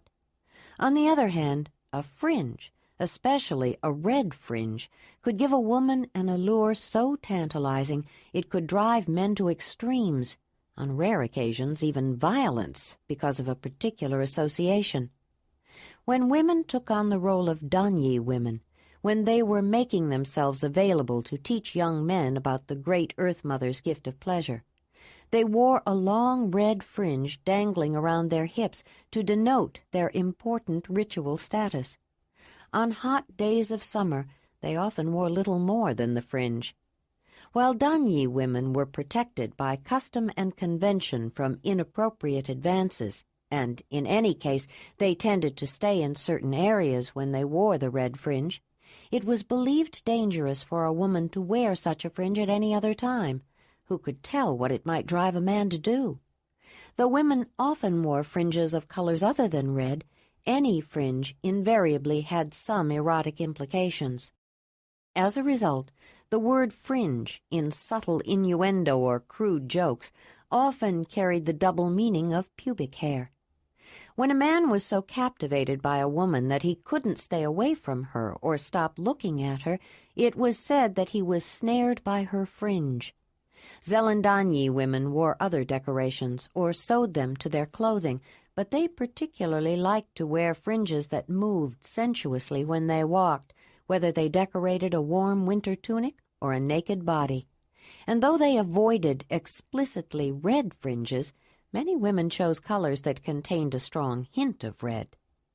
Ayla's mamutoi outfit had no fringes, but there was no doubt that a tremendous amount of effort had been put into making it.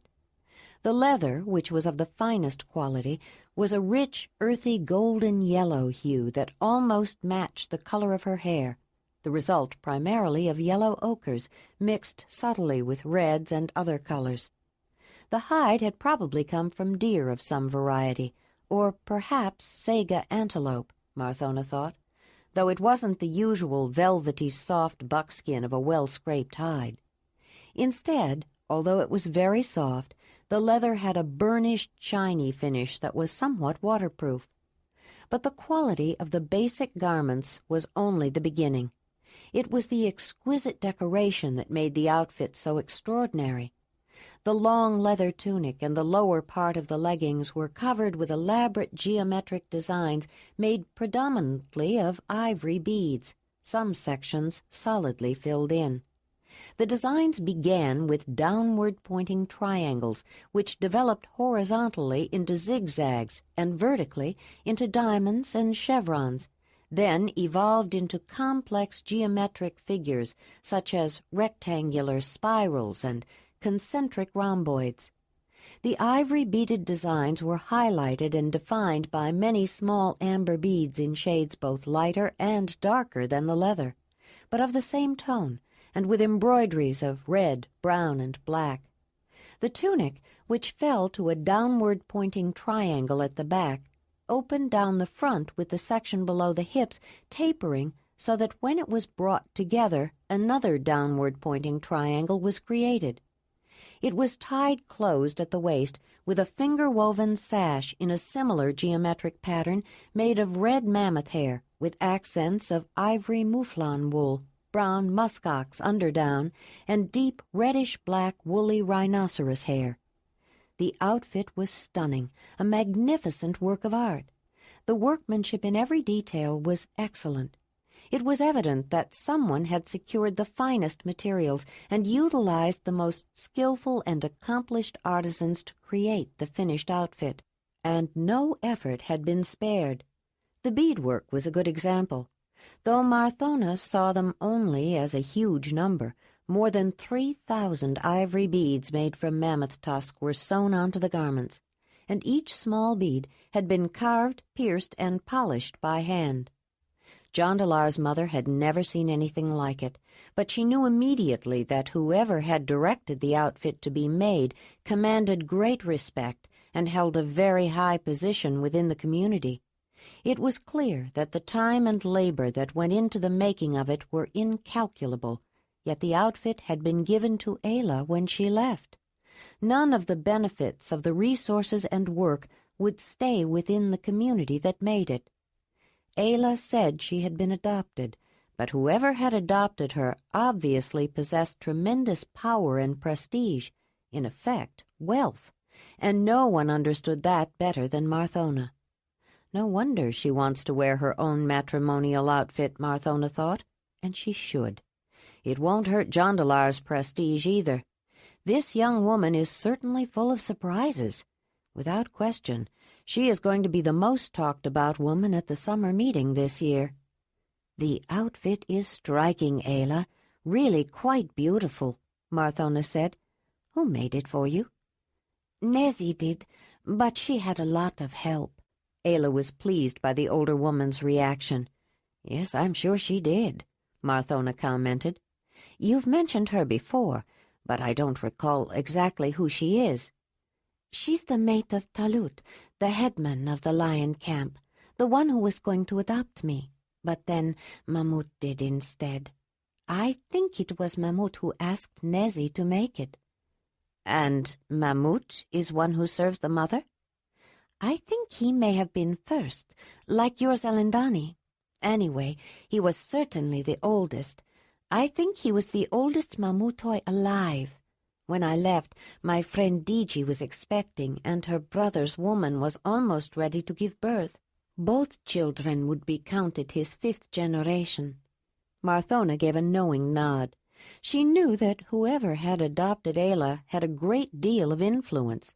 She hadn't realized he was probably the most respected and powerful person of all his people. That explained a lot, she thought.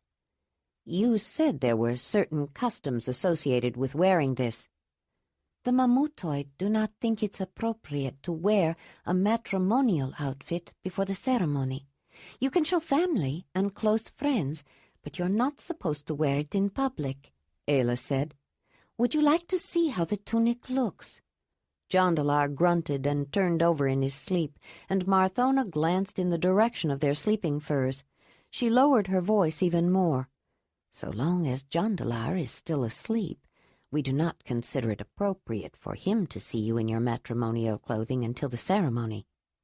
Ayla slipped off her summer tunic and picked up the heavy, ornately decorated one.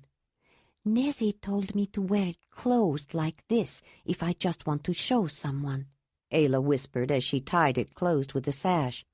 But for the ceremony, it should be open like this, she said, rearranging the garment and retying the sash. Nezzy said a woman proudly shows her breasts when she is joined, when she brings her heart to form a union with a man. I'm not really supposed to wear it open before the mating ceremony, but since you are Jondalar's mother, I think it's right for you to see. Marthona nodded. I am very pleased that you showed me. It is our custom to show matrimonial clothing before the occasion only to women, intimate friends, or family. But I don't think anyone else should see yours just yet. I think it would be— Marthona paused and smiled. Interesting to surprise everyone. If you like, we can hang it in my room so the creases can straighten out. A little steam would help, too. Thank you. I've been wondering where I could put it. Can this beautiful tunic that you gave me stay in your room, too? Ayla paused, remembering something else. And I have another tunic I would like to put somewhere, one I made. Would you keep that for me? Yes, of course. But put your outfits away for now. We can do it after Willamar wakes up. Is there anything else you'd like me to keep? Marthona said. I have necklaces and things, but they can stay in my traveling packs, since I'll be taking them with me to the summer meeting, Ayla said. Do you have much? Marthona couldn't resist asking. Only 2 necklaces, including the one from you, an armband, 2 spiral shells for my ears, given to me by a woman who dances, and 2 matched pieces of amber that Tuli gave me when I left. She was the head woman of the lion camp, Tolut's sister and Diji's mother. She thought I should wear them on my ears at my mating, since they would match the tunic. I would like to, but my ears are not pierced, Ayla said. I'm sure Zelandonii would be happy to pierce them for you if you want, Marthona said. I think I would. I don't want any other piercings, at least not yet, but I would like to wear the matched ambers when Jondalar and I are mated, and the outfit from Nezzy. This Nezzy must have been quite fond of you to have done so much for you, Marthona commented. I certainly was fond of her, Ayla replied. If it hadn't been for Nezzy, I don't think I would have followed Jondalar when he left. I was supposed to mate with Rainik the next day. He was the son of her brother's hearth, although she was more like a mother to him. But Nezzy knew Jondalar loved me, and she told me that if I really loved him, to go after him and tell him so. She was right. It was hard to tell Rainik I was leaving, though. I did care for him very much, but I loved Jondalar. You must have, or you would not have left people who held you in such high regard to come home with him, Marthona said. Ayla noticed Jondalar shifting around again and stood up. Marthona sipped her tea, watching the young woman as she refolded her matrimonial outfit, then the woven tunic, and put them in her traveling pack. When she returned, she motioned toward her sewing kit, which was on the table. My thread puller is in that, Ayla explained. Perhaps we can go out in the sunlight after Jondalar's morning tea is ready, and I'll show it to you. Yes, I would like to see it. Ayla went around to the cooking hearth added wood to the fire, then some cooking stones to heat, and measured out some dried herbs in the palm of her hand for Jondalar's tea. His mother was thinking that her first impression of Ayla was right. She was attractive, but there was more to her than that. She seemed genuinely concerned about Jondalar's welfare. She would make a good mate for him. Ayla was thinking about Marthona, admiring her quiet, self-assured dignity and regal grace.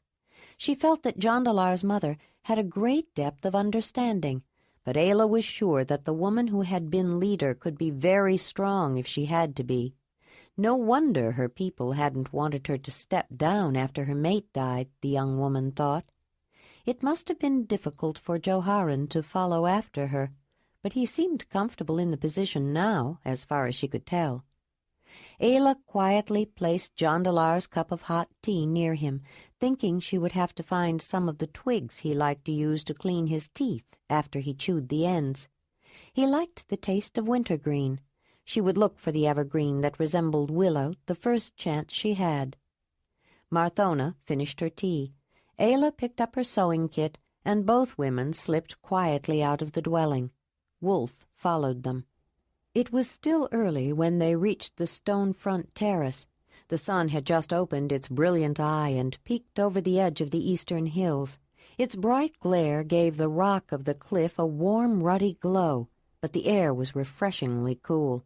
Not many people were moving about yet. Marthona led them toward the edge near the dark circle of the signal fire. They sat on some large rocks that had been arranged around it, with their backs to the blinding radiance that was climbing through the red and gold haze to the cloudless blue vault. Wolf left them and continued down to Wood River Valley.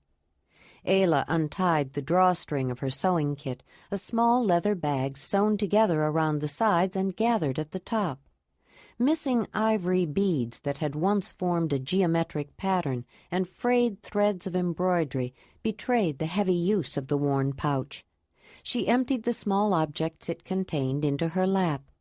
There were various sizes of cords and threads made of plant fibers, sinew, and animal hair, including several of the wool of mammoth, mouflon, muskox, and rhino, each wound around small bone phalanges. Several small, sharp blades of flint used for cutting were tied together with sinew, as was a bundle of awls of bone and flint that were for piercing. A small square of tough mammoth hide served as a thimble. The last objects were 3 small tubes made of hollow bird bones. She picked up a tube, removed a diminutive wad of leather from one end, and tipped the contents into her hand. A small tapering shaft of ivory slid out, with a point at one end, similar to an awl, but with a tiny hole at the other end. She handed it carefully to Marthona. "Do you see the hole?" Ayla asked. Marthona held it away from her. "I can't really see it well," she said, then brought it closer and felt the small object, first the sharp point, then along the shaft to the opposite end. "Ah, there it is. I can feel it. That's a very small hole, not much bigger than the hole of a bead." "The Mamutoi do pierce beads, but no one at Lion Camp was a skilled bead maker. Jondalar made the boring tool used to make the hole. I think that was the most difficult part of making this thread puller. I didn't bring anything to sew, but I'll show you how it works," Ayla said, taking it back. She selected the bone phalange that held the sinew, unwound a length, wet the end in her mouth, deftly poked it through the hole, and pulled it through. Then she handed it to Marthona. The woman looked at the threaded needle, but saw more with her hands than with her aging eyes, which could still see objects that were far away quite well, but not nearly so well those that were near.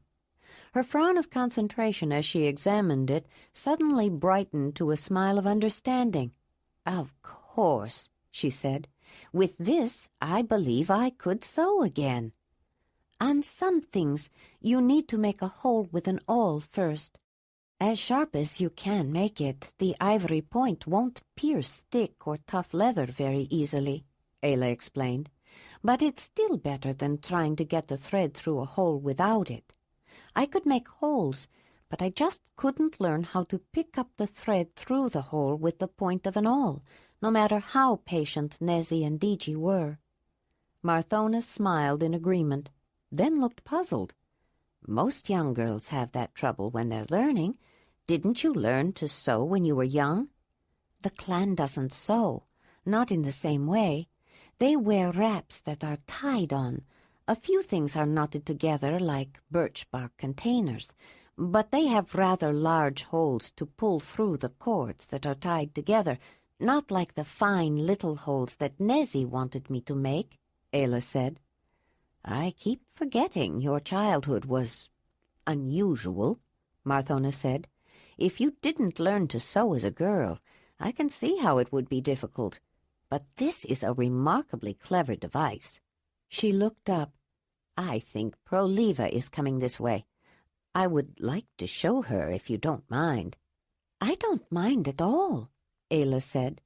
Glancing at the sunny terrace in front of the overhang, she saw Joharan's mate and Salova, Rushamar's mate, coming toward them, and noticed that many more people were up and moving about.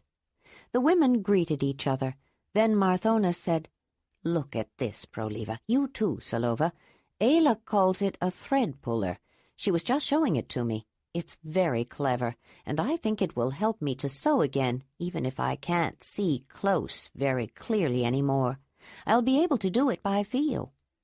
The two women, who had both constructed many garments in their lives, quickly grasped the concept of the new implement and were soon discussing its potential with excitement. "Learning to use this will be easy, I think," Salova said. "but making this thread puller must have been difficult." "Jondalar helped with this one. He made the fine boring tool to drill the small hole," Ayla explained. "It would take someone with his skill. Before he left, I remember that he made flint awls and some boring tools for piercing beads," Proleva said. "I think Salova's right. It might be hard to make a thread puller like this, but I'm sure it would be worth the effort. I'd like to try one." "I'd be happy to let you try this one, Proleva, and I have 2 others of different sizes. The size I choose depends on what I want to sew." "Thank you, but I don't think I'll have time today with all the planning for the hunt. Joharan thinks this summer meeting is going to be especially well attended," Proleva said, then smiled at Ayla. "Because of you. The news that Jondalar has returned and brought a woman back with him is already running up and down the river and beyond. He wants to make sure that we bring enough to feed the extra people when we sponsor a feast." "And everyone will be excited to meet you, to see if the stories about you are true," Salova said, smiling. She had felt the same way. "By the time we get there, they won't be true," Proleva said. "Stories always grow." "But most people know that and don't believe half of the stories to begin with. I think Jondalar and Ayla will manage to surprise a few people this year," Marthona said. Proleva noticed a rare expression on the face of the former leader of the 9th cave of the Zelandonii, a sly and rather self-satisfied smile. She wondered what Marthona knew that no one else did. "Are you coming with us to Two Rivers Rock today, Marthona?" Proleva asked. "Yes, I think I will. I would like to see a demonstration of this spear-thrower Jondalar's been talking about.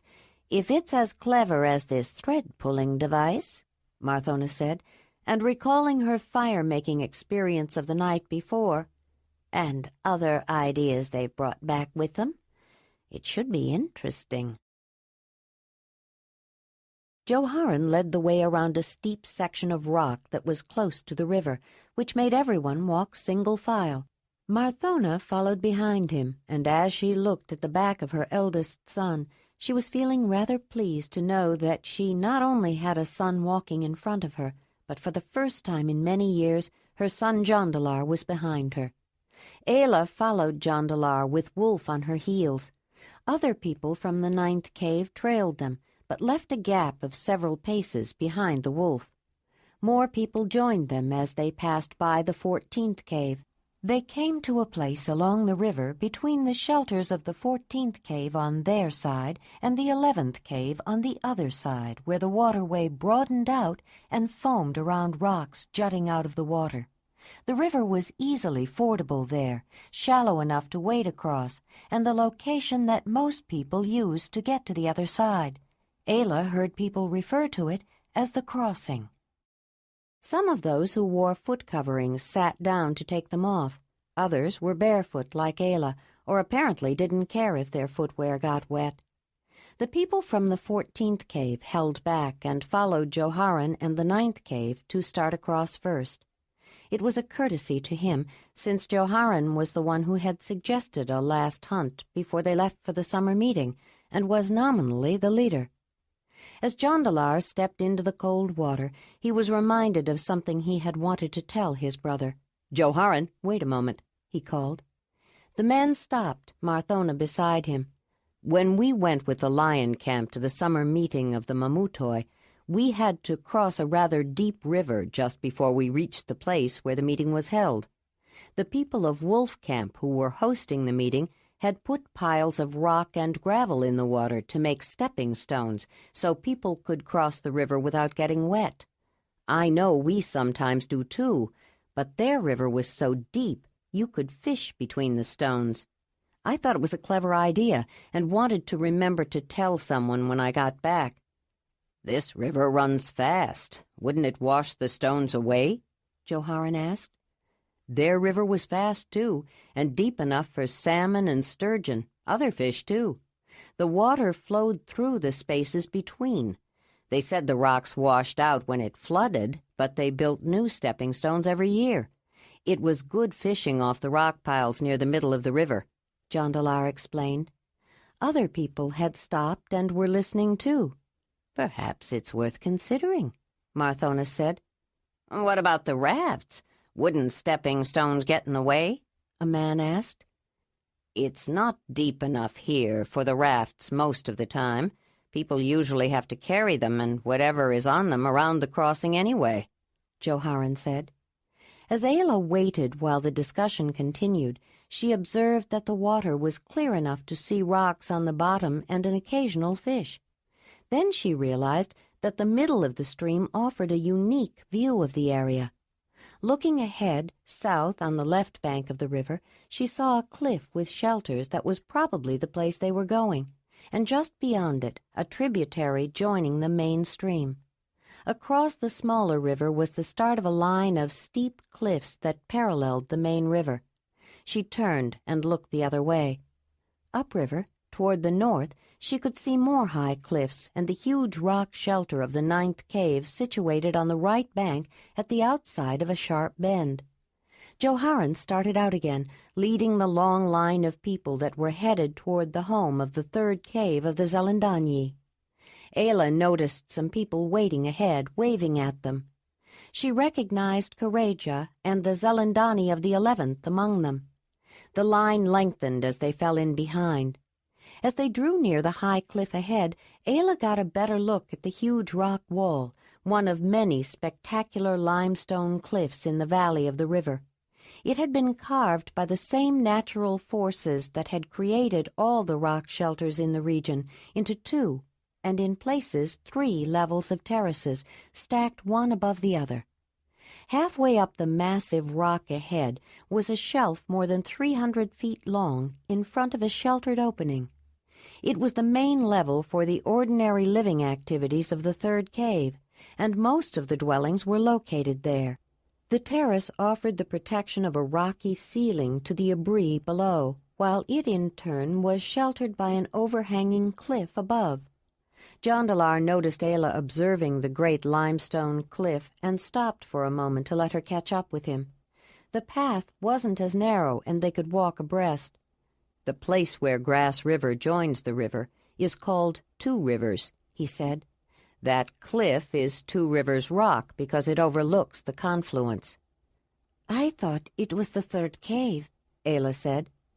"It is known as the home of the 3rd cave of the Zelandonii, but its name is 2 Rivers Rock, just like the home of the 14th cave of the Zelandonii is called Little Valley, and the home of the 11th cave is River Place," Jondalar explained. "Then what is the home of the 9th cave called?" Ayla said. "The 9th cave," Jondalar said, and noticed her frown. "Why doesn't it have another name like the others?" she asked. "I'm not sure," Jondalar said. "It's just always been the 9th cave. I suppose it could have been called something like Two Rivers Rock, since Wood River joins the river nearby, but the 3rd cave already had that name.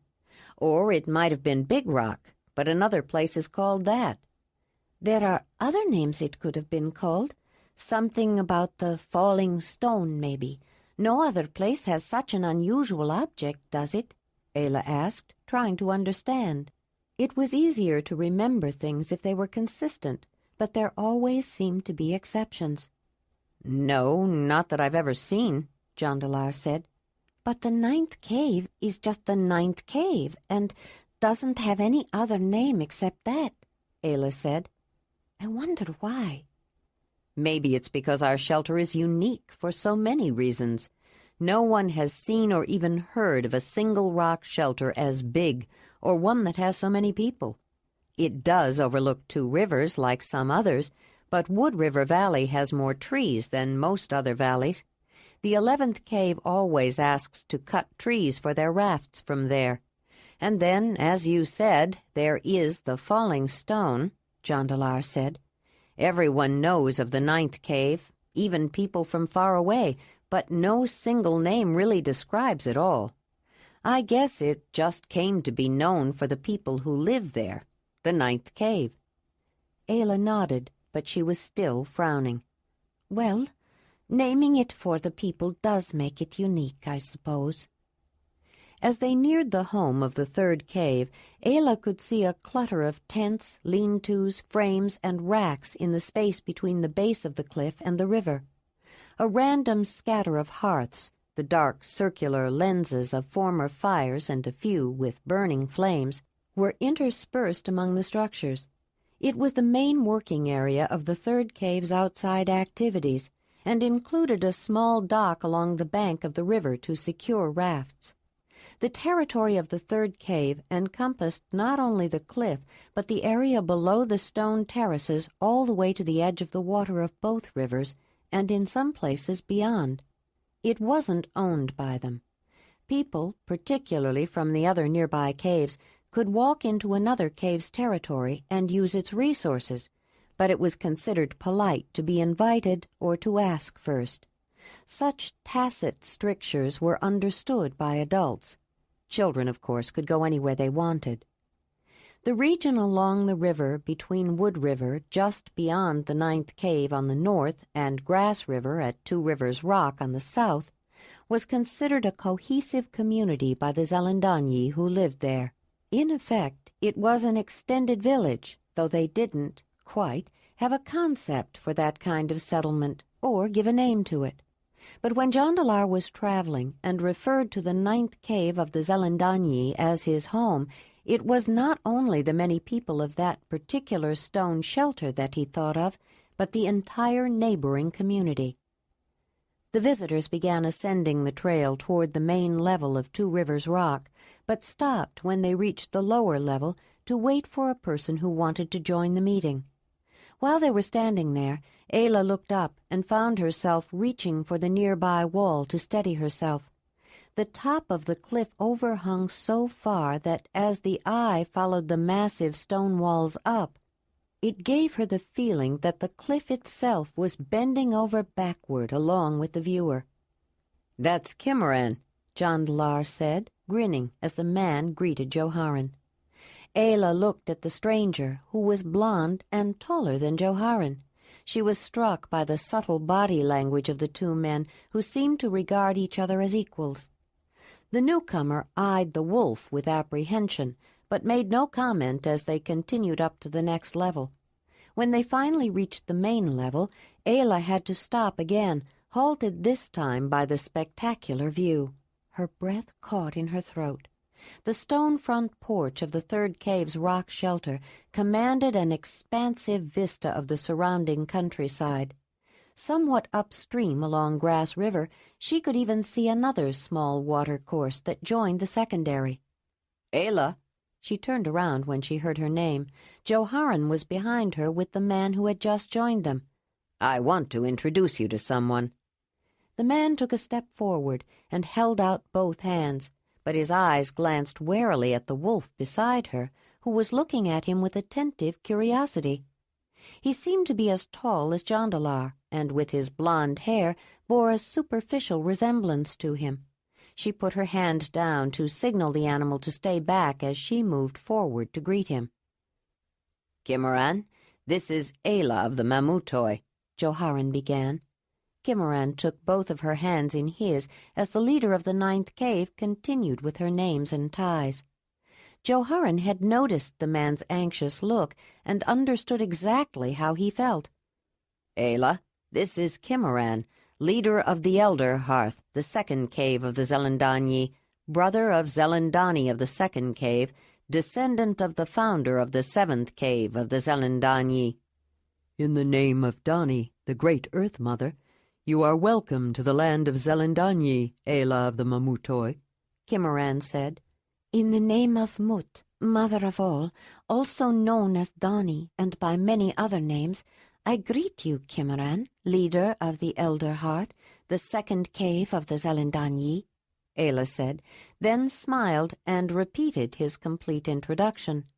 Kimaran noticed her foreign accent, and then her lovely smile. She was truly beautiful, he thought, but could he expect any less from Jondalar? Kimaran, Jondalar said when they finished the formal words. It's good to see you. And you, Jondalar. The men grabbed each other's hands, then gave each other a rough but affectionate hug. So you are the leader of the 2nd now, Jondalar said. Yes, for a couple of years. I wondered if you'd make it back. I heard you had returned, but I had to come and see for myself if all the stories about you are true. I think they must be, Kimaran said, smiling at Ayla, but still keeping a cautious distance from the wolf. Ayla, Kimaran and I have been friends for a long time. We went through our manhood ceremony together, got our belts, became men at the same time. Jondalar smiled and shook his head at the memory. We were all about the same age, but I felt that I stood out because I was taller than everyone. I was so glad when I saw Kimaran coming because he was as tall as me. I wanted to stand near him so I wouldn't be so noticeable. I think he felt the same way. He turned back to the man who was also smiling, but his expression changed at Jondalar's next words. Kimaran, I think you should come and meet Wolf. Meet him? Yes, Wolf won't hurt you. Ayla will introduce you. Then he'll know you as a friend. Kimaran felt disconcerted as Jondalar walked him toward the 4-legged hunter. It was the biggest wolf he'd ever seen, but the woman obviously wasn't afraid. She went down on one knee and put an arm around him, then looked up and smiled. The wolf's mouth was open, his teeth were bared, and his tongue was hanging out the side. Was that wolf sneering at him? Put your hand out so Wolf can smell it, Jondalar urged. What's that word you called him? Kimaran said, frowning and avoiding the gesture. He wasn't at all sure he wanted to offer his hand to the animal, but people were standing around watching, and he didn't want to seem afraid either. It's the name Ayla gave him. It's the Mamutoi word for wolf. When Ayla took his right hand, Kimaran knew he was committed. He took a deep breath and allowed her to bring that important appendage close to the mouth that was full of sharp teeth. Kimaran was surprised, as most people were, when Ayla went through the process of showing him how to touch the wolf, and he was startled when Wolf licked his hand. But when he felt Wolf's living warmth, the man wondered why the animal stood still for the touching, and once the initial wonder was over, he found himself paying more attention to the woman. What kind of power does she have, he wondered? Is she Zelandonii? He was particularly aware of the Zelandania and their unique abilities. She speaks in perfectly clear and understandable Zelandonii, but she has a manner of speaking that is strange. It is not exactly an accent, he thought. She almost seems to swallow some of the sounds. It isn't unpleasant, but it does make you take notice of her. Not that you wouldn't anyway. She has a foreign look. You know she's a stranger, but a beautiful, exotic stranger, and the wolf is a part of it. How does she control a wolf? He took on a look of wonder, almost awe. Ayla had been watching Kimmeran's expressions and saw the look of wonder. She glanced away when she felt herself starting to smile. Then she looked up at him. "I've taken care of Wolf since he was a little pup," she said. "He was raised with the children of the lion camp. He's used to people." Kimmeran felt a flush of surprise. It was almost as though she knew what he was thinking and gave him an answer to his questions before he even asked. "Did you come alone?" Jondalar asked when Kimmeran could finally stop looking at the wolf and Ayla and turned his attention back to him. "More are coming. We got word that Joharan wanted to organize a last hunt before leaving for the summer meeting. Manvalar sent a runner to the 7th, and they sent one to us, but I didn't want to wait for everyone, and came ahead," he said. "Kimmeran's cave is that way, Ayla," Jondalar said, pointing down the valley of Grass River. "Can you see that small tributary?" Ayla nodded. "That's the Little Grass River. Continue along Grass River beyond the tributary to reach the 2nd and the 7th caves. They're related and live across a rich meadow from each other." The two men began talking, reminiscing, and catching up, but Ayla was distracted again by the panoramic scene. The 3rd cave's spacious upper terrace gave the inhabitants many advantages. It was well protected by its large overhang from unpleasant weather, yet it offered an extraordinary view. Unlike the wooded valley near the 9th cave, the valleys of both the Grass and the Little Grass Rivers were rich, luxuriant grasslands, but different from the broad meadows of the floodplain of the river. A variety of trees and brush lined the banks of the primary river, but beyond the narrow gallery forest it was an open field of essentially short grass that was favored by ruminant grazers. Directly across the river toward the west, the broad floodplain led to a series of hills that climbed up to a grass-covered highland. The valleys of both the Grass and the Little Grass Rivers were wetter, almost swampy at certain times of year, which supported the tall grass varieties of grass that grew higher than a man in places and were often mixed with herbaceous forbs. The wide variety of plants invited many different types of grazing and browsing animals that preferred specific kinds or parts of the various grasses and leafy herbs as they migrated seasonally across the landscape. Since the main terrace of Two Rivers Rock overlooked the valleys of both the river and Grass River, it made an ideal location from which to monitor the itinerant herds. As a consequence, over time, the people of the 3rd cave gained not only great skill in tracking the movements of herds, but knowledge of the seasonal changes and weather patterns that signaled the appearance of the various animals. With that edge, their proficiency as hunters grew. Though every cave hunted, the spears of the hunters of the 3rd cave living at Two Rivers Rock brought down more of the grazers and browsers that migrated through the grassy floodplains of the river valleys than any of the others. The primacy of the 3rd cave's hunting knowledge and skill was known by most of the Zelandonii, but especially acknowledged by their nearest neighbors.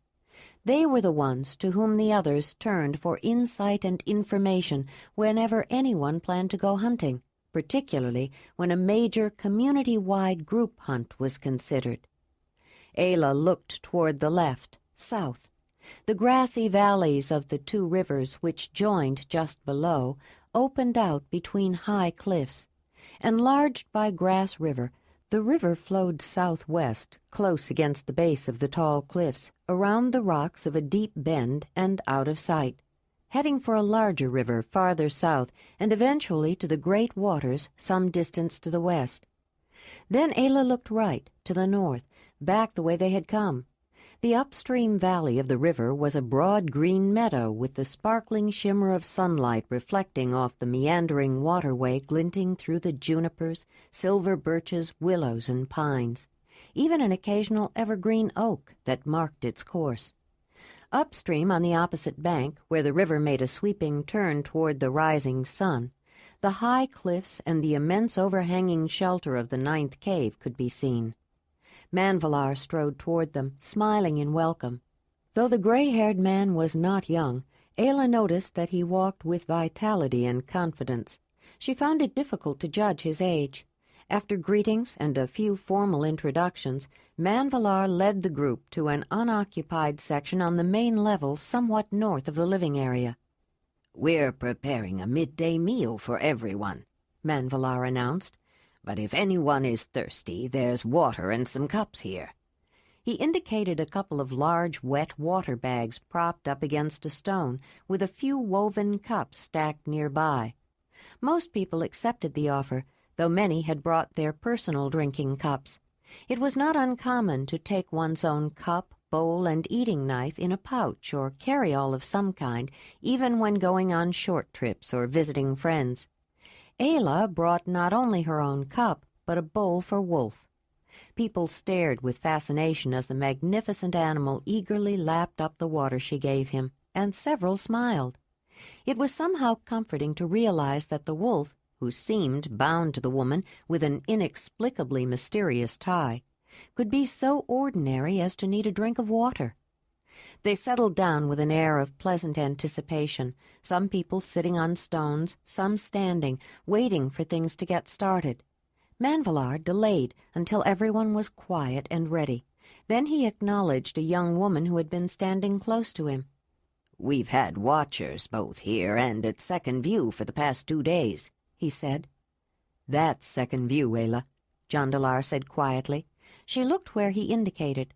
Across the confluence of 2 rivers and its wide floodplain was another small rock shelter jutting out sharply from an acute corner at the beginning of the line of cliffs that paralleled the river as it continued downstream.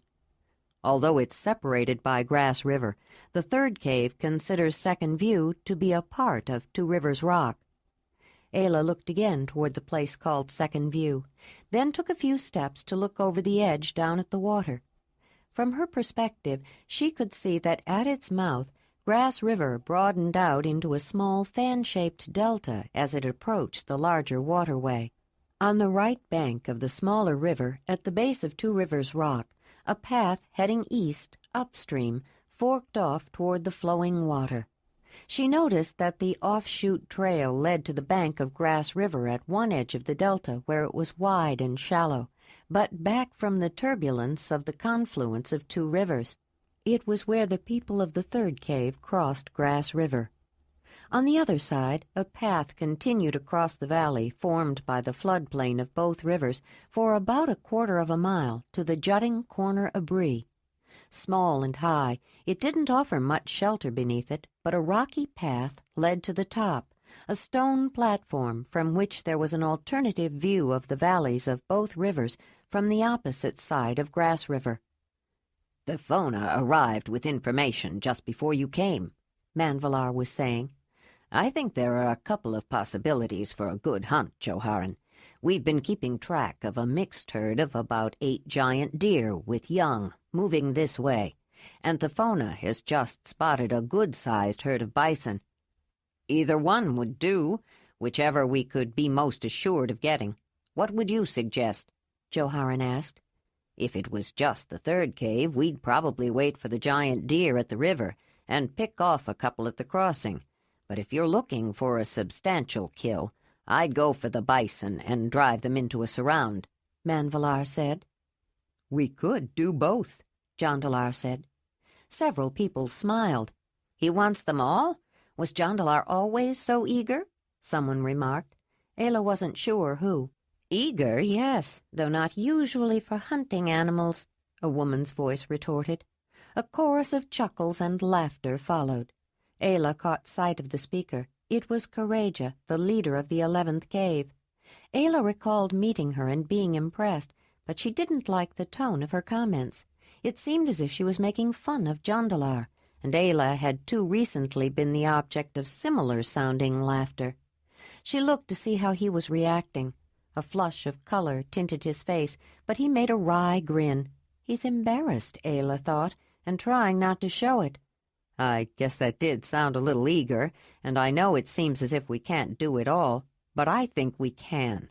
When we were living with the Mamutoi, Ayla, on her horse, helped the lion camp drive bison into a surround. Jondalar tried to explain. A horse can run faster than any person, and we can direct the horses where we want them to go. We can help drive those bison and head them off when they try to break away. And you'll see how easy it would be to bring down a giant deer with this spear thrower, probably more than a couple. I think you'll all be surprised at what this can do. He held up the hunting weapon as he spoke. It was a rather flat, narrow wooden shaft that seemed far too simple to do all that the returned traveler claimed for it. "You're saying you think we can do it all?" Joharen asked. The gathering was interrupted by people of the third cave bringing food. After a leisurely midday meal, further discussion revealed that the location of the bison herd was not far from a previously built surround that could be repaired and made serviceable.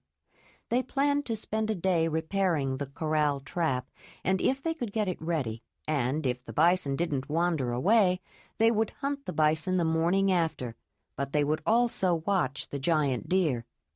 Ayla listened carefully when the talk turned to the strategic planning of the hunt, but she did not volunteer herself and Winnie to help. She would see how things worked out. "Well, let's see this wonderful new weapon, Jondalar," Joharen finally said. "Yes," Manvalar said. "You've made me very curious. We can use the practice field in Grass Valley." Chapter 11. The practice field was near the foot of Two Rivers Rock and consisted of a central runway of dirt that had been trampled bare from heavy use. Even the grass around it was flattened by the many people that had been standing and walking on it.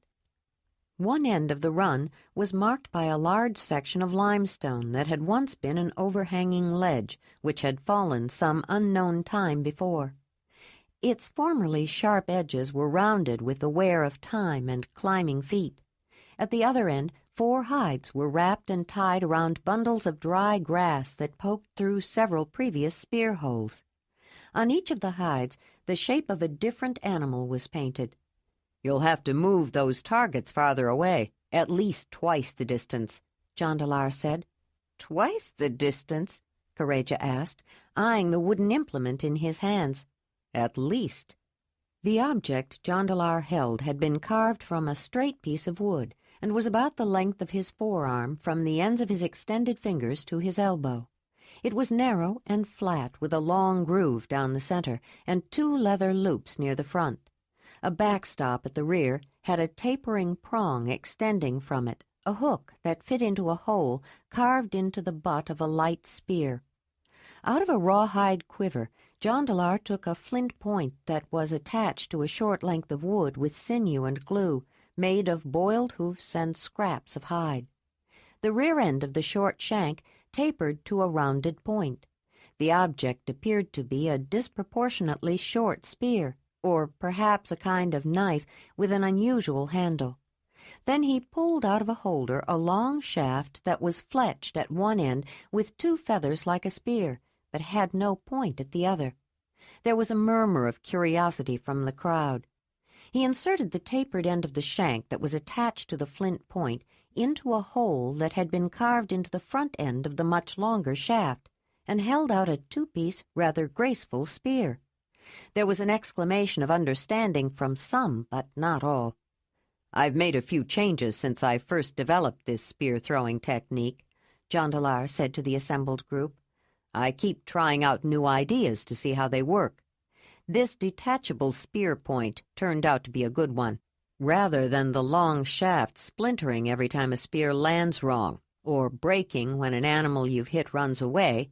With this," he held up the spear and separated the 2 pieces again, "the point will pull out of the shaft, and you don't have to make a whole new spear." There was an interested murmur from the crowd in response. It took time and effort to shape a spear shaft to make it straight so that it would fly true when it was thrown, and there wasn't a hunter there who hadn't broken one at the worst possible time.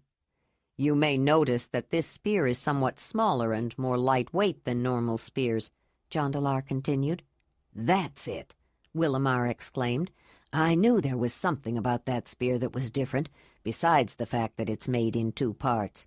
It somehow seems more graceful, almost feminine, like a mother's spear. We discovered that a lighter spear will actually fly better, Jondalar said. But will it pierce? Brahmaval said. It may not go as far, but I've found that a spear needs some heft. If it's too lightweight, it bounces off a thick hide or breaks the point. I think it's time for a demonstration, Jondalar said, picking up his holder and quiver and moving back toward the fallen rocks. He had brought spare shafts and additional detachable points, but they were not all the same. Some were tipped with flint, though each point had a slightly different shape. Others were made of a long piece of carved bone, shaped to a sharp point with a base that was split to facilitate attaching to the shorter intermediate shaft. He fitted a few more spears together in readiness, while Soliban and Rushamar dragged a target farther away. "Is this far enough, Jondalar?" Soliban shouted. Jondalar glanced at Ayla. The wolf had stationed himself beside her.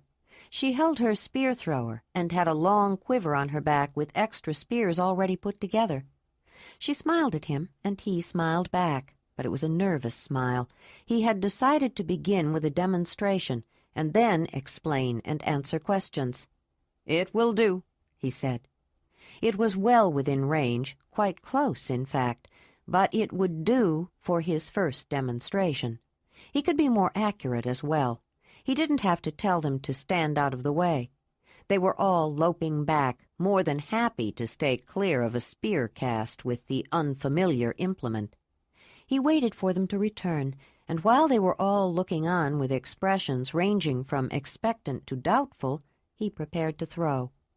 Holding the spear-thrower horizontally in his right hand, with his thumb and index fingers through the 2 front loops, he quickly slapped a spear into the groove. He slid it back so that the hook of the thrower, which also acted as a backstop, fit into the hole in the fletched butt end, and without hesitation he launched the spear. He did it so quickly many people hardly noticed the way that the back end of the thrower raised up while he held on to the front with the aid of the loops, effectively adding the length of the spear-thrower to the length of his arm, and thereby gaining the advantage of the additional leverage. What they did see was a spear fly with twice the usual speed, and land in the middle of the deer painted on the hide with such force that it penetrated clear through the bundle of grass. To the observer's surprise, a second spear followed the first with nearly as much force, landing close to the same hole. Ayla had followed Jondalar's cast with one of her own. There was a stunned silence, and then a babble of questions. "Did you see that?" "I didn't see you throw. Can you do it again, Jondalar?" "That spear nearly went through the target. How did you throw it so hard?" "Hers went through, too." "What gives them such force?" "Can I see that thing? What do you call it, a spear-thrower?" The last questions came from Jawharan, and Jondalar gave him the implement. His brother looked it over carefully, even turning it over and noticing the simple carving of a giant deer on the back. It made him smile. He'd seen a similar carving before. "Not bad for a flint knapper," he said, indicating the carving. "How do you know I did it?" "I remember when you thought you might be a carver, Jondalar. I think I still have a plate you once gave me with a carving like that. But where did this come from?" he said, handing the thrower back. "And I'd like to see how you use it." "I worked it out when I was staying with Ayla in her valley. It's really not difficult to use, but it does take practice to gain control. I can throw farther, but Ayla's more accurate than I am," Jondalar explained as he picked up another spear. "Do you see this small hole that I carved into the back end of this spear?" Jawharan and several other people crowded near to see the rounded indentation. "What's the purpose of that?" Kareja asked. "I'll show you. "See this hook-like projection at the back of the thrower? They fit together like this," he said, inserting the point of the hook into the hole. He adjusted the spear so that it lay flat on the thrower, with the 2 feathers of the fletching on either side. Then he put his thumb and index finger through the leather loops and held the spear and the thrower together in a horizontal position. Everyone was crowding around trying to see. "Ayla, why don't you show them too?" Ayla went through a similar demonstration. "She is holding it differently," Courageous said. "She has her first 2 fingers through the loops. Jondalar is using his thumb and forefinger." "You're very perceptive, Courageous," Marthona remarked. "This works best for me," Ayla explained. "Jondalar used to hold it this way, but now he prefers to hold it his way. Either way is fine. You can hold it whatever way is most comfortable for you." Courageous nodded, then said, "Your spears are smaller and lighter than usual, too. At first we used bigger spears, but Jondalar came up with these smaller ones after a while. They are easier to handle and better for accuracy," Ayla said. Jondalar continued with the demonstration. "When you throw, notice how the back of the spear thrower raises up, giving the spear an extra push." With the spear and thrower in his right hand, he took hold of the spear with his left to show the movement in slow motion without letting the spear drop. That's what gives it the extra force. "When that spear thrower is fully extended, it's as though your arm is half again as long," Ramaval said.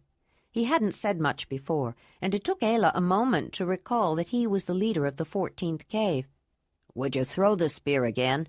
Show us once more how it works," Manvalar said. Jondalar pulled back, took aim, and let fly. The spear punched through the target again.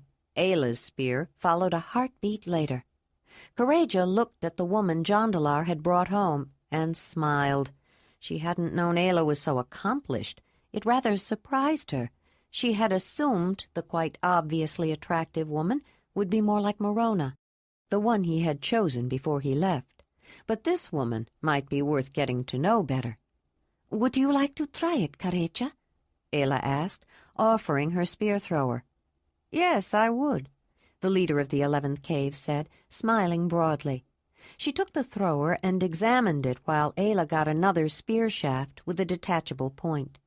She noticed the bison carved on the bottom and wondered if Jondalar had made it, too. It was a decent carving, not exceptional, but adequate. Wolf wandered off while Ayla and Jondalar showed people the techniques they would have to practice in order to effectively use the new hunting weapon. While some managed to make some good distance throws, it was obvious that accuracy would take more time. Ayla was standing back watching when she caught a movement out of the corner of her eye. She turned to see Wolf chasing something. When she caught a glimpse of it, she took her sling out of a pouch, along with a couple of smooth, rounded stones. She placed the stone in the pouch of leather in the middle of the sling, and when the ptarmigan in full summer plumage flew up, she was ready. She hurled it at the plump bird and saw it drop. A second ptarmigan flew up, and a second stone from Ayla's sling brought it down. By then, Wolf had found the first one. She intercepted him as he was carrying it off and took it out of his mouth, then picked up the second and carried them both by their feet. Suddenly she realized it was the right season and started looking around in the grass. She spied the nest and with a grin of delight picked up several eggs as well. She would be able to cook Kreb's favorite dish, ptarmigan stuffed with its own eggs. She was pleased with herself as she walked back with Wolf at her side, and didn't notice until she drew near that everyone had stopped practicing and was staring at her. Some were smiling, but most people looked surprised. Jondalar was grinning. "Didn't I tell you about her skill with a sling?" Jondalar said. He was feeling smug, and it showed. "But you didn't say she used the wolf to flush out game. With her sling and the wolf, why did you need to come up with this thing?" Joharen said, holding up the spear thrower. "In fact, it was her sling that gave me the idea for it," Jondalar said. "And she didn't have wolf then, though she had hunted with a cave lion." Most people thought Jondalar was joking. although looking at the woman holding a couple of dead ptarmigan with the wolf at her side, they weren't sure what to believe. "How did you develop this spear-thrower, Jondalar?" Joharan asked. It had been his turn to try, and he still had the thrower in his hand. "Watching Ayla throw a stone with that sling made me wish I could throw a spear like that. In fact, my first tries were with a kind of sling, but then I realized I needed something stiffer, less flexible. Eventually, I came up with this idea," Jondalar explained. "But at that time, I didn't know what you could really do with one. It takes practice, as you can guess by now. But we have even learned to use them from horseback. Now that you've had a chance to try them, maybe we should give you a real demonstration. Too bad we didn't bring the horses, but at least I can give you a better idea of their range." Several spears had been retrieved from the targets. Jondalar picked one up, took the thrower from Joharan, and walked back a few feet. He sighted toward the targets, but instead of aiming directly for the hay bundles, he gave it as hard a cast as he could. The spears sailed over the bundles, going more than half again the distance before landing in the distant grass.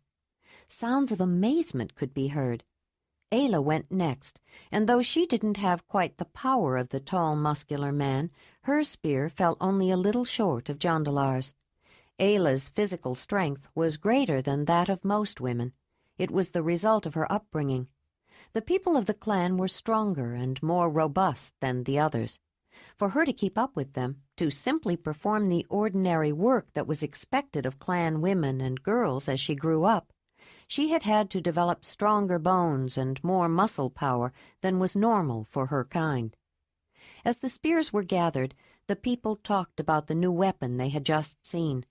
Casting a spear with a spear thrower did not appear to be much different from throwing a spear by hand. The difference was in the results. It flew more than twice as far and with much greater force. That was the aspect most discussed, because it was immediately understood how much safer it would be to throw a spear from a greater distance. Hunting accidents, while not common, were also not rare. More than one hunter had been maimed or killed by a pain-maddened, wounded animal. The question was how long and how much effort it would take to gain, if not the level of expertise displayed by Jondalar and Ayla, at least enough skill to use the spear-thrower competently.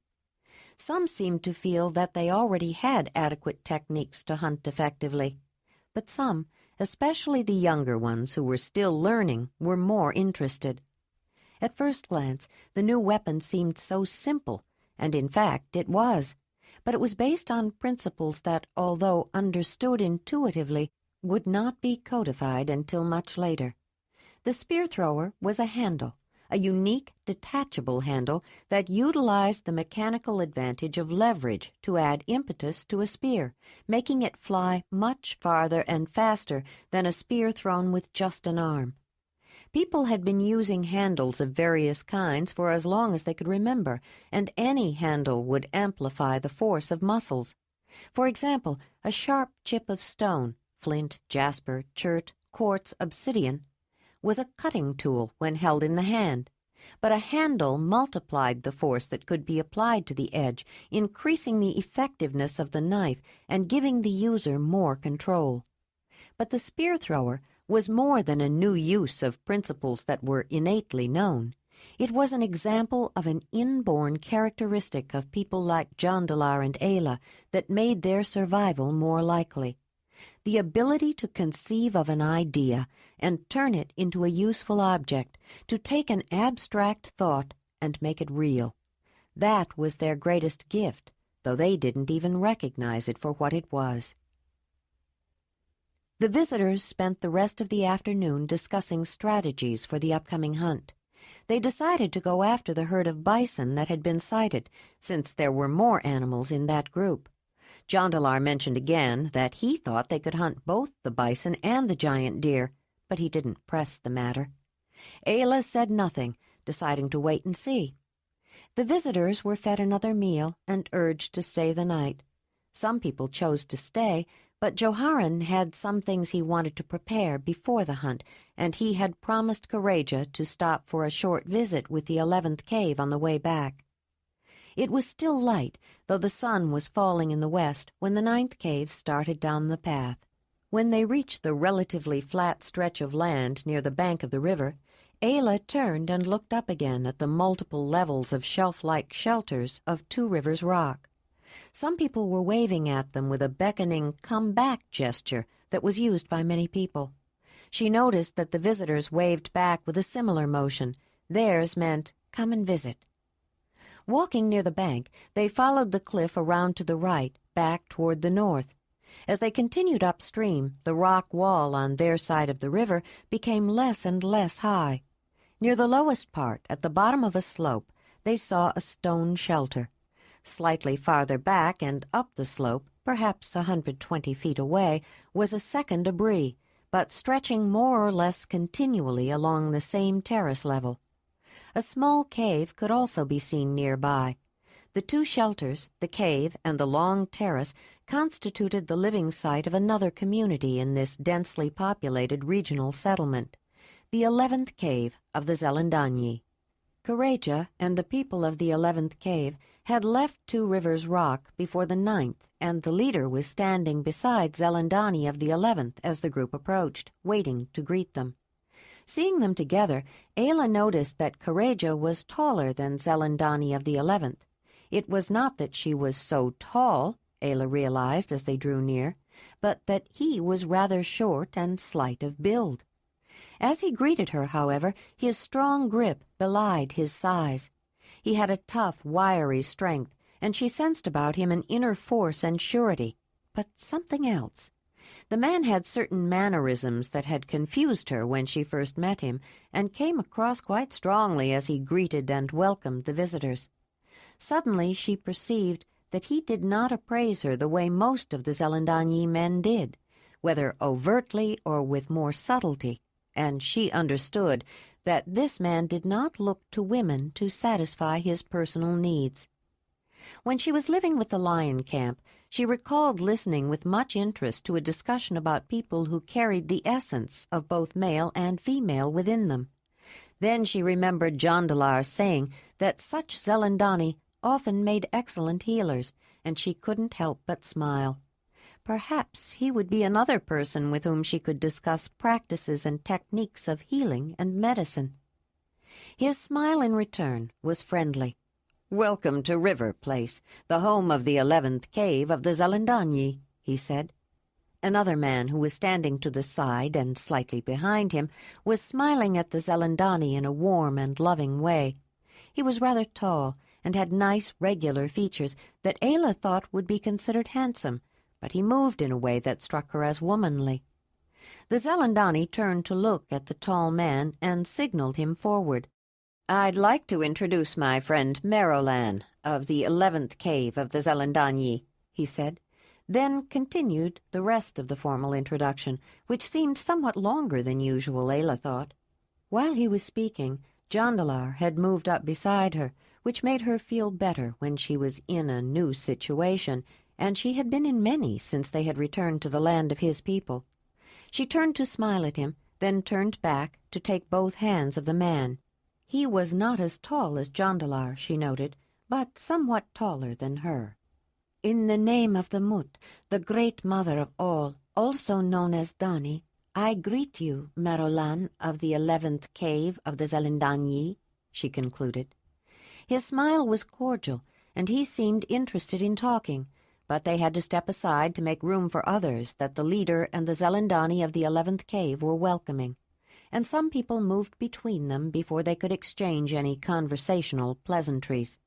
There would be time to talk later, she thought. She glanced around to examine her surroundings. Although the location was higher than the bank and somewhat back from the edge of the water, it was still rather close to the river. She commented on it to Marthona. "Yes, they are close to the river," the woman said. "Some people think they could be subject to flooding. Zelandonii says there are some hints about it in the elder legends, but no one living now, not even the oldest, has any memory of floods here. They do take advantage of their location, though."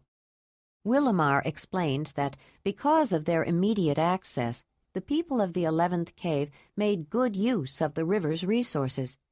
Fishing was a principal activity, but more important, the 11th cave was known for water transport. River rafts are used to carry substantial amounts of whatever needs to be transported, food, goods, or people, he said. The people of the 11th cave are not only the most skilled at poling the rafts up and down the river for themselves and for neighboring caves, but they make most of them. That's their skill, Jondalar added. The 11th cave specializes in making and using river rafts. Their home is known as River Place. "Isn't that what those logs are?" she asked, pointing to several constructions made of wood and logs near the edge of the water. They weren't unfamiliar. She had seen something like them before and tried to remember where. Then it came to her. The Sarmunai women had used a raft. When she was trying to find Jondalar and following the only trail that led away from the site of his disappearance, she had come to a river and seen a small raft nearby. Not all of them. The one that looks like a big raft is their dock. The smaller platforms tied to it are rafts. Most caves have a place near the water to secure rafts, some not much more than a simple piling. Others have more elaborate docks, but none are quite like theirs. When somebody wants to travel or transport something, either up or down river, they go to the 11th cave to make arrangements. They make fairly regular runs, Jondalar said. I'm glad we're stopping here. I've been wanting to tell them about the Shiramadoi and their wonderfully maneuverable river craft that are shaped out of logs. Joharan had overheard. I don't think you'll have time to get into much of a discussion about river craft right now, unless you want to stay behind. I'd like to get back to the 9th cave before dark, he said. I told Courageous I'd stop because she wanted to show you around, Ayla, and I'd like to make a trip upriver by raft after the hunt to meet with some of the other leaders about the summer meeting. If we had one of those small Ramadoi dugout boats, a couple of people could paddle upriver and wouldn't have to worry about poling a heavy raft, Jondalar said. How long would it take to make one? Joharan asked. It takes a lot of work, Jondalar acknowledged, but once it's made, it could last a while. That won't help me now, will it? No. I was thinking of what a help it might be later. Perhaps, but I need to get upriver in the next few days, Joharan said, and back again. If the 11th cave is planning a trip, it would be easier and much faster coming back, but I can walk if I have to. You could use the horses, Ayla said. You could use the horses, Ayla. Joharan gave her a wry grin. I don't know how to make them go where I want. A horse can carry 2 people. You could ride behind me, she said. Or me, Jondalar said. Well, maybe sometime, but right now I think I'll find out if the 11th cave is planning a trip upriver soon, Joharan said. They hadn't noticed Courageous' approach. In fact, I have been thinking about making a run upriver, she said. They all looked up. I'm going to the meeting too, Joharan, and if the hunt is successful, even if it was considered likely, no one ever presumed that any hunt would be successful. It would be bad luck. It might be a good idea to take some meat to the site of the summer meeting and cache it nearby beforehand. I think you're right that the meeting will be particularly well attended this year. She turned to Ayla. I know you can't stay long, but I wanted to show you our place and introduce you to some people. She didn't exactly ignore Jondalar, but she directed her comments to Ayla. Jondalar looked more closely at the leader of the 11th cave. She had been one of the most derisive of those who had teased him about his hunting suggestions and claims about their new hunting weapons, though now she seemed quite impressed with Ayla, after she had shown her skill. Maybe he should wait before bringing up the new kind of boats, and maybe Courageous wasn't the one he should talk to about them, he thought, wondering who their foremost raft-maker was now. He tried to remember what he knew about Courageous. She'd never had many men interested in her, he recalled, not because she wasn't attractive, but she hadn't seemed particularly interested in men and didn't encourage them. But he didn't recall her being interested in women either. She had always lived with her mother, Dorova. Jondalar wondered if she still did. Her mother had never chosen to live with a man, he knew. He couldn't remember who the man of her hearth was, or if anyone ever knew which man's spirit the Great Mother had chosen to make Dorova pregnant. People had wondered about the name she had chosen for her daughter, mostly because it resembled the sound of the word courageous. Did she think Courageous would need courage? It did take courage to be the leader of a cave. Ayla knew the wolf would draw attention and bent down to reassure him with strokes and words of comfort. She drew comfort from him as well.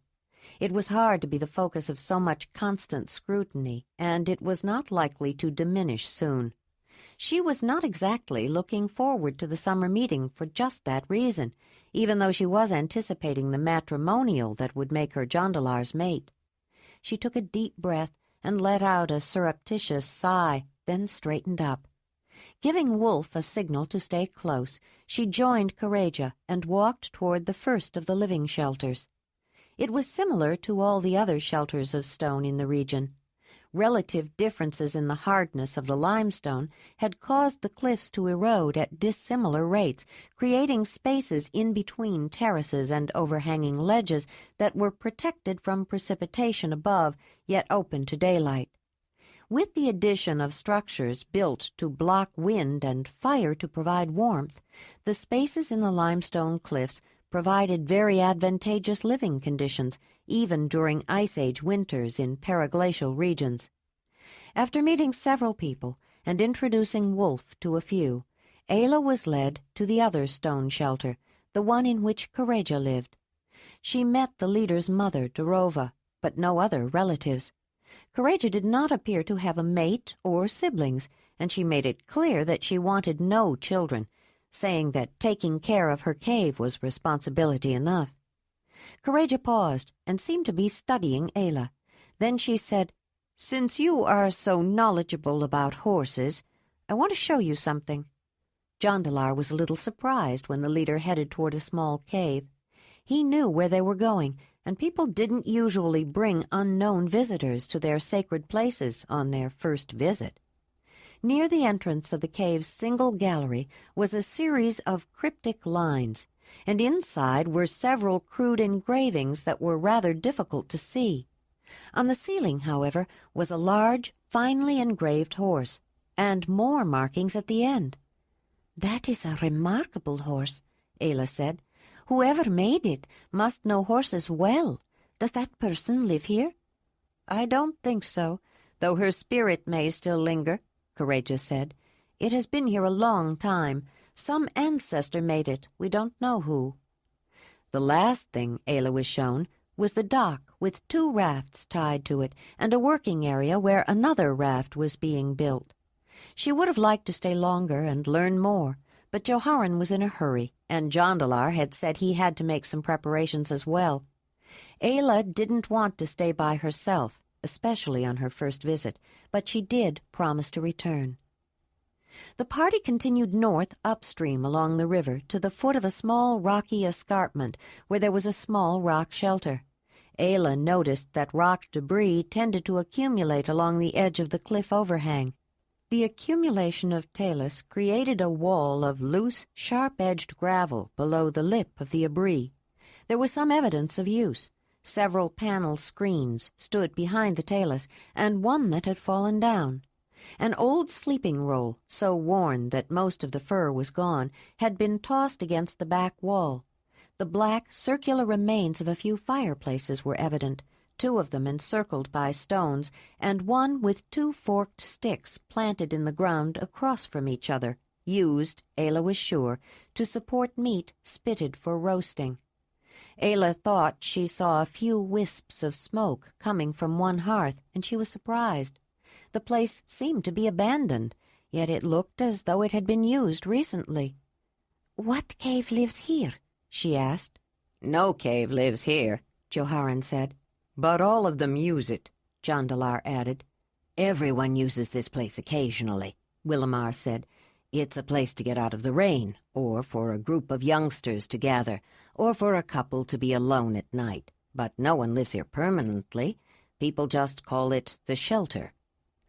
After stopping at the shelter, they continued up the valley of the river to the crossing. Looking ahead, Ayla again saw the cliffs and distinctive overhanging shelter of the 9th cave on the right bank at the outside of the sharp bend. After crossing, they followed a well-worn path beside the river along the base of a slope with thinning trees and brush. They again walked single file as the trail narrowed between the river and a sheer vertical cliff. "This is the one called High Rock, isn't it?" Ayla said, slowing down to let Jondalar catch up. "Yes," he said as they approached a fork in the path just beyond the sheer wall. The fork headed back the way they had come, but angled up. "Where does that path go?" she asked. "To some caves that are high up in that steep wall we just passed," he said. She nodded. After a few yards, the trail going north led to a valley oriented in an east-west direction that was enclosed by cliffs. A small stream ran down the middle of the valley into the river, which at that point was flowing almost exactly north to south. So narrow that it was very nearly a gorge, the valley nestled between two steep embankments. High Rock, the vertical cliff just passed on the south, and a second mass of rock of even more grand proportions on the north. "Does that have a name?" Ayla asked. "Everybody just calls it Big Rock," Jondalar said, "and the little stream is called Fish Creek." As they looked up the path that ran beside a stream, they saw several people walking down. Bramaval was leading the way, approaching them with a big smile. "Come and visit, Joharan," he said when he reached them. "We'd like to show Ayla around and introduce her to a few people." Jondalar could tell from his expression that his brother really didn't want to stop again, though he knew it would be very impolite to refuse. Marthona, too, could read his expression and jumped in, not willing to let her son make a blunder that might antagonize a good neighbor, just because he thought he had to hurry back. Whatever his plans, they weren't that important. "Of course," she said. "We'd love to stop for a while. We can't stay long this time. We have to get ready for the hunt, and Joharan has some things he must do." "How did he know we were passing by just now?" Ayla asked Jondalar as they walked up the path that ran beside Fish Creek and approached their settlement. "Remember that fork in the path that headed up to caves in High Rock?" he said. "Bramaval must have had a watcher up there, and when he saw us coming, he just ran down and told him." Ayla saw a crowd of people waiting for them and noticed that the sections of the huge blocks of limestone that faced the creek held several small caves and debris and one immense rock shelter. When they reached it, Bramaval turned around and held out his arms in a gesture that encompassed the entire place. "Welcome to Little Valley, the home of the 14th cave of the Zelandonii," he said. The spacious abri was fronted by a large terrace that was accessible from either side by means of a gradual ramp into which a narrow path of shallow steps had been carved out along the wall. A small hole in the cliff wall above had been slightly enlarged and could be used as a lookout or a smoke hole. A portion of the front opening of the stone shelter was protected from the elements by a wall of piled limestone shards. The visitors from the 9th cave were invited into the primary living site of the small valley community and offered a cup of tea, which was already made. Chamomile, Ayla determined after taking a taste. Wolf was obviously curious to explore this new stone shelter, probably no more so than Ayla, but she kept him at her side. Everyone knew of the wolf who obeyed the woman, of course, and many had already seen him, but from a distance. It was obvious to her that it was more unnerving to have him inside their home. She introduced Wolf to Bramaval's sister and their Zelandonii, while the others looked on. Even though the 9th cave were close friends with the 14th, everyone knew it was the stranger, Ayla, who was the focus of attention. After the introductions and a second round of tea, there was the uncomfortable silence of strangers not quite knowing what to do or say next. Joharan was looking with longing toward the path that led out toward the river. "Would you like to see the rest of Little Valley, Ayla?" Brahmaval said, when it became apparent that Joharan was getting anxious to go. "Yes, I would," she said. With some relief, the visitors from the 9th cave and several people from the 14th filed down the steps carved along the wall as children jumped off the front. While the large shelter was the main home of the 14th cave, 2 other small rock shelters next to each other at the foot of the south-facing cliff were also used. They stopped at a small shelter just a few feet away. "This is the shelter of the salmon," Brahmaval said, leading the way into a small, nearly circular enclosure about 20 feet across. He pointed up. Ayla looked and saw sculptured in low relief on the vaulted ceiling a life-size salmon almost 4 feet long, carved, with the hooked jaws of a male swimming upstream to spawn. It was part of a more complex scene, containing, in addition, a rectangle divided by 7 lines, the forelegs of a horse, and other enigmatic markings and engravings, along with a negative handprint picked out of a black background. The entire vault had substantial areas of solid red and black color used to accent the engravings. They made a rather quick tour of the rest of Little Valley. In the southwest, opposite the large rock shelter, was a rather spacious cave, and in the south a ledge opened in front of a small abri, which was extended into the cliff wall by a gallery cave some 65 feet long. To the right of the entrance of the cave, on a small natural terracette, 2 aurochs were carved with vigorous outlines and the suggestion of a rhinoceros. Ayla was quite impressed with all the natural sights in Little Valley and was quite open about showing it.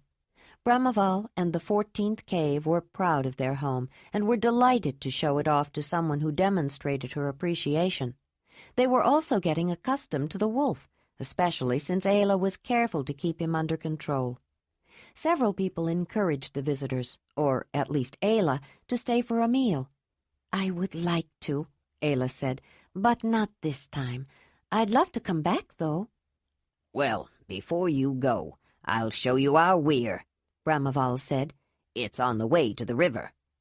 He led the rather large group that had gathered, including the visitors, to a permanent dammed fish trap that had been constructed in Fish Creek. The waterway that ran through the narrow valley was a salmon spawning stream where adult fish returned every year. By making various adaptations, the weir was an effective way to catch many of the other varieties of fish that also found the small stream tempting. But most prized were the huge salmon, up to 5 feet in length, although 4 feet was more common for an adult male. "We also make fishing nets to catch fish, especially from the river," Brahmaval said. "The people I grew up with lived near an inland sea.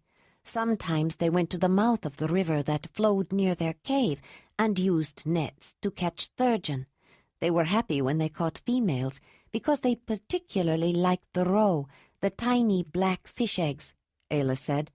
"I've tasted sturgeon roe," Brahmaval said, "when we visited the people who live near the great waters of the west. It's good, but sturgeon don't often come this far upstream. Salmon do, of course, and their eggs are good, too. They're bigger and bright-colored, almost red. I prefer the fish to the eggs, though. I think salmon like red.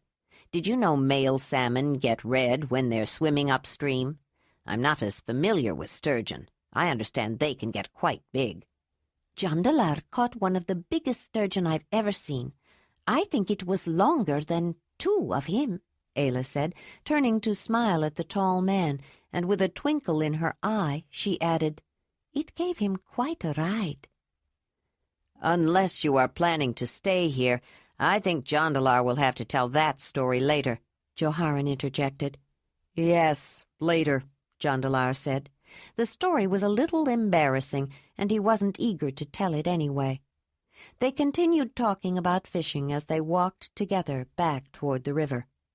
"When people like to fish by themselves, they often use a gorge. You know how it works, don't you?" Brahmaval asked. "You take a small piece of wood, sharpen it at both ends, and tie a fine cord in the middle," he was eagerly explaining, using his hands as he talked. I usually attach a float and tie the other end to a pole. Fasten an earthworm around the gorge and dangle it in the water. Then watch it. When you see a nibble, with luck, a quick jerk will pull the gorge so that it's horizontal across the throat or mouth with the 2 points stuck in either side. Even youngsters can get quite good. Jondalar was smiling. I know. You taught me when I was young, he said, then looked at Ayla. Don't get Bramaval started talking about fishing. The leader looked slightly embarrassed. Ayla fishes too, Bramaval. The man smiled at the woman. She can catch fish with her bare hands. With your bare hands? Bramaval said. Now that's something I'd like to see. It takes a lot of patience, but it's not hard, Ayla said. I'll show you sometime. After leaving the narrow gorge of Little Valley, Ayla noticed that the huge mass of limestone called Big Rock, which formed the north side of the 14th Cave's small vale, soared up steeply, but unlike High Rock, did not crowd close to the river. After several yards, the path widened out as the tall limestone walls that lined the right bank pulled back from the edge of the water, until a large field separated the stone walls from the flowing river. This is called the Gather Field, Jondalar said. It's another place that's used by all the caves around here. When we all want to get together for a gathering, like a feast or a meeting to let everyone know something, this place is big enough to hold us. We sometimes use it after a big hunt to dry the meat for winter. I suppose if there was a stone shelter here, or a usable cave, it would have been claimed, but anyone can use it now, mostly in summer when a tent is a good enough shelter to stay in for a few days. Ayla looked across at the limestone wall. Though there were no usable abris or deep caves, the face of the cliff was split by ledges and crevices where birds nested. I used to climb that wall a lot when I was young, Jondalar said. There are all kinds of lookout perches and a spectacular view of the river valley. The youngsters still do, Willamar said.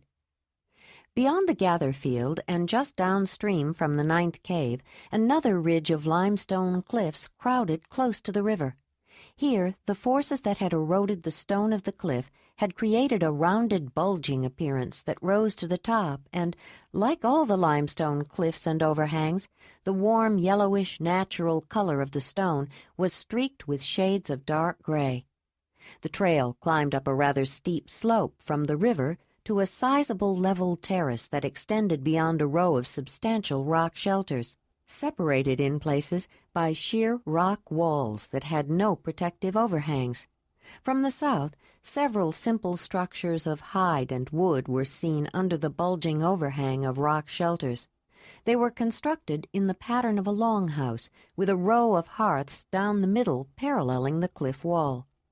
Two fairly large stone shelters at the northern end of the terrace, about 50 yards apart, were almost contiguous with the enormous overhanging rock shelter of the 9th cave. But because of the way the cliff curved, the shelters did not face south, which Ayla felt made this place less desirable. She looked down at the southerly end of the terrace of the 9th cave beyond a spring-fed stream that ran off the edge of the stone porch, and she realized that this ledge was somewhat higher in elevation. "Which cave claims this place?" Ayla asked. No cave really claims it, Jondalar said. It's called Downriver, probably because it's just downriver from the 9th cave. The runoff of the spring that rises out of the back wall has worn through the stone porch that makes a natural division between the 9th cave and Downriver. We made a bridge to connect the two places. The 9th cave probably uses it more than any other, but all of the caves use it. "What do they use it for?" Ayla asked. For making things. It's a place to work. People come here to work on their crafts, especially crafts that use hard materials.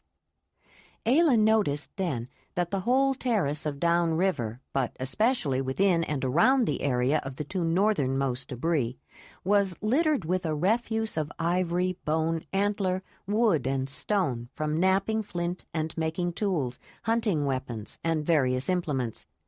"Jondalar, I'm going on ahead," Joharan said. We're almost home, and I know you want to stay here and tell Ayla all about downriver." The rest of the people of the 9th cave went on with him. It was dusk and would soon be dark. "The first of these stone shelters is used mostly by those who work flint," Jondalar said. "Flint leaves a lot of sharp pieces when you work it. It's best to keep them in one place." Then he looked around and saw that the debitage of chips and flakes left behind in the process of making knives, spear points, scrapers, the chisel-like tools called burins, and other weapons and tools out of the hard silicious stone was all over. "Well," he smiled, "that was the original idea." He told her that most of the stone tools made here were taken to the second rock shelter to be attached to handles made out of other materials, such as wood or bone, and many of those would then be used to make other things out of the same hard materials. But there were no hard and fast rules about what was made where. They often worked together.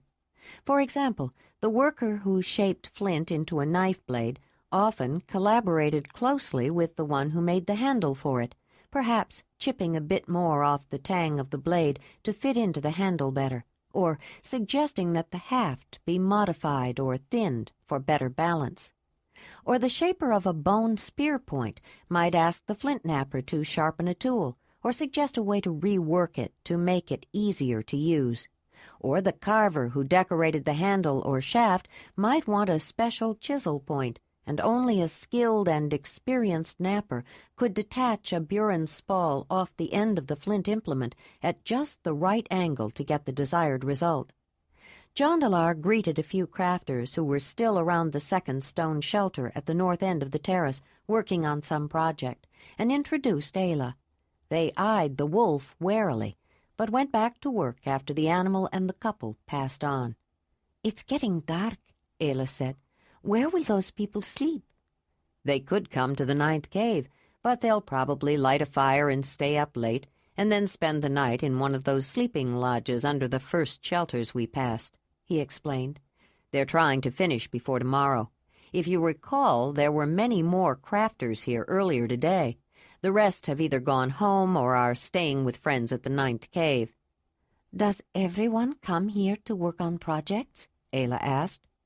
"Every cave has a work site like this near their living area, usually smaller, but whenever crafters have a question or an idea to work out, they come here," Jondalar said.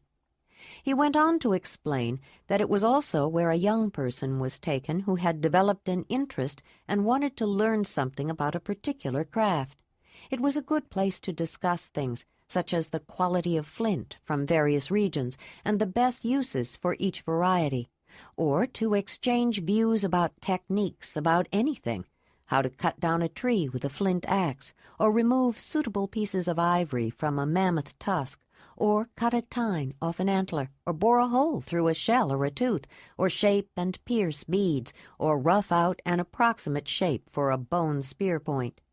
It was the place to discuss acquiring raw material and to plan trips or trading missions to get it.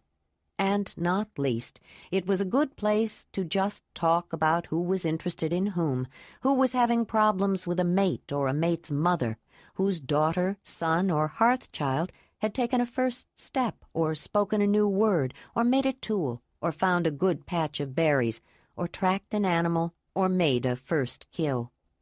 Ayla quickly got the idea that it was a place for both serious work and friendly camaraderie.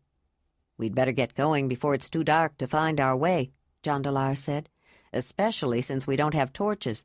Besides, if we are going hunting tomorrow, there are a few things we will need, too, and we'll be off early."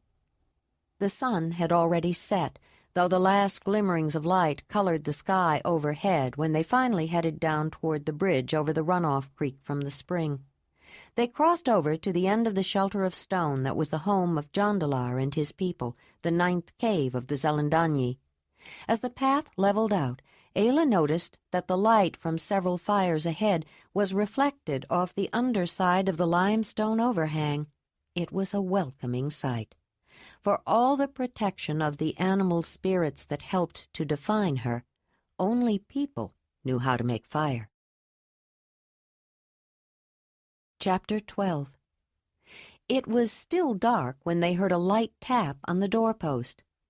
"The Zelandonii are preparing the hunting ceremony," a voice said. "We'll be right there," Jondalar said quietly. They were already awake, but not dressed. Ayla had been fighting down a bit of nausea and trying to decide what to wear. Not that she had much to choose from. She would have to make herself some clothes. Perhaps she would be able to get a hide or two from their kill today. She looked again at the sleeveless tunic and calf-length leggings, the boy's underwear Morona had given to her, and made a decision. Why not? It was a comfortable outfit, and it would probably be hot later today. Jondalar watched her put on the clothing Morona had given her, but didn't say anything. It had been given to her, after all. She could use it for anything she wanted. He looked up when he saw his mother coming out of her sleeping place. "Mother, I hope we didn't wake you," Jondalar said. "You didn't wake me. I still feel an edge of excitement just before a hunt, even though I haven't gone hunting for years," Marthona said. "I suppose that's why I like to be involved in the planning and the rituals. I'm going to the ceremony, too." "We both are," Willamar said, stepping out from behind the screen that divided their sleeping room from the rest of the dwelling.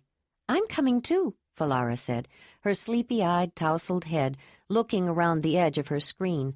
She yawned and rubbed her eyes. "I just need a little time to get dressed." Suddenly, her eyes opened wide. "Ayla, are you wearing that?" Ayla looked down at herself, then stood up straight. "This was given to me as a gift," she said with a touch of defensive belligerence. "and I intend to wear it. Besides," she added with a smile, "I don't have many clothes, and this is easy to move in. If I tie a cloak or a fur around me, it will be warm in the chill of the morning, but later, when it gets hot, it will be cool and comfortable. It really is a very practical outfit." There was a moment of awkward silence. Then Willamar chuckled. "You know, she's right. I would have never thought of wearing winter underwear as summer hunting clothes, but why not?" Marthona studied Ayla carefully, then gave her a shrewd smile. "If Ayla wears that outfit," she said, "people will talk. Older women will disapprove, but under the circumstances some will feel she's justified, and by this time next year half the young women will be wearing the same thing." Jondalar visibly relaxed. "Do you really think so, Mother?" He hadn't known what to say when he saw Ayla putting on the clothes. Morona had given them to her for the sole purpose of causing her embarrassment. But it occurred to him that if his mother was right, and Marthona was seldom wrong about such things, it would be Morona who would be not only embarrassed, but not allowed to forget it.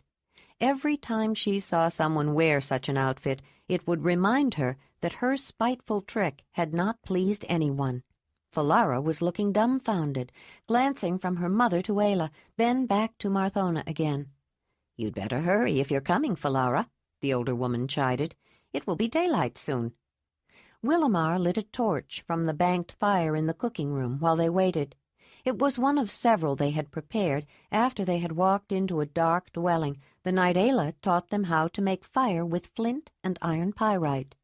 When Falara came out, still trying to tie her hair back with a strip of leather, they moved the leather drape aside and slipped out quietly. Ayla bent down to touch Wolf's head, a signal in the dark for him to stay close as they walked toward several bobbing firelights in the direction of the stone front porch. Quite a number of people were already congregated on the front ledge when the residents of Marthona's dwelling, including the wolf, appeared.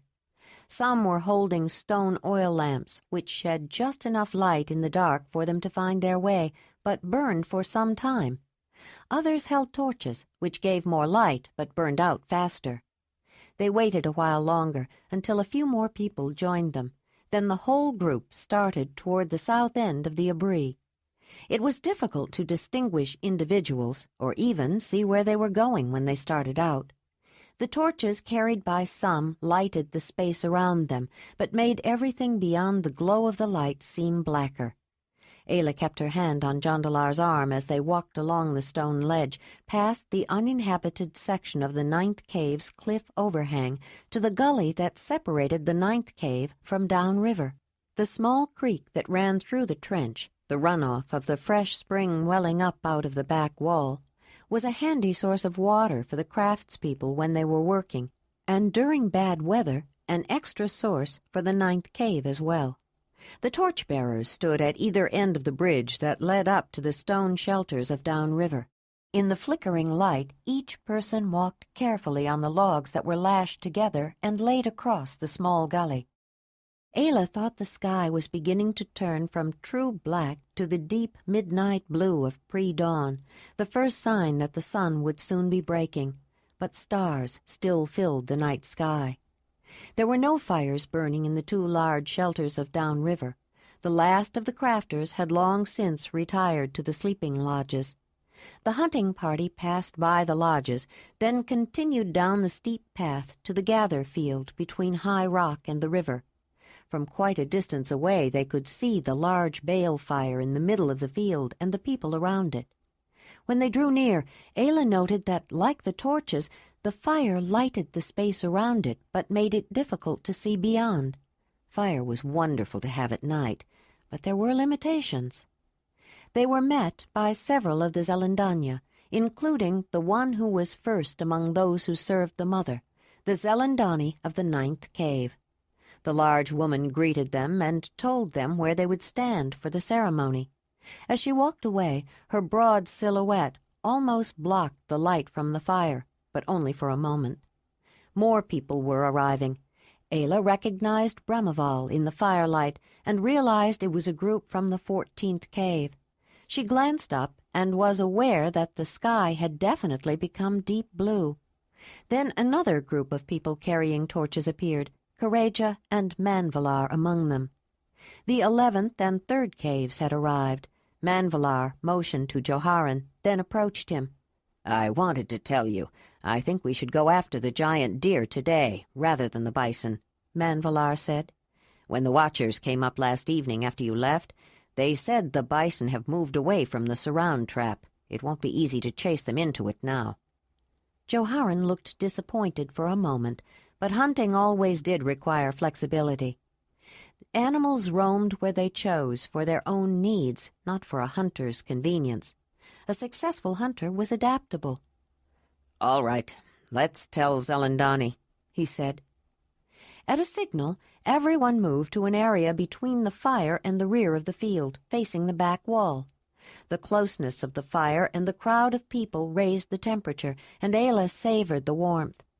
The exercise of walking to the gather field at a fairly good pace, in spite of the darkness, had served to keep her warm enough, but standing around waiting had caused her to begin to feel the chill. The wolf pressed against her leg. He was not happy having so many strange people so close. Ayla knelt down to reassure him. The reflection of the large fire behind them danced on the rough, vertical surface of the rock. Suddenly a loud wailing sounded, and the staccato of drums.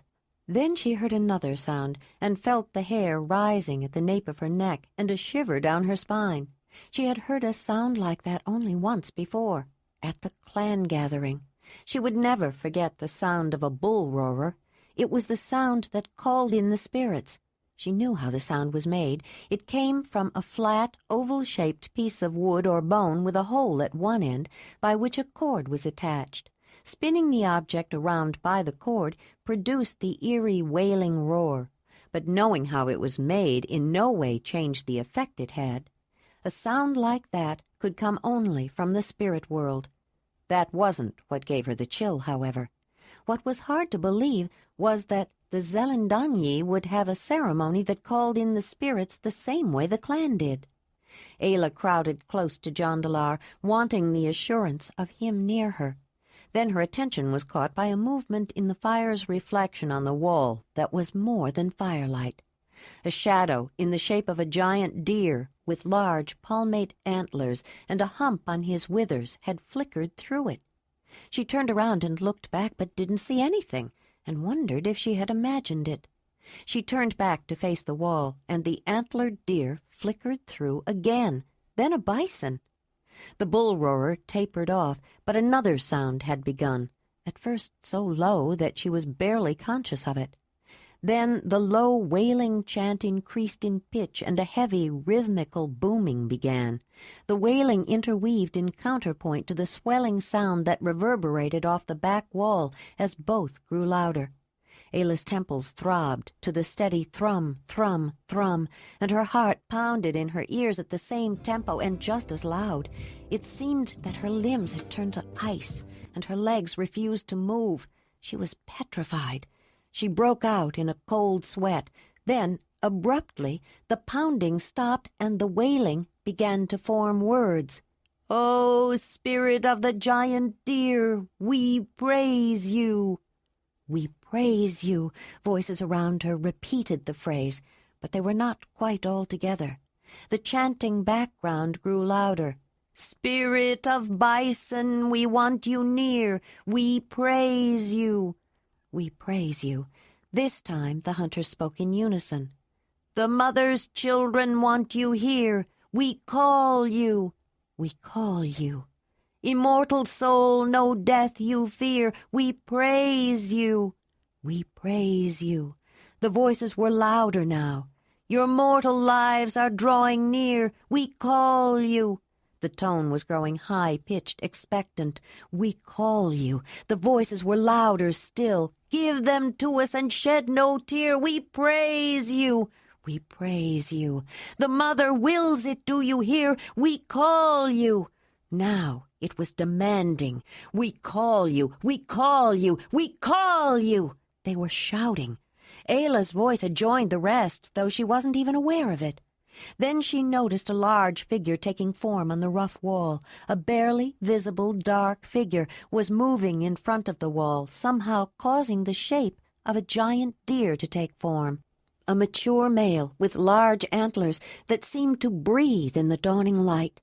The hunters kept repeating in a low, monotonous drone in rhythm with the deep, booming drum. "We call you, we call you, we call you, we call you." "Give them to us, shed no tear." "The mother wills it, here, here, here." The voices nearly screamed. Suddenly a light seemed to turn on, and a loud wailing cry was heard that ended in a death rattle. "She hears!" the chanting voice said abruptly. All sound suddenly ceased. Ayla looked up, but the deer was gone. Only the first bright beam of light of the sunrise remained. There was no sound or movement at first. Then Ayla became conscious of breathing and shuffling movements. The hunters appeared dazed and were looking around as though they had just awakened. Ayla heaved a great sigh, then knelt down again and hugged the wolf. When she looked up, Proliva was there, handing her a cup of hot tea. Ayla murmured her thanks and sipped the tea gratefully. She was thirsty and no longer feeling the nausea of morning sickness, she realized, though she wasn't sure when it had stopped. Perhaps on the hike to the gather field.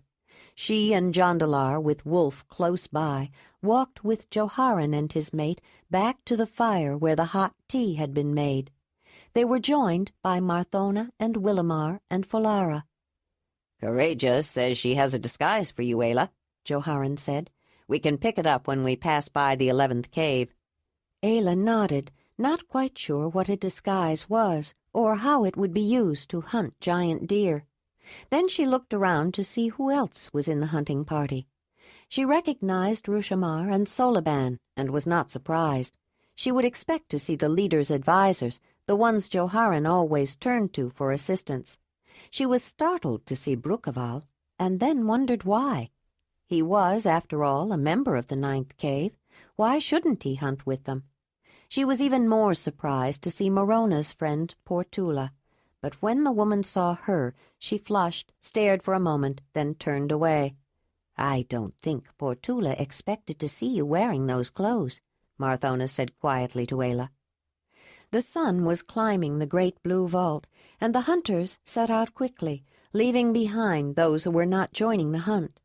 As they headed toward the river, The warm sun dissipated the somber mood wrought by the ceremony, and the conversation, held in quiet whispers earlier in the morning, reached a more normal tone. They spoke seriously but confidently about the hunt. Their mission might not be assured, but the familiar ritual had addressed the spirit of the giant deer and the bison, just in case, and had focused everyone's attention on the hunt, and the phantom manifestation on the back wall of the gather field had reinforced their spiritual bonds with the world beyond the material one. Ayla felt a dampness in the air from a morning mist rising near the water. She glanced to the side and caught her breath at the sheer unexpected beauty of a momentary natural phenomenon. Twigs and leaves and blades of grass, highlighted by a beam of light, sparkled with the brilliance of every rainbow color caused by the refraction of sunlight through the prisms of droplets. Even the symmetrical perfection of a spider's web, whose sticky strands were designed to capture that predator's quarry, had snared, instead, jeweled drops of condensed moisture along its slender threads. "Jondalar, look!" she said, calling his attention to the display. Folara stopped too, then Willamar. "I would take that as a favorable sign," the trademaster said, smiling broadly before moving on. Where the river widened, the water foamed and tumbled over its pebble-strewn bed, but parted around larger rocks, unable to entice them to join in the playful dance of white water and shimmering ripples. The hunters started across the river at the broad shallows, stepping from stone to stone through the deeper middle. Some of the large rocks were brought there by a more turbulent stream of a different season during past years, and some were carried there recently to fill in the gaps left by nature. As Ayla followed the others, her thoughts turned toward the upcoming hunt. Then, just as she was about to start across, she suddenly stopped. "What's wrong, Ayla?" Jondalar asked with a concerned frown. "Nothing's wrong," she said. "I'm going back to get the horses. I'll be able to catch up before the hunters reach Two Rivers Rock. Even if we don't use the horses for hunting, they can help carry the kill back." Jondalar nodded. "That's a good idea. I'll come with you," he said. Then, turning to Willamar, "Will you tell Joharan we've gone back for the horses? It won't take long." "Come on, Wolf," Ayla said, as they headed back toward the 9th cave. But the way Jondalar went was not the way they had come.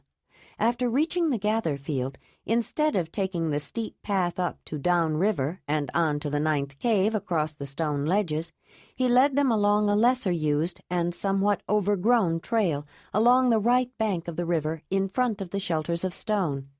Depending on the bends and turns the waterway took across its floodplain, the path was sometimes beyond a grassy field that was between the ledge and the river, and sometimes close to the stone front porch.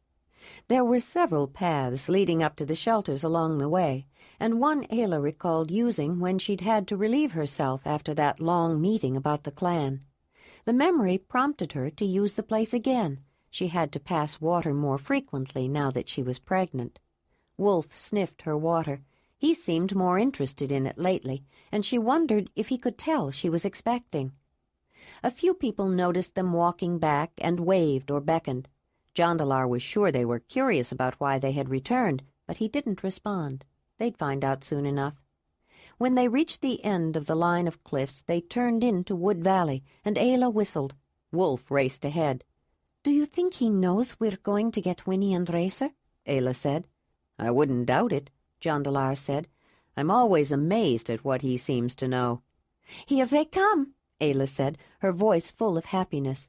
She realized she hadn't seen them for more than a day and had missed them. Winnie nickered when she saw Ayla and went straight to her with her head held high, but she lowered it over the woman's shoulder while Ayla hugged her neck. Racer let out a loud neigh and pranced toward Jondalar with his tail high and his neck arched, then presented his favorite scratching places to the man. "I've missed them, but I think they've missed us too," Ayla said, after some greetings, scratchings, and strokings, and nose-touchings with Wolf. She suggested they go up and get riding blankets and Winnie's harness for the pole drag. "I'll go," Jondalar said. We'd better get going if we're planning on hunting today, and everybody will be asking questions. I think it will be easier for me to say we have to hurry. If you do it, someone may take it wrong, since they don't really know you yet." "And I don't really know them," Ayla said. "That's a good idea. I'll check the horses over and make sure they're all right. Bring the carrying baskets, too, and a water bowl for Wolf, and maybe the sleeping rolls. Who knows where we'll be staying tonight? You should probably bring Winnie's halter, too."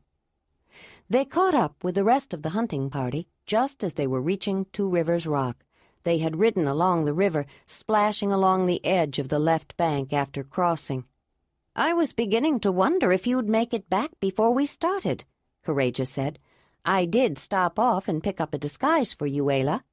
Ayla thanked her, but still wondered what a disguise was and how it would be used. At the Two Rivers confluence, the hunting party turned into Grass Valley. Kimmeran and some people from the 2nd and 7th caves who were joining them but had not gone to the ceremony at the gather field had waited upstream. When the rest of the hunters reached them, they stopped for a strategy meeting. Ayla and Jondalar got down from the horses and moved closer to listen. "The Fona said the bison were moving north 2 days ago," Manvalar was saying. "It looked as if they would be in a good position by today, but they changed direction and headed east, away from the surround. The Fona's one of our best. She can see farther than anyone, and she's been watching that herd for some time. I think they will be in a good position to chase into the traps soon, but probably not today. That's why we thought the Megasaurus would be a better choice. They watered upriver from here, and now they're browsing on leaf greens near the tall grass." "How many are there?" Joharen asked. 3 mature does, a yearling buck, 4 spotted young, and a stag with a good-sized rack," the Fona answered. "A typical small herd." "I was hoping to get several animals, but I don't want to take them all. That's why I wanted the bison. They travel in bigger herds," Joharen said. "Except for giant deer and reindeer, most deer don't travel in herds at all. They like trees and more wooded places where it's easier to hide. You seldom see more than a few bucks or a doe or two and the young, except during the season when the males and females come together," the Fona said. Ayla was sure Joharen knew that, but the Fona was young and proud of the knowledge she had gained as a watcher. Joharen had followed her to recount what she had learned. "I think we should leave the stag, and at least one of the does and her young one, if we can be sure it's hers," Joharen said. Ayla thought that was a good decision. Again she found herself impressed with Joharen and observed him more closely. Jondalar's brother was nearly a head shorter than he, but his stocky, powerful build left no doubt that he was the equal of most men in strength. Leadership of the large and sometimes unruly cave sat well on his shoulders. He exuded confidence. Brun, the leader of her clan, would have understood him, she thought. He, too, had been a good leader, unlike Braud. Most of the Zelandonii leaders she had met seemed well suited to their position. Caves usually chose their leaders well, but had Joharen been unable to fulfill the position, the cave would have simply shifted toward a more adequate leader. Without formality, there were no rules needed to dispossess a leader. He simply would have lost his following. But Braud had not been chosen, she realized. He was destined to be the next leader from the moment he was born. Since he was born to the mate of a leader, it was believed he would have the memories for it. And perhaps he did, but in different proportions. Certain qualities that could contribute to leadership, such as pride, an ability to command and to elicit respect, were accentuated in Braud. Brun's pride had come from the achievements of his clan, which also earned him respect, and he directed well because he paid attention to others, then decided. Braud's pride was exaggerated to hubris. He liked telling people what to do, but did not listen to seasoned advice, and he wanted respect for his own exploits. Though Brun had tried to help him, Braud would never be the leader Brun had been. As the meeting was breaking up, Ayla spoke quietly to Jondalar. "I'd like to ride ahead and see if I can find the bison. Do you think Joharan would mind if I asked the Fona where she last saw them?" "No, I don't think so. But why don't you mention it to him?" Jondalar said. They both approached the leader, and when Ayla told him her plan, he said he had been going to ask the Fona the same thing. "Do you think you can locate those bison?" he asked. "I don't know, but they didn't seem to be very far, and Winnie can run much faster than a person can," Ayla said. "But I thought you said you wanted to hunt the Megasaurus with us," Joharan said. "I do, but I think I can scout ahead and still meet you where the deer are in time to join you," she said. "Well, I wouldn't mind knowing where those bison are," Joharan said. "Let's go ask the Fona where they were." "I think I'll go with Ayla," Jondalar said. "She isn't familiar with this region yet. She might not understand the Fona's directions." "Go ahead, but I hope you make it back in time. I'd like to see those spear throwers of yours in action," Joharan said. "If they do half of what you say they can, it could make a big difference." After talking with the Fona, Ayla and Jondalar took off at a gallop, with Wolf loping behind, while the rest of the hunters continued to follow Grass River upstream. The countryside of Zelandonii territory was a dramatic land, carved in high relief, with steep cliffs, broad river valleys, rolling hills, and elevated plateaus. The rivers sometimes meandered across meadows and fields with a gallery of trees along their banks, and at other times flowed beside high rock walls.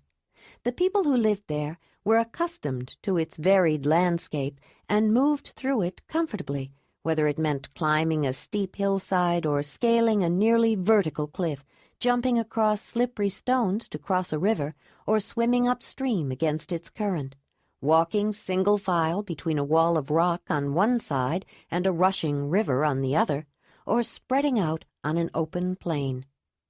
The hunters broke up into small groups as they moved through the nearly waist-high but still green grass of the open field of the valley. Joharan kept watching for the return of his brother and his strange entourage, the foreign woman, 2 horses, and a wolf, hoping they would get back in time to join the hunt, though he knew it would not make much difference. With so many hunters and so few animals, there was little doubt they would be able to get the ones they wanted.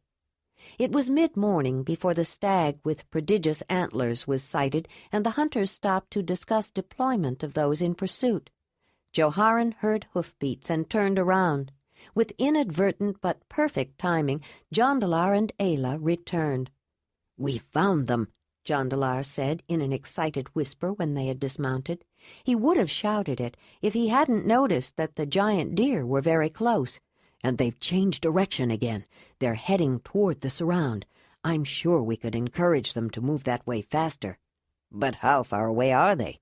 Joharan asked. "We have to walk. The rest of us don't have horses to ride." "Not very far. The surround was made by the 3rd cave. It isn't that far from here. You could get there without too much trouble," Ayla said. "If you'd rather hunt bison, you can, Joharan." "Actually, Big Brother, you could hunt both," Jondalar said. "We're here now, and a deer in your sight is worth much more than 2 bison in a distant surround," Joharan said. "But if this doesn't take too long, we may try for the bison later. Now, do you want to join the hunt?" "Yes," Jondalar said. "I do," Ayla said at nearly the same time. "Let's tie the horses to that tree over there by the stream, Jondalar. Maybe I should tie our restraint on Wolf, too. He can get excited about hunting and may want to help, but that could be a problem for the other hunters, or he could get in the way if he's not sure what to do." While the decisions were made about tactics, Ayla studied the small herd, especially the stag. Ayla remembered the first time she saw a fully developed, mature Megasaurus stag. This giant deer was much the same, somewhat taller than a horse at the withers, though certainly not as big as a mammoth. They were called giant deer because they were the most imposing of all the varieties of deer. But it wasn't the size of the animal itself that made them so impressive. It was the size of their antlers. each one of the massive, palm-shaped, deciduous horns that emerged from their heads grew larger each year, and in a mature male could reach 12 feet in length. Ayla visualized the length of one antler as 2 men the size of Jondalar, with one standing on the other's shoulders. The size of their antlers precluded the forested habitat that was often preferred by many of their cousins. The Megaceras were deer of the open plains. Although they ate grass, especially the green tops of the tall grass varieties, and grazed more than other deer, they also browsed on young brush and trees and leafy herbaceous plants near streams when they could. Once giant deer reached their full growth, though their bones no longer enlarged, the enormous growing antlers added to the illusion that Megaceras stags increased in height and breadth with each season. Support of such huge racks required the deer to develop massive shoulder and neck muscles, which they did slightly over time to accommodate the greater weight of the enlarging antlers, and to evolve a distinctive hump on their withers where muscles, tendons, and connective tissue bunched together. It was a genetic manifestation of the species. Even the females had a marked, though smaller, hump. Such enormous musculature, however, made the heads of the Megaceras seem small, and those males that sported immense racks had heads that appeared disproportionately petite. While the leaders were discussing tactics, the disguises were taken out. Then Joharan and several others passed around skin bags of grease. Ayla crinkled her nose in distaste at the smell. It's made from the musk glands in the legs of the deer and mixed with fat from just above the tail, Jondalar told her. It covers our scent in case the wind shifts suddenly. Ayla nodded and began smearing the greasy mixture on her arms and underarms and her legs and groin. While Jondalar was putting on his deer disguise, Ayla struggled with hers. "Let me show you," Courageous said. She was already in hers. Ayla smiled gratefully as the woman showed her how to wear the cape-like hide covering with a deer head still attached. She picked up the antlers that were fastened to a separate headpiece, though she didn't understand what the extra wooden parts were for. "This is heavy," Ayla said, surprised at the weight when she put on the antler headwear. "And they're small ones from a young buck.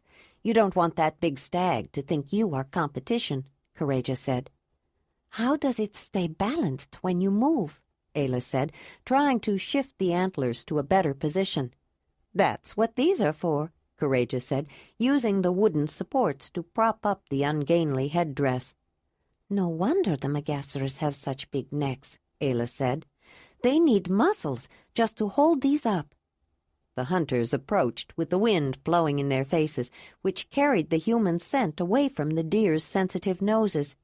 They stopped when they could see the animals.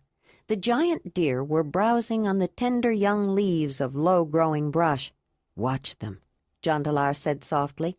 "See how they eat for a while and then look up. Then they move a few steps forward and start to feed again.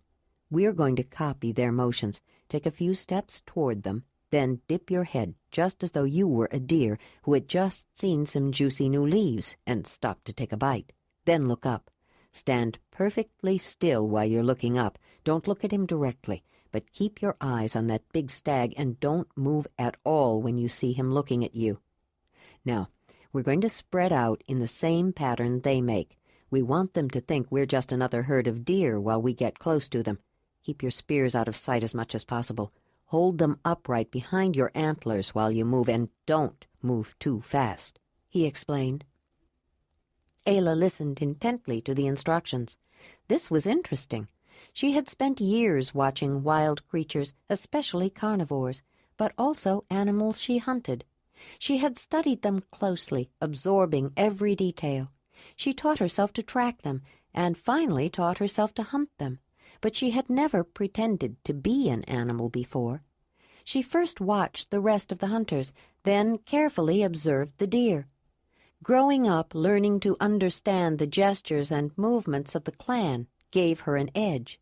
She had a keen eye for detail, for the smallest movements made by the animals.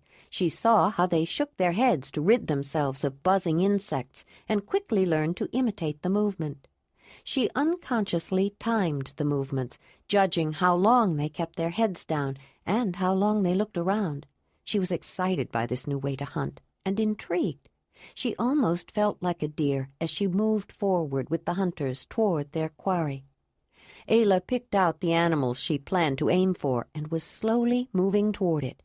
At first, she thought she might try for a fat doe, but she decided she wanted antlers, so she changed her mind and chose the young buck instead.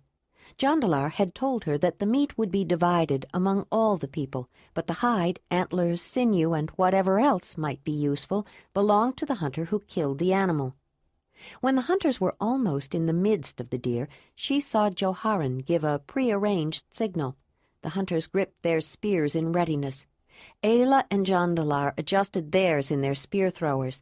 She knew she could have cast her spear long before, but most of the hunters did not have spear throwers, and her throw would have frightened the rest of the deer away before the others were close enough to hurl theirs.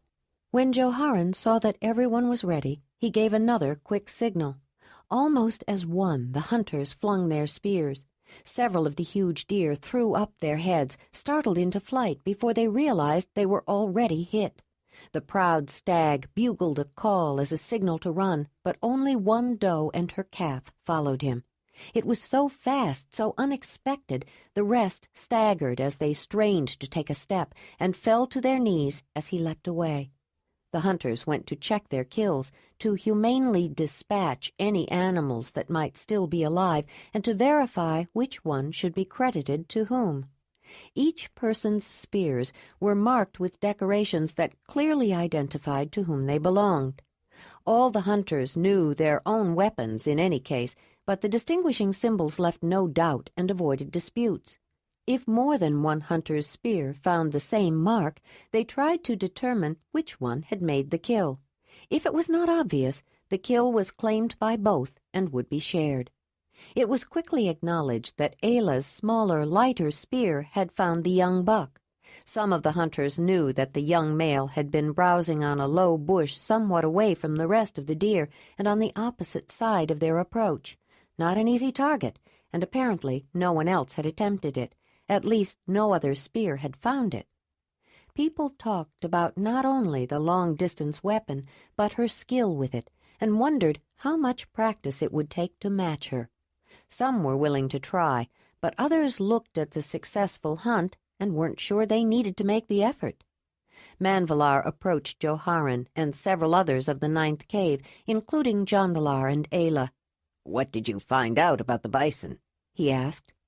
The planning and preparations for the hunt had built up an eager anticipation, but stalking the deer and dispatching them had been so quick and efficient it had left the hunters with a measure of excess energy that had not been used up.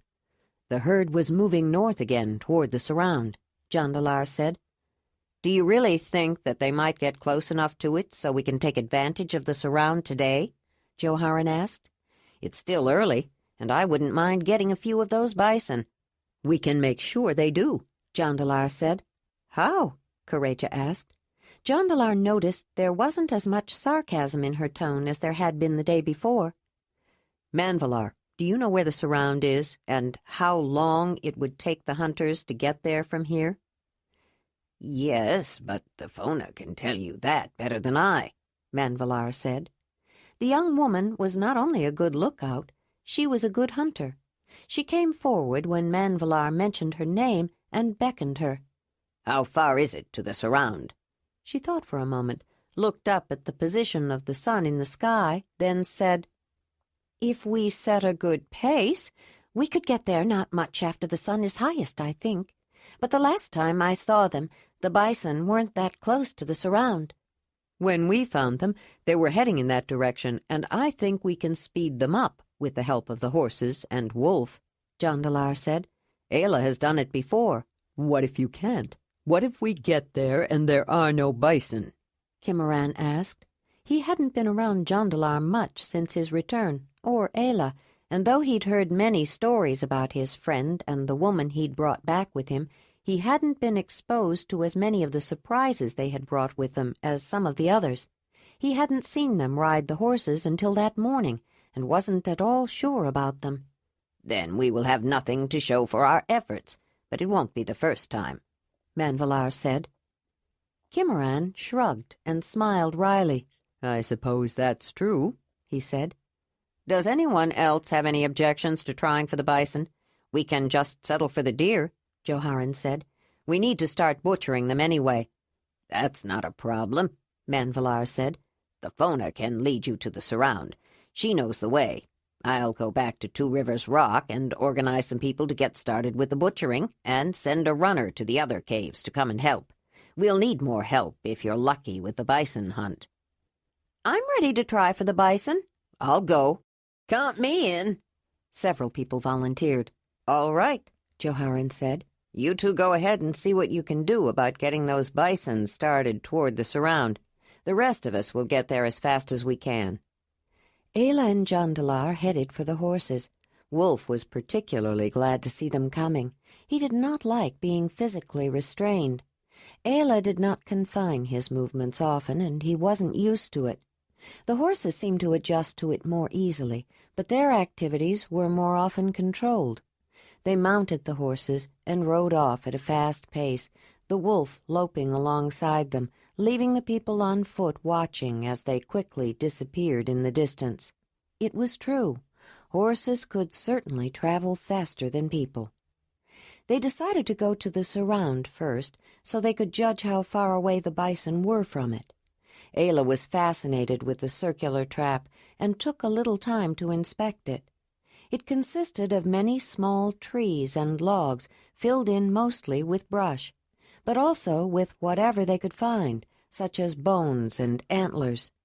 The surround had originally been constructed some years before, and it had moved somewhat from its original place. None of the trees from which it was made were sunk into the ground. Rather, they were lashed together, fixed firmly to each other, so that when some creature crashed into it, it wouldn't break through. The fencing had some give, some elasticity, and would instead move with a blow. Sometimes, with an extremely hard thrust, the entire structure shifted. It took a great deal of effort on the part of many people to cut down trees and branches and haul them to a logical site, especially on a largely treeless grassland, then erect a fence that could withstand the crush of heavy animals milling around inside it and the occasional assault by one maddened with fear. Each year, the parts that had fallen down or rotted away were repaired or replaced. They tried to keep it sound for as long as they could. It was easier to repair than entirely rebuild, especially since there were more than one at various strategic locations. This surround was located in a narrow valley between a limestone cliff on one side and steep hills on the other that was a natural migration route. At one time, a river had flowed through it, and a runoff stream still filled the dry bed occasionally. Hunters used it only sporadically. Animals seemed to learn quickly if a particular route was consistently dangerous and tended to avoid it. The ones who had come to repair the trap had also set up a portable fencing of panels that funneled the animals driven into the valley toward an opening in the surround. Usually hunters had time enough to establish a cadre of people to stand behind the panels to harass any animals that attempted to bolt away back toward the trap. Since this was a rather unplanned, spontaneous hunt, no one was there yet. But Ayla did notice that some scraps of leather and cloth, pieces of woven belts and grass wands, long bunches of grass fastened to sticks, were tucked into the frames of the panels, or held down with stones. "Jondalar," she called to him. He rode up to her. She had picked up a grass wand and a piece of leather. "Anything that flutters or moves in an unexpected way tends to spook bison, especially when they're running. At least that's what happened when we were driving bison toward the lion camps around. These must be used to shake at animals heading toward the surround to keep them from breaking away. Do you think anybody would object if we borrowed a few? They could be useful when we were trying to drive the herd this way." "You're right. That is what they're for," Jondalar said, "and I'm sure no one would mind if we borrow some if it will help us get those bison here." They left the valley and headed toward the place where they had last seen the herd. The trail trampled by the slowly moving animals was easy to find, and they were a little closer to the valley than they were earlier. There were about 50 bison in all, males, females, and young. They were starting to come together to form the huge migratory herd that would develop later in the season. At certain times of the year, bison congregated in such huge numbers it was like watching a sinuously moving river of dark brown spiked with large black horns. At other times, they broke up into smaller groupings, sometimes not much more than an extended family, but they preferred to form herds of some size. On the whole, there was safety in numbers. While predators, especially cave lions and packs of wolves, often brought down a bison from a herd, it was usually one that was slow or weak, which allowed the healthy and strong to survive. They approached the herd slowly, but the bison hardly noticed them. Horses were not animals that posed a threat, though they did give Wolf a wider berth.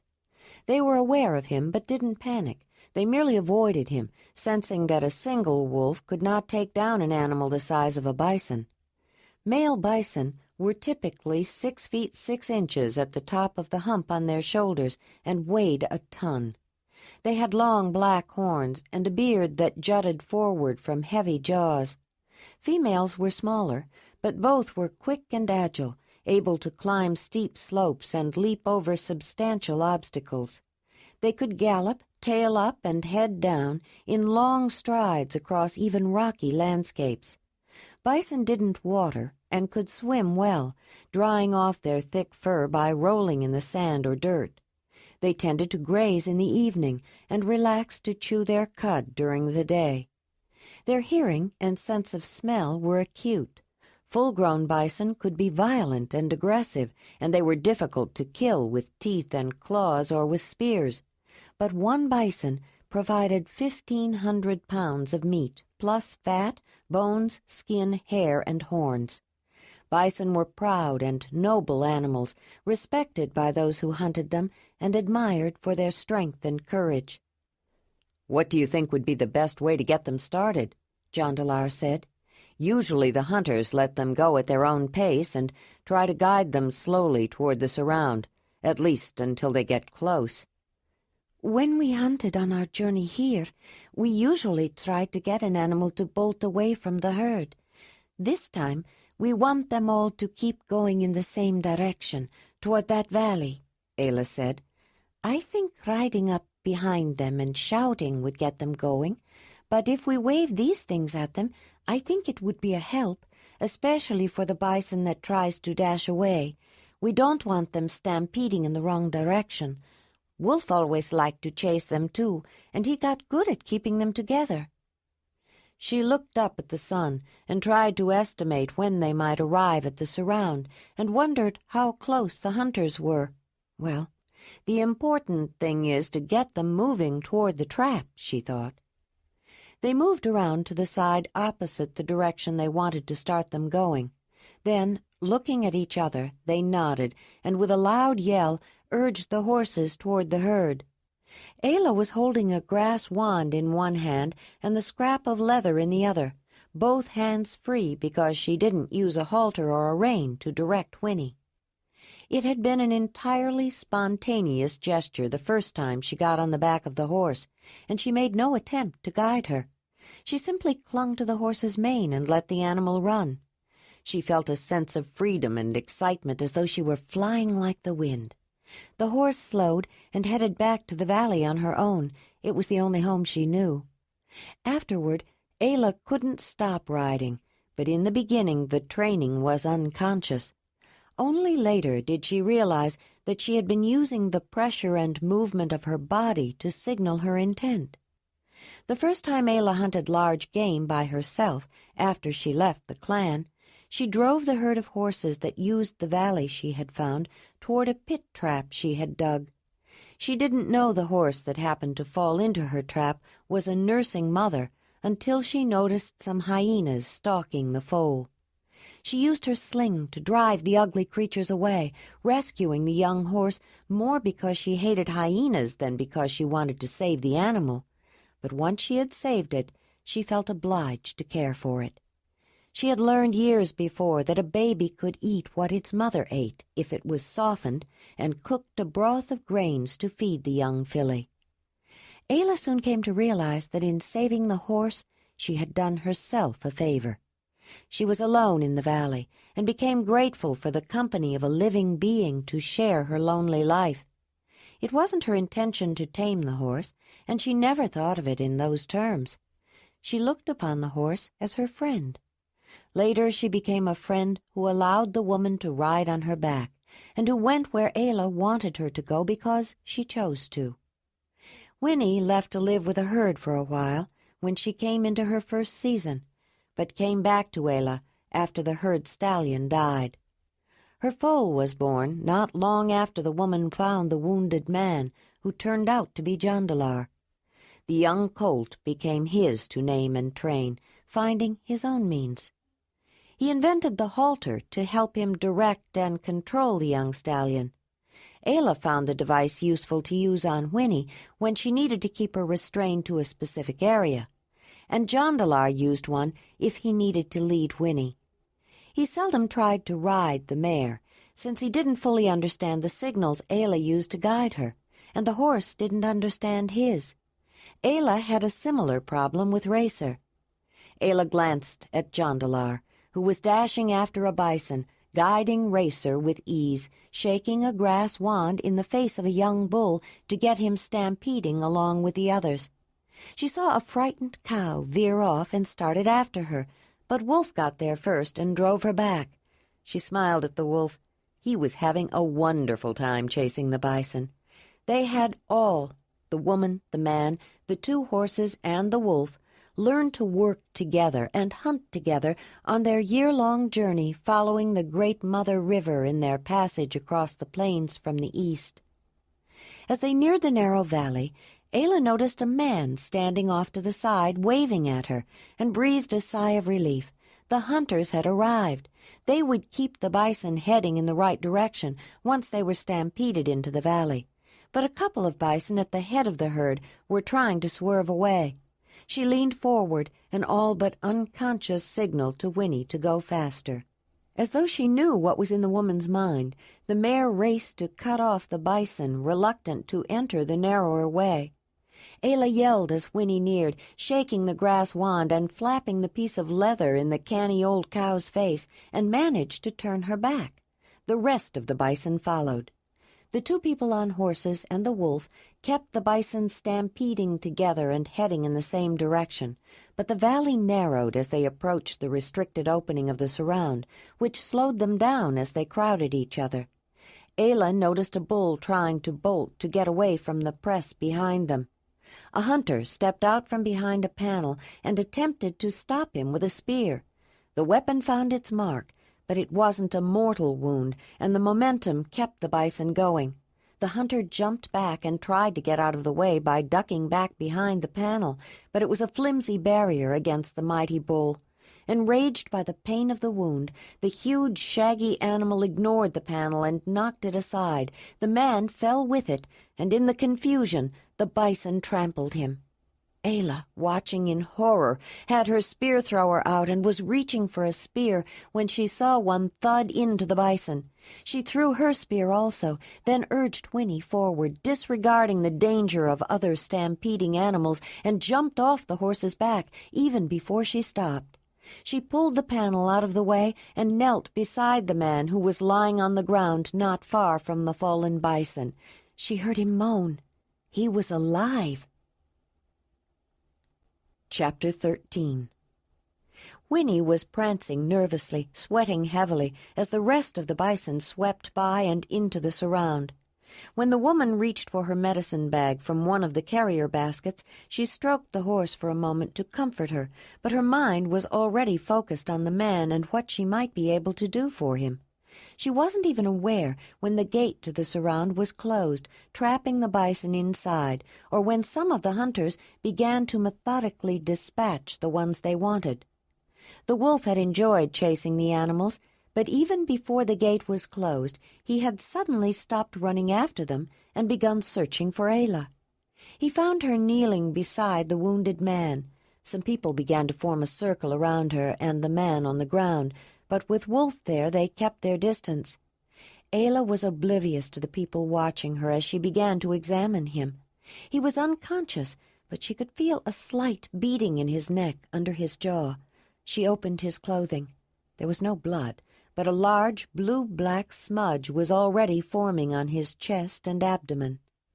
Carefully she felt his chest and stomach around the darkening bruise.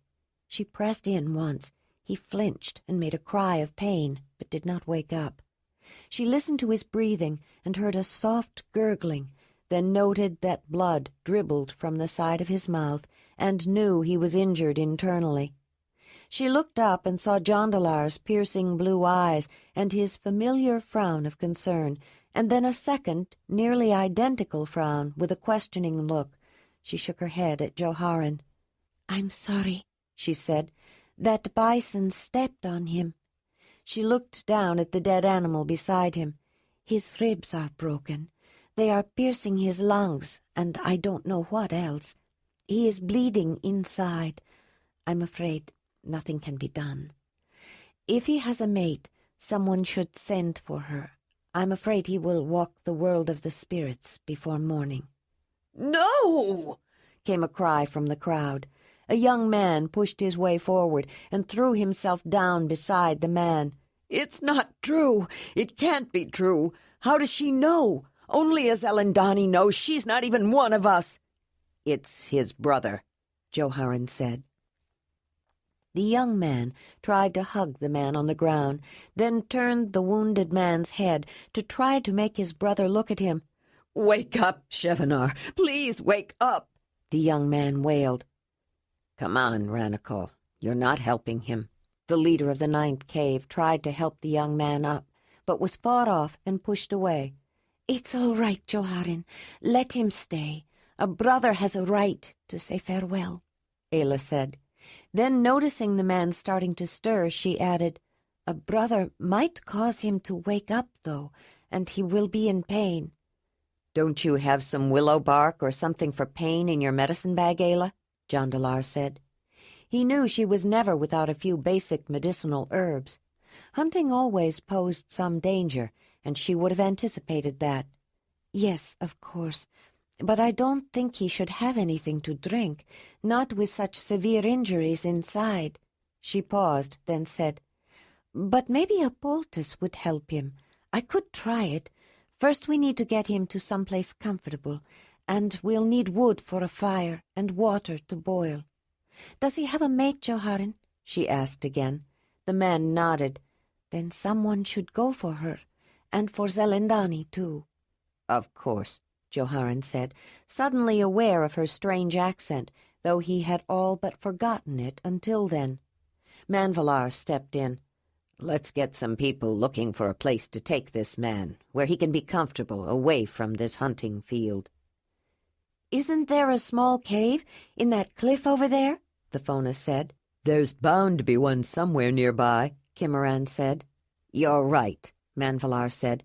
"The Fona, why don't you get some people and go look for a place to take him?" "We'll go with her," Kimaran said, and called over the people from the 2nd and 7th caves who had joined the hunt. "Brahmaval, perhaps you could organize a few people to get wood and water, and we'll have to make something to carry him. Some people brought sleeping rolls. We'll get some for him, and whatever else he needs," Manvalar continued. Then he called out to the hunters. "We need a good runner to take a message back to Two Rivers Rock." "Let me go," Jondalar said.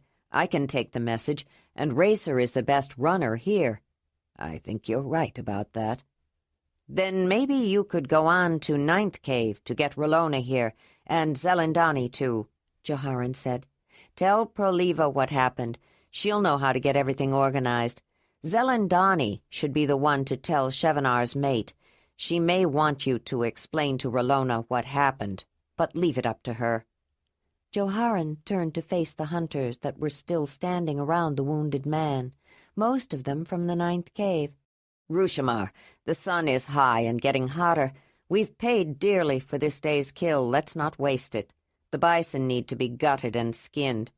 Kareja and the 11th Cave have started, but I'm sure she could use some help. Solaban, maybe you could take a few people and help Bramaville get wood and water and whatever else Ayla needs. And when Kimaran and Thafona find a place, you can help move Chevanar. Someone should go to the other caves and let them know we need help, Bramaval said.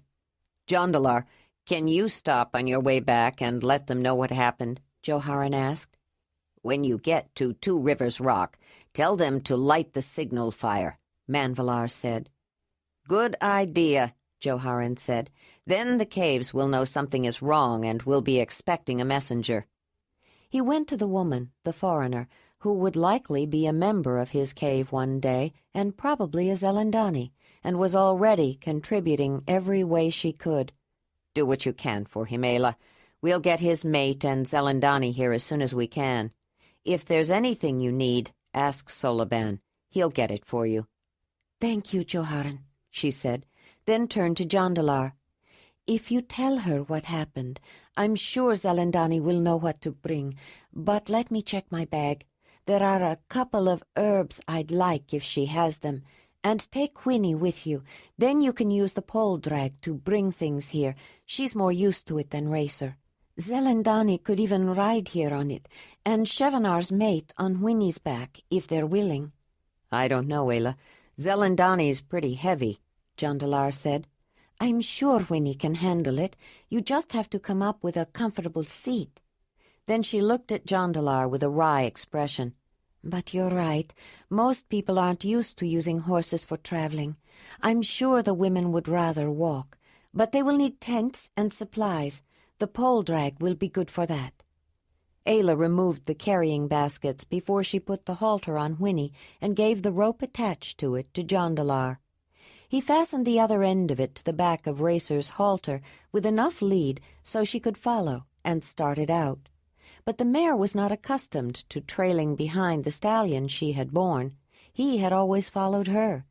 Even though Jondalar was sitting on Racer's back, guiding him with a rein attached to his halter, Winnie stayed slightly ahead of them, yet she seemed to sense which way the man wanted to go. Horses were willing to do the bidding of their human friends, Ayla thought, smiling to herself as she watched them leave, so long as it didn't upset their own sense of the proper order of things. She saw Wolf was observing her when she turned around. She had signaled him to stay when the horses left. Now he was waiting patiently. Her ironic inner smile at the behavior of the horses was quickly dispelled when she looked at the man lying where he fell. "He'll need to be carried, Joharan," she said. The leader nodded, then called on some people to help. They improvised a carrying device by first binding together a couple of spears to make a sturdy pole, then fastening pieces of clothing across two of them. By the time Thafona and Kimaran returned with news of a small shelter nearby, the man had been carefully moved to the stretcher and was ready to be carried. Ayla called Wolf to her as 4 men each lifted one end of a pole.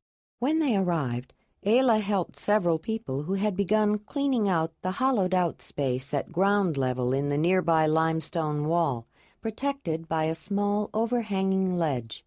The dirt floor was littered with dried leaves and debris blown in by the wind, and dried hyena droppings left some time before by the scavenging carnivores who had used the place for a lair.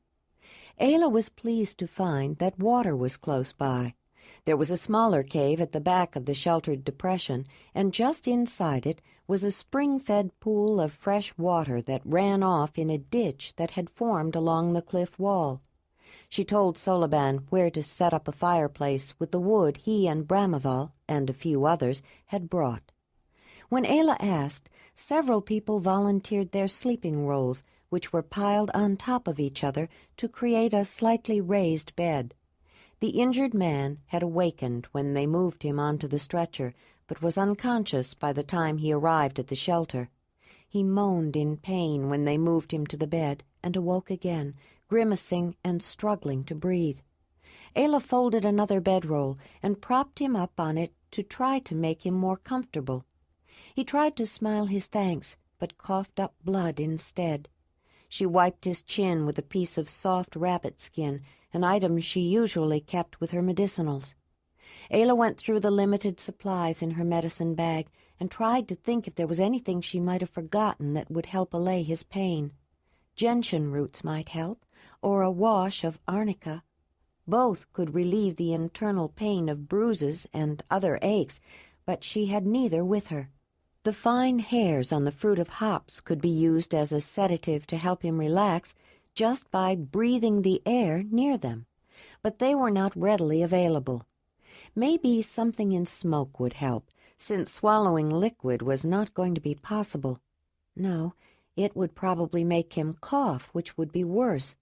She knew it was hopeless. It was just a matter of time, but she had to do something, at least for his pain. Wait, she thought, didn't I see that plant from the valerian family on the way here? The one with the aromatic roots? One of the mamuti at the summer meeting called it spikenard. I don't know the name in Zelandonii. She looked up at the people around her and saw the young woman that Manvalar seemed to have a lot of respect for, the lookout from the third cave, the Fona. The Fona had stayed to help clean out the small shelter she found and was still there, watching Ayla. The foreign woman intrigued her. There was something about her that made people pay attention to her, and she seemed to have gained the respect of the ninth cave in the short time she had been there. The Fona wondered how much the woman really knew about healing. She didn't have any kind of tattoo marks, like the Zelandonii did, but the people she came from might have different ways. Some people tried to fool others about what they knew, but the stranger didn't seem to be trying to impress anyone by bragging or talking big.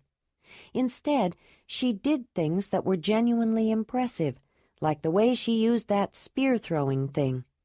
The Fona had been thinking about Ayla, but was surprised when the woman called her name. "Thefona, may I ask you something?" Ayla said. "Yes," the Fona said, and thought, she does have a strange way of talking. Not her words, but the way they sound. Maybe that's why she doesn't talk much. "Do you know much about plants?" "Everyone knows something about plants," the Fona said. "I'm thinking about one whose leaves resemble foxglove, but it has yellow flowers like dandelions.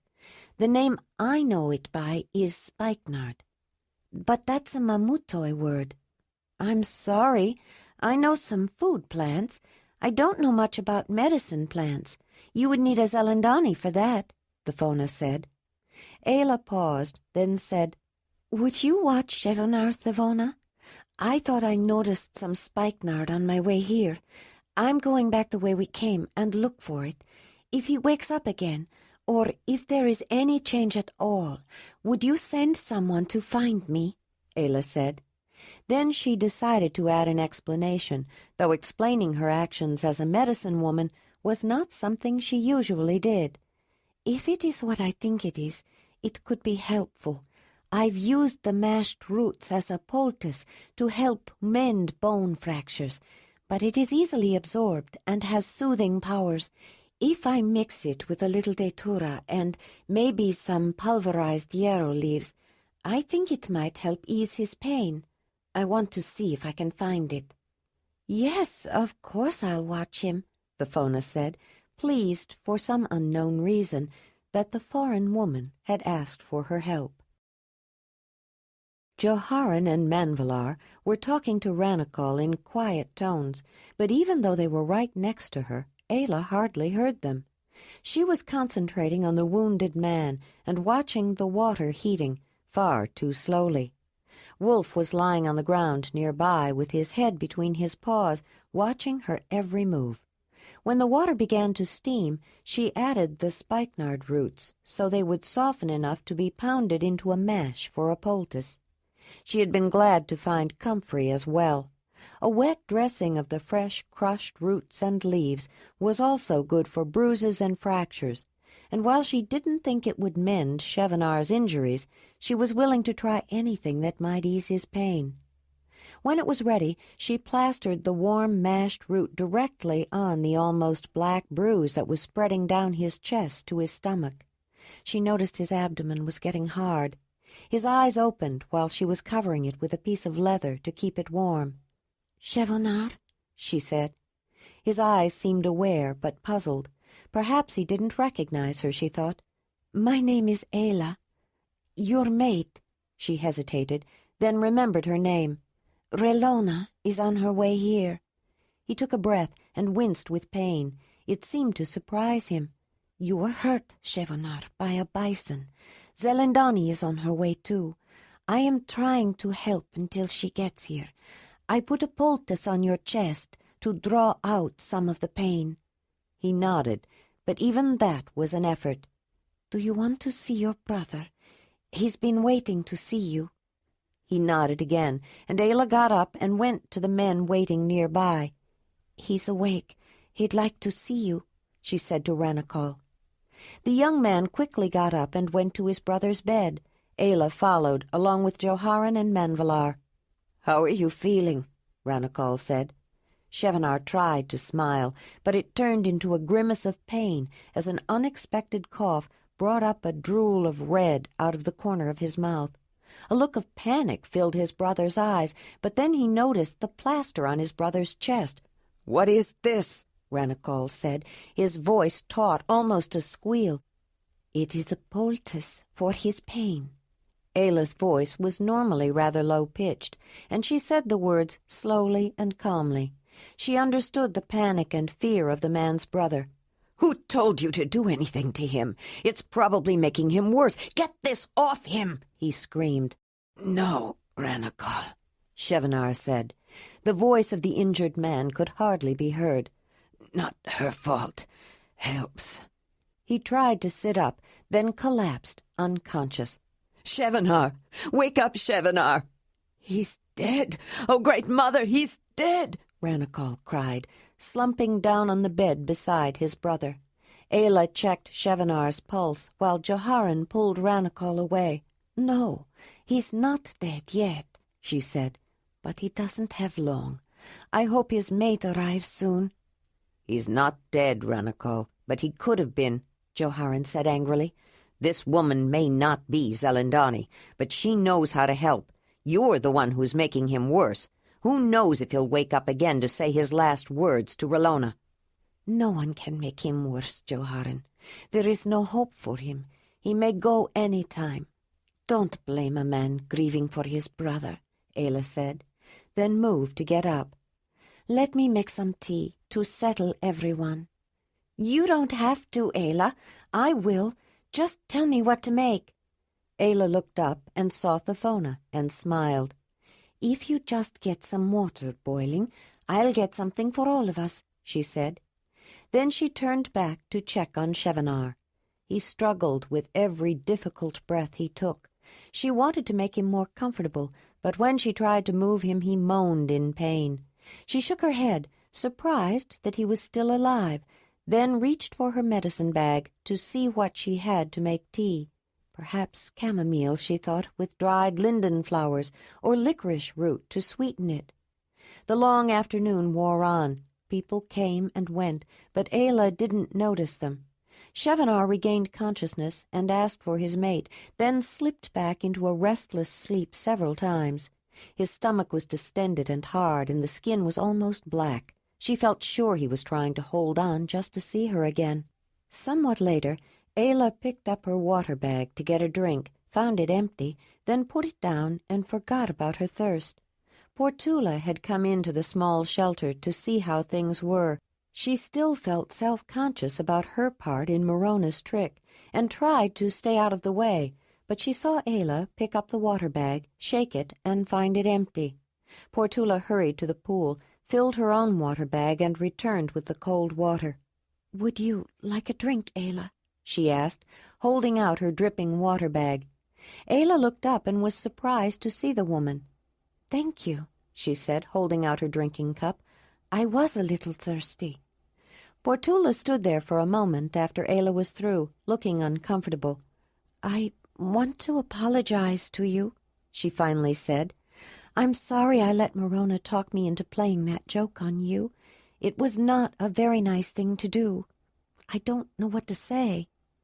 "There really isn't anything to say, is there, Portula?" Ayla said. "And I did get a warm and comfortable hunting outfit, though I doubt that was what Morona intended. I will get use out of it, so let's just forget about it." "Is there anything I can do to help?" Portula said. "There isn't anything anyone can do to help. I'm surprised he is still with us. He asks for his mate when he wakes up. Joharin told him she is on her way," Ayla said. "I think he's holding on for her. I only wish I could do more to make it easier for him, but most medicines that alleviate pain have to be swallowed. I've given him a skin soaked with water to wet his mouth, but with his injury, I'm afraid if he drank anything, it would make it worse." Joharin was out in front of the shelter, looking south, the way Jondalar had gone, anxiously waiting for his return with Relona. The sun was falling low in the west, and darkness would follow soon. He had sent people to collect more wood so they could build up a large bonfire to help guide them. They were even taking some from the surround. The last time Chevanar woke, his eyes were glazed, and the leader knew death was near. The young man had put up such a brave struggle to cling to a last shred of life, Joharin hoped his mate would arrive before he lost the battle. Finally, in the distance, he saw movement, something approaching. He hurried in that direction and was relieved to see a horse. When they were closer, he went to Relona and guided the distraught woman to the stone shelter where her mate lay dying. As she drew near, Ayla gently touched the man's arm. Chevanar, Relona's here." She moved his arm again. He opened his eyes and looked at Ayla. "She's here. Relona's here," she said. Chevanar closed his eyes again and shook his head slightly, trying to make himself wake up. "Chevanar, it's me. I came as fast as I could. Talk to me. Please talk to me." Relona's voice cracked in a sob. The injured man opened his eyes and fought to focus on the face bending near. "Relona," he said. It was barely audible. The start of a smile was erased by an expression of pain. He looked again at the woman and watched her eyes fill with tears. "Don't cry," he whispered, then closed his eyes and struggled to breathe. Relona's eyes were pleading when she looked up at Ayla, who looked down, then back up and shook her head. She glanced around in panic, desperately searching out someone else who would give her another answer, but no one would return her gaze. She looked back at the man and watched him strain to take a breath, then saw blood spill from the corner of his mouth. "Chevanar," she cried, and reached for his hand. "Relona, wanted to see you once more," he gasped, opening his eyes. "Say goodbye before I walk the spirit world. If Donnie allows, we'll see you there." He closed his eyes, and they heard a feeble rattle as he tried to draw in a breath. Then a low moan grew louder, and though Ayla was sure he was trying to control it, the sound increased. He stopped and tried to take a breath. Then Ayla thought she heard a muted popping sound from inside him as he suddenly cried out in an agonizing scream. When the sound died away, he breathed no more. "No! No! Chevanar! Chevanar!" Relona cried. She laid her head on his chest and heaved great sobs of sorrow and grief. Ranakol was standing beside her with tears running down his cheeks, looking bewildered, dazed, at a loss. He didn't know what to do. Suddenly they were startled by a loud and eerie howl at close quarters that sent shivers down their backs. As one, they looked at Wolf. He was standing on all four legs, with his head thrown back, wailing a spine-tingling wolf song. "What's he doing?" Ranachol said, quite upset. "He is grieving for your brother," said the familiar voice of Zelandonii. "as we all do." Everyone was relieved to see her. She had arrived with Rolona and several others, but had stayed back to observe when Chevenar's mate rushed ahead. Rollona's sobs turned to a wailing moan, a keening of her grief. Zelandonii joined her in her anguished lament, then several others. Wolf howled along with them. Finally Ranachol broke down sobbing and threw himself across the man on the bed. An instant later, he and Rolona were clinging together, rocking and keening their sorrow. Ayla thought it was good for both of them. To alleviate his pain and anger, she knew Ranachol needed to let his grief out, and Rolona had helped him. When Wolf howled again, she joined him in a howl so realistic, many thought at first it was another wolf. Then, to the surprise of those who had kept a vigil for the man in the shelter, from a distance they heard another wolf howl, joining in the keening wolf song of grief. After a while, the Danyer helped Rolona up and led her to a fur that had been spread on the ground near the fire. Joharan helped the man's brother to a place on the other side of the hearth. The woman sat there rocking back and forth, making a low moaning sound, indifferent to everything around her. Ranachol just sat staring blankly at the fire. The Zelandonii of the third spoke quietly with the huge Zelandonii from the 9th cave, and shortly after returned with a steaming cup of liquid in each hand. The Danyer of the 9th cave took one cup from the third and urged it on Rolona, who drank it without objection, as though she didn't know or care what she did. The third's other cup was brought to Ranachol, who ignored the proffered drink, but after some urging he finally drank it. Soon both of them were lying on the furs near the fire, asleep. "I'm glad to see her quieted," Joharan said. "And him, too." "They needed to grieve," Ayla said. "Yes, they did. But now they need to rest," Zelandonii said. "And so do you, Ayla." "Have something to eat first," Proliva said. Joharan's mate had come with Rolona and Zelandonii and a few others from the 9th cave. "We roasted some bison meat, and the 3rd cave brought other food." "I'm not hungry," Ayla said. "But you must be tired," Joharan said. "You hardly left his side for a moment." "I wish I could have done more for him. I couldn't think of anything to help him," Ayla said, shaking her head and looking dejected. "But you did," said the older man, who was the Zelandonii of the third. "You eased his pain. No one could have done more, and he wouldn't have held on to life without your help. I would not have used a poultice in that way. To ease aches or bruises, yes, but for internal injuries, I don't think I would have thought of it. Yet it did seem to help." "Yes, it was a perceptive way to treat him," the 9th Zelandonii said. "Have you done that before?" "No, and I wasn't sure it would help, but I had to try something," Ayla said. "You did well," the Danyer said. "But now you should have something to eat and rest." "No, nothing to eat, but I think I will lie down for a while," Ayla said. "Where's Jondalar?" "He went out with Rushamar and Solaban and a couple of others to get more wood. Some went along just to hold torches, but Jondalar wanted to be sure there would be enough to last the night, and this valley doesn't have many trees. They should be back soon. Jondalar, put your sleeping furs over there," Joharan said, showing her the place. Ayla lay down, thinking to rest a while until Jondalar came back. She was asleep almost as soon as she closed her eyes. When the fuel collectors returned with the wood, nearly everyone was asleep. They put it in a pile near the fireplace, then went to the sleeping places they had chosen. Jondalar noticed the wooden bowl she usually took with her and used to heat small amounts of water with hot stones for medicinal teas.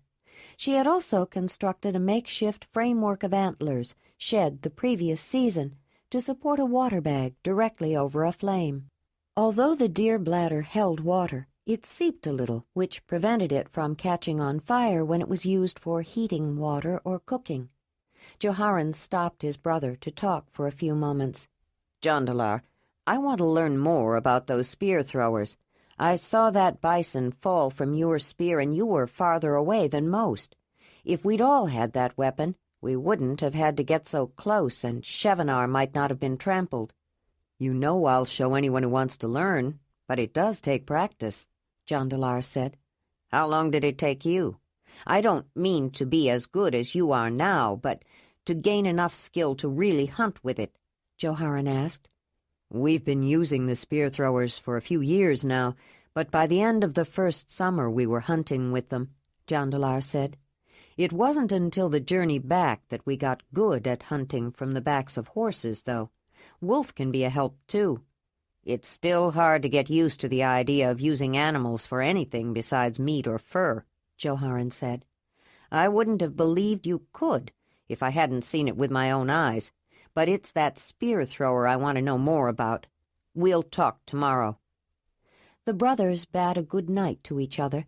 Then Jondalar went to where Ayla was sleeping and joined her. Wolf looked up. He watched her breathing quietly in the glow from the fire, then back at the wolf. I'm glad he's always there watching out for her, he thought, and stroked his head. Then he slipped in beside her. He was sorry Shevanar had died, not only because he was a member of the Ninth Cave, but because he knew how hard it was on Ayla when someone died and there was nothing she could do. She was a healer, but there were some wounds no one could heal. Zelandonii had been busy all morning, preparing the body of Shevanar to be carried back to the Ninth Cave. Being near someone whose spirit had left the body was very disturbing for most people, and his burial would involve more than the usual ritual. It was considered very bad luck if someone died while hunting. If they were alone, the bad luck was obvious, the misfortune had been accomplished. But a Zelandonii usually performed a cleansing ritual to ward off any possible future effects. If 2 or 3 hunters went out and one of them died, it was still considered a personal matter, and a ceremony with the survivors and family members was adequate. But when someone died on a hunt that involved not just one cave but the whole community, that was serious. Something on a community level had to be done. The one who was first was thinking about what might be needed. Perhaps a prohibition on the hunting of bison for the rest of the season to assuage the ill fortune might be required. Ayla saw her relaxing with a cup of tea near the fire, sitting on a stack of several thickly stuffed pads that had been brought for her on Winnie's pole drag. She seldom sat on low cushions, finding it more and more difficult and cumbersome to get up as she grew more corpulent with each year. Ayla approached the danyar. "Zelandonii, can I talk to you?" "Yes, of course." "If you're too busy, it can wait. I just wanted to ask you something," Ayla said. "I can spare a little time now," Zelandonii said. "Get a cup for tea and join me." She motioned to Ayla to sit on a mat on the ground. "I just wanted to ask you if you know of anything more that I could have done for Shevanar. Is there any way to heal internal wounds? When I lived with a clan, there was a man who had been accidentally stabbed with a knife. A piece broke off inside, and Isa cut in and removed it. But I don't think there was a way to cut in and fix Shevanar's wounds," Ayla said. It was obvious how much it bothered the foreign woman that she had been able to do so little for the man, and Zelandonii was moved by her concern. It was the sort of thing a good acolyte might feel. "There is not much that can be done to help anyone who's been stepped on by a full-grown bison, Ayla," Zelandonii said. "Some lumps and swellings can be lanced to drain, or small objects cut out, slivers or that broken piece of the knife that your clan woman removed. But that was a brave thing for her to do. It is dangerous to cut into the body. You are creating an injury that often is bigger than the one you're trying to fix. I have cut in a few times, but only when I was sure it would help. and there was no other way. That's how I feel, Ayla said. It's also necessary to know something about what the inside of the body is like. There are many similarities between the inside of a human body and the inside of an animal's body, and I have often butchered an animal very carefully to see what it looks like and how they are connected. It's easy to see the tubes that carry blood from the heart and the sinew that moves the muscles.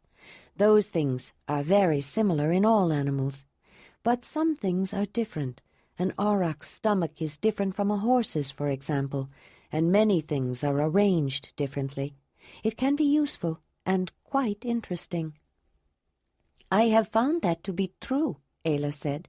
I've hunted and butchered many animals, and it does help to understand about people. I am sure Chevanar's ribs were broken, and splinters had penetrated his breathing sacs, his lungs, and I think his other organs. In Mamutoi, I would say liver and spleen. I don't know the words in Zelandonii. They bleed heavily when damaged. Do you know which ones I mean? Ayla said. Yes, I do, the first said. The blood had no place to go. I think that's why he turned black and got so hard. It filled him up inside until something burst, Ayla said. I examined him, and I agree with your assessment. The blood filled his stomach and some of his intestines. I believe part of the intestines burst, the Danyer said. The intestines are the long tubes that lead to the outside? Yes. Jondalar taught me that word. They were damaged on Chevanar too, I think, but it was the blood filling him up inside that made him die. Yes.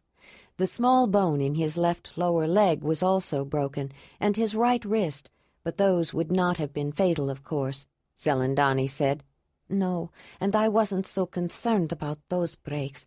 I just wondered if you knew of anything else that I could have done for him, Ayla said, her earnest face full of concern. It bothers you that you couldn't save him, doesn't it? Ayla nodded and lowered her head. You did everything you could, Ayla. We will all walk in the world of the spirit some day. When Dani calls us, young or old, we have no choice. Not even a Zelandonii is gifted enough to stop it, or even to know when it will happen. That is a secret Dani shares with no one. She allowed the spirit of the bison to take Chevanar in exchange for the bison we took. It is a sacrifice she sometimes demands. Perhaps she felt we needed to be reminded that her gifts should not be taken for granted. We kill her creatures so that we may live, but we need to appreciate the gift of life she has given us when we take the lives of her animals. The Great Mother is not always gentle. Sometimes her lessons are hard. Yes, that is what I have learned. I do not think the spirit world is a gentle place. The lessons are hard, but valuable, Ayla said. Zelandonii did not reply. She had found that people often kept on talking to fill the gap if she did not respond immediately, and she often learned more from her silence than she would have from asking questions. After a time, Ayla did continue. I remember when Kreb told me that the spirit of the cave lion had chosen me. He said the cave lion was a strong totem who would offer powerful protection, but that strong totems are hard to live with. He told me if I paid attention, my totem would help me and let me know when I'd made the right decision. But he said totems test you to make sure you are worthy before they give you something. He also said the cave lion would not have chosen me if I was not worthy, Ayla said. Maybe he meant able to bear it. The Danyer was surprised at the depth of understanding Ayla's comment showed. Were the people that she called clan really capable of such perception? If she had said the Great Earth Mother instead of the spirit of the cave lion, the words could have come from a Zelandonii. Finally, the one who was first continued. Nothing could be done for Chevanar except to ease his pain, and you did that. Using a poultice was an intriguing approach. Did you learn that from your clan woman?" "No," Ayla said, shaking her head. "I've never done that before, but he was in so much pain, and I knew with his injuries I couldn't give him anything liquid to drink. I thought of using smoke. I've burnt mullein to make a smoke that alleviates certain coughs, and I know plants that are sometimes burned in sweat lodges, but I was afraid that it might make him cough, and with his damaged breathing sacs, I didn't want to do that. Then I noticed the bruising, though it was more than that, I think. The bruise on his skin turned almost black after a while, but I know that certain plants can ease the pain of bruising when put on the skin, and I happened to notice some on the way here from the hunting surround. So I went back and got some. It seemed to help a little." "Yes, I think it did," the Danyer said. "I may try that sometime myself. You do seem to have a natural, inborn sense about healing, Ayla, and I think it's telling that you feel bad. Every good healer that I know is always bothered when someone is lost. But there was nothing more you could have done. The mother decided to call him, and no one can thwart her will." "You're right, of course, Zelandonii. I didn't think there was any hope, but I wanted to ask anyway. I know you have much to do, and I don't want to take any more of your time," Ayla said as she got up to leave. "Thank you for answering my questions." Zelandonii watched the young woman as she started to walk away. "Ayla," she called, "I wonder if you would do something for me." "Of course, anything, Zelandonii," she said. "When we get back to the 9th cave, will you dig up some red ochre? There is an embankment near the river by the big rock. Do you know where that is?" "Yes, I saw the ochre when Jondalar and I went swimming. It's very bright red, more red than most. I'll get some for you." "I will tell you how to purify your hands and give you a special basket for it when we get back," Zelandonii said. Chapter 14. It was a somber group of people that returned to the 9th cave the next day. The hunt had been eminently successful, but the cost had been too dear. As soon as they arrived, Joharan turned Chevenar's body over to the Zelandonii to prepare it for burial.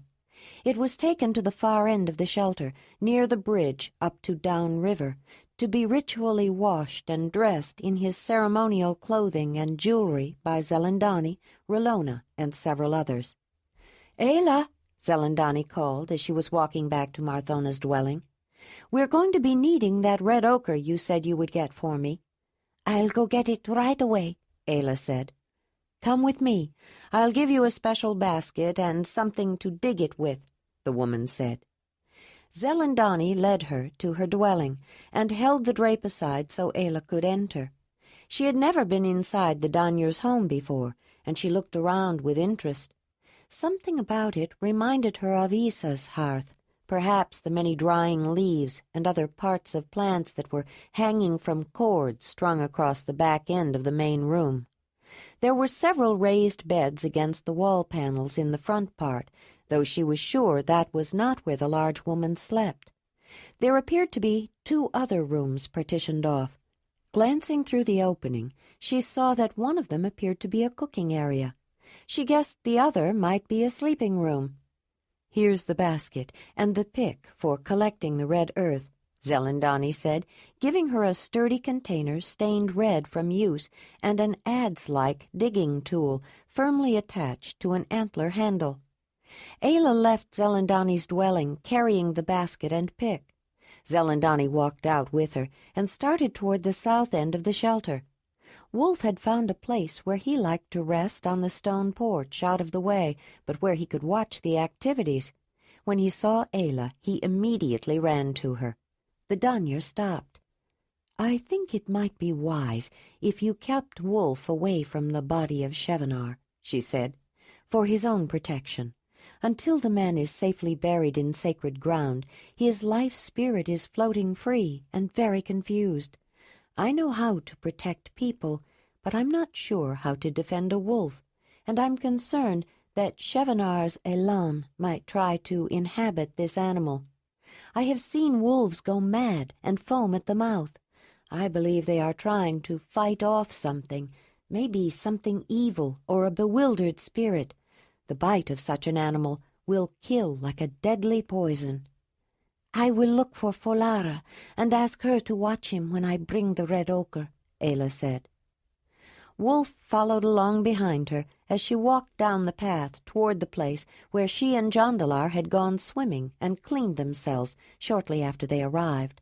She filled the basket nearly full, then started back up the path. She saw Folara talking to her mother and explained Zelandonii's request. The young woman grinned, delighted to stay with the wolf. Her mother had just asked her to come and help prepare the body. It was not something she wanted to do, and she knew Marthona would not refuse Ayla's request. It may be best to keep him inside Marthona's dwelling. If you want to go out, I have a special rope that can be put around his neck in a way that won't choke him. Wolf doesn't like it much, but he'll put up with it. Come with me, and I'll show you how to put it on him, Ayla said. Then she walked to the far end of the ledge and gave the red ochre to the first. She stayed to help clean and dress the body of Shevanar. Jondalar's mother soon came to help as well. She had done it many times before, and told Ayla that Folara had invited several young people to their dwelling, and Wolf seemed content to be with them. Ayla was intrigued by the clothing they put on the dead hunter, though she was reluctant to mention her interest at the time. The outfit consisted of a loose, soft tunic made of the furs of different animals and hides tanned and colored in various shades that were sewn together into intricate patterns and accented with beads, shells, and fringes. The tunic was bloused and belted at the hips with a colorful band of woven fabric. The leggings, though less elaborate, matched the tunic, as did the calf-high foot coverings, which had a fringe and an edging of fur attached to the tops. Necklaces made of shells, beads, various animal teeth, and ivory carvings had been placed around his neck and artfully arranged.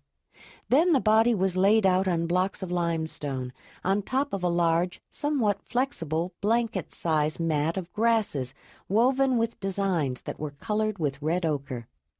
Long cords were strung through each end, which Marthona explained to Ayla could be pulled together so that the mat would envelop him. The lengths of cordage would then be wrapped around the shrouded body and tied. Beneath the mat was a strong netting made of flax cordage, which could be slung from a pole like a hammock so that he could be carried to the sacred ground and lowered into the grave. Shevanar had been a spear-maker, and his tools for making them were placed beside him, along with some finished spears and the parts of some he had been working on, which included wooden shafts, ivory and flint points, and the sinew, cords, and glue used to attach them.